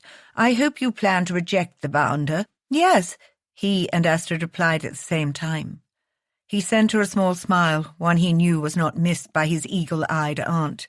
I fear that it won't discourage him, however. The Everleys have some underhanded agreement with the man, and the Earl has somehow curried the favour of the Prince Regent to attempt to overturn the terms of Astrid's father's will. With Prinny? Mabel asked. And what kind of agreement? They keep Isabel's portion, Astrid said. The Earl isn't lacking in fortune. He only wants her. It's nothing more than a sale, a transaction. Thane nodded. And Beaumont's uncle, the previous Earl, was favoured at court. I can only assume he hopes to use his late uncle's reputation to shore up his own. The Duchess shook her head. Appalling, though such tactics seem extreme even for Beaumont. I suspect it's related to his feelings about Astrid, Thane said, feeling the rage burn inside him. She humiliated him, and he's nurtured that feeling for years. Of course, it's no small consolation that Isabel is as beautiful as her sister. His wife blushed, though a fierce expression remained on her face. He's a snake. That we can agree on, dear, Mabel said. Though Beaumont is not to be underestimated, we need a strategy to find Isabel another acceptable suitor. Are there any she might deem an appropriate match? We do want her to be happy, after all. Astrid drummed her fingers on the table. Agatha writes that she will be at the opera 4 days hence. Perhaps we can ask her then. Then I suggest we marshal our forces. The Duchess turned to him. Beswick, I assume your box is still available? Thane nodded. He never used any of his various boxes, but retained them nonetheless. It wouldn't do for the Duke of Beswick not to have one, even if he abhorred the society that had shunned him. I will be there as well. Two gazers converged on him with shock. Are you feeling well, Beswick? His aunt asked. Quite, he responded dryly. You needn't look so aghast at the prospect. I have been to an opera or two, and my box is quite secluded. I was certainly not aghast, she said, with an equally dry look in his direction. Perhaps I will situate my efforts elsewhere. I shall ask Lady Featheringstoke to accompany her, since her box is situated beside the Earl of Beaumont's, where I suspect our little Diamond and your unfortunate relatives will be. Her mouth curled into a delighted smirk as she addressed Astrid. There, I shall make an absolute cake of myself and give you the chance to speak with your sister. You have thought this through, Aunt, Thane said. When one is my age, dear, it pays to be prepared. The night of the opera came swiftly. For the evening, Astrid selected a lavender silk gown with a square bodice embroidered with pale green lace, with sleeves that came to her elbows. It was one of the bolts of fabric her husband had selected when Madame Pinault had fitted her. The fabric moulded to her figure, and the colour brought out the violet hints in her eyes. Astrid had to admit that Thane had exceptional taste. When she thought of his kindness after the auction and the extravagant gift he'd given her, she'd been overwhelmed. No one, certainly no man, had ever understood her so well. The gift had meant more to her than the crown jewels. And then that same night, he'd made love to her so tenderly that she'd nearly wept. Her own vulnerability, where he was concerned, made her terrified, and a part of her warned constantly for her to protect her heart. She had a feeling it was already much too late. As Alice put the last few touches on Astrid's coiffure, she descended the staircase to where the Duke was waiting. Mabel had left earlier to meet with the Featheringstokes as arranged. Astrid found him in his study, poring over an open ledger book. She was glad for the chance to study him unobserved, dressed head to toe in midnight blue, with a similar toned waistcoat and snowy white cravat. He made her breath catch. The candlelight flickered on his sable hair, glinting gold in the lock that curled into his brow, and limning his profile in gold. He seemed almost fantastical, a man half made of shadow, half made of flesh. Lord above, but he made her heart flutter. Astrid exhaled, and he looked up, their eyes colliding for an inexorable moment before he moved, his lion's gaze scanning her from bodice to hem, lingering on the creamy expanse of décolletage revealed by the gown, her cinched-in waist, and the elbow-length white kidskin gloves that covered her hands. After an eternity, his gaze lifted to hers once more. His cheeks had grown ruddy, his eyes glazed, and when he spoke, his voice was gravelly. "There's no word in the history of language to describe how beautiful you are." Astrid blushed, her cheeks going dangerously hot. "Thank you, Your Grace. You look incredibly handsome." "That's one I haven't heard in a while." Thane's lip curled in ironic humour, and Astrid felt a stab in the vicinity of her chest. Did he think she would be so callous as to be glib? That she'd meant it in jest? Surely he did not think her so heartless. "I was sincere." "Perhaps you should leave it at well-heeled, Duchess." His laugh was hollow. "Money, you see, can purchase clothing so exorbitantly expensive that it's designed to distract from a beastly face. Or that's what the tailor says, anyway." After his heartfelt compliment, the biting sarcasm took her by surprise. She did not know what had suddenly set him off, and she didn't wish to encourage him or become the target of his capricious moods. "Good thing you have lots of it, then," she said mildly. "We are already late. Shall we go?" "Of course, though later is better for an arrival." When most of the other guests would already be seated, Astrid realized. In the foyer, where Culbert retrieved their cloaks, she eyed the Duke over her shoulder. His eyes had been fastened on the breadth of bare skin at her back, the neckline of the dress dipping scandalously low on her spine into a V-shape. Astrid's skin felt singed just from the burn of his stare. Female satisfaction licked through her as his greedy gaze chased the knots of her spine until they disappeared. "Do you like my dress?" she asked, hiding her smile. "Madame Pinault informed me that you selected the fabric and colour." He inhaled a shuddering breath and dragged his hot gaze away. "Fabric that was meant to cover you," he said with a scowl. "It is of her own design. Clever, no?" "That woman is a heretic, and should not be allowed near a pair of scissors." "Come now, Beswick, surely you're not turning into a prudish fusspot in your dotage." "Did you just call me a fusspot?" Astrid laughed as he helped her into the coach. "If the shoe fits." She'd hoped to make him laugh, tease him a bit, but her hope had been in vain. As he entered the coach, his mouth flattened into a hard white line, and his jaw went rigid. It looked like he'd gone somewhere else in his head, somewhere dark. A muscle in his cheek took up residence, flexing frantically, a sheen of sweat coating his brow. His gloved fists were clenched on his knees, his posture as stiff as a ship's mast as the carriage rolled into motion. "Thane, what's the matter? Are you well?" "Yes," he bit out, without looking at her. "Thane." "Not now, Astrid. Pray let us get through this evening without incident." She fell silent, seeing his struggle for what it was. He was beyond panicked. Not to compare him to a horse, but it was much the same as when Brutus reacted to a crop. The Duke was stiff with terror. Sure, it was in a private box with a private entrance that he paid handsomely for, but it was out in public nonetheless. A gargantuan feat, clearly, for him. "You don't have to do this." Stone-jawed, he flared his nostrils. "Leave it. I'm here."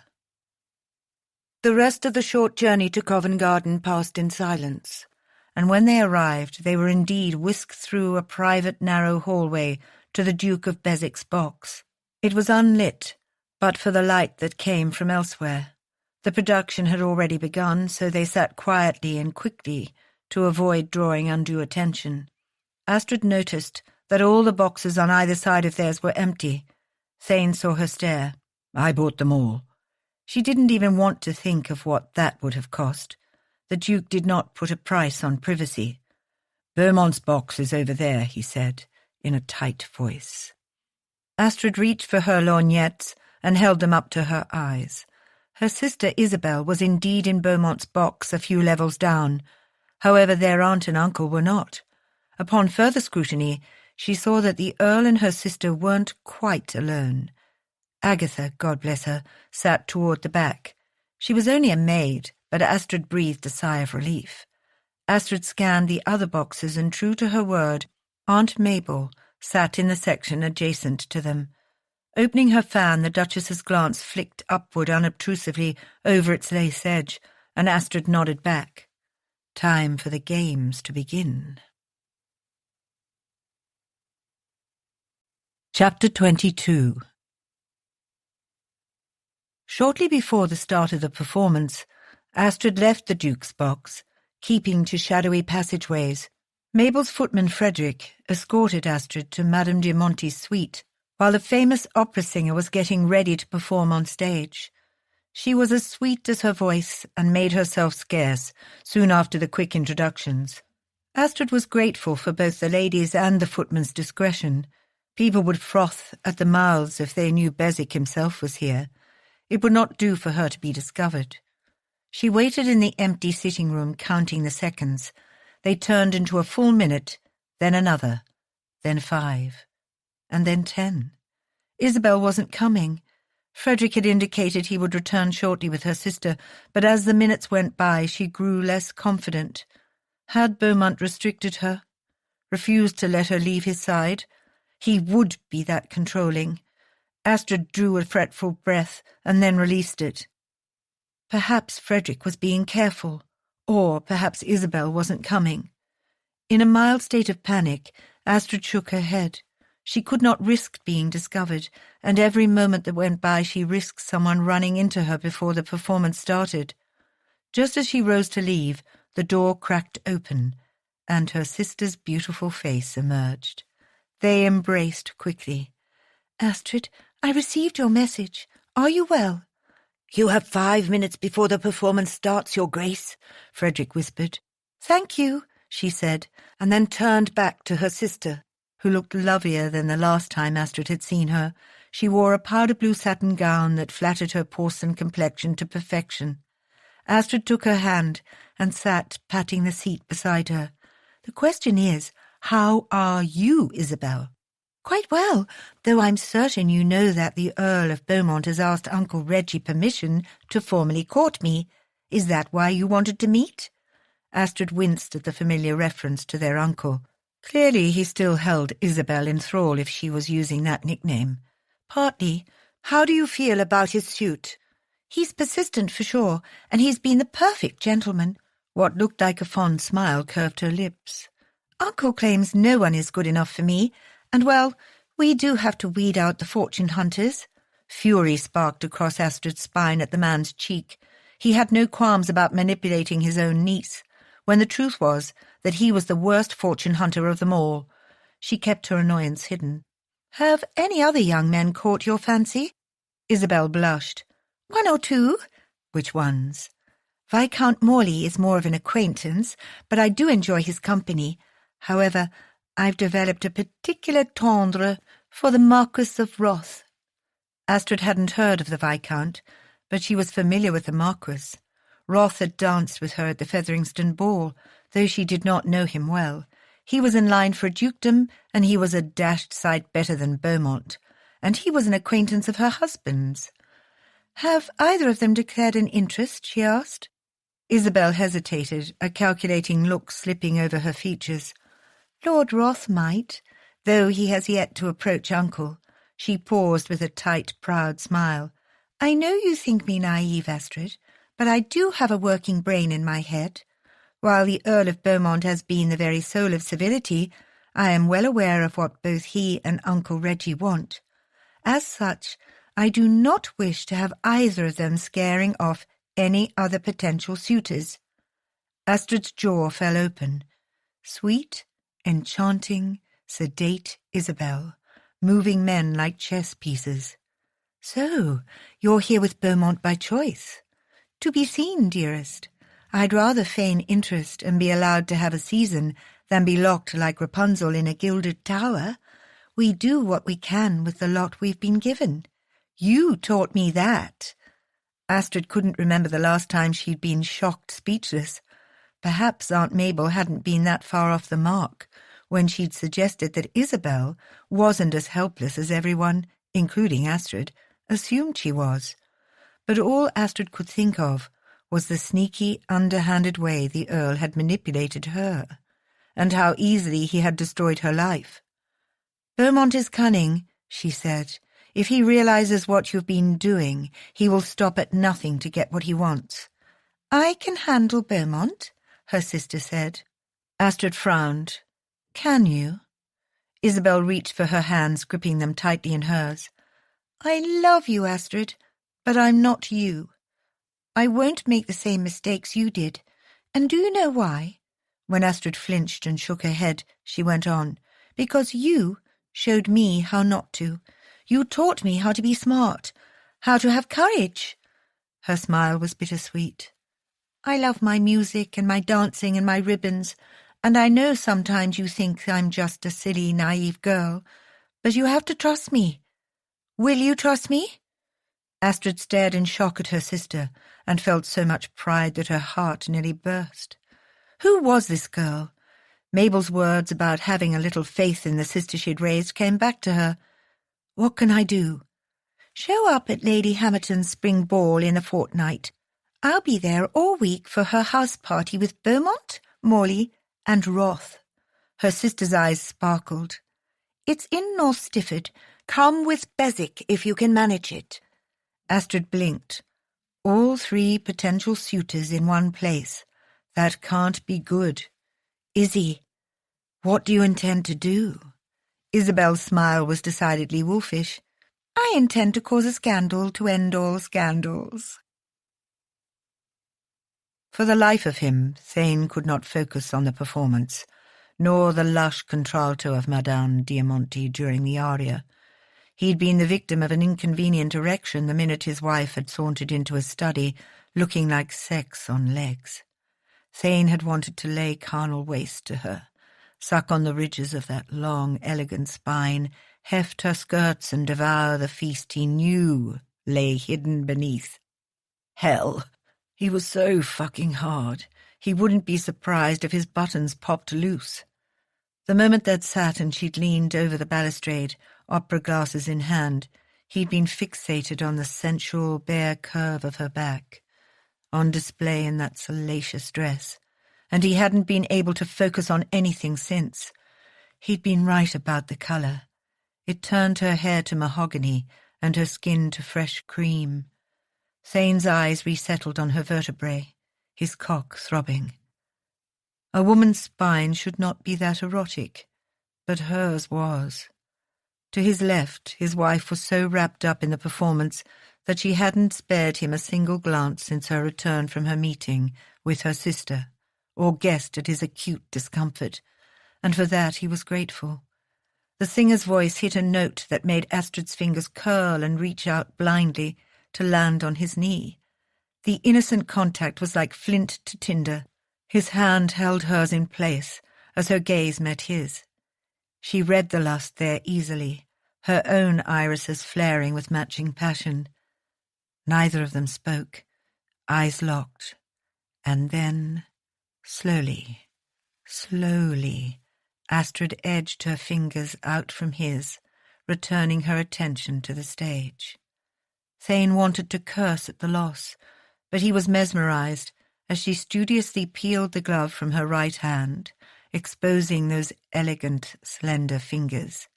And when she replaced that bared hand on his thigh, he nearly expired from shock. Desire and heat collided savagely within him as her fingers crept upward, each frantic heartbeat bringing them closer to where it burned the most, where he craved it the most. Almost delicately, with one finger, she traced the outline of his length. Thane swore viciously beneath his breath. "Astrid," he rasped. His vixen of a wife ignored him, deftly unbuttoning several of his buttons, enough so she could reach inside the fall and grasp his straining erection. Her fingers encircled him, her thumb rubbing over his weeping eye at the top of his cock, and then moved back down to stroke him from tip to base. He groaned softly as she repeated the act of sliding upward and then downward, using his own moisture to aid in her carnal exploration. Her pace quickened, her clever fingers exerting exquisite pressure. Astrid's breathing was ragged, too. And when he removed his left glove with his teeth to run his fingers over that delectable spine, she arched into his palm, moaning slightly. His orgasm roared upon him the second he touched her velvety skin, and he reached into his jacket pocket for his handkerchief. Thane covered her hand with his as he spent himself, his body jerking with the force of his release, pulse after hot pulse emptying into the square of linen. Thunderous clapping replaced the rushing sound of blood in his ears as the singer completed her act. He wanted to clap too, but for entirely different reasons. In a sated daze, he watched as Astrid daintily cleaned her hand on an unsoiled edge of the handkerchief and replaced her glove without a sound. The fact that she hadn't said a single word was almost as stimulating as sex in the darkness. It was intermission. Thane realized dully when people started moving on the floor of the opera house and in the boxes opposite them. Tucking himself away, he refastened his falls just in time for his aunt to announce herself and poke her head around the velvet drapes. The old biddy smirked, one eyebrow arching. "Enjoying the opera, dears?" "Very much," Astrid replied in a casual tone, though her cheeks were crimson. "Did you speak with Isabel?" Mabel asked. Astrid nodded. "Seems you are right, that my sister has things well in hand. I confess that I've never seen her so determined." "That's just another word for stubborn, dear," Mabel said with a grin. She nodded to Frederick, who stood outside the box with a tray of refreshments. "Shall we have a drink, then?" Astrid's bright eyes skated over his, and she bit her lip as her cheeks burned anew. "Of course, but first I must visit the retiring room." That scorching look made Thane want to snatch her up, take her home, and see for himself how aroused she was, how aroused touching him had made her.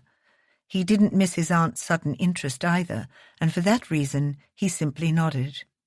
"I shall stay here and keep my dear nephew from accidentally terrorizing anyone in your absence," Mabel said. Thane wanted to say something to Astrid before she left, but he couldn't find the words. In any case, his nosy aunt was there, and she missed nothing.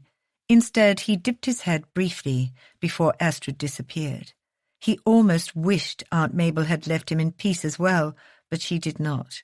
She sat and poured 2 whiskies. "Go on, say it," he said. She smirked. "Say what?" "That you think I'm infatuated." "Are you?" "No." "You never could lie to me, Nathaniel Hart," she said. He winced at the sound of his given name. She was right. His feelings for his wife were fast becoming obsession. Thane sighed. Not becoming, already past. He hungered for her more than anything he'd ever wanted. Her smile, her glances, her kisses. What he felt was beyond dangerous. It wasn't superficial. It was bone deep, and it was, above all, dangerous. If not infatuation, then what? Mabel asked.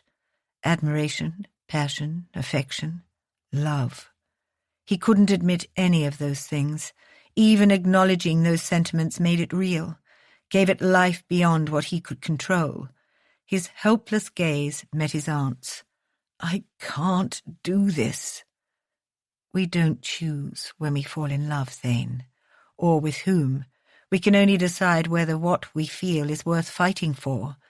Fate hasn't been kind to you, that's true, but you still have breath in your lungs and blood in your veins. So do yourself a favour and live. Otherwise you're just a walking corpse. She reached over to pat his shoulder, softening her words. If you push Astrid away because of some misconstrued notion that you don't deserve her, then you're a bigger fool than you know. A muscle beating in his cheek, Thane glanced at his aunt, who seemed to have said her piece, 2 grooved lines appearing between her brows. "Finished?" She glowered at him. "No, actually, I'm not. You're my nephew, and I love you. But you need to remove that stubborn head of yours from your arse before you do yourself permanent damage." Thane blinked. He couldn't remember Aunt Mabel being this furious, not since the first days when he'd come back from the continent and attempted to drown himself in whiskey and self-pity. Much as he had then, Thane resented the intrusion, resented being scolded like an ill-behaving child. "Not to be rude, Aunt," he drawled, covering his churning emotions with chilly reserve, "but what do you know of love? You certainly did not marry for it." "Aristocrats marry for other reasons," she said, unperturbed by the ice in his tone. "Love matches are rare. Even my marriage to the Duke of Verne was arranged by our parents. Affection and fondness came later. But why do you think, after Verne's death, I took such pleasure in my liaisons?" Thane opened his mouth and she lifted a palm to stop him. "I know you disapprove of that part of my lifestyle, but I am determined to be open to love before I cock up my toes." "With indiscriminate affairs?" he asked dryly. She canted her head, watching him. "Look at you, so stone-cold. There's too much of your father in you, I suppose. Lord knows he was the embodiment of blue-blooded indifference." The comparison to his father pricked deep, though Thane could not fault her for making it. The man had been a cold, frightened duke. He understood the similarity all too well, because he'd fashioned himself to suit. A stone heart was impervious. An unfeeling man could not be harmed. Mabel sighed, reaching to pat his cheek. "But there's some of me in you, too, and hope springs eternal that you might allow yourself the chance to be happy. You have to choose, Thane." "Choose what?" he said. "Oh, my darling, choose to act with your heart instead of that rigid, fractious brain of yours." He could hear the hope in her words. Hope. It sliced at him, mangling his defences, entreated and beseeched like the liar it was. He'd been duped by hope so many times before. His father, Leo, his friends, lovers, they'd all left him, running in horror from the beast he'd become.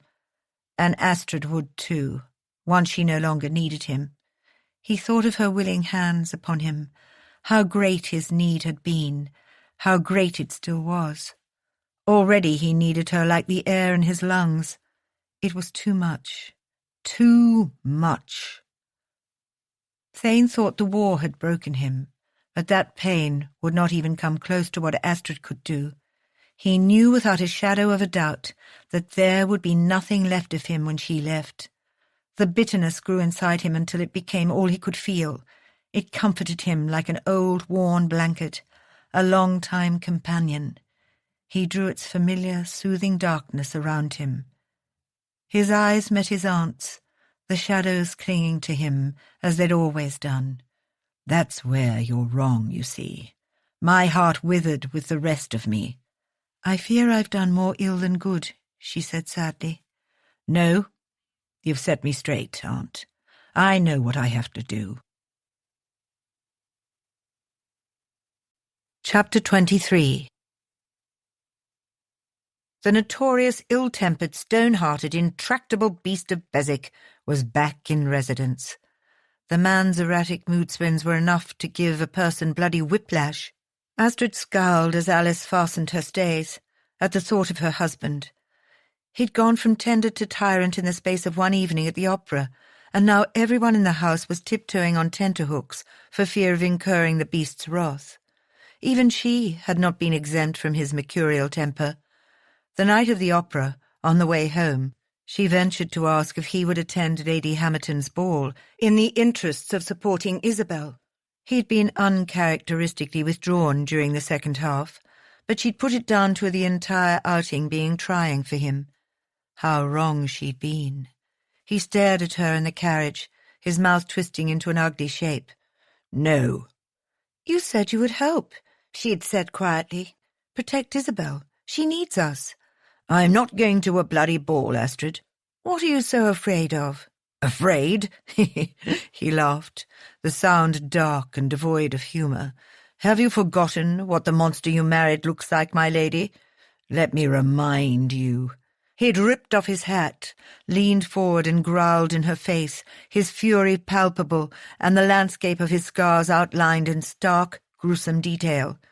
"If you gave people a chance, they might—" "Might what?" he scoffed. "Allow me into their homes, to sit at their hearths, share stories and offer me tea. You are naive, my foolish wife." "And you are being childish." His eyes had flashed with rage. "Have a care, Astrid." She hadn't paid heed, thinking only of her sister's request. "It's just that I want Isabel to be safe, and to have a chance to be happy and free." "None of us is free. Your sister simply hopes to trade one cage for another. Isn't that what marriage is?" "That's not what we have." He had sneered at her. "No, darling, we have convenience. Even better, no? You wanted a name, and all I ever hoped for was a warm, willing body, which eventually I got. Don't make our association any more than it is. What a trade. Duchess by day, doxy by night." "You're a brute." "I never pretended to be anything else." No, he hadn't, and that had been Astrid's own fault. She'd believed in something that hadn't been there. She'd believed in the man he could be, not the one he was, and she had only herself to blame. She never should have trusted him. After the hurt, the anger had come. How dare he make promises and then break them? How dare he call her names? He wanted her to be a doxy. Then, by God, that was what she would be. Astrid stared in the mirror at her reflection. Alice had covered the dark circles beneath her eyes with powder. She would have preferred to stay in bed, but the thought of being in the same house with her ogre of a husband rankled. "Thank you, Alice," she said, once the maid had finished with the final touches of her attire. "That will be all." Grabbing her reticule, she descended the staircase, and for the first time since the altercation in the coach, came face to face with her husband. "You are not at dinner this evening," the Duke growled, amber eyes narrowing on her clover-green evening gown. He looked tired too, tired and drawn. "Culbert said you are not feeling well." She shot him a smile, ignoring the dull ache in her heart at the magnetic tug of him.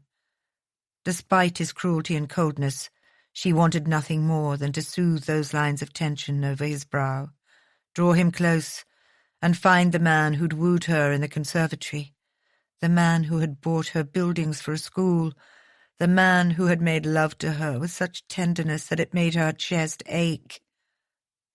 But that version of him had been false, a version she'd obviously romanticized because she'd been lonely and she'd wanted to believe the best of him. "I was," she said with forced cheer, "but I am much recovered." "Are you going out?" She nodded. "To the Ralston soiree with Isabel." Once more she pushed a smile to her lips. "You don't mind, do you, Your Grace? I know how much you loathe such things." He did not respond to her barb. "Enjoy your evening." "And you, Your Grace." Their excessively polite interaction had infuriated her to no end, and the following night it was much the same. Even Mabel had seemed disheartened, her usual optimism absent. She offered no explanation for her nephew's disposition, and every time Astrid tried to get answers of her own and chipped past the wall of ice growing between them, he walked away. If she hadn't caught the naked longing in his eyes, 1 or 2 times, when he thought she wasn't looking, Astrid would have believed he felt nothing. It made her think of what Mabel had told her about her nephew when she'd urged her not to give up on him. Deep down, he doesn't feel he deserves happiness, so he pushes everyone away. Was that what he was doing? It was definitely possible. Over the past weeks they'd connected in more ways than one. Intellectually, emotionally, physically. And before the opera, she might have even said that Thane had come to care about her. Their intimacy had deepened, blossomed. Astrid blushed. So much so that she had fondled him in public. No one had seen them, obscured in the box as they were, but that was as flagrant a sentiment as any. The more she thought about it, the more it made sense. They'd come together in darkness, first in the arbour and then in his bedchamber, and every other time since. The opera had been a turning point for both of them. A different type of affirmation. Was that what had sent him running? The next day, when the Duke summoned her to his study to inform her of his intention to send her back to Beswick Park, Astrid had had enough. She would not be discarded like this. A part of her wanted to argue it was for Isabel's sake that she needed to stay, but it was more than that. In her heart of hearts, the truth was that she did not care to be parted from him. What, then, did that say about her? That you are a fool who has fallen in love with someone who can never love you back, she whispered to herself.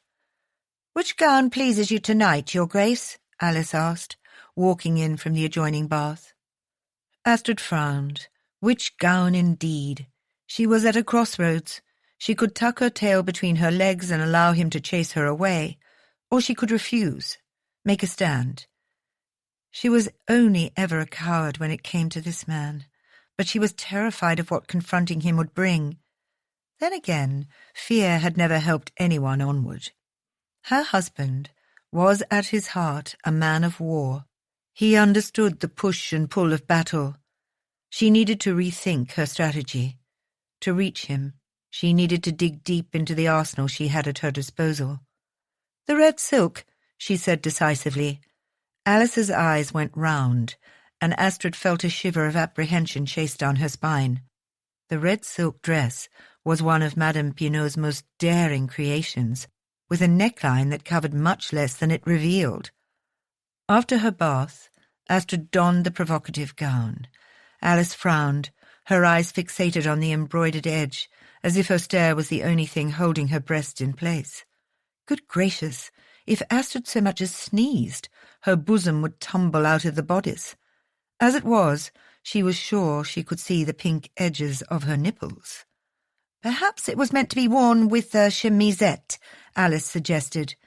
Madame Pinois did not say so. A blush singed her cheeks as Astrid stared at her reflection. The dress was beyond daring, and its indecency didn't stop at the bodice that also left her shoulders shockingly bare. It clung to her corseted form like a second skin, cinching her waist and hips before falling in decadent crimson folds to the floor. A rich blonde lace overlay at the bodice, waist, and hem gave the gown an almost Spanish flair. Astrid paired it with elegant elbow-length champagne-coloured gloves and soft matching embroidered heeled slippers. Alice had styled her hair in a simple updo, and she wore no jewellery save for a necklace with a ruby pendant that nestled in the hollow between her breasts. His Grace will not approve of you going anywhere in that gown, Alice muttered. Astrid smiled through her sudden panic. I should hope not. When she walked into the dining room, her husband's back was to her. He was deep in conversation with his solicitor, Sir Thornton, and his wife, Lady Claudia. Astrid hadn't realised they were having guests for dinner, and she almost spun around in retreat. But Mabel, whose eyes had sparked with mischievous delight upon seeing her, came to kiss her cheek. "Bold move," she whispered. Her smile felt wobbly. "A wise friend told me not to give up." With a proud look, Mabel squeezed Astrid's fingers as if to say, "Good luck," and then said loudly, "Astrid, dear, don't you look lovely?" The Duke turned in painful slow motion, but when his gaze slid over her, he froze, his mouth going slack and then tight with displeasure. His expression shuttered, but not before Astrid saw the flare of lust in those leonine eyes. "Good. Thank you, Aunt," she said in an unusually breathless voice. Her heart felt like it was going to beat out of her chest and gallop from the room. She greeted Lady Claudia and Sir Thornton. The poor solicitor's cheeks went ruddy, but Claudia's admiring glance bolstered Astrid's flagging courage. She beamed at her scowling husband, whose face now almost matched her dress, as he shepherded her a few steps away, out of earshot of the others. The warm, spicy scent of him curled over her, and she had to fight to not close the distance between them and lick the pulse throbbing madly in his neck. Gracious, she was a fool for this man. "Did I pay for that?"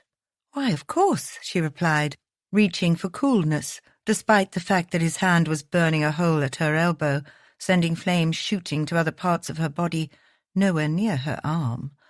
"I have it on account from Madame Pinault that you specified this colour." "The colour," he ground out. "Not," he gestured at her body with his hand, "that." Astrid let out a laugh, causing his eyes to drop to her quivering bosom. It was a wonder she didn't go up in cinders at his glower. "This style is all the rage in Paris. Don't be such a prude, Your Grace." He ripped his burning stare away, that muscle in his jaw on the loose again. She lifted her brows. "Won't you pour me a sherry, darling? Or perhaps Sir Thornton will not mind." With an unreadable look, he stalked away before she could finish and returned with the proffered glass, nearly shoving it into her hand. Astrid sipped the drink and allowed him to escort her to her seat. During all 9 courses of dinner, she tasted nothing, not the cream of turtle soup, nor the braised pheasant, nor the beef in bechamel sauce. Though she conversed mostly with Claudia and Mabel about trivial things, she could feel her husband's brooding stare. Poor Sir Thornton had to be getting uncomfortable with the Duke's testy one-word answers. Mabel, who sat beside her to her left, leaned in. "I hope that dress of yours has a plan," she whispered. "Me too," Astrid whispered back. "I can barely eat in this thing."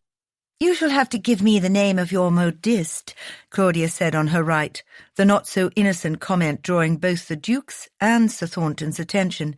"That gown is rather sensational, isn't it, Henry?" Sir Thornton coughed discreetly, but not before sending his wife a thoroughly devilish look that made Astrid bite back a giggle. She hadn't expected it of the stern, composed solicitor, but it was clear that he was very much smitten with his wife. "Thank you," Astrid said. "Madame Pinault is exceptional, but I fear that the praise for this particular gown has to go to my husband." Thane choked on his wine and opened his mouth as if to deny it, but Astrid did not let him get a word in. "His Grace has impeccable taste." "Indeed," Claudia toasted, lifting her glass with an impish grin. Beswick looked like he sucked on something awful, and the scars on his face had gone stark white, as if he were holding on to his control by a thread. Thankfully, the rest of the dinner passed with less provoking conversation, and after the last course was served, Astrid put down her napkin as they all rose. Normally, after a formal dinner, the men would adjourn to the library for port and cigars, while the women took tea and brandy in the salon. But the Thorntons had another engagement. They said their goodbyes. "I'm off as well," Astrid announced. She had no plans for the evening, but he didn't know that. Sure enough, her husband froze. "Off where, Your Grace?" he asked in a silky tone. "To the Leveson Music Hall, of course," she said, ignoring the firing of her pulse and the decadent throb between her thighs at his look. "I accepted days ago." He gripped her elbow, not tightly, but firmly enough that her knees went weak. "Please excuse us," he said with a clipped bow. "My wife and I have something to say to each other." Astrid glanced helplessly over her shoulder as Mabel mouthed, "Bravo," and Claudia's eyes twinkled with mirth. The Duke led her into his study and kicked the door shut behind him. She opened her mouth to protest his manhandling of her person, and he swore a filthy oath, slamming his lips to hers. She was swamped by more than 6.5 feet of large, predatory, sexually aroused male, and Lord help her if her body didn't respond just as savagely to his hot, possessive kiss. Astrid's hands clawed at his jacket, clutching him close as she welcomed the punishing invasion of his tongue and met him stroke for ferocious stroke. He bit at her lips and she bit back. He licked and sucked and thrust, and she responded in kind. "This dress is diabolical," he growled, dragging his mouth from hers, his fingers tracing the lace edge of the flimsy silk bodice. It didn't take much coaxing for her nipples to harden. Thane bent his head and suckled, the delicate fabric darkening. Astrid nearly fainted from the friction of soft, wet silk against her sensitive skin. He blew against her, making her nipples tauten even more, and bowed to pay homage to the other. "Thane," she begged, her body dissolving into a mess of need and heat. Shoving her up against the study door, he wedged a hard thigh in between hers and growled low in his throat. He circled his rock-hard groin against her, making her light-headed. "I've had you and this gown to thank for the most agonizing arousal I've had in years." "And I've you to thank for the same," she replied. Her eyes shone, burning with desire, as his hands fought her skirts to seek bare skin, barer still at the tops of her thighs. "No drawers," he whispered. Astrid could barely string 2 words together at the feel of his thumbs, parting the aching place where she was embarrassingly wet for him. But Thane only growled his satisfaction, his free hand moving to unbutton his falls as he gathered handfuls of red silk to her waist, exposing everything to his view. She writhed against him, feeling cool air on her overheated skin. "Hold these," he ordered, handing her a wadded mound of her skirts. And then he sank to his knees, setting his hungry mouth to her throbbing sex. Astrid throttled her scream.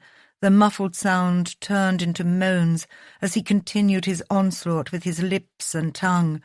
God, he knew just how and where to touch her, exactly how to circle and lash the gathering knot of tension until she was sobbing his name.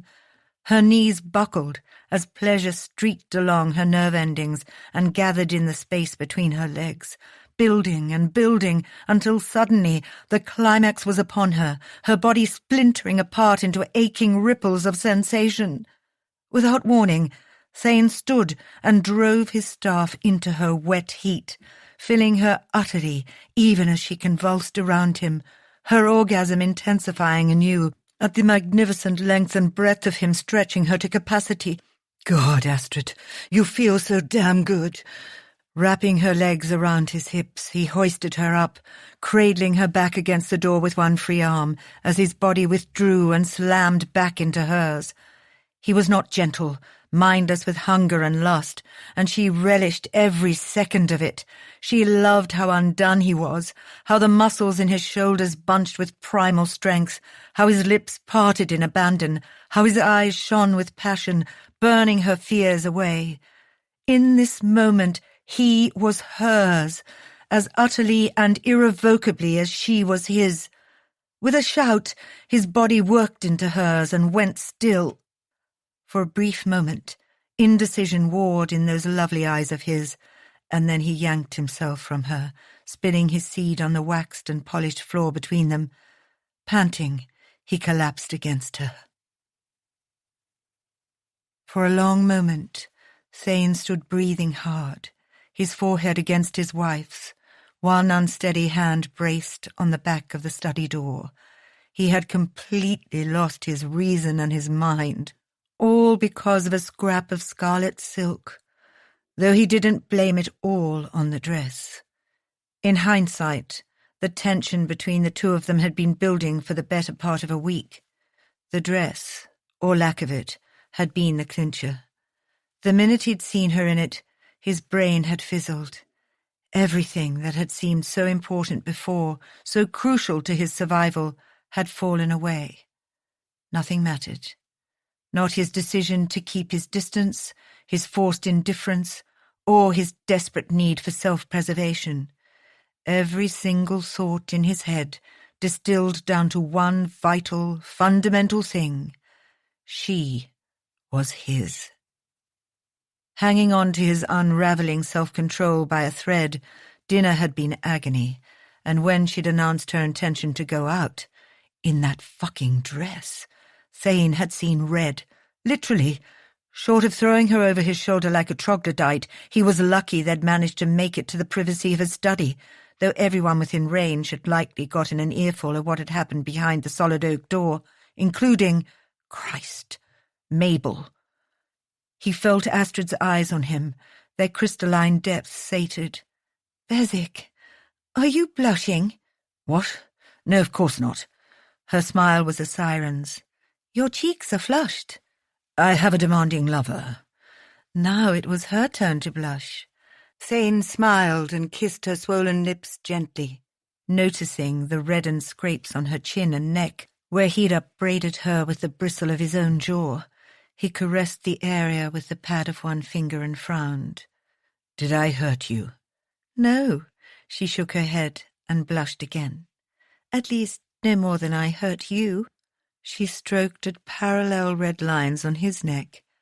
"You've scratches just here." "Scratches?" he asked with a smirk. Astrid arched a brow. "You took me against a door, Bezic. Surely you did not think I could control my passions while yours were on such territorial display." "Keep speaking like that, little minx, and I shall be forced to put said door to use once more." He stepped backward, and Astrid nearly fell forward without the weight of his body anchoring hers in place. The silk of her dress was hopelessly crushed, but Thane didn't see her wearing that particular gown anywhere else, not if he had anything to say about it. Astrid frowned adorably, releasing the handfuls of her skirts back into place while he buttoned his trousers. "Honesty, why is it acceptable for a man to be passionate, and when a woman shows any sign of lustful urges, suddenly she is Eve incarnate, subverting the whole garden, ergo the entire world?" He waved an arm to the nearby chaise. "You can subvert me any time.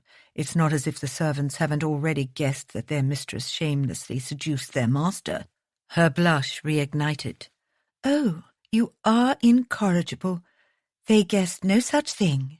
"I will bet you 100 quid that Fletcher and Culbert are on the other side of this door, pretending to polish a candlestick or some such," he said with a straight face.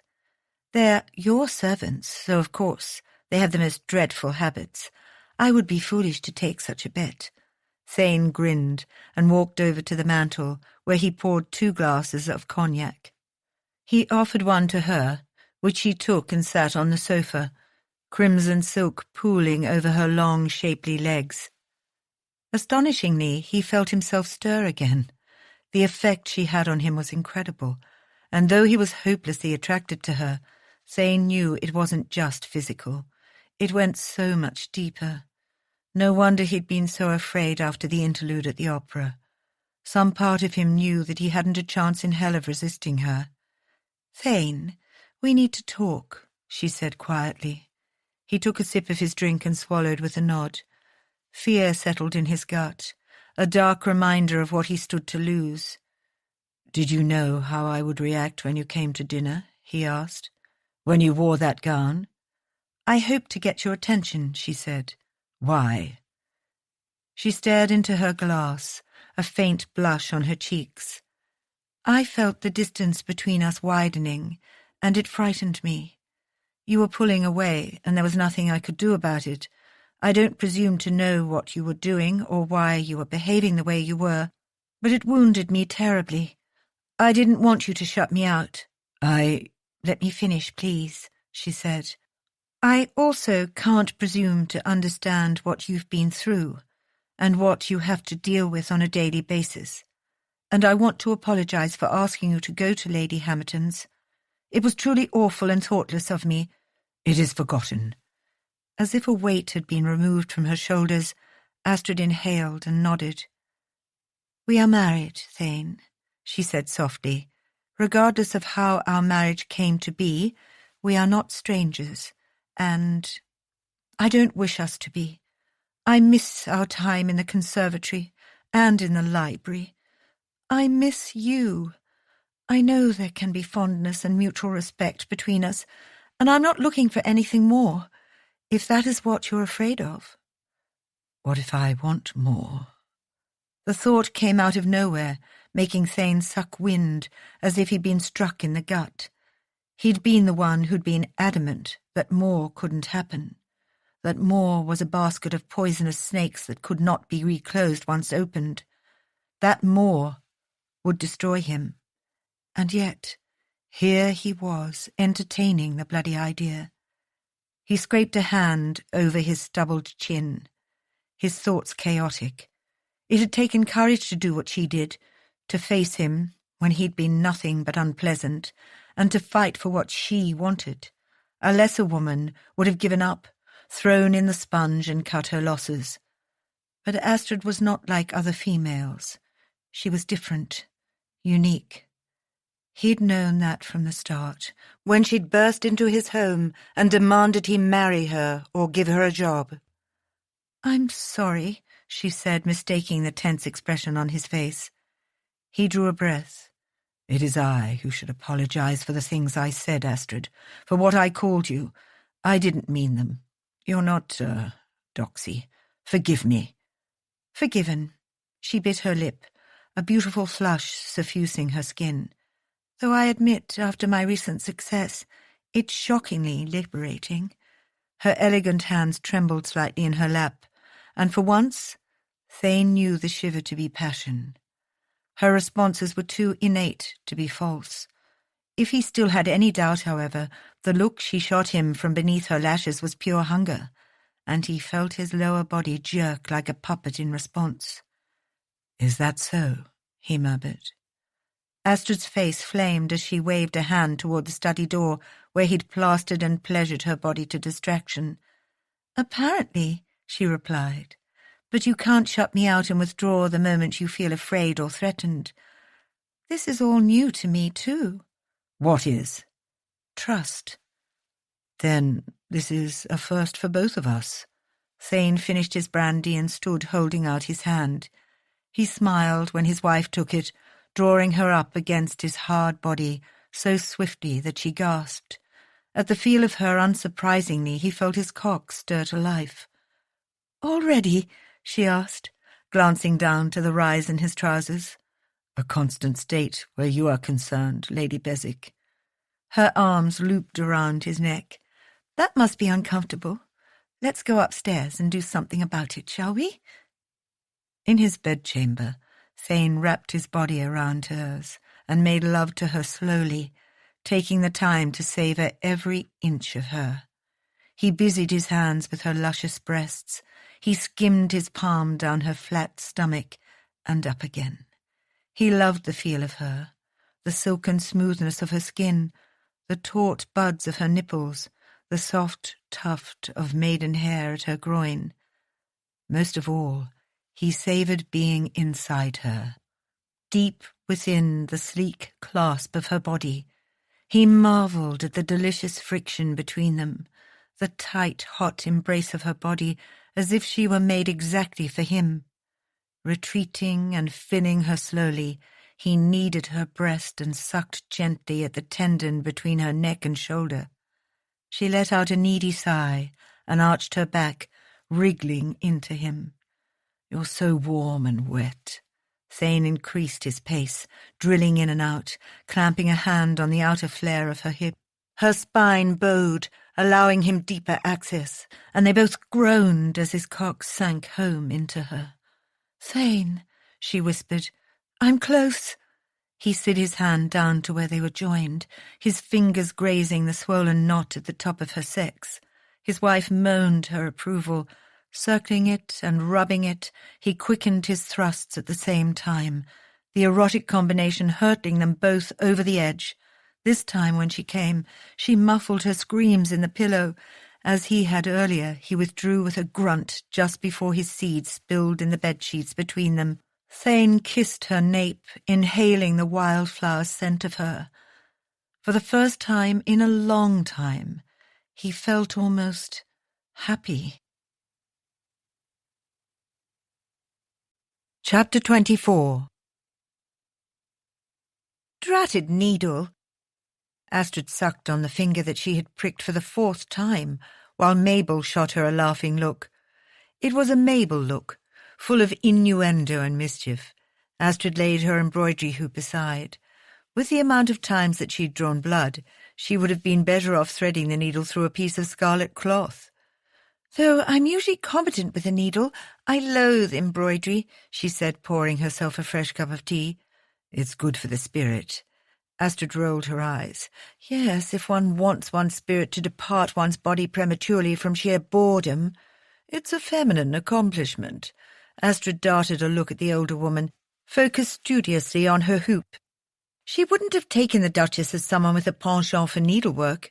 It was too uninteresting for someone of her passions, but perhaps she was wrong. Isabel hated reading, and they were sisters. Learning is an accomplishment, education, not threading a needle endlessly over a hoop in ridiculous patterns. Mabel arched her eyebrows. "So get a book and read, if that pleases you." Astrid had tried to read. She really had, but her body had felt too on edge, her mind too busy to concentrate. She'd read the same essay a dozen times before giving up. A few days ago, Thane had been called back to Beswick Park. Something to do with one of his tenants, he'd said. He wasn't sure how long he'd be gone, which meant she and Mabel were on their own for Lady Hamilton's spring ball that evening, and Isabel's planned scandal. Perhaps that was why Astrid was so on edge. She worried for her sister. "Do you know Lady Hamilton well, Aunt Mabel?" she asked, though Mabel knew that she must, considering it was because of Mabel that Astrid had managed to receive an invitation to the exclusive ball. "Quite well, dearest. We went to finishing school together. I haven't seen her or been introduced to her in town," Astrid said. "She's been in Bath," Mabel said, her needle flying with small, precise strokes, "taking the waters there." "Her house parties, are they usually sedate?" Mabel smirked. "You do know me, do you not? Suffice it to say that Eloise is twice the Raquel I am." "Raquel's a male," Astrid pointed out. "Who says? There are female rakes?" "They're called something else," she said dryly. "Yes, Raquelians," Mabel huffed. "Eloise's parties are nothing more than a buffet selection for her to choose her latest lover, and it is a testament of my fondness for you that I am not in attendance, since I, too, am currently between paramours. Why do you ask? Isabel is planning something." Mabel perked up. "I knew that dear girl had a spine. What is she doing?" "Apparently 3 of her suitors will be there, including Beaumont, and she intends to cause a scandal to end all scandals, she says." The Duchess upended her embroidery hoop, sending it flying across the room, and burst into laughter. "Your sister has some big shoes to fill.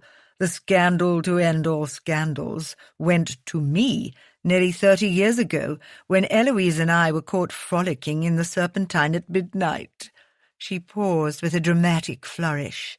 "In our undergarments." "You didn't. 30 years ago Mabel would have been 35, a few years after being widowed. We egged each other on terribly. No society rule could bind us. Didn't the Ton shun you? They tried. But I am a duchess, and Eloise a marchioness. After our husbands died, we were untouchable. They deemed us eccentrics and moved on to the next casualty of English superiority. Smiling, Astrid grabbed the hoop from where it had rolled and stared at it, horrified. And then Mabel's earlier concentration suddenly made sense. The lovingly stitched image was not a leaf motif as hers had been. Instead, it was a phallus. A very large, very detailed specimen, complete with a pair of embroidered testicles. "Aunt Mabel," she whispered. "What is this?" She grinned without apology. "You're a married woman. Surely you know what that is." Astrid coughed. I do, but why would you sew such a thing?" "I said we had to do needlework," she answered, taking the hoop, her expression all wide-eyed innocence. "I didn't say we weren't allowed to have fun." Astrid couldn't help laughing, her eyes watering. "How many more of these have you done?" "Oh, scores of them. I've made quite a study of it. They're all different, you know. Long, short, thick, thin, light, dark." Astrid choked. "I don't know." Mabel stood and put her stitching away into a closed basket, which she handed to one of the young footmen with a wink. Astrid's eyes widened with a sneaking suspicion, and then she felt her cheeks burn as she shook her head. Mabel did have good taste, though. He was very handsome. And if her embroidery was anything to go by, well endowed, too. She smothered a giggle. "It's a good thing it's hard to shock me," Astrid said, as they walked into the hallway. "Otherwise I would be properly scandalized."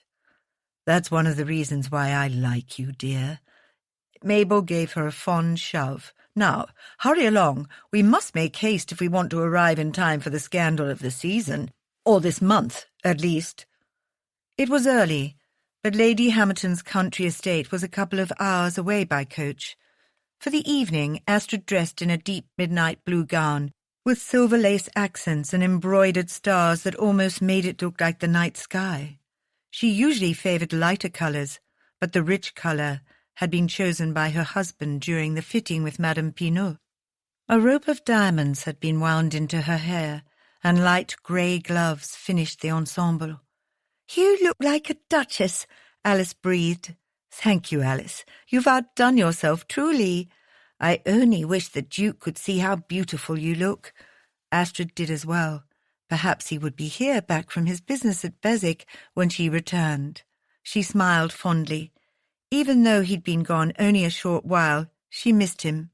She'd rather be in bed with him than attending a ball, but she had to be there for Isabel. It hurt that he would not be in attendance, but she understood how uncomfortable being in public made him. A few short hours later, they were off in the Duke of Beswick's crested coach. The interior of the carriage was plush and sumptuous, but Astrid wasn't looking forward to the length of the journey. She focused her attention on the Duchess opposite, who had chosen to wear a wine-coloured velvet gown that made her look 20 years younger. Her amber eyes sparkled with vivacity. "Planning to break some hearts tonight, Aunt Mabel?" Astrid teased. "At least one or two." She reached for a basket at her feet that Astrid had not noticed, and pulled out a flask. After taking a sip, she handed it to Astrid. "It's just a spot of whiskey." Taking the flask, Astrid swallowed some of the liquor. With Mabel's animated company, the ride passed more quickly than she'd expected. More pleasantly, too, thanks to the whiskey. Astrid blinked as they came to a stop. Perhaps she'd had one or too many sips. When they arrived in the gargantuan courtyard, Astrid goggled. Flickering lights were strung everywhere as they walked up the path to the doors, making it all look quite magical. "It's beautiful," she breathed. Mabel grinned. "This isn't the half of it. There'll be entertainments and fireworks, just you wait. Apparently the regent himself might put in an appearance." Inside, the decor in the massive ballroom rivaled the outside, adorned in billowing panels of white and gold, and it was packed to bursting with every conceivable colour. Mabel ushered her down another set of stairs, away from where the majordomo was making announcements of arriving guests, and they entered the ballroom from another entrance. "We do not need to be announced," she told Astrid, and shepherded her over to where a turbaned woman was surrounded by men vying for her attention. Lady Hamilton, Astrid presumed. "Eloise, darling," Mabel said, kissing her old friend, who proceeded to shoo away her admirers and shriek with delight.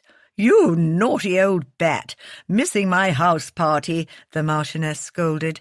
"You're lucky I even sent you an invitation to the ball." Mabel laughed. "I'm here now. Allow me to introduce my nephew's wife, the Duchess of Beswick." Astrid found herself the subject of meticulous attention.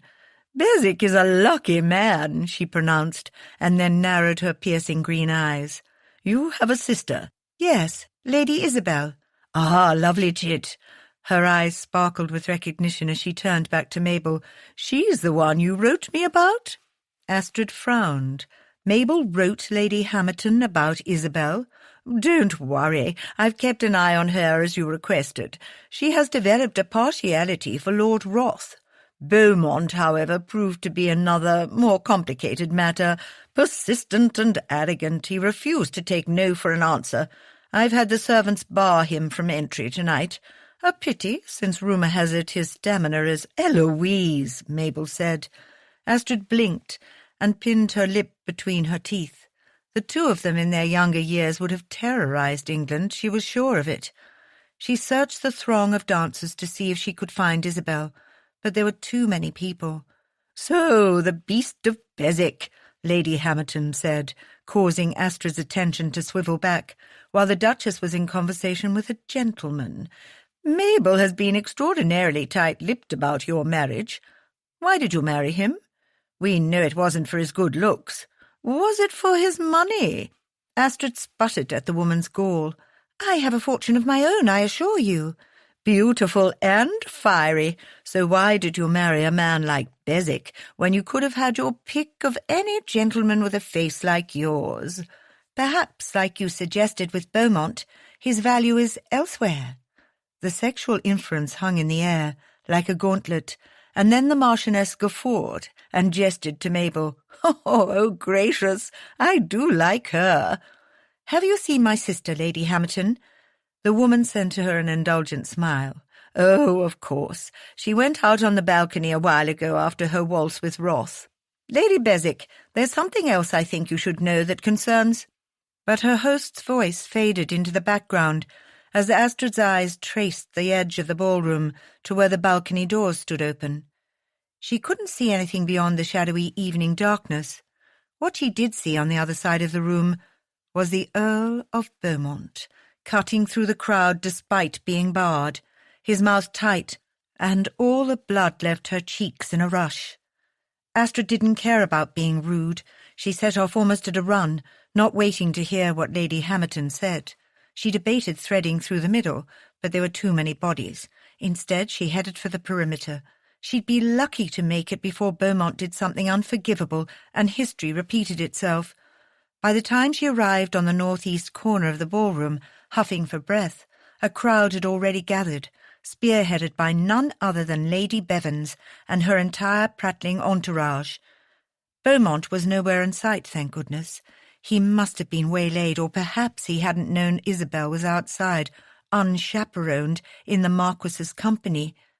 Astrid strove to see over the heads of the people in her path, and almost started barging through when she caught a glimpse of Isabel, her cheeks red and eyes bright, standing in the arms of Lord Roth, who looked similarly dishevelled. "Scandalous!" Lady Bevans shrieked and fanned herself. "I saw the chit in a lascivious embrace with the Marquis. Scandalous, I tell you, like her sister." Astrid froze, but her defence came from an unexpected source. "Have a care, Lady Bevans," a deep, familiar voice said, that sent shivers through Astrid's core.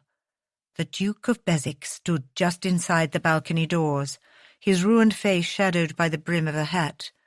What on earth was he doing here? He hated balls and crowds, and besides, hadn't he been called back to Beswick Park? Astrid glanced around the room as more people noticed his presence, and the whispers mounted. Astrid was gratified to see Lady Bevans go from red to white as she, too, recognized who had spoken.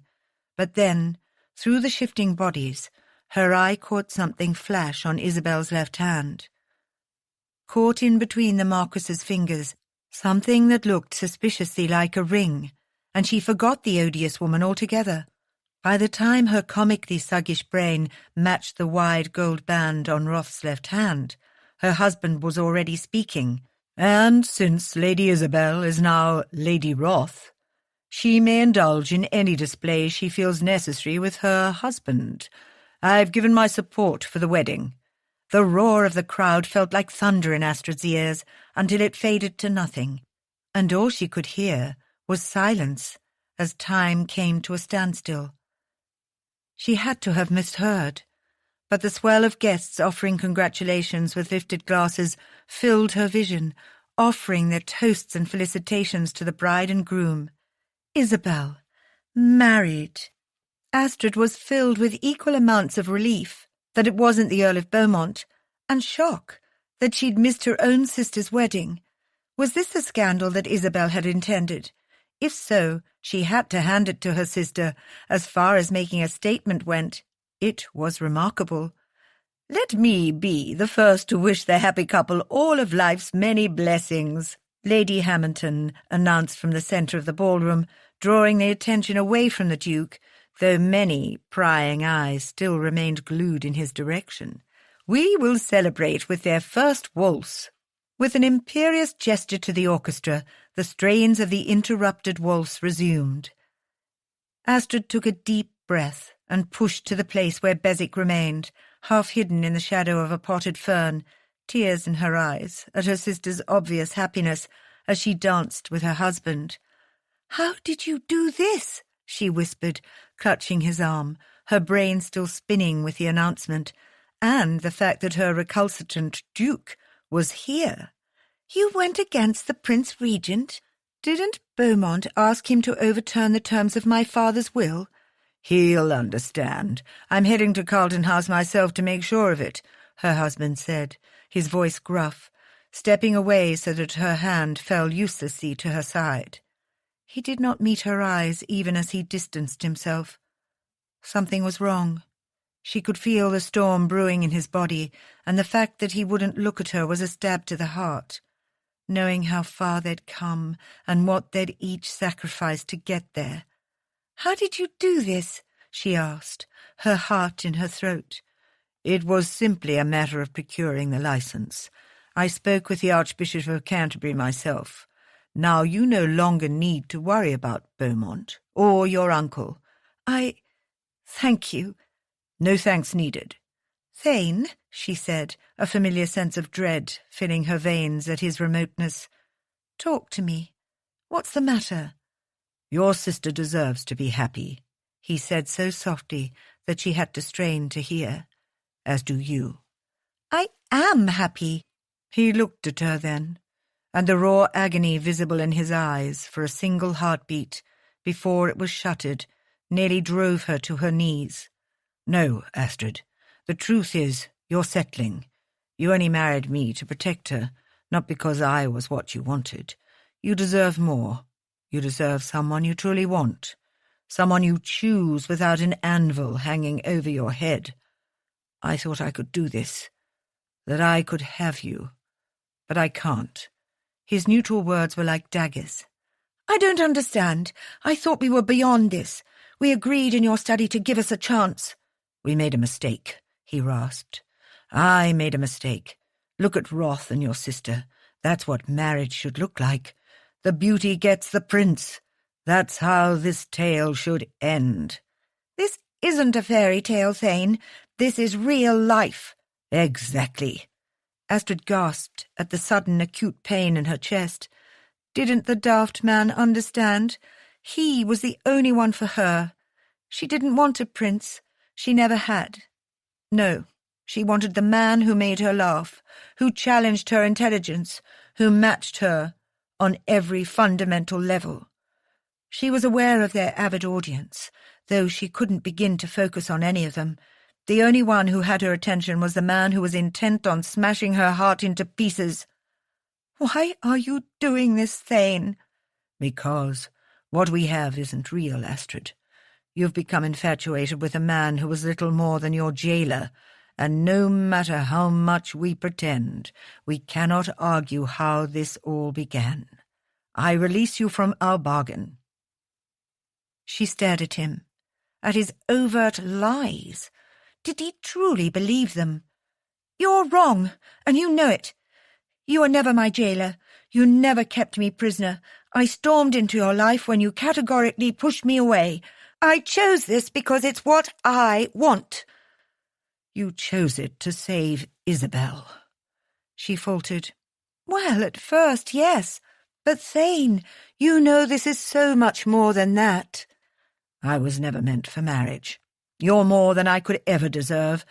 I mean to petition Parliament for a divorce decree, on account that you were coerced into marriage under false pretences.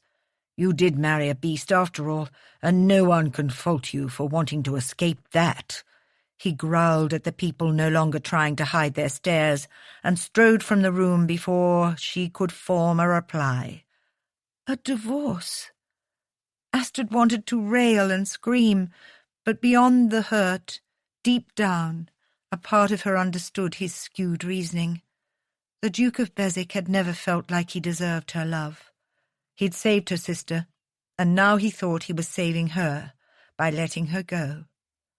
A divorce was unheard of in the peerage, though one would be granted for a duke, and Thane fully intended for the shame of it to be his. This proud, broken man, who shied away from polite society, was pushing her away by humbling and humiliating himself. Her heart clenched. "Oh, Thane!" Astrid pushed through the twittering crowd, ignoring the pitying glances, and caught Mabel's eye where she stood with Lady Hamilton, her hands pressed to her mouth, eyes brimming with tears. She must have heard, along with half the guests in the ballroom. Astrid fought back her own tears, but she couldn't afford to become derailed by emotion. She had to get to the daft man before he rode off to London. She had to stop him and set him straight. With a quick wave of farewell to the Duchess, Astrid made her way to the front of the enormous ballroom, only to be waylaid by a looming figure. At first she thought it was her husband, but when he stepped into the light she groaned. "What do you want, Beaumont?" "You did this," he hissed. Astrid pinched her lips thin. She'd had enough with men telling her things were her fault, making decisions for her, and trampling all over her. For once, she took a page from the Duke's book and straightened her spine, uncaring of who heard her in the ballroom. This man had silenced her before. Hell, if she let it happen again. "No, Beaumont, you did this." His brows shot to his hairline, his face going dark. "How dare you?" She raised her voice, head high. "I dare, because of what you did. You coveted a woman who did not want you, and when she did not instantly fall at your feet, you smeared her reputation with lies and tried to destroy her in the eyes of society. But you know what? You lousy excuse for a man. I didn't let you destroy me. Instead, I found someone who is proud and honourable, who values me for me, who doesn't treat me like a thing." "That disgusting beast," Beaumont scoffed. "He's more of a man than you could ever hope to be," she said. "I'm proud to be his wife, and I'd rather be married to a beast like him than a swine like you."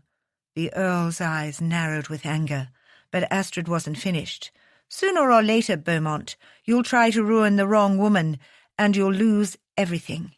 But it won't be me, and it won't be my sister, so if you have nothing more to say for your sorry self, I'd advise you to get the fuck out of my way." "How dare you address me that way? You insolent—" he sputtered. "Duchess," she said. "The word you're looking for is Duchess." Astrid suddenly became aware of the thunderous silence. The music had petered out, and almost every eye was trained on them. She could have heard a pin drop in the ballroom, and then suddenly the sound of slow, measured clapping broke through. Lady Hamilton looked positively beside herself with glee.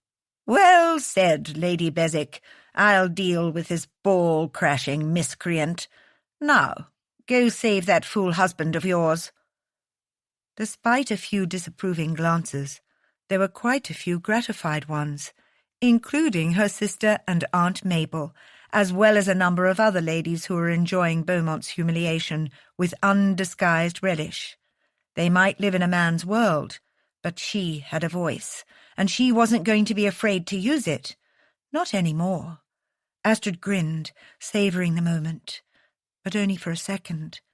After all, she had a duke to rescue. Chapter 25. Galloping through the roads of North Stifford, Thane breathed in the fresh country air. Soon, at the very least within 2 hours, he would be in London. It wasn't too late, and with any luck he would catch Prinny before he was drowning at the bottom of his cups. It would be hit or miss whether the regent would already be drunk, given his proclivities, but at least Thane had it on good authority that he was currently in residence at Carlton House. He'd chosen to ride instead of taking a carriage because it would be quicker, and he needed the grueling pace. Everything hurt, his head, his body, his heart. He wanted to howl like a wounded animal. He wanted to tear at his cursed face, flay his ruined skin, and most of all, weep for what he'd done. He'd broken Astrid's heart, his beautiful, courageous, clever girl. Oh, Christ, the look on her face! It had nearly demolished him. But he had to let her go. He had to set her free. Creatures of her beauty didn't deserve to live hidden away, and that was what she would have been, married to him. A caged bride.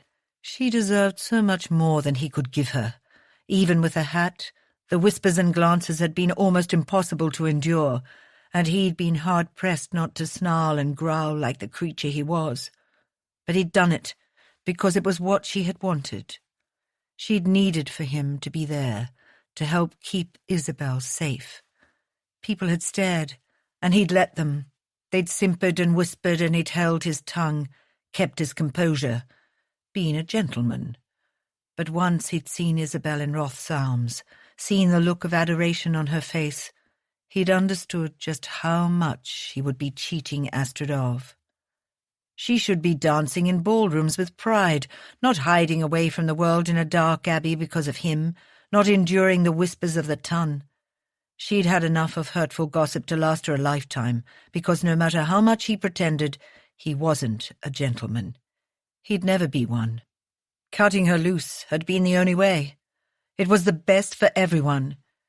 His head was still pounding when he arrived in St. James on the south side of Pall Mall and into the courtyard of the prince's residence. From the lights and the revelry spilling down the steps, the regent was entertaining.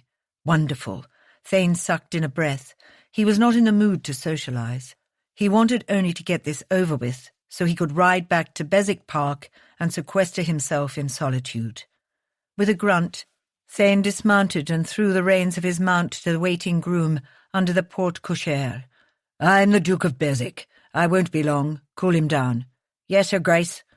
Thane strode through the crowded first hall, knowing he'd likely find Prinny in one of the many drawing-rooms, or in the great hall, or in the gardens. The man wasn't particular about his entertainments. As he strode through the palace, the Greco-Roman architecture with its marbled floor, carved columns and lush draperies was stunning, but he could hardly appreciate any of it. A few people gathered in small groups, revellers, who were strolling past him to head outside to enjoy the warm evening air. Following them, he ignored the stares and the whispers without comment, too focused on finding the regent. He was so intent on getting to his destination that he did not immediately notice the group of people he had nearly crashed into, or its royal leader, until a heavy hand clasped his back. "Good Lord! Beswick! Didn't think I would see you here." "Your Highness," he said, recognizing the rounded bulk of the Prince Regent, surrounded by his usual fawning entourage. Thane bowed. "I had urgent business that saw me here." "Must have been important, then, for you to leave the comforts of Beswick Park. I haven't seen you in an age. Too good for Carlton House these days, are you?" The censure in his tone was just enough to rub Thane the wrong way. He didn't want to be rude, but he was already at the end of his rope. While he could handle the regent most days, he was not in the mood to deal with his self-indulgent emotional hysterics of why he hadn't attended one of his extravagant hedonistic parties. He glanced around at the flamboyant crowd with a measure of distaste. This was exactly the reason. "Apologies, Prinny. I won't take up much of your time." "You're staying, aren't you?" he demanded. "I've only just made my appearance. You must stay. My shindigs are marvellous." "Unfortunately, I must be getting back to Beswick Park," he said. "Though since I've found you, I did have a small matter to discuss, if it pleases you." The regent frowned at the thought of being deterred from his revelry.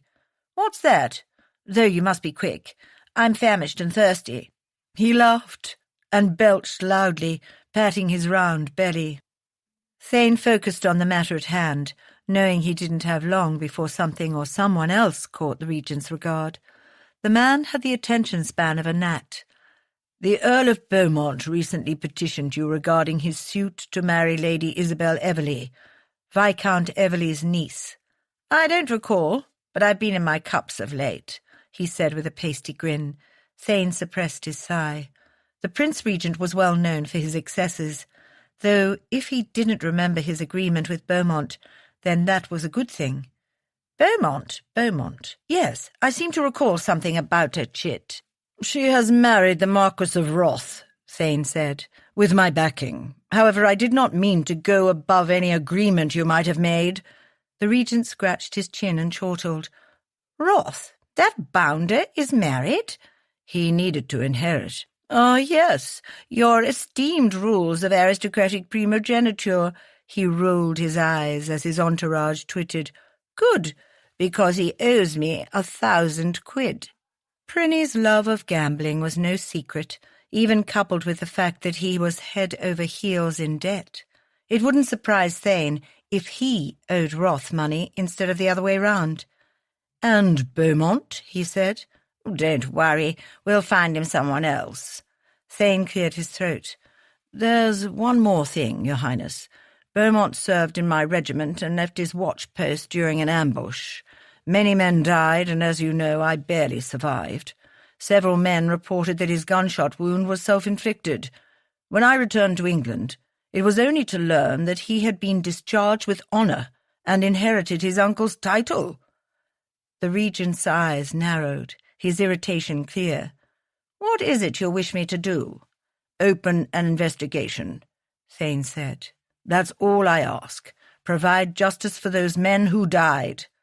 "Very well. I'll get someone on it. But no more, Beswick. You're trying my patience as is." He waved an arm. "Get a drink. Indulge." He bowed. "Of course, Your Highness." Thane let out the breath he'd been holding. Given Prinny's capricious nature, he could have gone either way. He could have taken great insult at Thane's accusations. Thankfully, Thane's military service to the Crown spoke for itself, and his reputation preceded him, even with the regent, whose only goals in life involved gambling, womanizing, and drinking. However, most things with Prinny didn't come without a price, and so Thane waited. "I look forward to some sport at Beswick Park before the little season," Prinny said over his shoulder as he moved toward the entrance to his residence, and then gestured for his entourage to follow. Thane pinched his lips but nodded. The abbey had not been open to guests since his father died, and the last thing Thane wanted was to host a bunch of drunken womanizers in the form of the Carlton set any time soon. Their type of sport didn't tend to favour grouse or foxes.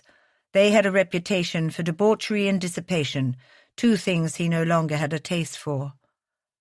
After doing as requested and forcing down a glass of fine whisky, he didn't want to insult the regent in his own home.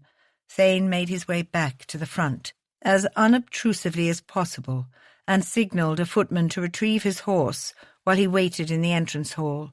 His skin felt tight and his scars pulled. He needed to get back home, needed a swim. "I think you might have forgotten something behind, Your Grace," a lilting voice said. Thane froze at the sound, his breath stilling in his lungs, and turned to see an angel in midnight blue satin standing at the top of the steps, just inside the doors. He blinked. Surely he was dreaming. But no, when he opened his eyes, Astrid was still there.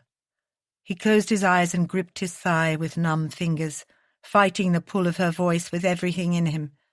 Footsteps clicked against the polished checkered marble as she drew closer, and soon her scent curled around him, weakening his resolve even further. "What's that?" he said without thinking. "Your wife." Astrid stared at him, her heart pounding in her throat. She had left Lady Hamilton's not long after he had, but it had taken her a bit longer as she had opted to use Mabel's carriage, and she knew he'd ridden on Goliath. Even with a team of horses pulling the coach, that was no match for Goliath's stamina or speed. But she was here now, and that was all that mattered. "Did you follow me?" he asked. "I had to." "How could you be so foolish, Astrid?" he chided, steering her into a nearby alcove away from the throngs of people flocking through the hall. "Do you know how dangerous the roads are at this time of night? You could have been hurt, stopped by highwaymen, robbed or killed." "I'm unhurt, as you can see." "You were lucky.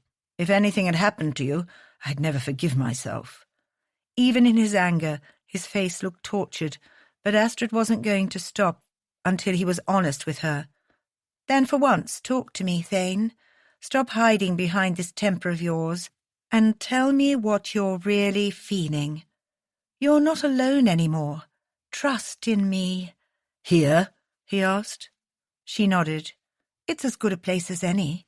He scrubbed his hair and stalked to the floor-to-ceiling windows. The leashed danger emanating from his body made the few occupants scurry out of the room. Astrid huffed a breath. He didn't even realize he was doing it, using this ruthless, harsh facade as a front to terrorize people. The menace surrounding him was innate, like a suit of armor. After a beat, Thane turned to face her and began to speak. "When I fought on the continent, I fought for duty, to king and country, and I've seen and done things that have taken a toll." He swallowed hard, his gaze going inward for a moment. "My scars are the least of it. I'm fractured on the inside, Astrid, and you don't need that. My own father ran from me, my brother too, and then you came along and confounded every expectation I had. You made me feel again, and for that I'll always be grateful that I met you." Astrid didn't want his gratitude. She wanted his love. She knew more than anyone that the wounds on the inside were as bad as the ones on his face and body. Her scars didn't hold a candle to his, to what he'd suffered, and she'd barely recovered from those. Thane was stronger and more resilient than he knew, and he was deserving of everything. She couldn't save him, but he could save himself. He had to love himself before anyone else could, before he could accept that others did. "Why did you go to Lady Hamilton's, Thane? Was it only for Isabel and Lord Roth?" He exhaled. "I went to be with you. I wanted to be with you. But when I saw Isabel with him, I realized I was being selfish. I wanted you to be free, to choose who you want to love." "I have chosen. I chose you. I'm here, aren't I?" She closed the distance between them and reached up to cup his face.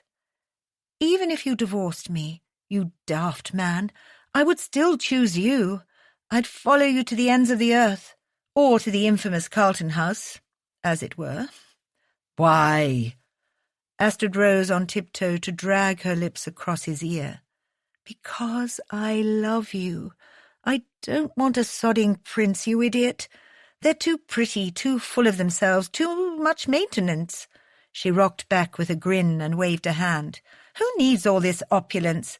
Give me a dark abbey and a grumpy beast any day." He froze. the vulnerability on his face nearly bringing her to her knees. "The thing is, I'm not Isabel. I'm me. And I'm imperfect and combative, and my mouth tends to run away with me, and I say things before I think about them.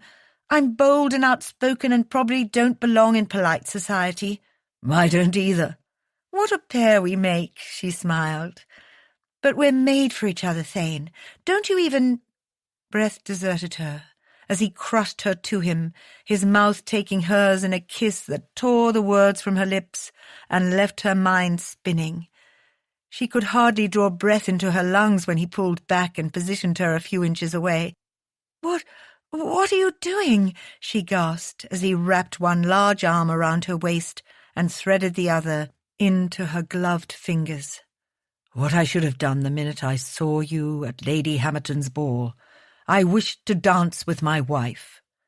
He drew her against his lean, hard body and then went still, a ripple of worry chasing across his face. "Unless you don't want to." Wild horses couldn't drag her out of the haven of her husband's arms in the middle of that room. "No, I do," she said quickly, grasping hold of his sleeves. "But we're not exactly in a ballroom, and we seem to have gathered an audience." They did indeed have an audience, including several nobles dressed to the nines, blatantly observing their interlude. Astrid blushed hard at the thought that Thane had kissed her so thoroughly in such a public venue. It wasn't done. Then again, this was Carlton House, and even she had heard of some of the dissipation that flooded its halls. She blinked, recognizing a few of the faces as some infamous aristocrats from Prinny's notoriously fast set. "Is that the Duke of Rutland?" she whispered. "And Viscount Petersham?" "Ignore them," Thane whispered, holding her close as he began to move them in a slow waltz, the faint strains of music from the gardens enough to guide their steps. "They're staring at us." Thane gathered her close, placing his large hand on her waist. "Why wouldn't they? They're looking at the most beautiful woman here." "Or perhaps because we're dancing in the foyer of the Regent's residence, and they think us daft." But she was smiling as she said it, her heart overflowing. "Who cares what anyone else thinks?" She swayed unsteadily, her breath catching. "You usually do. Do you wish to leave? I know you hate this, being out in public." "I do," he agreed, "but I love you more." Time stopped. Voices and people fell away, and the only thing she could see were her husband's beautiful, shining eyes. "What did you say?" she whispered. He drew her into a flawlessly executed turn, despite the lack of music and despite the rapt attention. "I love you, Astrid Hart, with everything remaining inside me. All of it. The good, the bad, the broken. I'm nothing without you. And if I can't face a few empty-headed aristocrats to make you happy, then I'm not worthy of you." Her feet, for some reason, had refused to work, along with her brain. Thank God for his excellent timing and impeccable skills, because she would be flat on her bottom. But there was nowhere else she would rather be. Suddenly, everything fell into place. Him, her, them, together, dancing like no one else mattered, because no one else did. "Good God, Bezic," a loud voice said. "I said get a drink, not snatch up one of my female guests and force her to dance in the entrance hall." Astrid sucked in a gasp as the Prince Regent strolled toward them, and she broke away mid-waltz to dip into a deep curtsy. "Your Highness." The Regent's glassy eyes narrowed as she rose. "You're a beauty. How do I not know you?" "Hands off, Prinny," her husband's deep voice said, a possessive arm snaking around her waist. "She's mine. May I present Lady Astrid Bezic, my wife?" To Astrid's surprise, the Regent laughed so hard his jowls rippled. "I'm shocked anyone would have you with that ghastly disposition of yours." The Prince leered at her. "Honesty, How do you put up with him?" She smiled. "He's not so bad, Your Highness." The regent scrunched up his nose, and Astrid had the sneaking suspicion that the man was foxed or stewed on something.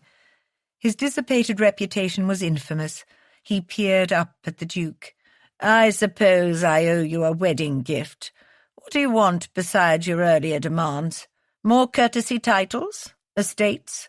"God, no," the Duke said. "I've more than enough of those." "A fund for war heroes, then?"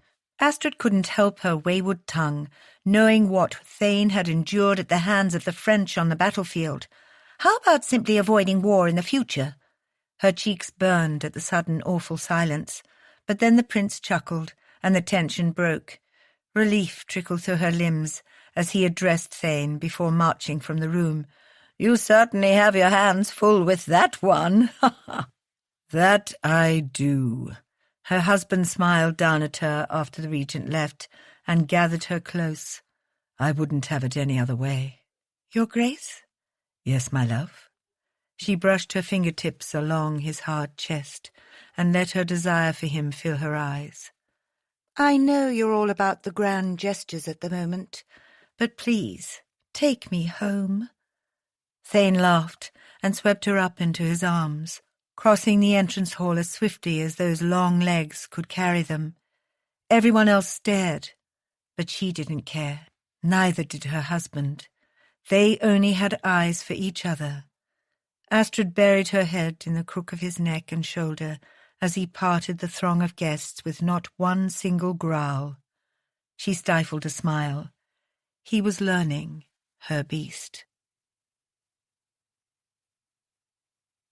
Chapter 26. She had fallen asleep in his arms. In the coach at Beswick Park, Thane didn't want to wake her.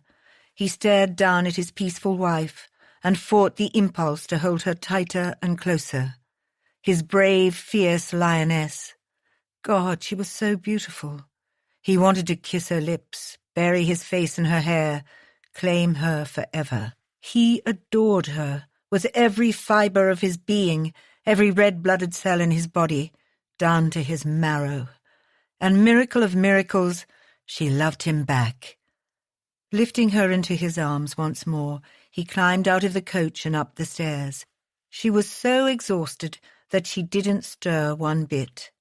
Fletcher opened the door in Culbert's absence, his eyes flaring wide at the sight of his master and mistress. Thane started to carry her up to their chambers, and then paused. "Are the hearths in the bathing chamber still lit and heated?" "Yes, Your Grace." "Good. Have the cook prepare some food, and thank you, Fletcher, for everything," he added. It had been his long-time valet and friend who had made him realize what a stubborn fool he was being. Not so succinctly, but his clever mention of Lady Hamerton, her reputation for wild balls, Astrid, and Randy Males in the same sentence, had made Thane see reason, among other things. His cheeks went ruddy. "My pleasure, Your Grace." In the well-lit bathing room, he lay Astrid on the sofa and then proceeded to undress her, starting with her gloves. "Thane?" Astrid asked sleepily. "Oh, we're home," she said, her eyes adjusting and recognizing the room. "What were you doing?" "Undressing you," he said. "I thought perhaps a swim might be soothing. The water is heated and salted. Unfortunately, Alice is in London. I can get one of the upper maids to assist with your garments if you prefer." Aware that he was babbling, he sealed his lips. She slid her palm over his and squeezed. "I confess, I've been intrigued ever since the first time I saw you in here." "And the time when you didn't," he said. "I saw you, though. I was consumed by lust, watching you dip these perfect feet in." She glanced around at the cosy sitting area that comprised 2 large overstuffed sofas, an armchair, and a low table. "I didn't even realize this section was here."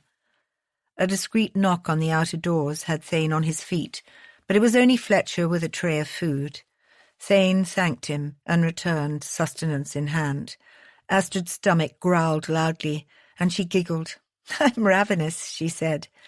reaching for a piece of crusty bread and some cheese as he lowered the tray to the table. They didn't talk as she filled a small plate with the offerings on the tray, some cold chicken along with fresh fruit and a warm meat pie. Thane wasn't hungry, but he watched her eat her fill. "I was famished," she said, licking her fingers clean with a sigh. He forced himself to behave at the sight of those elegant fingers disappearing into her mouth, but his body had other ideas. Time had not dulled his infatuation with her hands. "I only had a bit of Aunt Mabel's whiskey on the way to North Stifford after luncheon at Hart House." "She's a terrible influence." "She's wonderful," Astrid declared loyally, but then she giggled again. "Do you know she embroiders male organs?" Thane coughed as his mouthful went down the wrong way. "The phallus," she added casually, as if he didn't know what a bloody male organ was. His own eavesdropping organ perked up in his trousers. "Penis, if we're being pedagogic," she went on thoughtfully. He choked, unsure if his arousal was because of the first word or the last. He must be the only man on the planet who found his wife's brain darkly erotic. "Astrid, you cannot say such things." "Why? You are my husband." "Because, my little tease, you are driving me and my variously named male parts to purgatory." She rose to her feet with a grin. "Good. Now come and finish undressing me. I cannot breathe in these days, and I don't want to be forced to use the filthy words I've read that describe male parts to get you to obey." Thane swallowed hard. He wanted to hear all the foul words falling from her sweet lips, but he wanted her disrobed more. She towed off her slippers, while his fingers fumbled at the tiny cloth-covered buttons down the curve of her spine. Before too long, the gorgeous midnight blue gown pooled into a puddle at her feet. He unlaced her stays and stared at the soft, transparent linen, the outline of her body, a fascinating shape beneath it, before kneeling to untie her garters and roll down her stockings. "Will you undress as well?" she whispered. Everything inside of him shut down. Going to the ball and bearing his heart in a public courtyard had been child's play compared to this moment. Thane felt the familiar sickness rise in his chest at the thought of what she was asking, and the horror that lay under his clothing. It was too bright, much too bright. He couldn't extinguish the hearths. They threw too much light. His body poised to flee, and then Astrid placed a hand on his cheek. "You don't have to, darling." Thane felt like a leaf caught in a storm. He was terrified, but he didn't want any more walls between them, and to do that, he would have to drop his. All of them. Slowly, without a word, he unbuttoned his coat, and then his waistcoat. He shucked off his boots and stockings, and pulled off his cravat. All the while she watched him, her eyes never leaving his, sending him silent assurances that she was there. His hands shook as he pulled his shirt over his head. He heard her soft gasp, and he shut his eyes, only to feel her warm arms sliding about him and holding him tight. It wouldn't be an easy sight to bear, not even for a seasoned veteran of war, but she did not flinch. Not when she would have seen the tattered mass of his back and side, the gouges and missing chunks, and the grisly tapestry that bound it all. He was not fit for a lady's eyes. "I love you," she whispered, her lips kissing the ugly scar that ran down the entire left side of his rib cage. "I love you so much." And Thane wanted to weep. His hands crept around her, this slip of a woman who healed him in so many ways, and he felt whole. He felt loved. After a while, she released him, and the saucy minx lifted her eyebrow. "You're not going to stop there, are you?" "Astrid." "Don't Astrid me," she shot back. "I want to see it all." "Your Duchess commands you to strip." Obligingly, Thane shed his trousers, and he had the distinct pleasure of seeing her shocked, speechless, her eyes goggling. "It's rude to stare, Lady Beswick." That's been inside me," she sputtered. "You have got to be joking. There's no way that thing—" "Cock," he supplied helpfully. Her throat worked and she licked her lips. "Whatever it is, a bloody rooster for all I care. There's no way that's fitting anywhere." "I've already been inside you, darling, several times." "You must have been smaller those other times." Her face burned hot. "Maybe we should turn off the lights. I didn't realize you were protecting me from bloody Goliath all along." "I've named my horse Goliath, not that." He laughed and bent to take her lips in a long, sweet kiss. His wife was panting by the time he was done. Her eyes glazed. "Well, I'm going for a swim," he said huskily. "When you're done being a cowardly little chicken, feel free to join me." "Chicken?" she retorted. "I'm not the one walking around with a fowl in his trousers." "Cock, my love." Astrid forgot about his impressive front as she watched those scored but taut buttocks walk away and felt her own body grow exceedingly damp. Lord above, he was spectacular, even with all his terrible scarring. He was so virile, so devastatingly masculine, that she was having a hard time breathing, or thinking, or doing much of anything at all. And that wasn't just because of the jutting appendage that had made her lose her breath, though that in itself was remarkable. Her husband was nicely formed. Her breasts tingled, and the space between her legs went molten. She watched those muscular thighs of his bend and flex as he climbed into the pool, and she sighed. His legs, she noticed, were as badly scarred as his back, his stomach and chest the only places that had escaped serious injury. He probably would have died if his stomach had been punctured. A red lattice of vines traversed his hips, thighs, and buttocks. It was truly a wonder that he had survived. She strolled over to the edge and sat, her legs dangling into the water, and watched him. He moved like a fish, cleaving through the water with ease, until he went under and resurfaced at her calves. He wedged his big body between her knees, bracing his arms on either side of them. Astrid leaned down to kiss him as he pushed up out of the water, and she tasted salt. "Why is it salted?" "It's irrigated from the ocean," he said, slipping back down into the water, but staying between her swinging limbs. "We are close enough to use water from the river mouth at the southerly end of the property. It's ingenious, the design," he explained, pointing at the large, currently closed spigots on either side. "I got it from a Turkish friend of mine, whose family built baths for centuries. That one releases the water back to the sea so the pool can be cleaned, and that one refills it." He grinned, gesturing at the glowing fireplaces. The hearths keep it warm, with an in-ground copper piping. "It's incredible," she said. "Thank you. It's the only thing that helps with the pain when it gets too much to bear." Astrid trailed her fingers through his wet hair, skimming the patch on his scalp that the slick strands no longer concealed, and then whisper-soft down his brow to the scars on his cheek. "Do they hurt?" "Yes, but not as much since I met you." She frowned. "How is that possible?" "My physician is of the astonishing opinion that a positive outlook can affect one's health for the better. I thought he was headed for Bedlam, but I suppose he may be on to something after all. I've never felt like this. Until you." She nodded, biting into her lower lip in thought. "I've read that healers in the East have long believed that positive thinking is an essential key to healing. It's been proven to be a potent pain reliever." "I might need some more persuasion, Madam Scholar." He grasped her wandering hand and brought it to his lips, kissing each finger and stopping at her index finger, whose pad had 5 red spots. "What happened here?"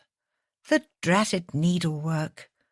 Her husband grinned, a wicked light appearing in those golden eyes as he sucked it into his mouth and made her gasp. Perhaps you might require a more scintillating change of subject. Phallic inspiration, perchance? I'm happy to oblige my Duchess with anything she needs." Releasing her hand, his palms dipped to slide up her smooth bare calves, pushing the fabric of her chemise up her thighs and making her shiver. Then he turned and placed a kiss to the inside of one knee, making her forget her own name. Astrid. That's it. She blinked, focusing uncooperative eyes on him. His hand skidded to her ankles and gripped gently. And then he smiled, right before pulling her in. With a squeal, she surfaced, her mouth full of warmed salt water, and squeezed water out of her eyes. "You scoundrel!" "Can you swim?" he asked with a worried look as his hand settled around her waist. She shot him a smirk. "Does a fish have gills? There was a pond on the Everley estate when I was a girl." He laughed. "Let me guess. You wanted to do whatever the boys did." "Correct." She pushed off his body in a glide. "I was the best swimmer of all the boys and could hold my breath the longest." His powerful arms windmilled as he swam to her in 3 easy strokes. "Shall we put that to the test?" And then she was the recipient of the sweetest, hottest, wettest kiss as he sank them both beneath the surface of the water. Her legs weaved between his, the water making the coarse male hair on his thighs feel impossibly sleek. He was hairless in patches where his scars stretched, but no less manly for it. Astrid felt his hands at her thighs and the hem of her sodden chemise scraping up along her body as he divested her of the last of her clothing, breaking the kiss, only to pull it over her head. Then it was pure heaven as his big warm body met hers, skin to skin, chest to chest, and still they kissed, an endless tangle of lips and tongues.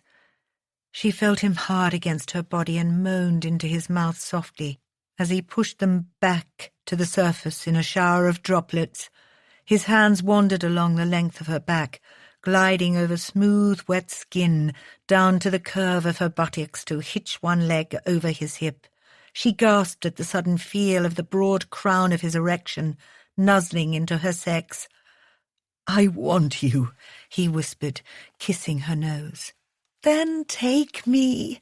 She wriggled her hips, making him hiss as the head of him notched in slightly. Bringing her to the side of the bathing pool, Thane's palm brushed against her belly and over her breasts, then down to the other thigh, which he hefted to wrap around his waist. Bending his head, he caught a taut nipple into his mouth and sucked hard as he drove up with his hips, spearing himself into her body. The combination of his powerful body, the feel of him thrusting into her, his marauding mouth, and the sleekness of the water, made the experience the most erotic thing Astrid had ever felt. She felt him everywhere. The water against her skin amplified every sensation, swilling between their sliding bodies and creating a slippery friction that made every inch of her feel ferociously alive.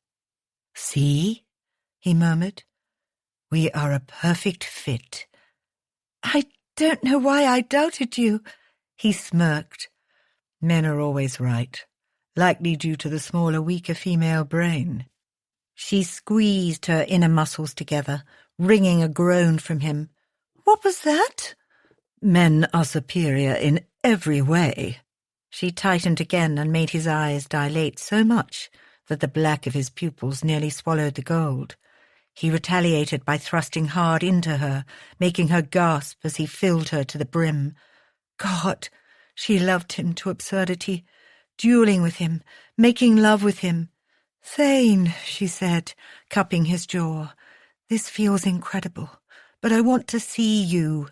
Thane waded to the steps at the near end, and without breaking their seam, walked them slowly over to the chaise. Every rocking step made Astrid shudder as he shifted inside her, and by the time he sat on the sofa with her on his lap, she was a quivering, whimpering mess. "I'm going to..." Her release came upon her in a rush so intense that she went blind for a full second. It was like being at the centre of the sun. Pleasure streaked through her body in hot golden waves, centering at her groin and shooting into her breasts until she sobbed his name and collapsed against him. "I love when you come," he said, and she felt him throb within. "It feels incredible when I'm inside you, but I love to see your face." "I love your face," she whispered, kissing him, kissing his scars and his eyes and his brow, leaning back. Her hands wandered down his damp, injured left side and stroked over the ridges that wound around to his ravaged back. Her fingers trailed over him, mourning his pain, worshipping his strength and loving him. Her husband was watching her, breath ragged and eyes shadowed. His pitted flesh flinched at every caress, but he made no move to stop her exploration. Finally she raised her hand to his heart, feeling the steady thud against her palm. "Mine." "Always," he whispered back. Looking into his eyes, she moved, lifting her hips and sliding back down upon him. Astrid made love to her husband, slowly, her eyes never leaving his, ice blue, claiming brilliant gold with every stroke, and every escalating heartbeat. And when his eyes closed and his hips rolled upward with frantic stabs as he neared completion, she moved to lift off him. "No," he whispered hoarsely, his hands seizing her hips and locking her into place. "But Thane, you don't want—" He took her lips and poured himself into her. "I want it all."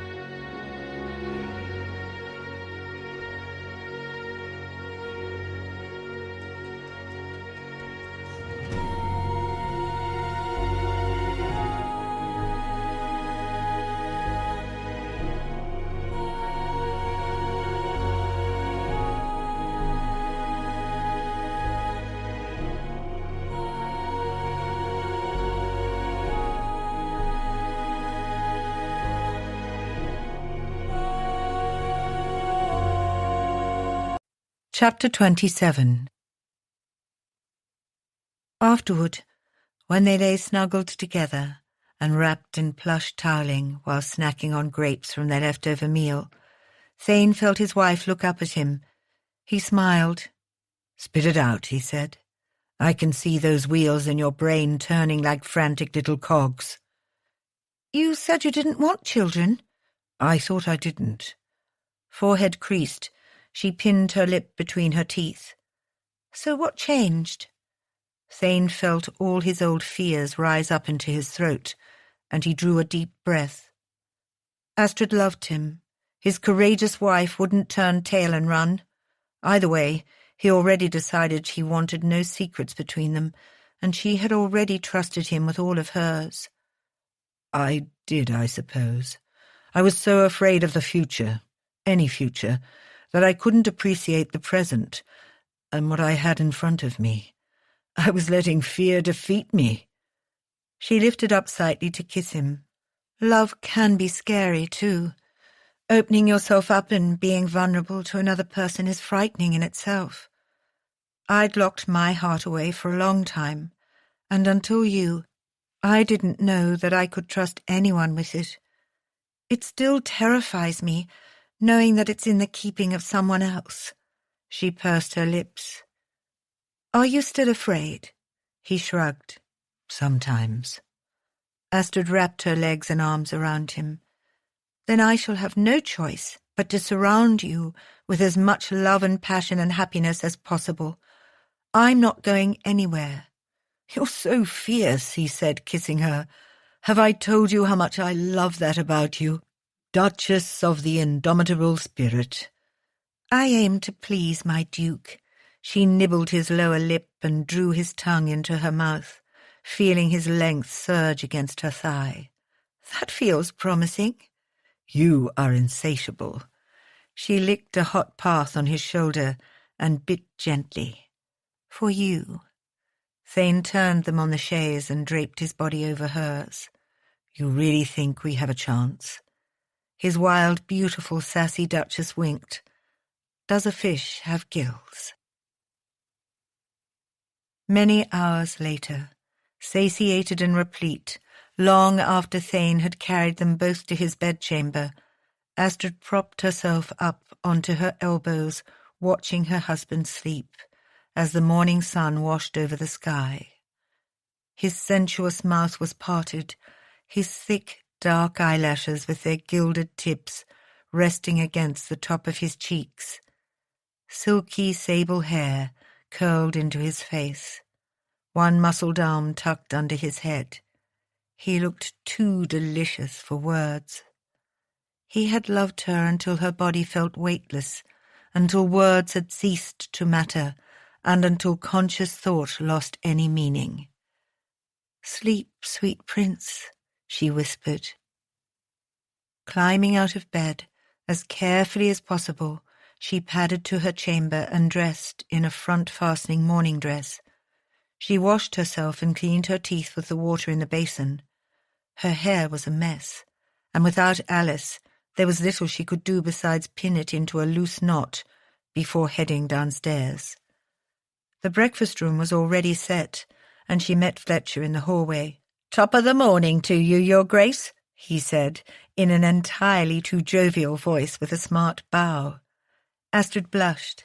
It seemed that there were no secrets at Beswick Park.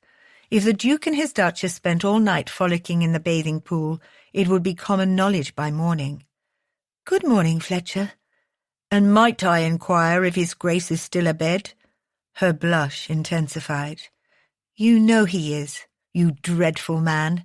Now, will you fetch me some coffee before I expire?" "Certainly, Your Grace," he said with an irrepressible grin. "Oh, and her ladyship is already at breakfast." Astrid's brows rose. Mabel had returned to Beswick Park as well. Sure enough, she was ensconced at the table, being served by not one, but 3 footmen, one of whom Astrid distinctly remembered being at the Hamerton ball, particularly because he wore different livery. "Good morning, Aunt." "Ah, my beautiful, brave girl, you look wonderfully rested, and by rested, I mean ravished." "Did you return last night?" Astrid grinned, accepting a steaming cup of coffee from Fletcher. Mabel winked. "I only just returned." Her amber eyes flicked to Lady Hamerton's footman, and her voice lowered to a whisper. "Honesty, it's a wonder I can walk." "Aunt Mabel!" "You should be one to talk," she said. "Fletcher filled me in.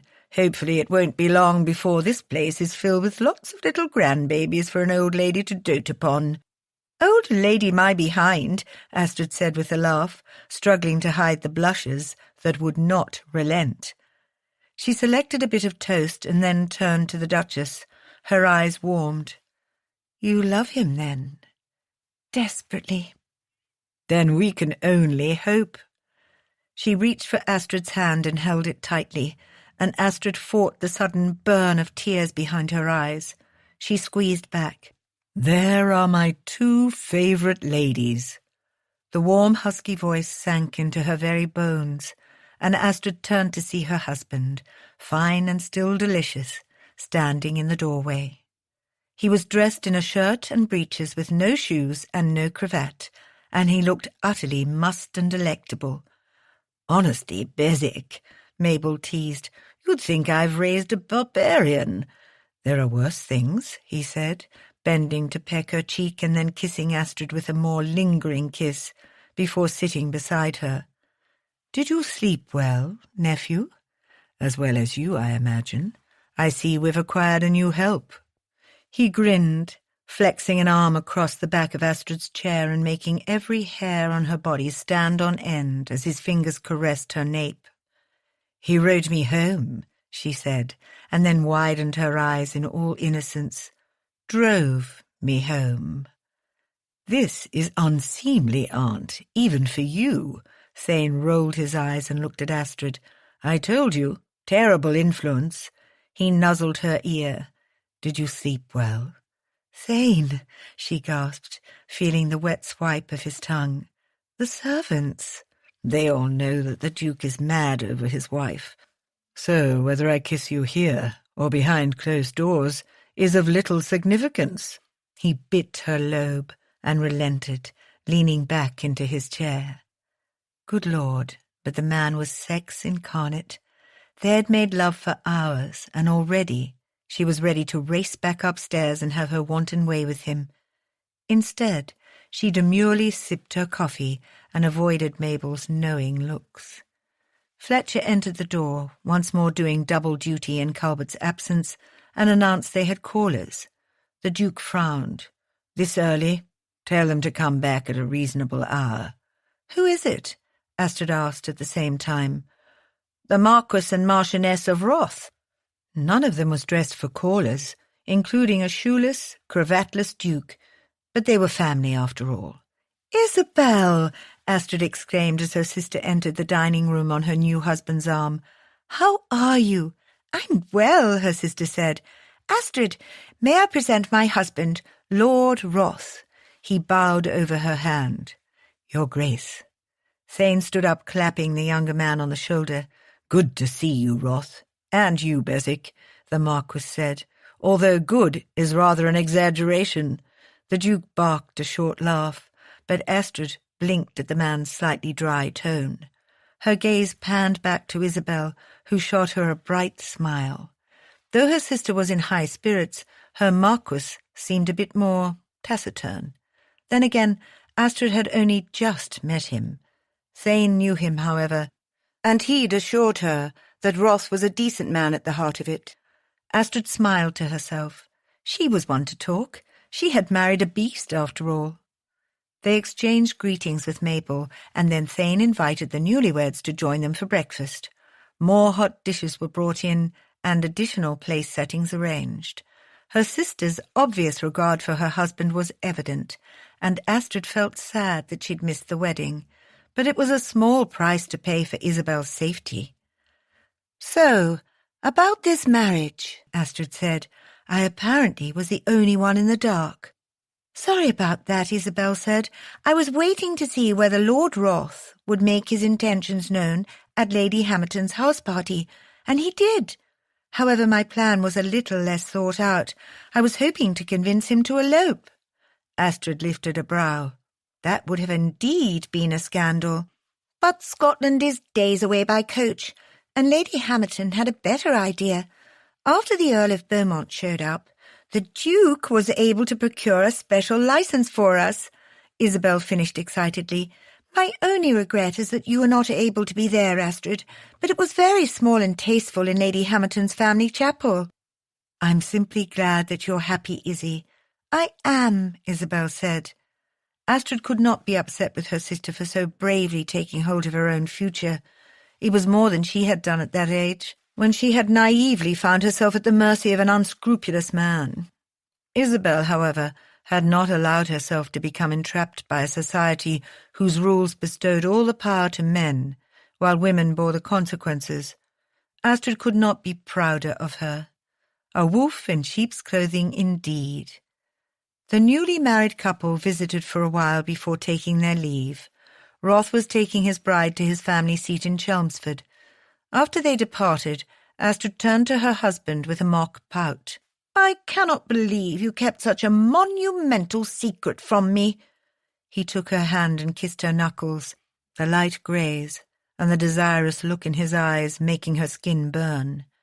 "If your uncle came to Hart House demanding an explanation, I wanted you to have full deniability.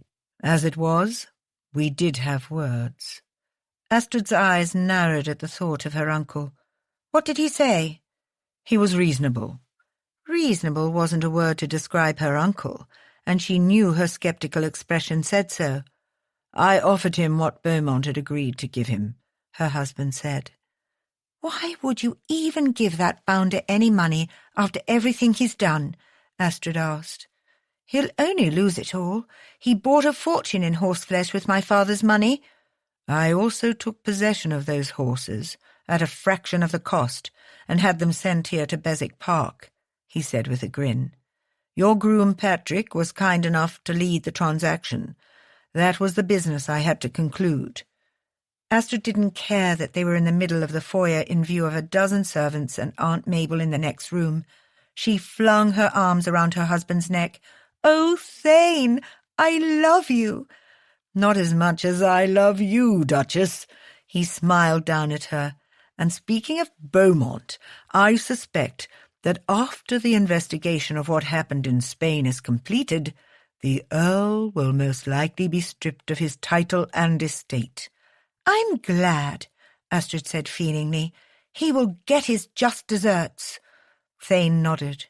It would not bring back the lives of his men, but it was a start.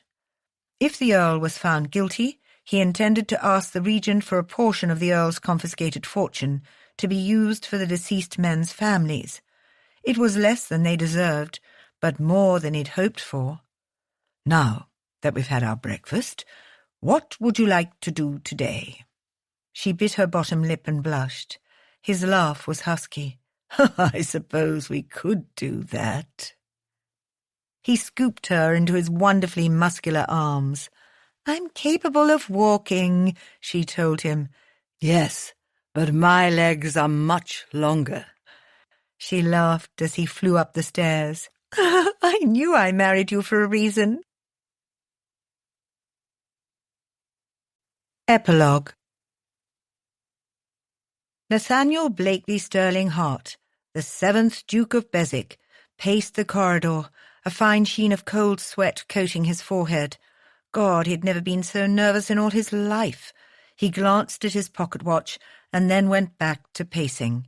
His valet watched him, not hiding his amusement as he trampled the same stretch of carpet for the 40th time. "Perhaps you should have some brandy," Fletcher suggested. "You're going to wear a hole in the rug." "It's taking too long," he said. "And since when do you care about carpet? You're turning into as much a fusspot as Culpet."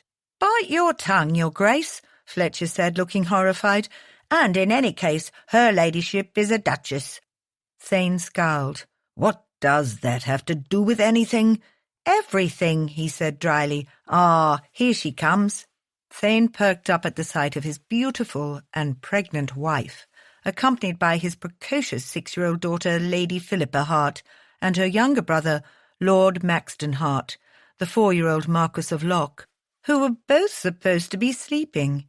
He knew that because he'd fed them dinner and put them to bed ages ago, as he did almost every night. Astrid smiled. "I had to kiss the children good night, and they wanted a story, since we aren't going to be back until tomorrow after the race. I said yes." He frowned fondly at his naughty daughter, whose eyes were twinkling with mischief. He had a good idea who wanted another story.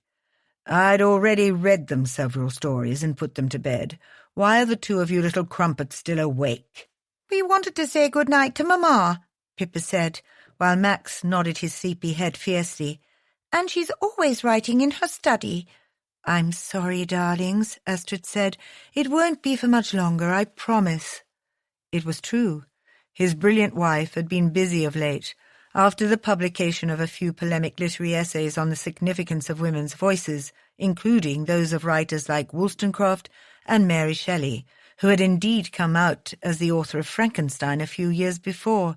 His Duchess had made quite a stir in the beau monde.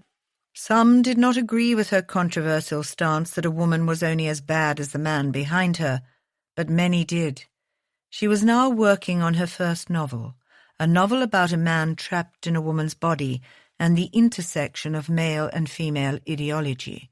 It was a bold effort, but if anyone could do it, his intrepid Duchess could. "The coachman is ready, your Graces," Calvert announced, walking into the room. "Good gracious, I haven't been this nervous about anything since the young master was born." It's just a race, Culbert, Astrid said. Fletcher shook his head, his expression as delirious as the butler's. It's not just a race, Your Grace. It's your champion, and he's going to win. Several years ago, she had bred Brutus and Temperance, and the resulting foal had exceeded all expectations. The colt had been magnificent, a perfect combination of strength, stamina, and speed. She'd named him Dante, and now the racehorse was unbeatable on any terrain of any length. Tomorrow would mark a monumental day of racing at Ascot. They planned to stay at Hart House overnight. "Will you tuck us into bed before you leave, Mamma and Papa?" Pippa asked, her sweet voice hopeful. "Come on, quickly then, my little crumpet," Thane said, lifting Max up and tossing him into the air, making him squeal. He knelt and pulled Pippa in for a hug. She was the image of her mother, with a head full of glossy dark curls and in possession of the golden Beswick eyes. Thane had no doubt she was going to be a beauty. "Why can't we go too, Papa?" Max complained, tugging at Thane's coat. "I want to see Dante race." Thane set Max on his hip and ruffled his dark blonde hair. "Because the racecourse is no place for young striplings, but I promise to take you both when you're a bit older." "Me too, Papa, even though I'm a girl," Pippa said, with wide eyes. He winked at her with a grin. "Being a girl never stopped your mamma, and I'm willing to wager it won't stop you either, Pippa Bean." "Yes, dearest, you can do anything you put your mind to," Astrid chimed in. They took their children's hands and shepherded them back toward their rooms. Thane lifted Pippa into bed, kissed her, and then did the same with his son. A pair of sombre ice-blue eyes stared back at him, and it was clear Max was holding back his disappointment and doing his best to be brave about it. "Tell you what," Thane said to him, fishing into his pocket for a sixpence. "We'll bet this on Dante from you and Pippa, and if you win, you can share all the winnings. How's that? That way it's like you could almost be there." "Truly, Papa?" Max said. "Yes, truly." He met Astrid's amused eyes as she kissed their children good night and wished them sweet dreams. "We'll be back soon, my darlings. Sleep well. Tomorrow night we can read one of our old favourites, La Belle à la Bête." The old French tale of the Beauty and the Beast was a Hart family favourite, for obvious reasons. Thane smiled and met his wife's tender gaze from where she stood beside the bed. He couldn't fathom that she loved him so much, and that after 7 years of wedded bliss, she still made his heart beat faster. His own feelings for her had grown and matured, though she could still flay him with a word and make his body leap with the flutter of an eyelash. As was evident by the small mound of her stomach, it was nigh impossible to resist her charms. She was his brilliant, beautiful Duchess, his wife, his love, the mother of his children, and his light in the darkness. "Papa?" Thane paused at the door. "Yes, Pippa Bean?" "My favourite part of the story is when Beauty is brave enough to tell Beast she loves him," his daughter said shyly. "That's my favourite part too," he told her, his chest tightening with emotion as he gathered Astrid close. "As your very clever mamma once wrote, love is 1 part courage, 1 part choice, and 1 part luck. And like anything worth fighting for, it's worth it in the end." This recording of The Beast of Beswick was presented by Dreamscape Media LLC. Text copyright 2019 by Amelie Howard. Sound recording copyright 2020, Dreamscape Media LLC. Thank you for listening. Please check dreamscapeab.com for Dreamscape's latest releases.